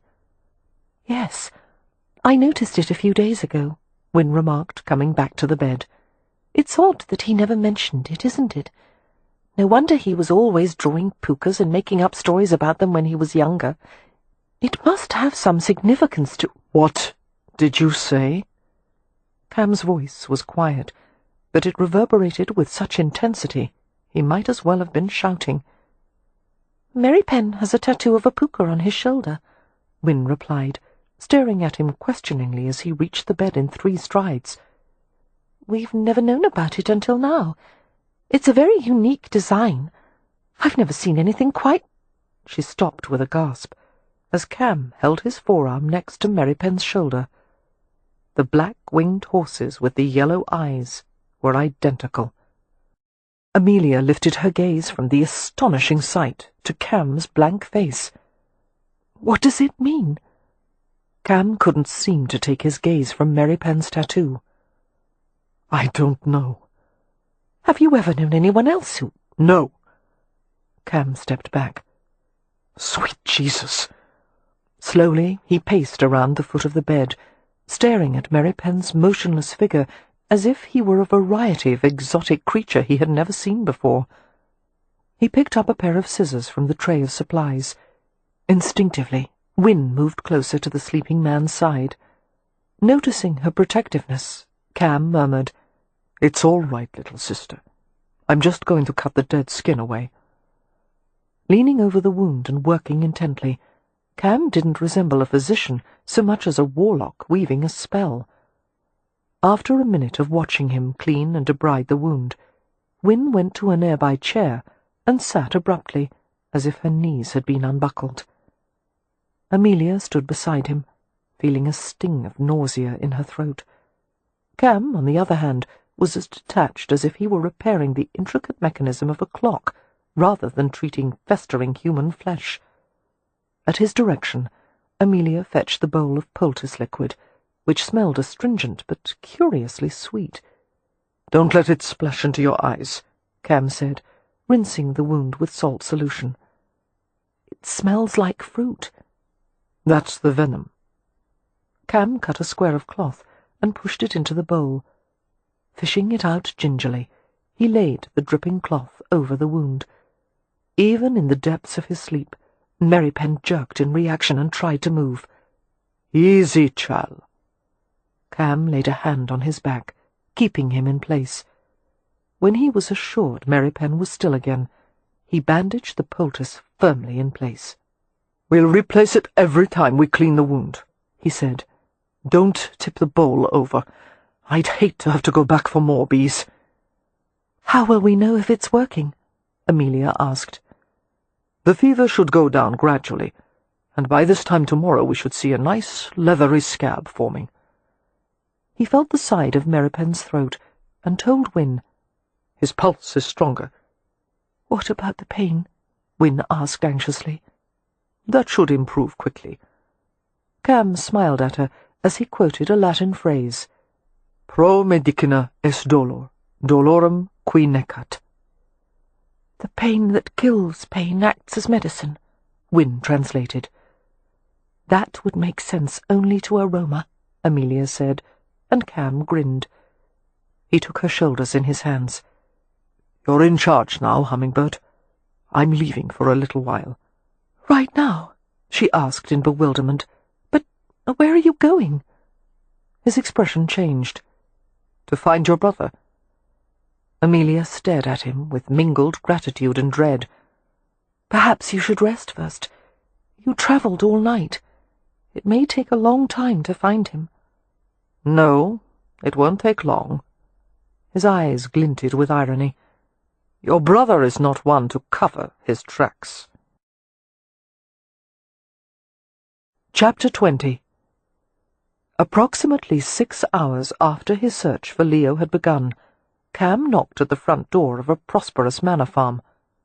A piece of tavern gossip had led to someone who had seen Ramsay with someone else, and they had gone to another place where their plans had been overheard, and so forth, until finally the trail had led to this place. The large Tudor house, with the date 1620 inscribed over the door, was located almost 10 miles from Stonycross Park. From the information Cam had gathered, the farm had once belonged to a noble Hampshire family, but had been sold out of necessity to a London merchant. It served as a retreat for the merchant's dissipated sons and their playmates. Hardly a surprise that Leo had been drawn to such company. The door was opened, and a trout-faced butler appeared. His lips twisted disdainfully as he saw Cam. "Your kind isn't welcome here." "That's fortunate, since I don't intend to stay long. I've come to collect Lord Ramsay." There's no Ramsay here." The butler began to close the door, but Cam braced a hand on it. "Tall, light eyes, ruddy complexioned, probably reeking of spirits." "I have seen no one of that description." "Then let me speak to your master." "He is not at home." "Look," Cam said irritably, "I'm here on behalf of Lord Ramsay's family. They want him back. God knows why. Give him to me and I'll leave you in peace." "If they want him," the butler said frostily, "let them send a proper servant, not a filthy gypsy." Cam rubbed the corners of his eyes with his free hand and sighed. "We can do this the easy way or the hard way. Frankly, I'd rather not go through unnecessary exertion. All I ask is that you allow me 5 minutes to find the bastard and take him off your hands. Begone with you!" After another foiled attempt to close the door, the butler reached for a silver bell on the hall table. A few seconds later, 2 burly footmen appeared. "Show this vermin out at once," the butler commanded. Cam removed his coat and tossed it onto one of the built-in benches lining the entrance hall. The first footman charged him. In a few practiced movements, Cam landed a right cross on his jaw, flipped him, and sent him to a groaning heap on the floor. The second footman approached Cam with considerably more caution than the first. "Which is your dominant arm?" Cam asked calmly. The footman looked startled. "What do you want to know?" "I'd prefer to break the one you don't use as often." The footman's eyes bulged, and he retreated, giving the butler a pleading glance. The butler glared at Cam. "You have 5 minutes. Retrieve your master and go." "Ramsay isn't my master," Cam muttered. "He's a pain in my arse." "They've been in the same room for days," the footman, whose name was George, told Cam as they ascended a flight of carpeted stairs. "Food sent in, oars coming and going, empty wine bottles everywhere, and the stench of opium smoke spreading through the entire upper floor. You'll want to cover your eyes when you enter the room, sir." "Because of the smoke?" "That and, well, the goings-on would make the devil blush." "I'm from London," Cam said. "I don't blush." Even if George hadn't been willing to lead Cam to the room of iniquity, he could have easily found it from the smell. The door was ajar. Cam nudged it open and stepped into the hazy atmosphere. There were 4 men and 2 women, all young, all in various stages of undress.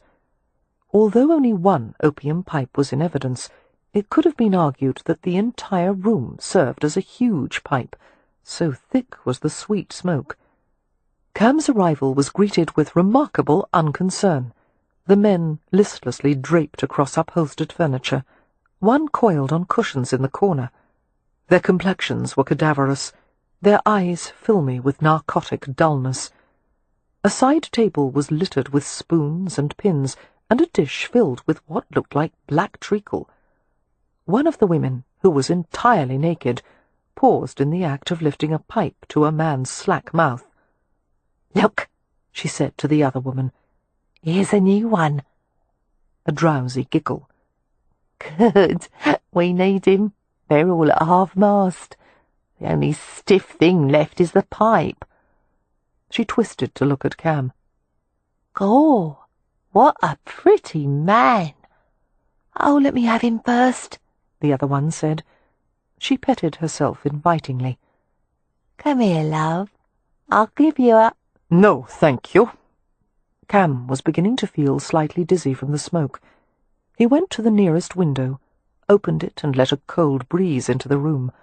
A few curses and protests greeted his actions. Identifying the one in the corner as Leo, Cam went to the quiescent figure, lifted the head by the hair, and stared into his future brother-in-law's puffy face. "Haven't you inhaled enough smoke lately?" he asked. Leo scowled. "Sod off." "You sound like Merrypen," Cam said, "who, in case you're interested, may be dead by the time we return to Stonycross Manor." "Good riddance to him."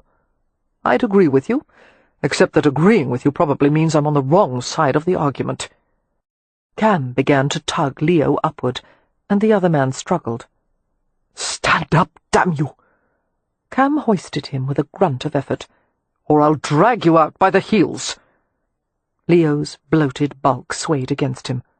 "I'm trying to stand," he snapped. "The floor keeps tipping." Cam fought to steady him. When Leo had finally gotten his bearings, he lurched toward the doorway, where the footman waited. "May I escort you downstairs, my lord?" George asked politely. Leo responded with a surly nod. "Close the window," one of the women demanded, her naked body shivering as the autumn wind swept through the room.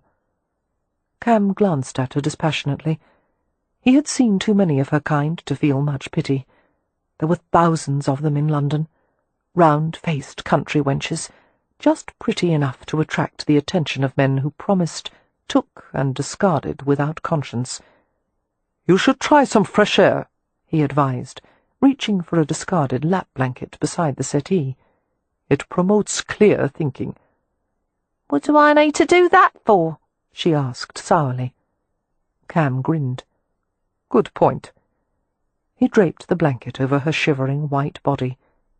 "Still, you should take some deep breaths." He bent to pat her pale cheek gently. "And leave this place as soon as you're able. Don't waste yourself on these bastards." The woman lifted her bloodshot eyes, staring in wonder at the black-haired man, who was as swarthy and dashing as a pirate prince with a glittering diamond at his ear. Her plaintive voice followed him as he left. "Come back!"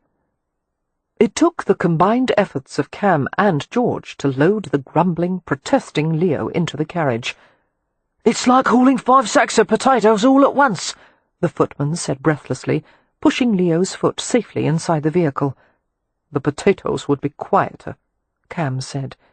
He tossed the footman a gold sovereign. George caught it in mid-air and beamed at him. "Thank you, sir. And may I say you're a gentleman, sir, even if you are a gypsy." Cam's smile turned wry, and he climbed into the carriage after Leo. They started back to Stony Cross Manor in silence. "Do you need to stop?" Cam asked midway through the trip, seeing that Leo's face had turned from white to green. Leo shook his head morosely. "I don't wish to talk. You owe me an answer or two. Because if I hadn't had to spend the day searching through half of Hampshire to find you, I could have been in bed." With your sister, he thought, but instead said, "Sleeping." Those curiously light eyes turned toward him, the colour of icicles when blue twilight shone through them. Unusual eyes. Cam had seen someone with eyes like that before, but he couldn't remember whom or when. A distant memory hovered just beyond reach. "What do you want to know?" Leo asked. "Why do you bear Merrypen such ill will? Is it his charming disposition, or the fact that he's a Roma? Or is it because he was taken in by your parents and raised as one of you?" "None of that. I despise Merrypen because he refused the one thing I ever asked of him, which was to let me die." Cam pondered that. "You must mean when he nursed you through the scarlet fever." "Yes." "You blame him for saving your life?" "Yes." "If it makes you feel any better," Cam said, settling back in his seat, "I'm sure he's had second thoughts about it." They were silent after that, while Cam relaxed and let his mind wander.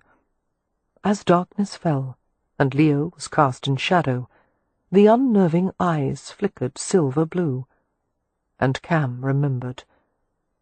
It was in childhood, when Cam had still been with the tribe. There had been a man with a haggard face and brilliant, colourless eyes, his soul ravaged by grief over his daughter's death. Cam's grandmother had warned him to stay away from the man. "He's Moladi," she had said. "What does that mean, Mummy?" Cam had asked, clinging anxiously to her warm hand, which was comfortingly gnarled and tough, like the buttressing roots of ancient trees. haunted by a dead person. Don't go near him. He's upset the balance of Romanisia. He loved his daughter too much." Feeling pity for the man, and worry for his own sake, Cam had asked, "Will I be Muladi when you die, Mummy?" He had been certain that he loved his grandmother too much, but he couldn't stop feeling that way. A smile had appeared in his grandmother's wise black eyes. "No, Cam. A Muladi traps his beloved spirit in the in-between because he won't let her go. You wouldn't do that to me, would you, little fox?" "No, Mummy." The man had died not long after that, by his own hand. It had been a horror, and yet a relief for the entire tribe. Now, as Cam looked back on it, with the understanding of an adult rather than a small boy, he felt a chill of apprehension, followed by searing pity. How impossible it would be to relinquish a woman you loved. How could you stop yourself from wanting her? The seams of your heart would rip open with grief. Of course you would want to keep her with you, or follow her. As Cam entered the manor with the unrepentant prodigal at his side, Amelia and Beatrix hurried toward them, the former frowning, the latter smiling. Amelia opened her mouth to say something to Leo, but Cam caught her gaze and shook his head, warning her to be silent. To his surprise, she actually obeyed, and swallowed back the sharp words. She reached out for Leo's coat. "I'll take that," she said in a subdued tone. "Thank you." Both avoided looking at each other. "We've just finished supper," Amelia muttered. "The stew is still hot. Will you have some?" Leo shook his head. Beatrix, missing the seething undercurrents in the air, launched herself at Leo and wrapped her arms around his thick waist. "You were gone so long. So many things have happened. Merrypen is ill, and I helped make a potion for him, and—" She stopped, making a face. "You smell bad. What—" "Tell me how you made the potion," Leo said gruffly, making his way to the stairs. Beatrix chattered without stopping as she accompanied him. Cam looked over Amelia carefully, not missing a detail. She was dishevelled, her hair cascading down her back, her eyes tired. She needed to rest. "Thank you for finding him," she said. "Where was he?" "At a private home with some friends." She drew closer to him, sniffing gingerly. "That smell. It's on both of you." "Opium smoke. Your brother's taken up an expensive new habit." "We couldn't afford the old ones," Amelia scowled, her foot beginning a restless staccato beneath her skirts. She was so small and fierce and adorable that Cam could barely restrain himself from snatching her up and kissing her senseless. "The only reason I didn't murder him just now," Amelia continued, "is because he looked too numb to feel it. But when he sobers, I'm going to—" "How is Merrypen?" Cam interrupted, running a gentle hand from her shoulder to her elbow. The tapping stopped. "Still feverish, but better. Wind's with him. We changed his poultice. The wound looks slightly less disgusting than before. Is that a good sign?" "It's a good sign." Her concerned gaze chased over him. "Shall I get you something to eat?" Smiling, Cam shook his head. "Not before I have a good, thorough wash." There were many things they needed to discuss, but it could all wait. "Go to bed, Monisha. You look weary." "So do you," Amelia said, standing on her toes. Cam held very still as she pressed her lips to his cheek. "Will you come to me tonight?" "No." He took her in his arms. "You need to sleep more than you need my groping and fondling." She flushed a little and leaned harder against him. "I don't mind your groping and fondling." Cam laughed. "What a testament to my love-making skills." "Come to me," she whispered. "Hold me while we sleep." "Hummingbird," he returned, his lips brushing her brow. "If I hold you, I don't trust myself not to make love to you. So we'll sleep in separate beds." He looked down at her with a smile. "Just for tonight." It took 3 soapings and rinsings for Cam to remove the taint of opium from his skin and hair. After toweling his hair dry, he donned a black silk robe and walked through the darkened hallway to his room. It was storming outside, the rain and thunder sweeping in on an easterly, battering the windows and roof. The hearth in his room had been replenished, the blaze shedding warmth and light. Cam's eyes narrowed in curiosity as he saw a small shape beneath the covers. Amelia's head lifted from the pillow. "I'm cold," she said, as if that were a perfectly reasonable explanation for her presence. "My bed is no warmer than yours." Cam approached her slowly, trying not to feel like a predator, trying to ignore the heat that had ignited in his blood. His body went hard beneath the black silk, all his muscles tightening in anticipation. "It would be if you were in it," she said. Her hair fell over her shoulders in dark ripples down to her hips. Sitting close beside her, Cam touched one of the shining locks, following it over her chest, the tip of her breast, down to the end. Amelia drew in a quick breath. He wondered if her nipples were hard beneath the white gown, if the blush on her face had spread to the skin he couldn't see. Restraining his urgent need, Cam held still as she reached out to him with hesitant fingers, stroking the black silk that covered his shoulders. She rose to her knees and impulsively kissed his ear, the one with the diamond stud, and touched the damp, slightly curling locks of his hair. "You're not like any man I've ever known," she said. "You're not even someone I could have dreamed. I have no hope of understanding you. You're like someone from a fairy story, written in a language I don't even know." "The prince, I hope." "No. You're the dragon. A beautiful, wicked dragon." Her voice turned wistful. "How could anyone have a normal, everyday life with you?" Cam took her in a safe, firm grip and lowered her to the mattress. "Maybe you'll be a civilizing influence on me." He bent over the slope of her breast, kissing it through the muslin veil of her gown. "Or maybe you'll get a taste for the dragon." He found the bud of her nipple, wet the cotton with his tongue, until the tender flesh pricked up against the teasing friction. "I think I already have." She sounded so perturbed that he laughed. "Then lie still," he whispered, "while I breathe fire on you." The women he had slept with in the past had never worn this kind of prim white nightgown, which struck Cam as the most erotic garment he had ever seen. It had intricate little folds and tucks and lace trimmings, and it went from the neck to the ankles. The way it lay over her, like a layer of pale, crisp icing, made his heart pound with primal force. He followed her shape, searching for her scent, her heat through the cotton, lingering whenever she arched or twitched. The front was held closed by a long row of covered buttons.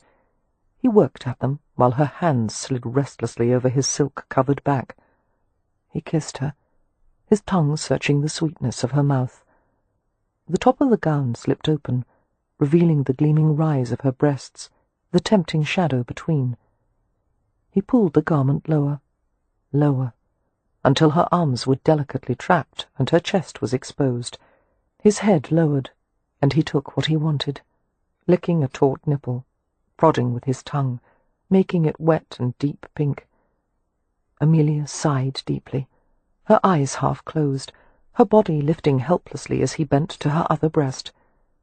Cam's breathing turned ragged as he pulled the gown lower, freeing her arms, exposing the curves of her hips and stomach. He spread his hands over her body, his fingers and palms translating heat into sensation. He kissed her navel, the ticklish skin around it, the place where the crisp, curly hair started. Her legs tautened against him, caught beneath his weight. Moving upward, he straddled her body. He took the signet ring off, the one she had refused before, and held it out to her. "You can have what you want," he said, But first, give me what I want." Amelia focused on the ring. "I can't put that on." "You can take it off after we're finished. But I won't make love to you unless you're wearing it." "You're being absurd." "You're being stubborn." Cam leaned over her, bracing his forearms on either side of her, kissing her sulky mouth. "Just for tonight," he whispered.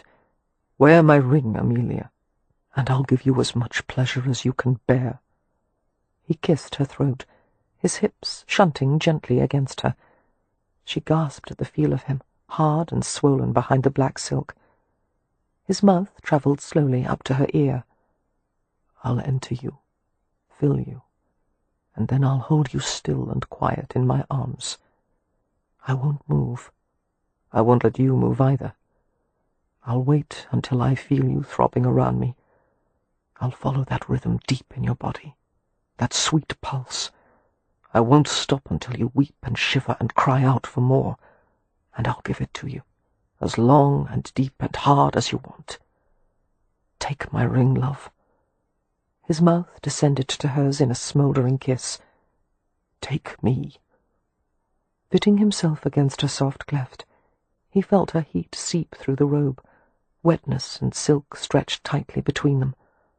Her small hand touched his, fingers unfolding like night-blooming flowers, and she let him slide the ring back on.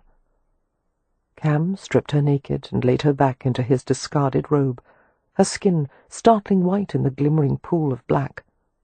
He kissed her everywhere, the crooks of her elbows, the backs of her knees, every curve and hollow of the smooth, feminine territory. She wrapped herself around him, her mouth innocently inquiring as she kissed every part of him she could reach. He made her lie still as he kissed between her thighs, cupping her hips with his hands, while the scent of her lit an explosion of fire inside him. He licked into the tenderness, teasing her, sucking lightly until she groaned with every breath, and reached down to his head, urging him upward with imploring fingers. Fighting for self-control, Cam entered her, sliding deep. She moved and arched and nearly drove him insane. "Sweetheart, wait," he said shakily, trying to calm her. "Don't move, please. Don't." A laugh rustled in his throat as she hitched up against him desperately. "Be still," he whispered, brushing kisses across her parted lips. "Hold me inside you. Feel the way your body tightens around me. Be still, still." Breathing hard, Amelia tried to obey. Her flesh pulsed helplessly around the invading hardness. Cam made them both wait, their bodies perspiring and tense as they concentrated on that subtle, luscious clenching. Finally, he began to move, using himself to pleasure her. He made love to her, all of her, and as he sank into the fathomless, dark delight, he was flooded with a fulfillment he had never known before. She enclosed him in softness and strength, letting him feast on kisses while he rode the swift, hot pulse of her, stroking her inside and out. He looked down at her with pleasure-hazed eyes, at her face so tenderly confined in the bracket of his hands, and he whispered in Romany, "I am yours." He watched her eyes close in the sweet, temporary blindness of rapture. He felt it echoing in himself, the waves rushing stronger and stronger until the world caught fire. Afterward, they lay tumbled side by side, like the survivors of a shipwreck, stunned in the wake of a storm. When Cam could gather the strength to move, which was not soon, he rolled to his side and nuzzled Amelia's throat, loving the fragrant, damp warmth of her. Amelia groped for the ring and began tugging and twisting it. "It's stuck again." She sounded disgruntled. Cam pinned her wrist and bent his head, taking her finger into his mouth. She gasped as his tongue swirled around the base, leaving it wet. Gently, he used his teeth to draw the gold band off. Taking the ring from between his lips, he slid it back onto his own finger. Her hand, now bare, flexed a little as if bereft, and she looked at him uncertainly. You'll get used to wearing it." Cam smoothed his hand along the plane of her midriff and stomach. "We'll try it on you a few minutes at a time, like breaking a horse to harness." He grinned at her expression. Pulling the covers over them both, Cam continued to stroke her. Amelia sighed, nestling against his shoulder and biceps. "By the way," he murmured, "the flatware's back in the silver cabinet." "It is?" she asked drowsily. "How? What?" "I had a talk with Beatrix while we were crushing bees. She explained her problem. We agreed to find some new hobbies to keep her busy. To start with, I'm going to teach her to ride. She said she barely knows how." "There hasn't really been time with all the other—" Amelia began defensively. "Shh! I know that, Hummingbird. You've done more than enough, keeping all of them together and safe. Now it's time for you to have some help." He kissed her gently. "For someone to keep you safe." "But I don't want you to—" "Go to sleep," Cam whispered. "We'll start arguing again in the morning. For now, love, dream of something sweet." Amelia slept deeply, dreaming of resting in a dragon's nest, tucked beneath his warm, leathery wing, while he breathed fire on anyone or anything that dared to approach. She was woozily aware of Cam leaving the bed in the middle of the night, pulling on his clothes. "Where are you going?" she mumbled. "To check on Merrypen." She knew she should go with him. She was concerned about Merrypen, but as she tried to sit up, she was reeling with exhaustion, stupefied with it. Cam coaxed her back down into the welcoming depth of the bedclothes. She fell asleep again, stirring only when he returned to stretch out beside her and gather her in his arms. "Is he better?" she whispered. "Not yet, but he's no worse. That's good. Now close your eyes." And he soothed her back to sleep. Merrypen awakened in a dark bedroom, the only glimmer of light coming from the quarter-inch space between the closed draperies. That one sliver was brilliant with the whiteness of midday. His head ached viciously. His tongue seemed twice its normal size, dry and swollen in his mouth. His bones were sore, and so was his skin. Even his eyelashes hurt. In fact, he had undergone some strange reversal in which everything hurt except his wounded shoulder, which glowed with an almost pleasant warmth. He tried to move. Instantly, someone came to him. Wyn. Cool, frail, sweet-smelling, a lovely spirit in the darkness. Without speaking, she sat beside him and lifted his head, and gave him tiny sips of water until his mouth was moist enough to allow speech. So he hadn't died, and if he hadn't by now, he probably wasn't going to. He wasn't certain how he felt about that. His usual rough appetite for life had been replaced by shattering melancholy, probably the after-effects of the morphine. Still cradling Merrypen's head, Wyn stroked her fingers through his matted, unwashed hair. The light scratch of her fingernails on his scalp sent chills of pleasure through his aching body. But he was so mortified by his uncleanliness, not to mention his helplessness, that he shoved irritably at the gentle hand. "I must be in hell," he muttered. Wyn smiled down at him with a tenderness he found unbearable. "You wouldn't see me in hell, would you?" "In my version, yes." Her smile turned quizzical, faded, and she laid his head carefully back on the bed. Wyn would be featured prominently in Merrypen's hell. The most profound, gut-wrenching pain he had ever experienced was because of her, the agony of wanting and never having, of loving and never knowing love. And now it appeared he was going to endure more of it, which would have made him hate her, if he didn't worship her so. Bending over him, Wyn touched the bandage on his shoulder, beginning to untuck the end. "No," Merrypen said harshly, moving away from her. He was naked beneath the covers, stinking of sweat and medicine, a huge, hulking beast, and even worse, dangerously vulnerable.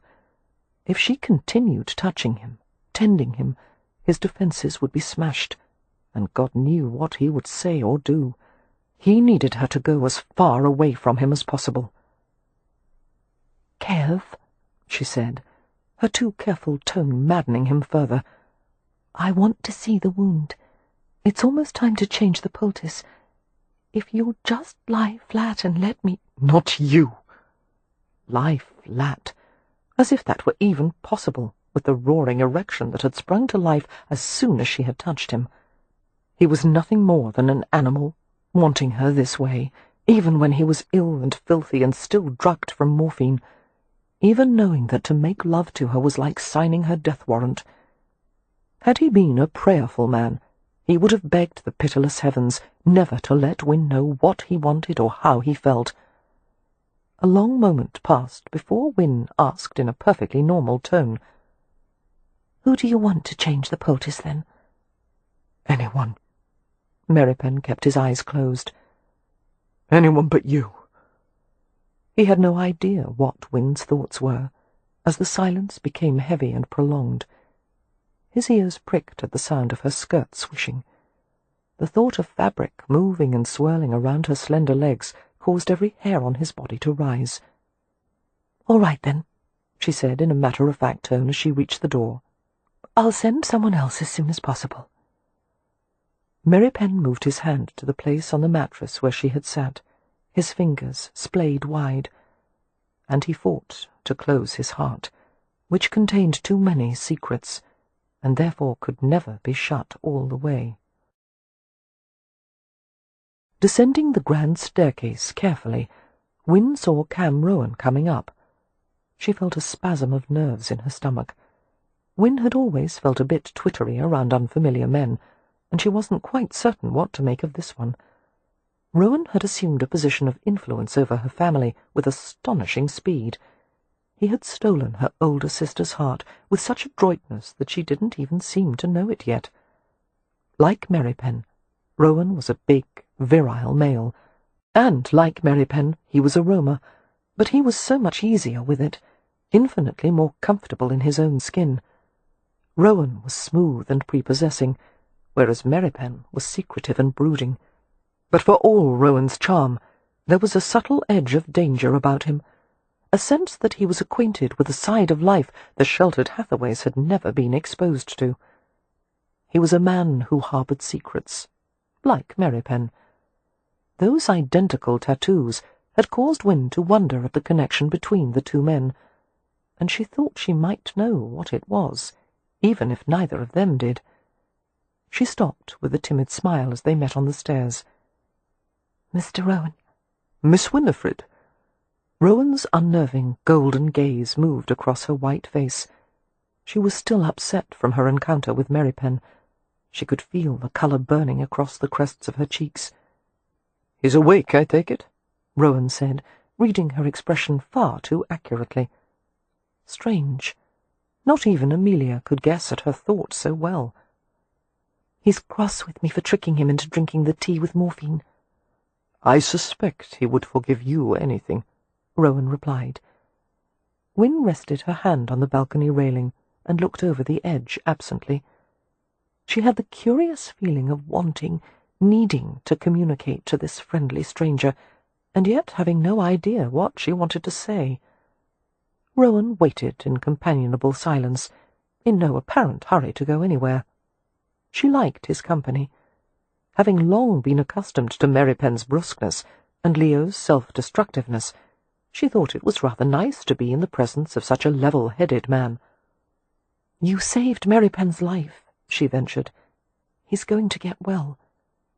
Rowan watched her intently. "You care for him?"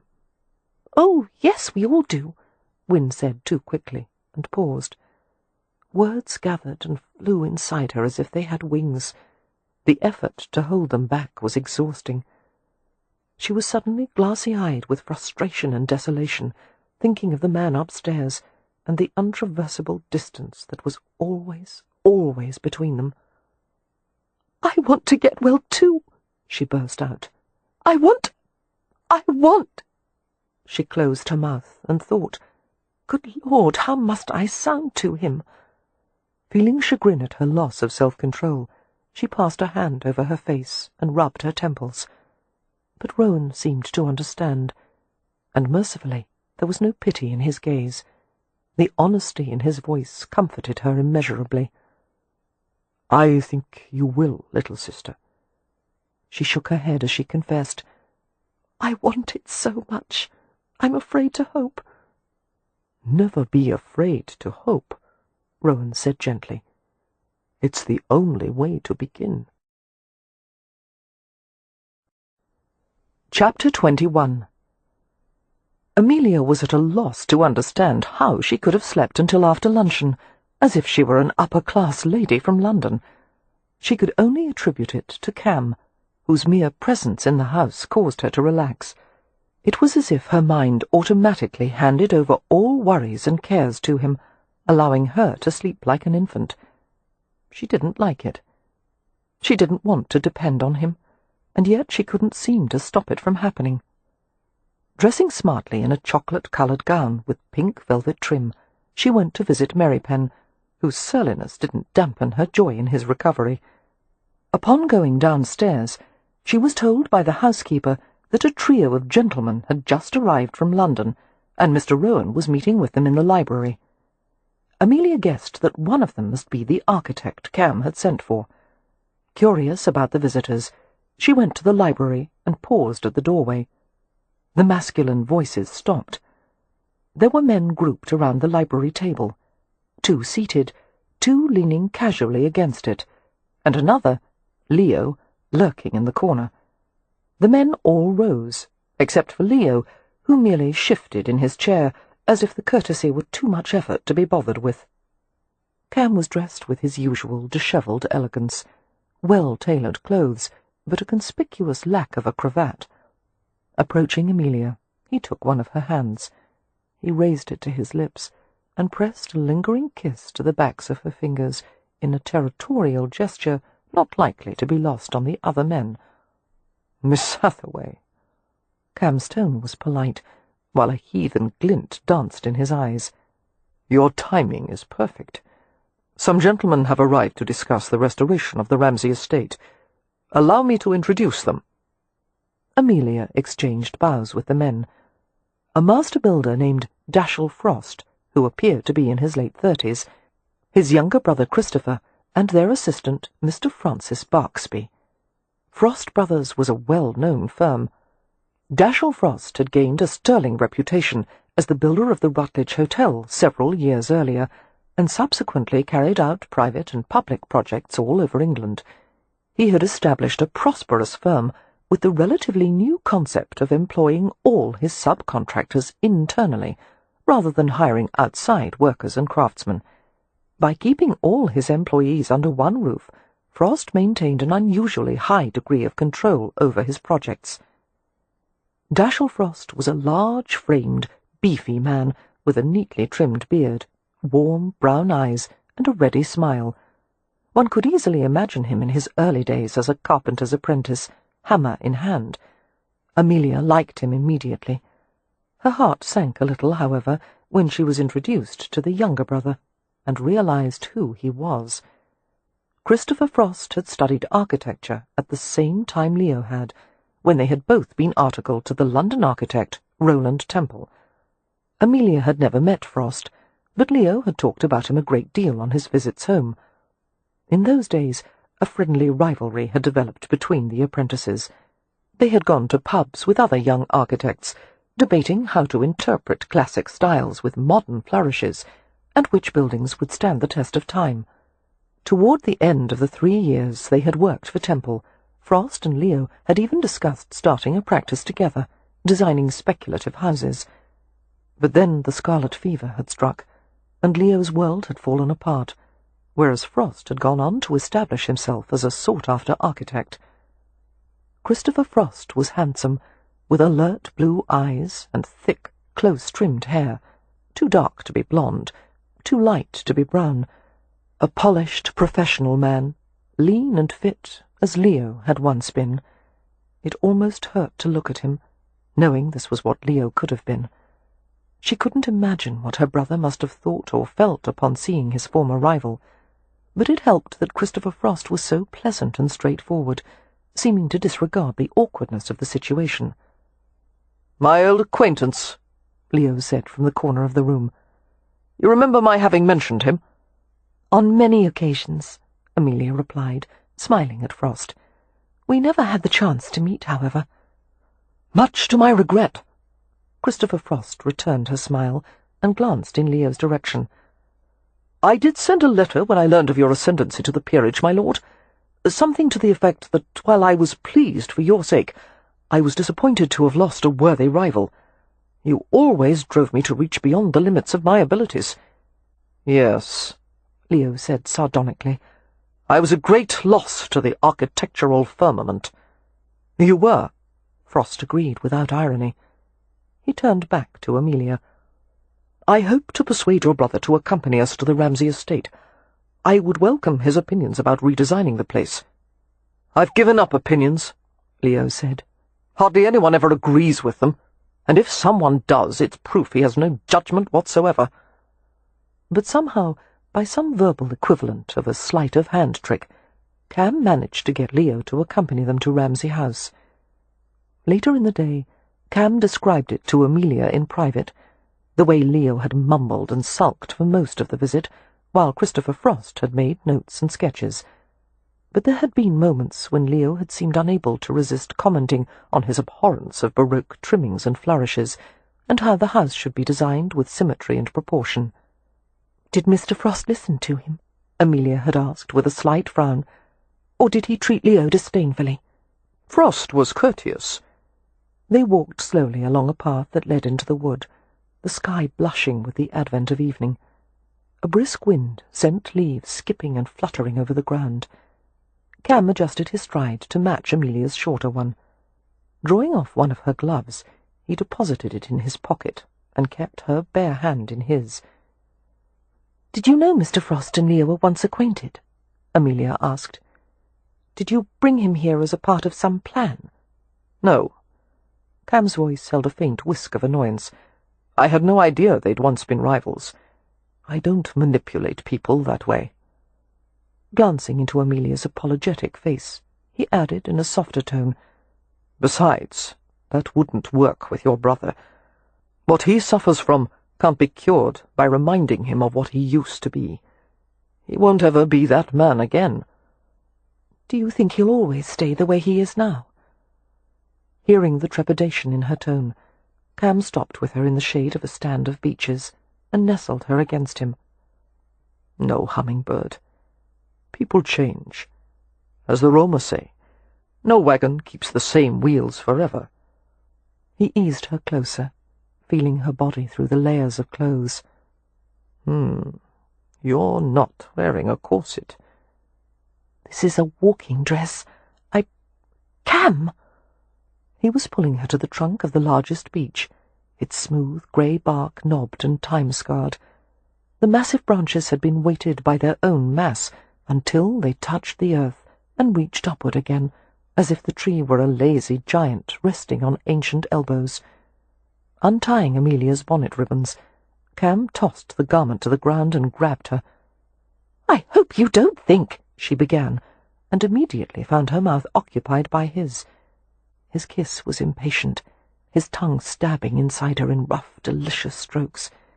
He shoved her against the trunk, where a huge branch diverged in a bulky joist, and dug his knee into her skirts to keep her there. Beechnut husks crackled beneath their feet with each shift of their weight. Every time Amelia thought Cam might stop kissing her, he found a new angle, a deeper taste, making love to her mouth with blatant sensuality. The pale gold leaves blurred overhead as she felt him slide the ring onto her finger. "Not here," she whispered shakily. "Really, we can't." "Oh, yes, we can." He unfastened the front of her bodice, untied her chemise, and spread it with a deftness that made her gasp. He bent hungrily to a cool, tight nipple, heating it with his mouth. Every intimacy that occurred between them bound them closer together, and he knew it. Cam, she moaned, quivering as he kissed her other breast, biting tenderly at the tip. Not here. This is the perfect place. He kissed his way up the taut column of her neck. We're no more and no less than any wild creature in the wood. He rubbed a smile into the pulse of her throat. You'll just have to get into the spirit of things. Taking her hand, he pulled it to the straining hardness of his sex. The feel of it, the memory of being invaded and pleasured, drove her breath into a swift rhythm. Her fingers worked helplessly, squeezing the heavy shaft, while he dragged up her skirts in great handfuls. He tugged at the tapes of her drawers, loosening them until the garment dropped to her knees. His hand slipped insistently between her thighs, pushing them apart. He touched inside her, seducing her with unbearably intimate caresses. Withdrawing, he used a fingertip to make slippery, soft circles around the sensitive bud. He kissed and whispered against her mouth, tightening his arm around her squirming, straining body. The wind caused the tree branches to whip and flail overhead, leaves falling in a dark flurry. Evening settled outside the wood, seeping inward through the trees. Cam covered the triangle between her legs with his hand and cupped her, held softness and curls and feminine heat against his palm until his breathing was as ragged as hers. As he turned her away from him, Amelia thought the interlude was over, and she choked on a cry of protest. But he guided her down until her front was supported by the gigantic beech branch, and her hands, one gloved, one bare, were clutched on the paper-flat bark. He shoved the mass of her skirts upward, heaped them at her waist, and drew his palms over her hips. The head of his shaft brushed the wet entrance of her body. She couldn't help cocking her hips upward, inviting more. She strained back into the satiny pressure as he gripped his sex and used it to tease her, circling, crossing, entering briefly and sliding back until the beech bark was wet beneath her bare palm, and all she could do was wait, trembling with her head lowered. She didn't dare speak, for fear she would cry out like one of the wild creatures he had mentioned. But a groan did leave her, as he finally pushed forward in a long, delicious slide. Cam's hand slid to her front, between her thighs, and he played with her as he thrust steadily, rooting out spasms of white-hot delight. She sensed the wild hunger in him, but he disciplined it for her pleasure, and her body responded with violent, throbbing convulsions. Pulling out with a groan, he urged his slick length against the smooth skin of her buttocks, letting the hot fluid spill. Amelia wanted him inside her. She had wanted to pull him as deep as possible in that final moment. Instead, she lay passively over the beechwood. Her legs were so weak, she doubted they would take her all the way back to the manor. Cam restored her clothing slowly, pausing often to kiss or stroke her, his strong hands lifting her from the beach. Crushing her close, he muttered something in Romany against her hair. Another spell to bind her, she thought hazily, her cheek pressed to his smooth, hard chest. Nevertheless, she pulled the ring off and held it up to him. Cam didn't want to take it. He hesitated for a full half-minute, staring at the signet ring with narrowed eyes. Finally, he spread his fingers and let her slide it on. "Empty posturing," he accused, and grinned. "You'll have to take it soon, Amelia. A dragon has only so much patience." The Frost brothers stayed in Hampshire one more day, visiting Ramsay House to make additional sketches of the structure and the surrounding land. Their assistant would take initial survey measurements and gather information. At the Frosts' invitation, Amelia accompanied them, pleased by the opportunity to watch them work. Cam, meanwhile, was forced to remain at the manor to meet with an estate manager, Mr. Gerald Pym. The manager worked for a Portsmouth firm that held a long-standing contract to supervise the Ramsay estate. Pym had been hastily dispatched after news of the fire to compile an initial report of the damage and take stock of the situation. Rents, repairs, and development of the estate land would be discussed, as well as the contracts with the Frosts. Much would have to be decided in short order to keep the few existing Ramsay tenants from fleeing. Hopefully, in the future, with good management, more tenants might be attracted to the estate, providing badly needed income for the Hathaways. All of that was conditional, of course, on how long Leo would remain alive. Since meeting with Mr. Pym was the responsibility of the current Lord Ramsay, Cam bullied Leo into attending the meeting with him. Not because Leo would have anything sensible to contribute, but merely as a symbolic gesture. "Besides," Cam had told Amelia grimly, "if I have to be bored witless talking about Gajo affairs, there's no reason Leo should be spared." He had swept a proprietary glance over her, taking in the green wool walking dress and fur-trimmed black cloak.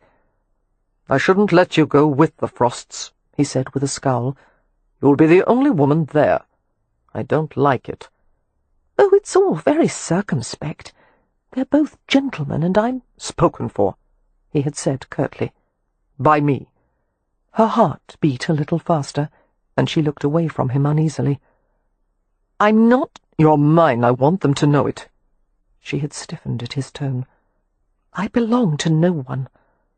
Closing the doorway with his foot, Cam had taken hold of her. She had blinked, unable to read his expression.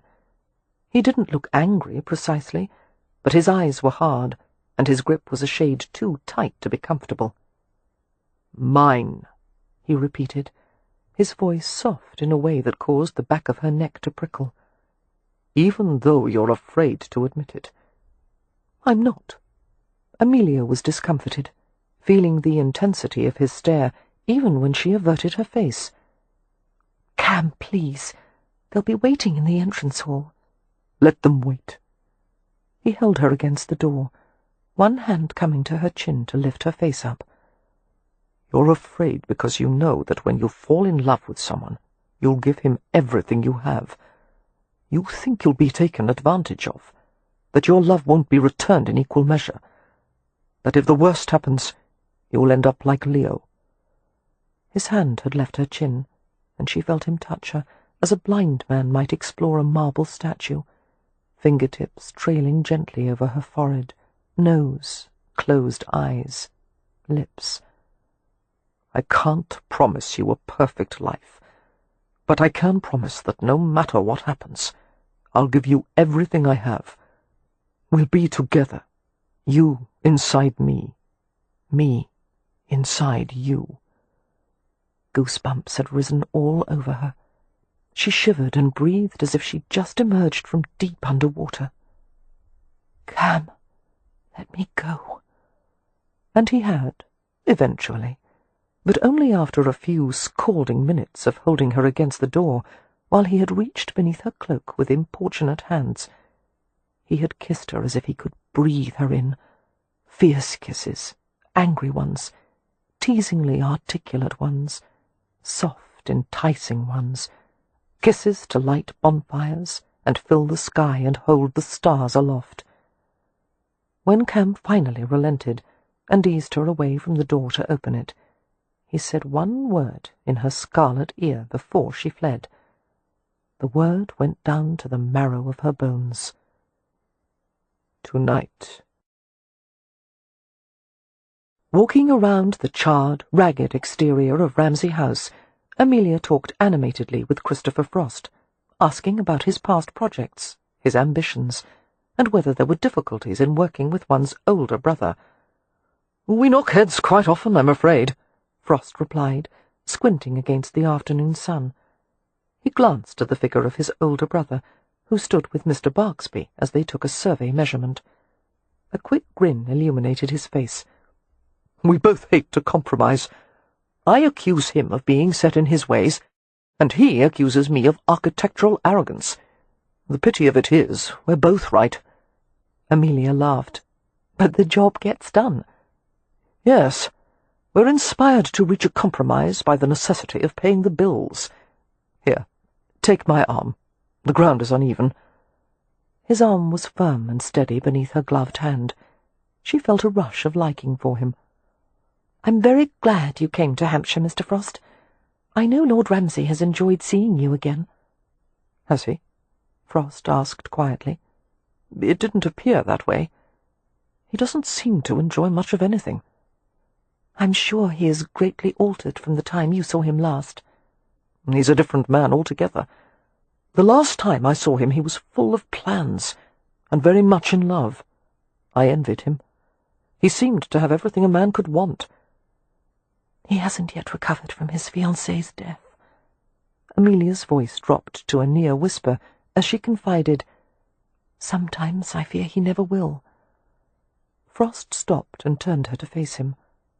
Compassion flickered in his blue eyes. "That's the price of love, I'm afraid. The pain one suffers from its loss. I'm not convinced it's worth it. Perhaps, if one must love, one should do so in moderation." That sounded sensible, but as Amelia opened her mouth to agree, the words stuck in her throat, and what finally came out was an unsteady laugh, and the observation, "Unfortunately, the Hathaways are not a moderate sort of people." Frost's gaze travelled over her. "You are, however. Leo always spoke of you as such." Not long ago, Amelia would have been pleased by such an observation. She had always considered herself to be a steady, practical, self-controlled woman. But lately she had realized she wasn't exactly the person she had always thought she was. "Moderation in love," she mused aloud. "It's not something that would inspire a poet, is it?" Frost chuckled. "A poet's view of the world would make for an uncomfortable life, wouldn't it? Everyone at the mercy of his or her passions, all of us tearing our hair out for the sake of love."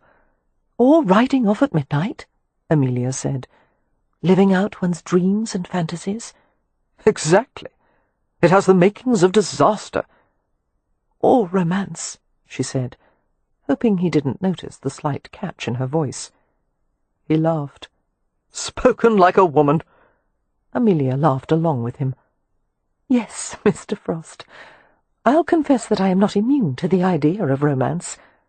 I hope that doesn't lessen your opinion of me." "Not in the slightest.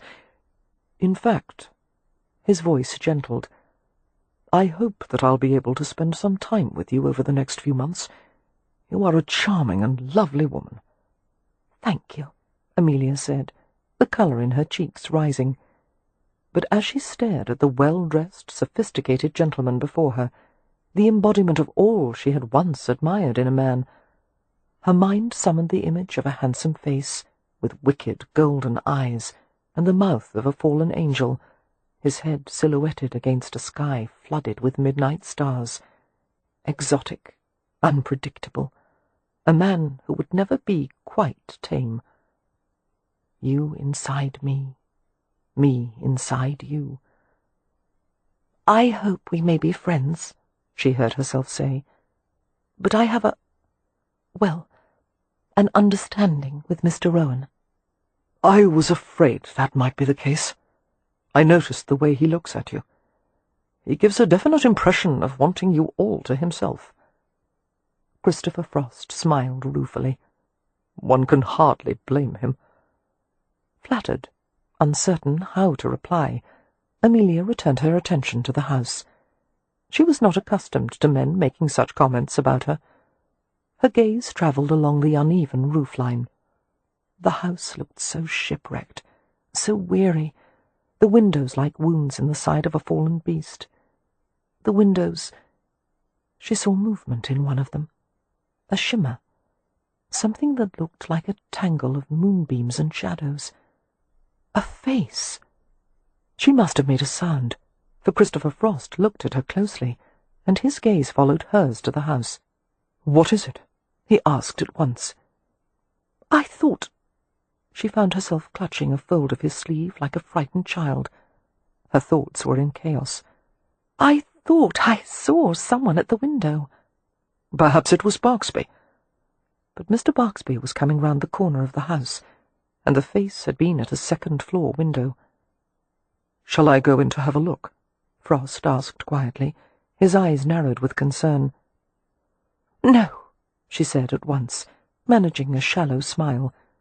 She let go of his sleeve. "It must have been a curtain moving. I'm sure no one is there." After the Frosts and Mr. Barksby had departed for London, Cam returned to the study with Mr. Pym to discuss a few last items of business. Having had enough of estate management, Leo abandoned all pretence of interest in Pym's concerns and disappeared up to his room. Although Cam had sardonically assured Amelia that she was welcome to participate in the meeting with Mr. Pym, she declined hastily, suspecting that she would not be able to endure the tedious discussion any better than her brother had. Instead, she went to find Win. Her sister was in a private family parlour upstairs, curled in the corner of a settee with a book in her lap. Win turned a page without seeming to read it, looking up with evident relief as Amelia came to her. "I've wanted to talk with you all day."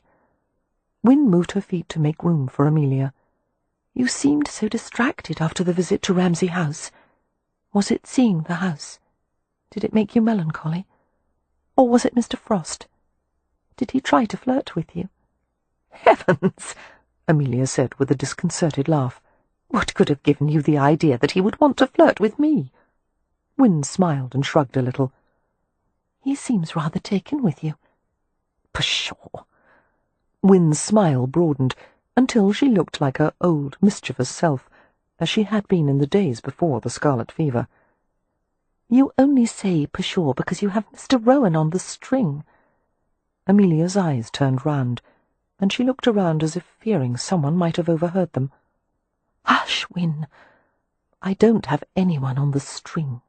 "What a horrid expression!" "I can't believe—" "Face the truth," Win said, enjoying her discomfort. "You've become a femme fatale." Amelia rolled her eyes. "Continue to make jest of me, and I won't tell you what happened during the visit to Ramsay House." "What?" "Oh, do tell, Amelia. I've nearly withered away from boredom." Amelia found it difficult to speak casually about the event. She swallowed hard. "I feel like a lunatic saying it, but when I was walking with Mr. Frost and looking at the house, I saw a face in one of the upstairs windows." "Someone was inside?" Win asked in a thready whisper. She reached out and took Amelia's chilled fingers in hers. "Not a person. It was Laura." "Oh!" The word was a mere wisp of sound. "I know it's difficult to believe." "No, it isn't. Remember, I saw her face on the magic lantern slide, the night of the fire. And—" Win hesitated, her slim, white fingers moving over the back of Amelia's hand.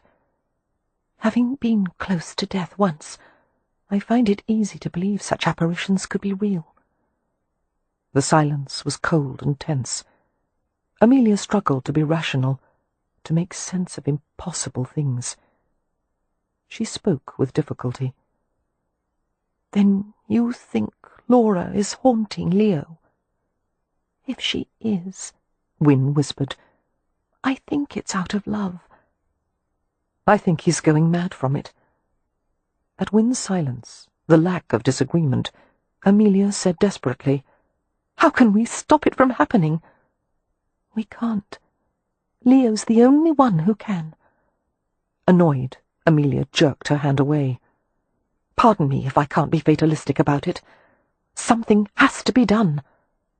"Then do something," Win said coolly. "if you're willing to risk pushing him over the edge."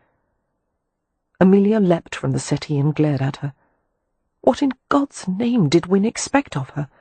To stand aside passively while Leo destroyed himself? Weariness cut through the vibrating anger. She was tired of everything, all of it, tired of thinking and worrying and fearing, and getting nothing for it but the singular ingratitude of her siblings. "Damn this family!" she said hoarsely, and left before harsher words could be exchanged. Foregoing supper, Amelia went to her room and lay on the bed fully clothed.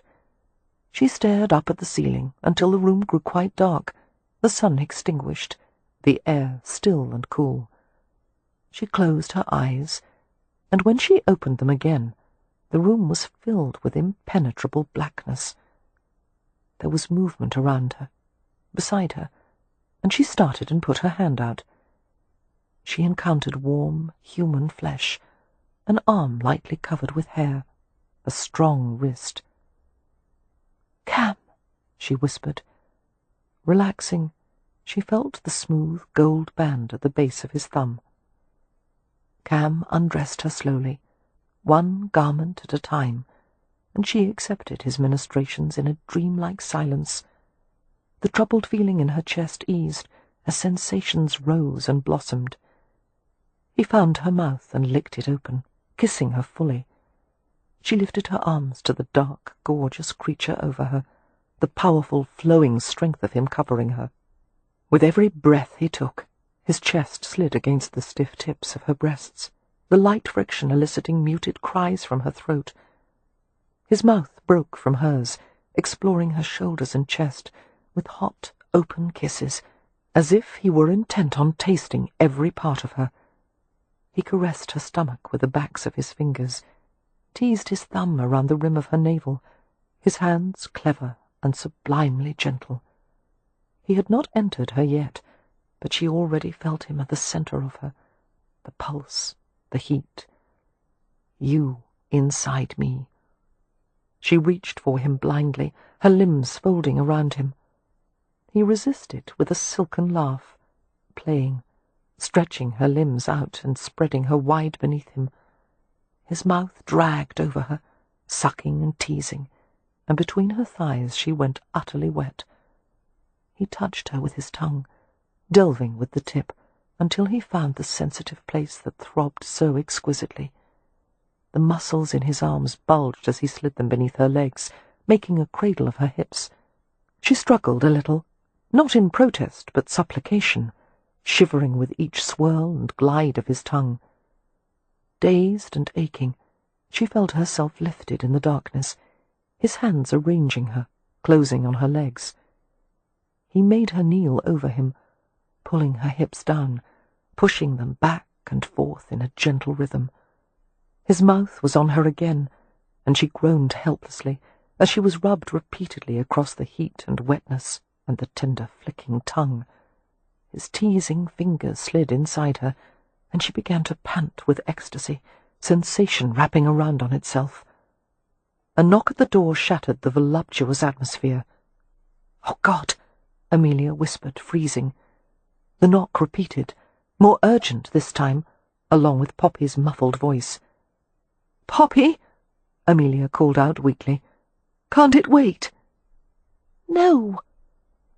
Amelia clambered off Cam, her nerves throbbing viciously at the abrupt halt to their love-making. Cam rolled to his stomach and uttered a soft curse, his fingers digging into the bedclothes. Lurching around the room as if she were on the deck of a tossing ship, Amelia managed to find her robe. She pulled it on and fastened a few random buttons down the front. She went to the door and opened it a mere 2 inches. "What is it, Poppy? It's the middle of the night." "I know," Poppy said anxiously, finding it difficult to meet her gaze. "I wouldn't have. It's just I didn't know what to do. I had a bad dream, a terrible nightmare about Leo, and it seemed so real. I couldn't go back to sleep until I made certain he was all right. So I went to his room and he's gone." Amelia shook her head in exasperation. "Bother Leo. We'll look for him in the morning. I don't think any of us should go chasing after him tonight in the dark and cold. He probably went to the village tavern, in which case I found this in his room." Poppy held out a slip of paper to her. Frowning, Amelia read the note. "I'm sorry. I don't expect you to understand. You'll be better off this way." There were another few words, scratched out. "I hope someday." And at the bottom, once again, "I'm sorry." There was no signature, no need for one. Amelia was surprised by how calm her own voice sounded. "Go to bed, Poppy." "But his note, I think it means—" "I know what it means. Go to bed, dear. Everything will be all right. Are you going to find him? Yes, I'll find him. Amelia's artificial composure vanished the moment the door closed. Cam was already yanking on his clothes, tugging his boots on, while Amelia lit the bedside lamp. She gave the note to him with trembling fingers. It's not an empty gesture. She found it hard to breathe. He means to do it. He may have already— Where is he most likely to go? Cam interrupted. Somewhere on the estate? Amelia thought of Laura's face in the window. He's at Ramsay House, she said through chattering teeth. Take me there, please. Of course. But first you may want to put on some clothes. Cam gave her a reassuring smile, stroking the side of her face with his hand. I'll help you. Any man, she muttered, who wanted to marry into the Hathaway family after this should be shut away in an institution. Marriage is an institution, he said reasonably, retrieving her gown from the floor. They rode to Ramsay House on Cam's horse, Puka, whose long, stretching canter covered ground at near frightening speed. It all seemed part of another nightmare, the rushing darkness and gnawing cold, the feeling of hurtling forward beyond her control. But there was Cam's hard, steadfast form at her back, one arm locking her securely in place. She feared what they would find at Ramsay House. If the worst had already happened, she would have to accept it. But she was not alone. She was with a man who seemed to understand the very warp and weft of her soul. As they approached the house, they saw Leo's horse grazing disconsolately over patches of grass and gorse. It was a welcome sight. Leo was here, and they wouldn't have to go scouring through Hampshire to find him. Helping Amelia to the ground, Cam took her hand in his. She held back, however, as he tried to pull her toward the front door. Perhaps, she said tentatively, you should wait here while I— Not a chance in hell. He may be more responsive if I approach him by myself, just at first. He's not in his right mind. You're not going to face him without me. He's my brother. And you're my Romney. What is that? I'll explain later. Cam stole a quick kiss and slid his arm around her, guiding her into the house. It was as still as a mausoleum, the chilled air scented of smoke and dust. Exploring the first floor silently, they found no sign of Leo. It was difficult to see in the darkness, but Cam made his way from room to room with the sureness of a cat. There came a sound from overhead, the squeak of shifting floorboards. Amelia felt a quake of nervousness, and, at the same time, relief. She hastened toward the stairs. Cam checked her, his hand tightening on her arm. Understanding that he wanted her to go slowly, she forced herself to relax. They went to the staircase, Cam leading the way, testing each step before allowing Amelia to follow him. Accumulated grit scraped beneath their quiet feet. As they ascended, the air turned colder, and colder still, driving needles into her bones. It was an unholy chill, too bitter and ghastly to have come from a temporal source, a coldness that dried her lips and made her teeth ache. Her hand tightened inside Cam's, and she kept as close to him as possible without tripping him. A feeble, frosted glow came from a room near the end of an upstairs hallway. Amelia made a sound of distress as she realized where the lamplight was coming from. The bee room. Bees don't fly at night, Cam murmured, his hand coming to the back of her neck, sliding across her nape. The warmth of his palm brought her frozen nerves to life. But if you'd rather wait here— No. Summoning her courage, Amelia squared her shoulders and went with him down the hall. How like Leo, perverse wretch that he was, to hole up in a place that scared her witless. They paused at the open doorway, Cam partially blocking Amelia from view as he assessed the situation. Leo was sitting in the corner, one leg bent, the other stretched out. A lamp had been set beside him. He held a pistol loosely in one hand, resting it across his thigh. Amelia wouldn't have thought a man contemplating suicide would have appeared so relaxed. A ruined man in a ruined house. The room was closed, the windows latched shut, but a slow, raw breeze circled the room. Leo's colour was bone white, his eyes unnaturally bright in his calm face. Every line of his body spoke of weary resignation. "Don't bring her in here," he said quietly. "Leo." Amelia could think of nothing to say, at least nothing that wouldn't sound theatrical, weak, unconvincing, absurd. Her brother's mouth quirked as if he were too exhausted to smile. "I know," he said gently. "I know what you want and what you don't want. I know you wish I could be better than this. But I'm not." He blurred before her. Amelia felt tears sliding from her eyes, their heat turning icy by the time they reached her chin. "I don't want to lose you." Leo bent both his knees and braced an arm across them, his fingers remaining curled around the gun handle. "I'm not your brother, Amelia. Not any more. I changed when Laura died." "I still want you." "No one gets what they want," Leo muttered. "Not now." Cam watched her brother intently. "I could try to persuade you to set the gun aside, but even if I stopped you this time, one can't keep a man alive when he doesn't want to be." "True," Leo said. Cam seated himself on the floor a few yards away from Leo. His posture was easy and loose-limbed. He stared at Leo, not with concern, but a sort of detached contemplation, as if he were focusing on some mathematical equation. "You're being haunted, my Frau?"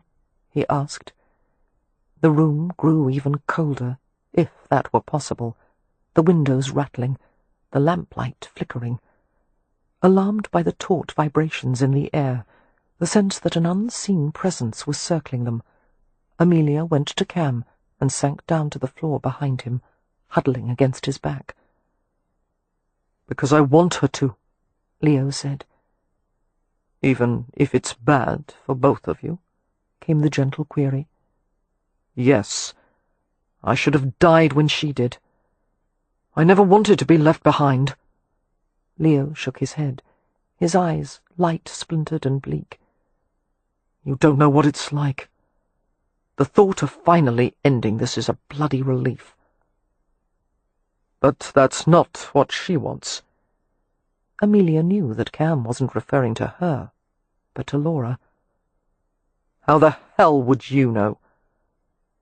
If your situations were reversed, would you want her to do this?" Cam gestured to the gun in his hand. "I wouldn't ask that sacrifice of someone I love. You have no bloody idea what you're talking about." "I do," Cam said. "I understand. And I'm telling you to let Laura go. You grieve too much, my Frau. You've been forcing her to come back to comfort you. You have to let her go. Not for your sake, but hers."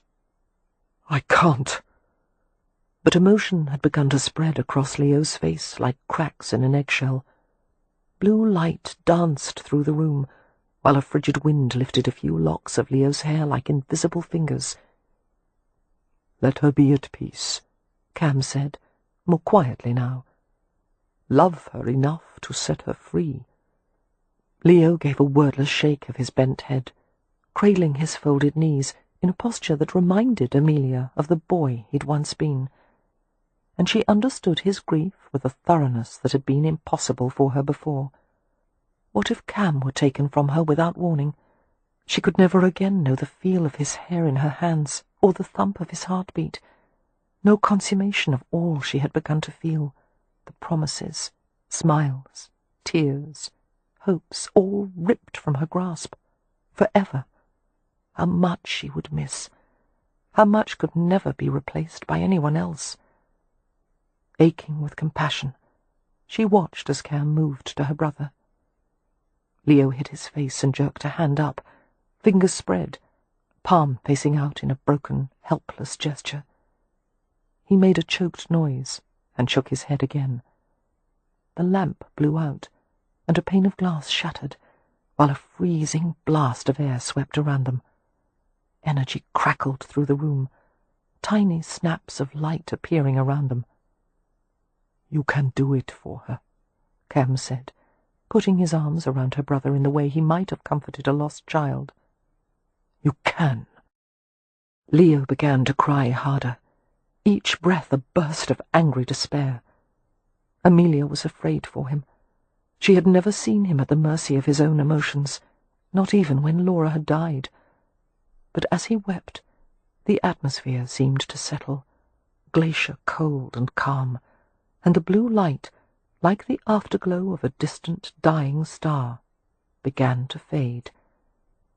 There was a quiet drone of wings, a few bees venturing from the hive, then flying back to settle for the night. Cam was murmuring something now, holding Leo in a firm, protective grasp. He spoke in Romany, the words drifting into the thinning air. A promise, a compact, offered to a fading, formless spirit. Until the room was warm again, and all that was left were 3 people sitting among shattered glass and a discarded weapon in the shadows. "She's gone," Cam said softly. Leo nodded, his face hidden. He was damaged, but still alive. Broken, but not beyond the hope of repair. And reconciled to life, at last. Chapter 22. After they had taken Leo back to Stony Cross Manor and put him to bed, Amelia stood outside his room with Cam. She couldn't quite look at him. Her emotions were brimming so high and strong, it took all her strength to contain them. "I'm going to Poppy's room to tell her he's all right," she whispered. Cam nodded, silent and severely distracted. Their fingers tangled briefly. They parted company, and Amelia went to find her sister. Poppy was in bed, lying on her side, her eyes fully open. "You found Leo?" she murmured as Amelia came to her. "Yes, dear." "Is he... He's fine, I think." Amelia sat on the edge of the mattress and smiled down at her. "I think he'll be better from now on." "Like the old Leo?" "No, never that. But there's a chance he'll be a bit saner than he's been for the past year." Poppy yawned. "That's something, I suppose. Amelia, will you get grumpy if I ask a question?" "I'm too tired to be grumpy. Ask away." "Are you going to marry Mr. Rowan?" The question filled Amelia with dizzying delight. "Should I?" she asked mildly, while her heart thumped hard in her chest. "Yes. You've been compromised, you know. Besides, he's a good influence on you. You're not nearly so much of a porcupine when he's around." "Delightful child," Amelia observed to the room in general, and grinned at her sister. "I'll tell you in the morning, dear. Go to sleep." She walked through the sombre stillness of the hallway, feeling as nervous as a bride as she went to find Cam. It was time to be open, honest, trusting as she had never been before, not even in their most intimate moments. Her heartbeat was forceful and sure, resounding everywhere, even in the tips of her fingers and toes. But Cam wasn't waiting in her room, as she had hoped he would be. Uncertainty and yearning rose inside her, driving the pace of her restless feet. She went to his room, where lamplight seeped through the fissure of the partially opened door. Cam was sitting on the bed, still clothed. His head was lowered, hands braced on his knees, in the posture of a man who was deep in thought. He glanced up as she came into the room and closed the door. "What's the matter, love?" he asked softly, reading her expression. Amelia approached him hesitantly. "I'm afraid you won't let me have what I want." His slow smile robbed her of breath. "I have yet to refuse you anything. I'm not likely to start now." Amelia stopped before him, her skirts crowded between his parted knees. The clean, salty, evergreen scent of him drifted to her nostrils. "I have a proposition for you," she said, trying for a businesslike tone. "A very sensible one. You see—" She paused to clear her throat. "I've been thinking about your problem." "What problem?" Cam played lightly with the folds of her skirts, watching her face alertly. "Your good luck curse. I know how to get rid of it. You should marry into a family with very, very bad luck. A family with expensive problems, and then you won't have to be embarrassed about having so much money, because it will flow out nearly as fast as it comes in." "Very sensible." Cam took her shaking hand in his, pressed it between his warm palms, and touched his foot to her rapidly tapping one. "Hummingbird," he whispered, "you don't have to be nervous with me." Gathering her courage, she blurted out, "I want your ring. I want never to take it off again. I want to be your Romney forever." She paused with a quick, abashed smile. "Whatever that is." "My bride. My wife." Amelia froze in a moment of throat-clenching delight as she felt him slide the gold ring onto her finger, easing it to the base. "When we were with Leo tonight," she said scratchily, "I finally, truly understood how he felt about losing Laura. He told me once that I couldn't understand unless I had loved someone that way. He was right.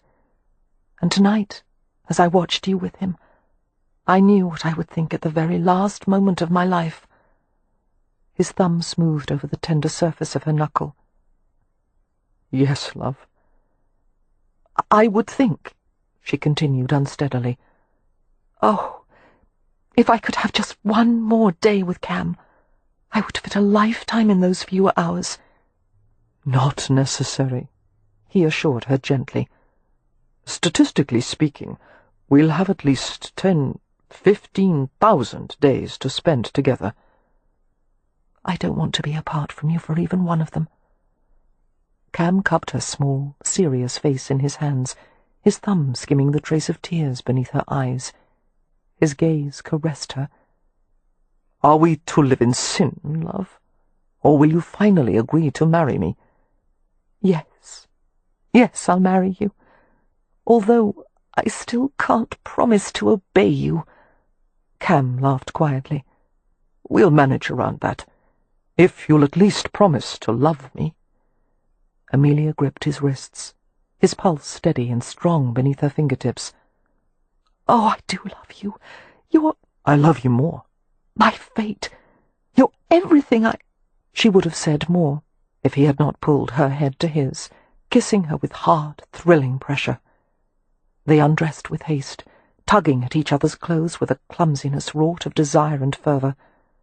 When at last their skin was laid bare, Cam's urgency eased. His hand smoothed over her with deliberate slowness, every caress dismantling her, spreading her, bringing tremors of pleasure to the surface. His features were austerely beautiful as he rolled her to her back, his mouth lowered to her breasts, his hands cupping and lifting the rounded flesh, tongue and teeth gently navigating the tips. Amelia moaned his name, acceding helplessly as he rose to kneel between her legs. His hand closed over her hips, lifting and bracing them on his spread thighs. Cam watched her, his eyes flashing demon fire as he stroked her, toying with the intricate wet folds of her sex. She reached for him, needing his weight on her, unable to pull him down.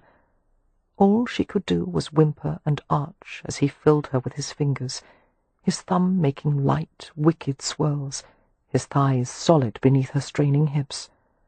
Her breath hissed between her teeth, while her hands clenched around handfuls of the bed linens. His fingers slid away from her, leaving her shuddering as her body closed in vain around the emptiness. But then he was pushing into her, a wet, heavy slide that filled her completely.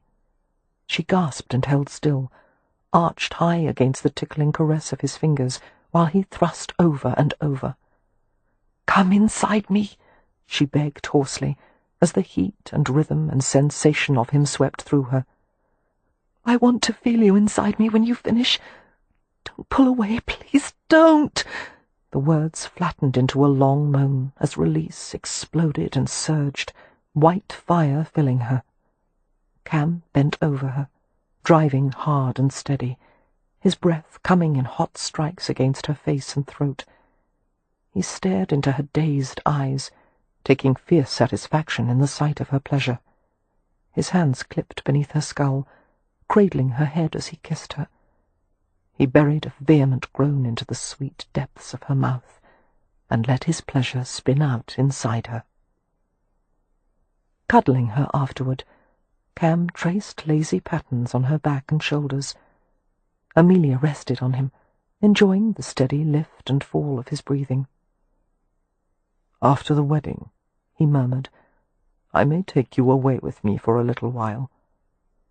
"Where?" she asked readily, turning to press her lips against the hard satin surface of his chest. "To look for my tribe." "You've already found your tribe." She hitched a leg intimately over his hips. "It's called the Hathaways." A chuckle vibrated in his chest. "My Romany tribe, then. It's been too many years. I'd like to find out if my grandmother is still alive." He paused. "And I want to ask some questions." "About what?" Drawing her hand to his forearm, Cam pressed it over his tattoo. "This."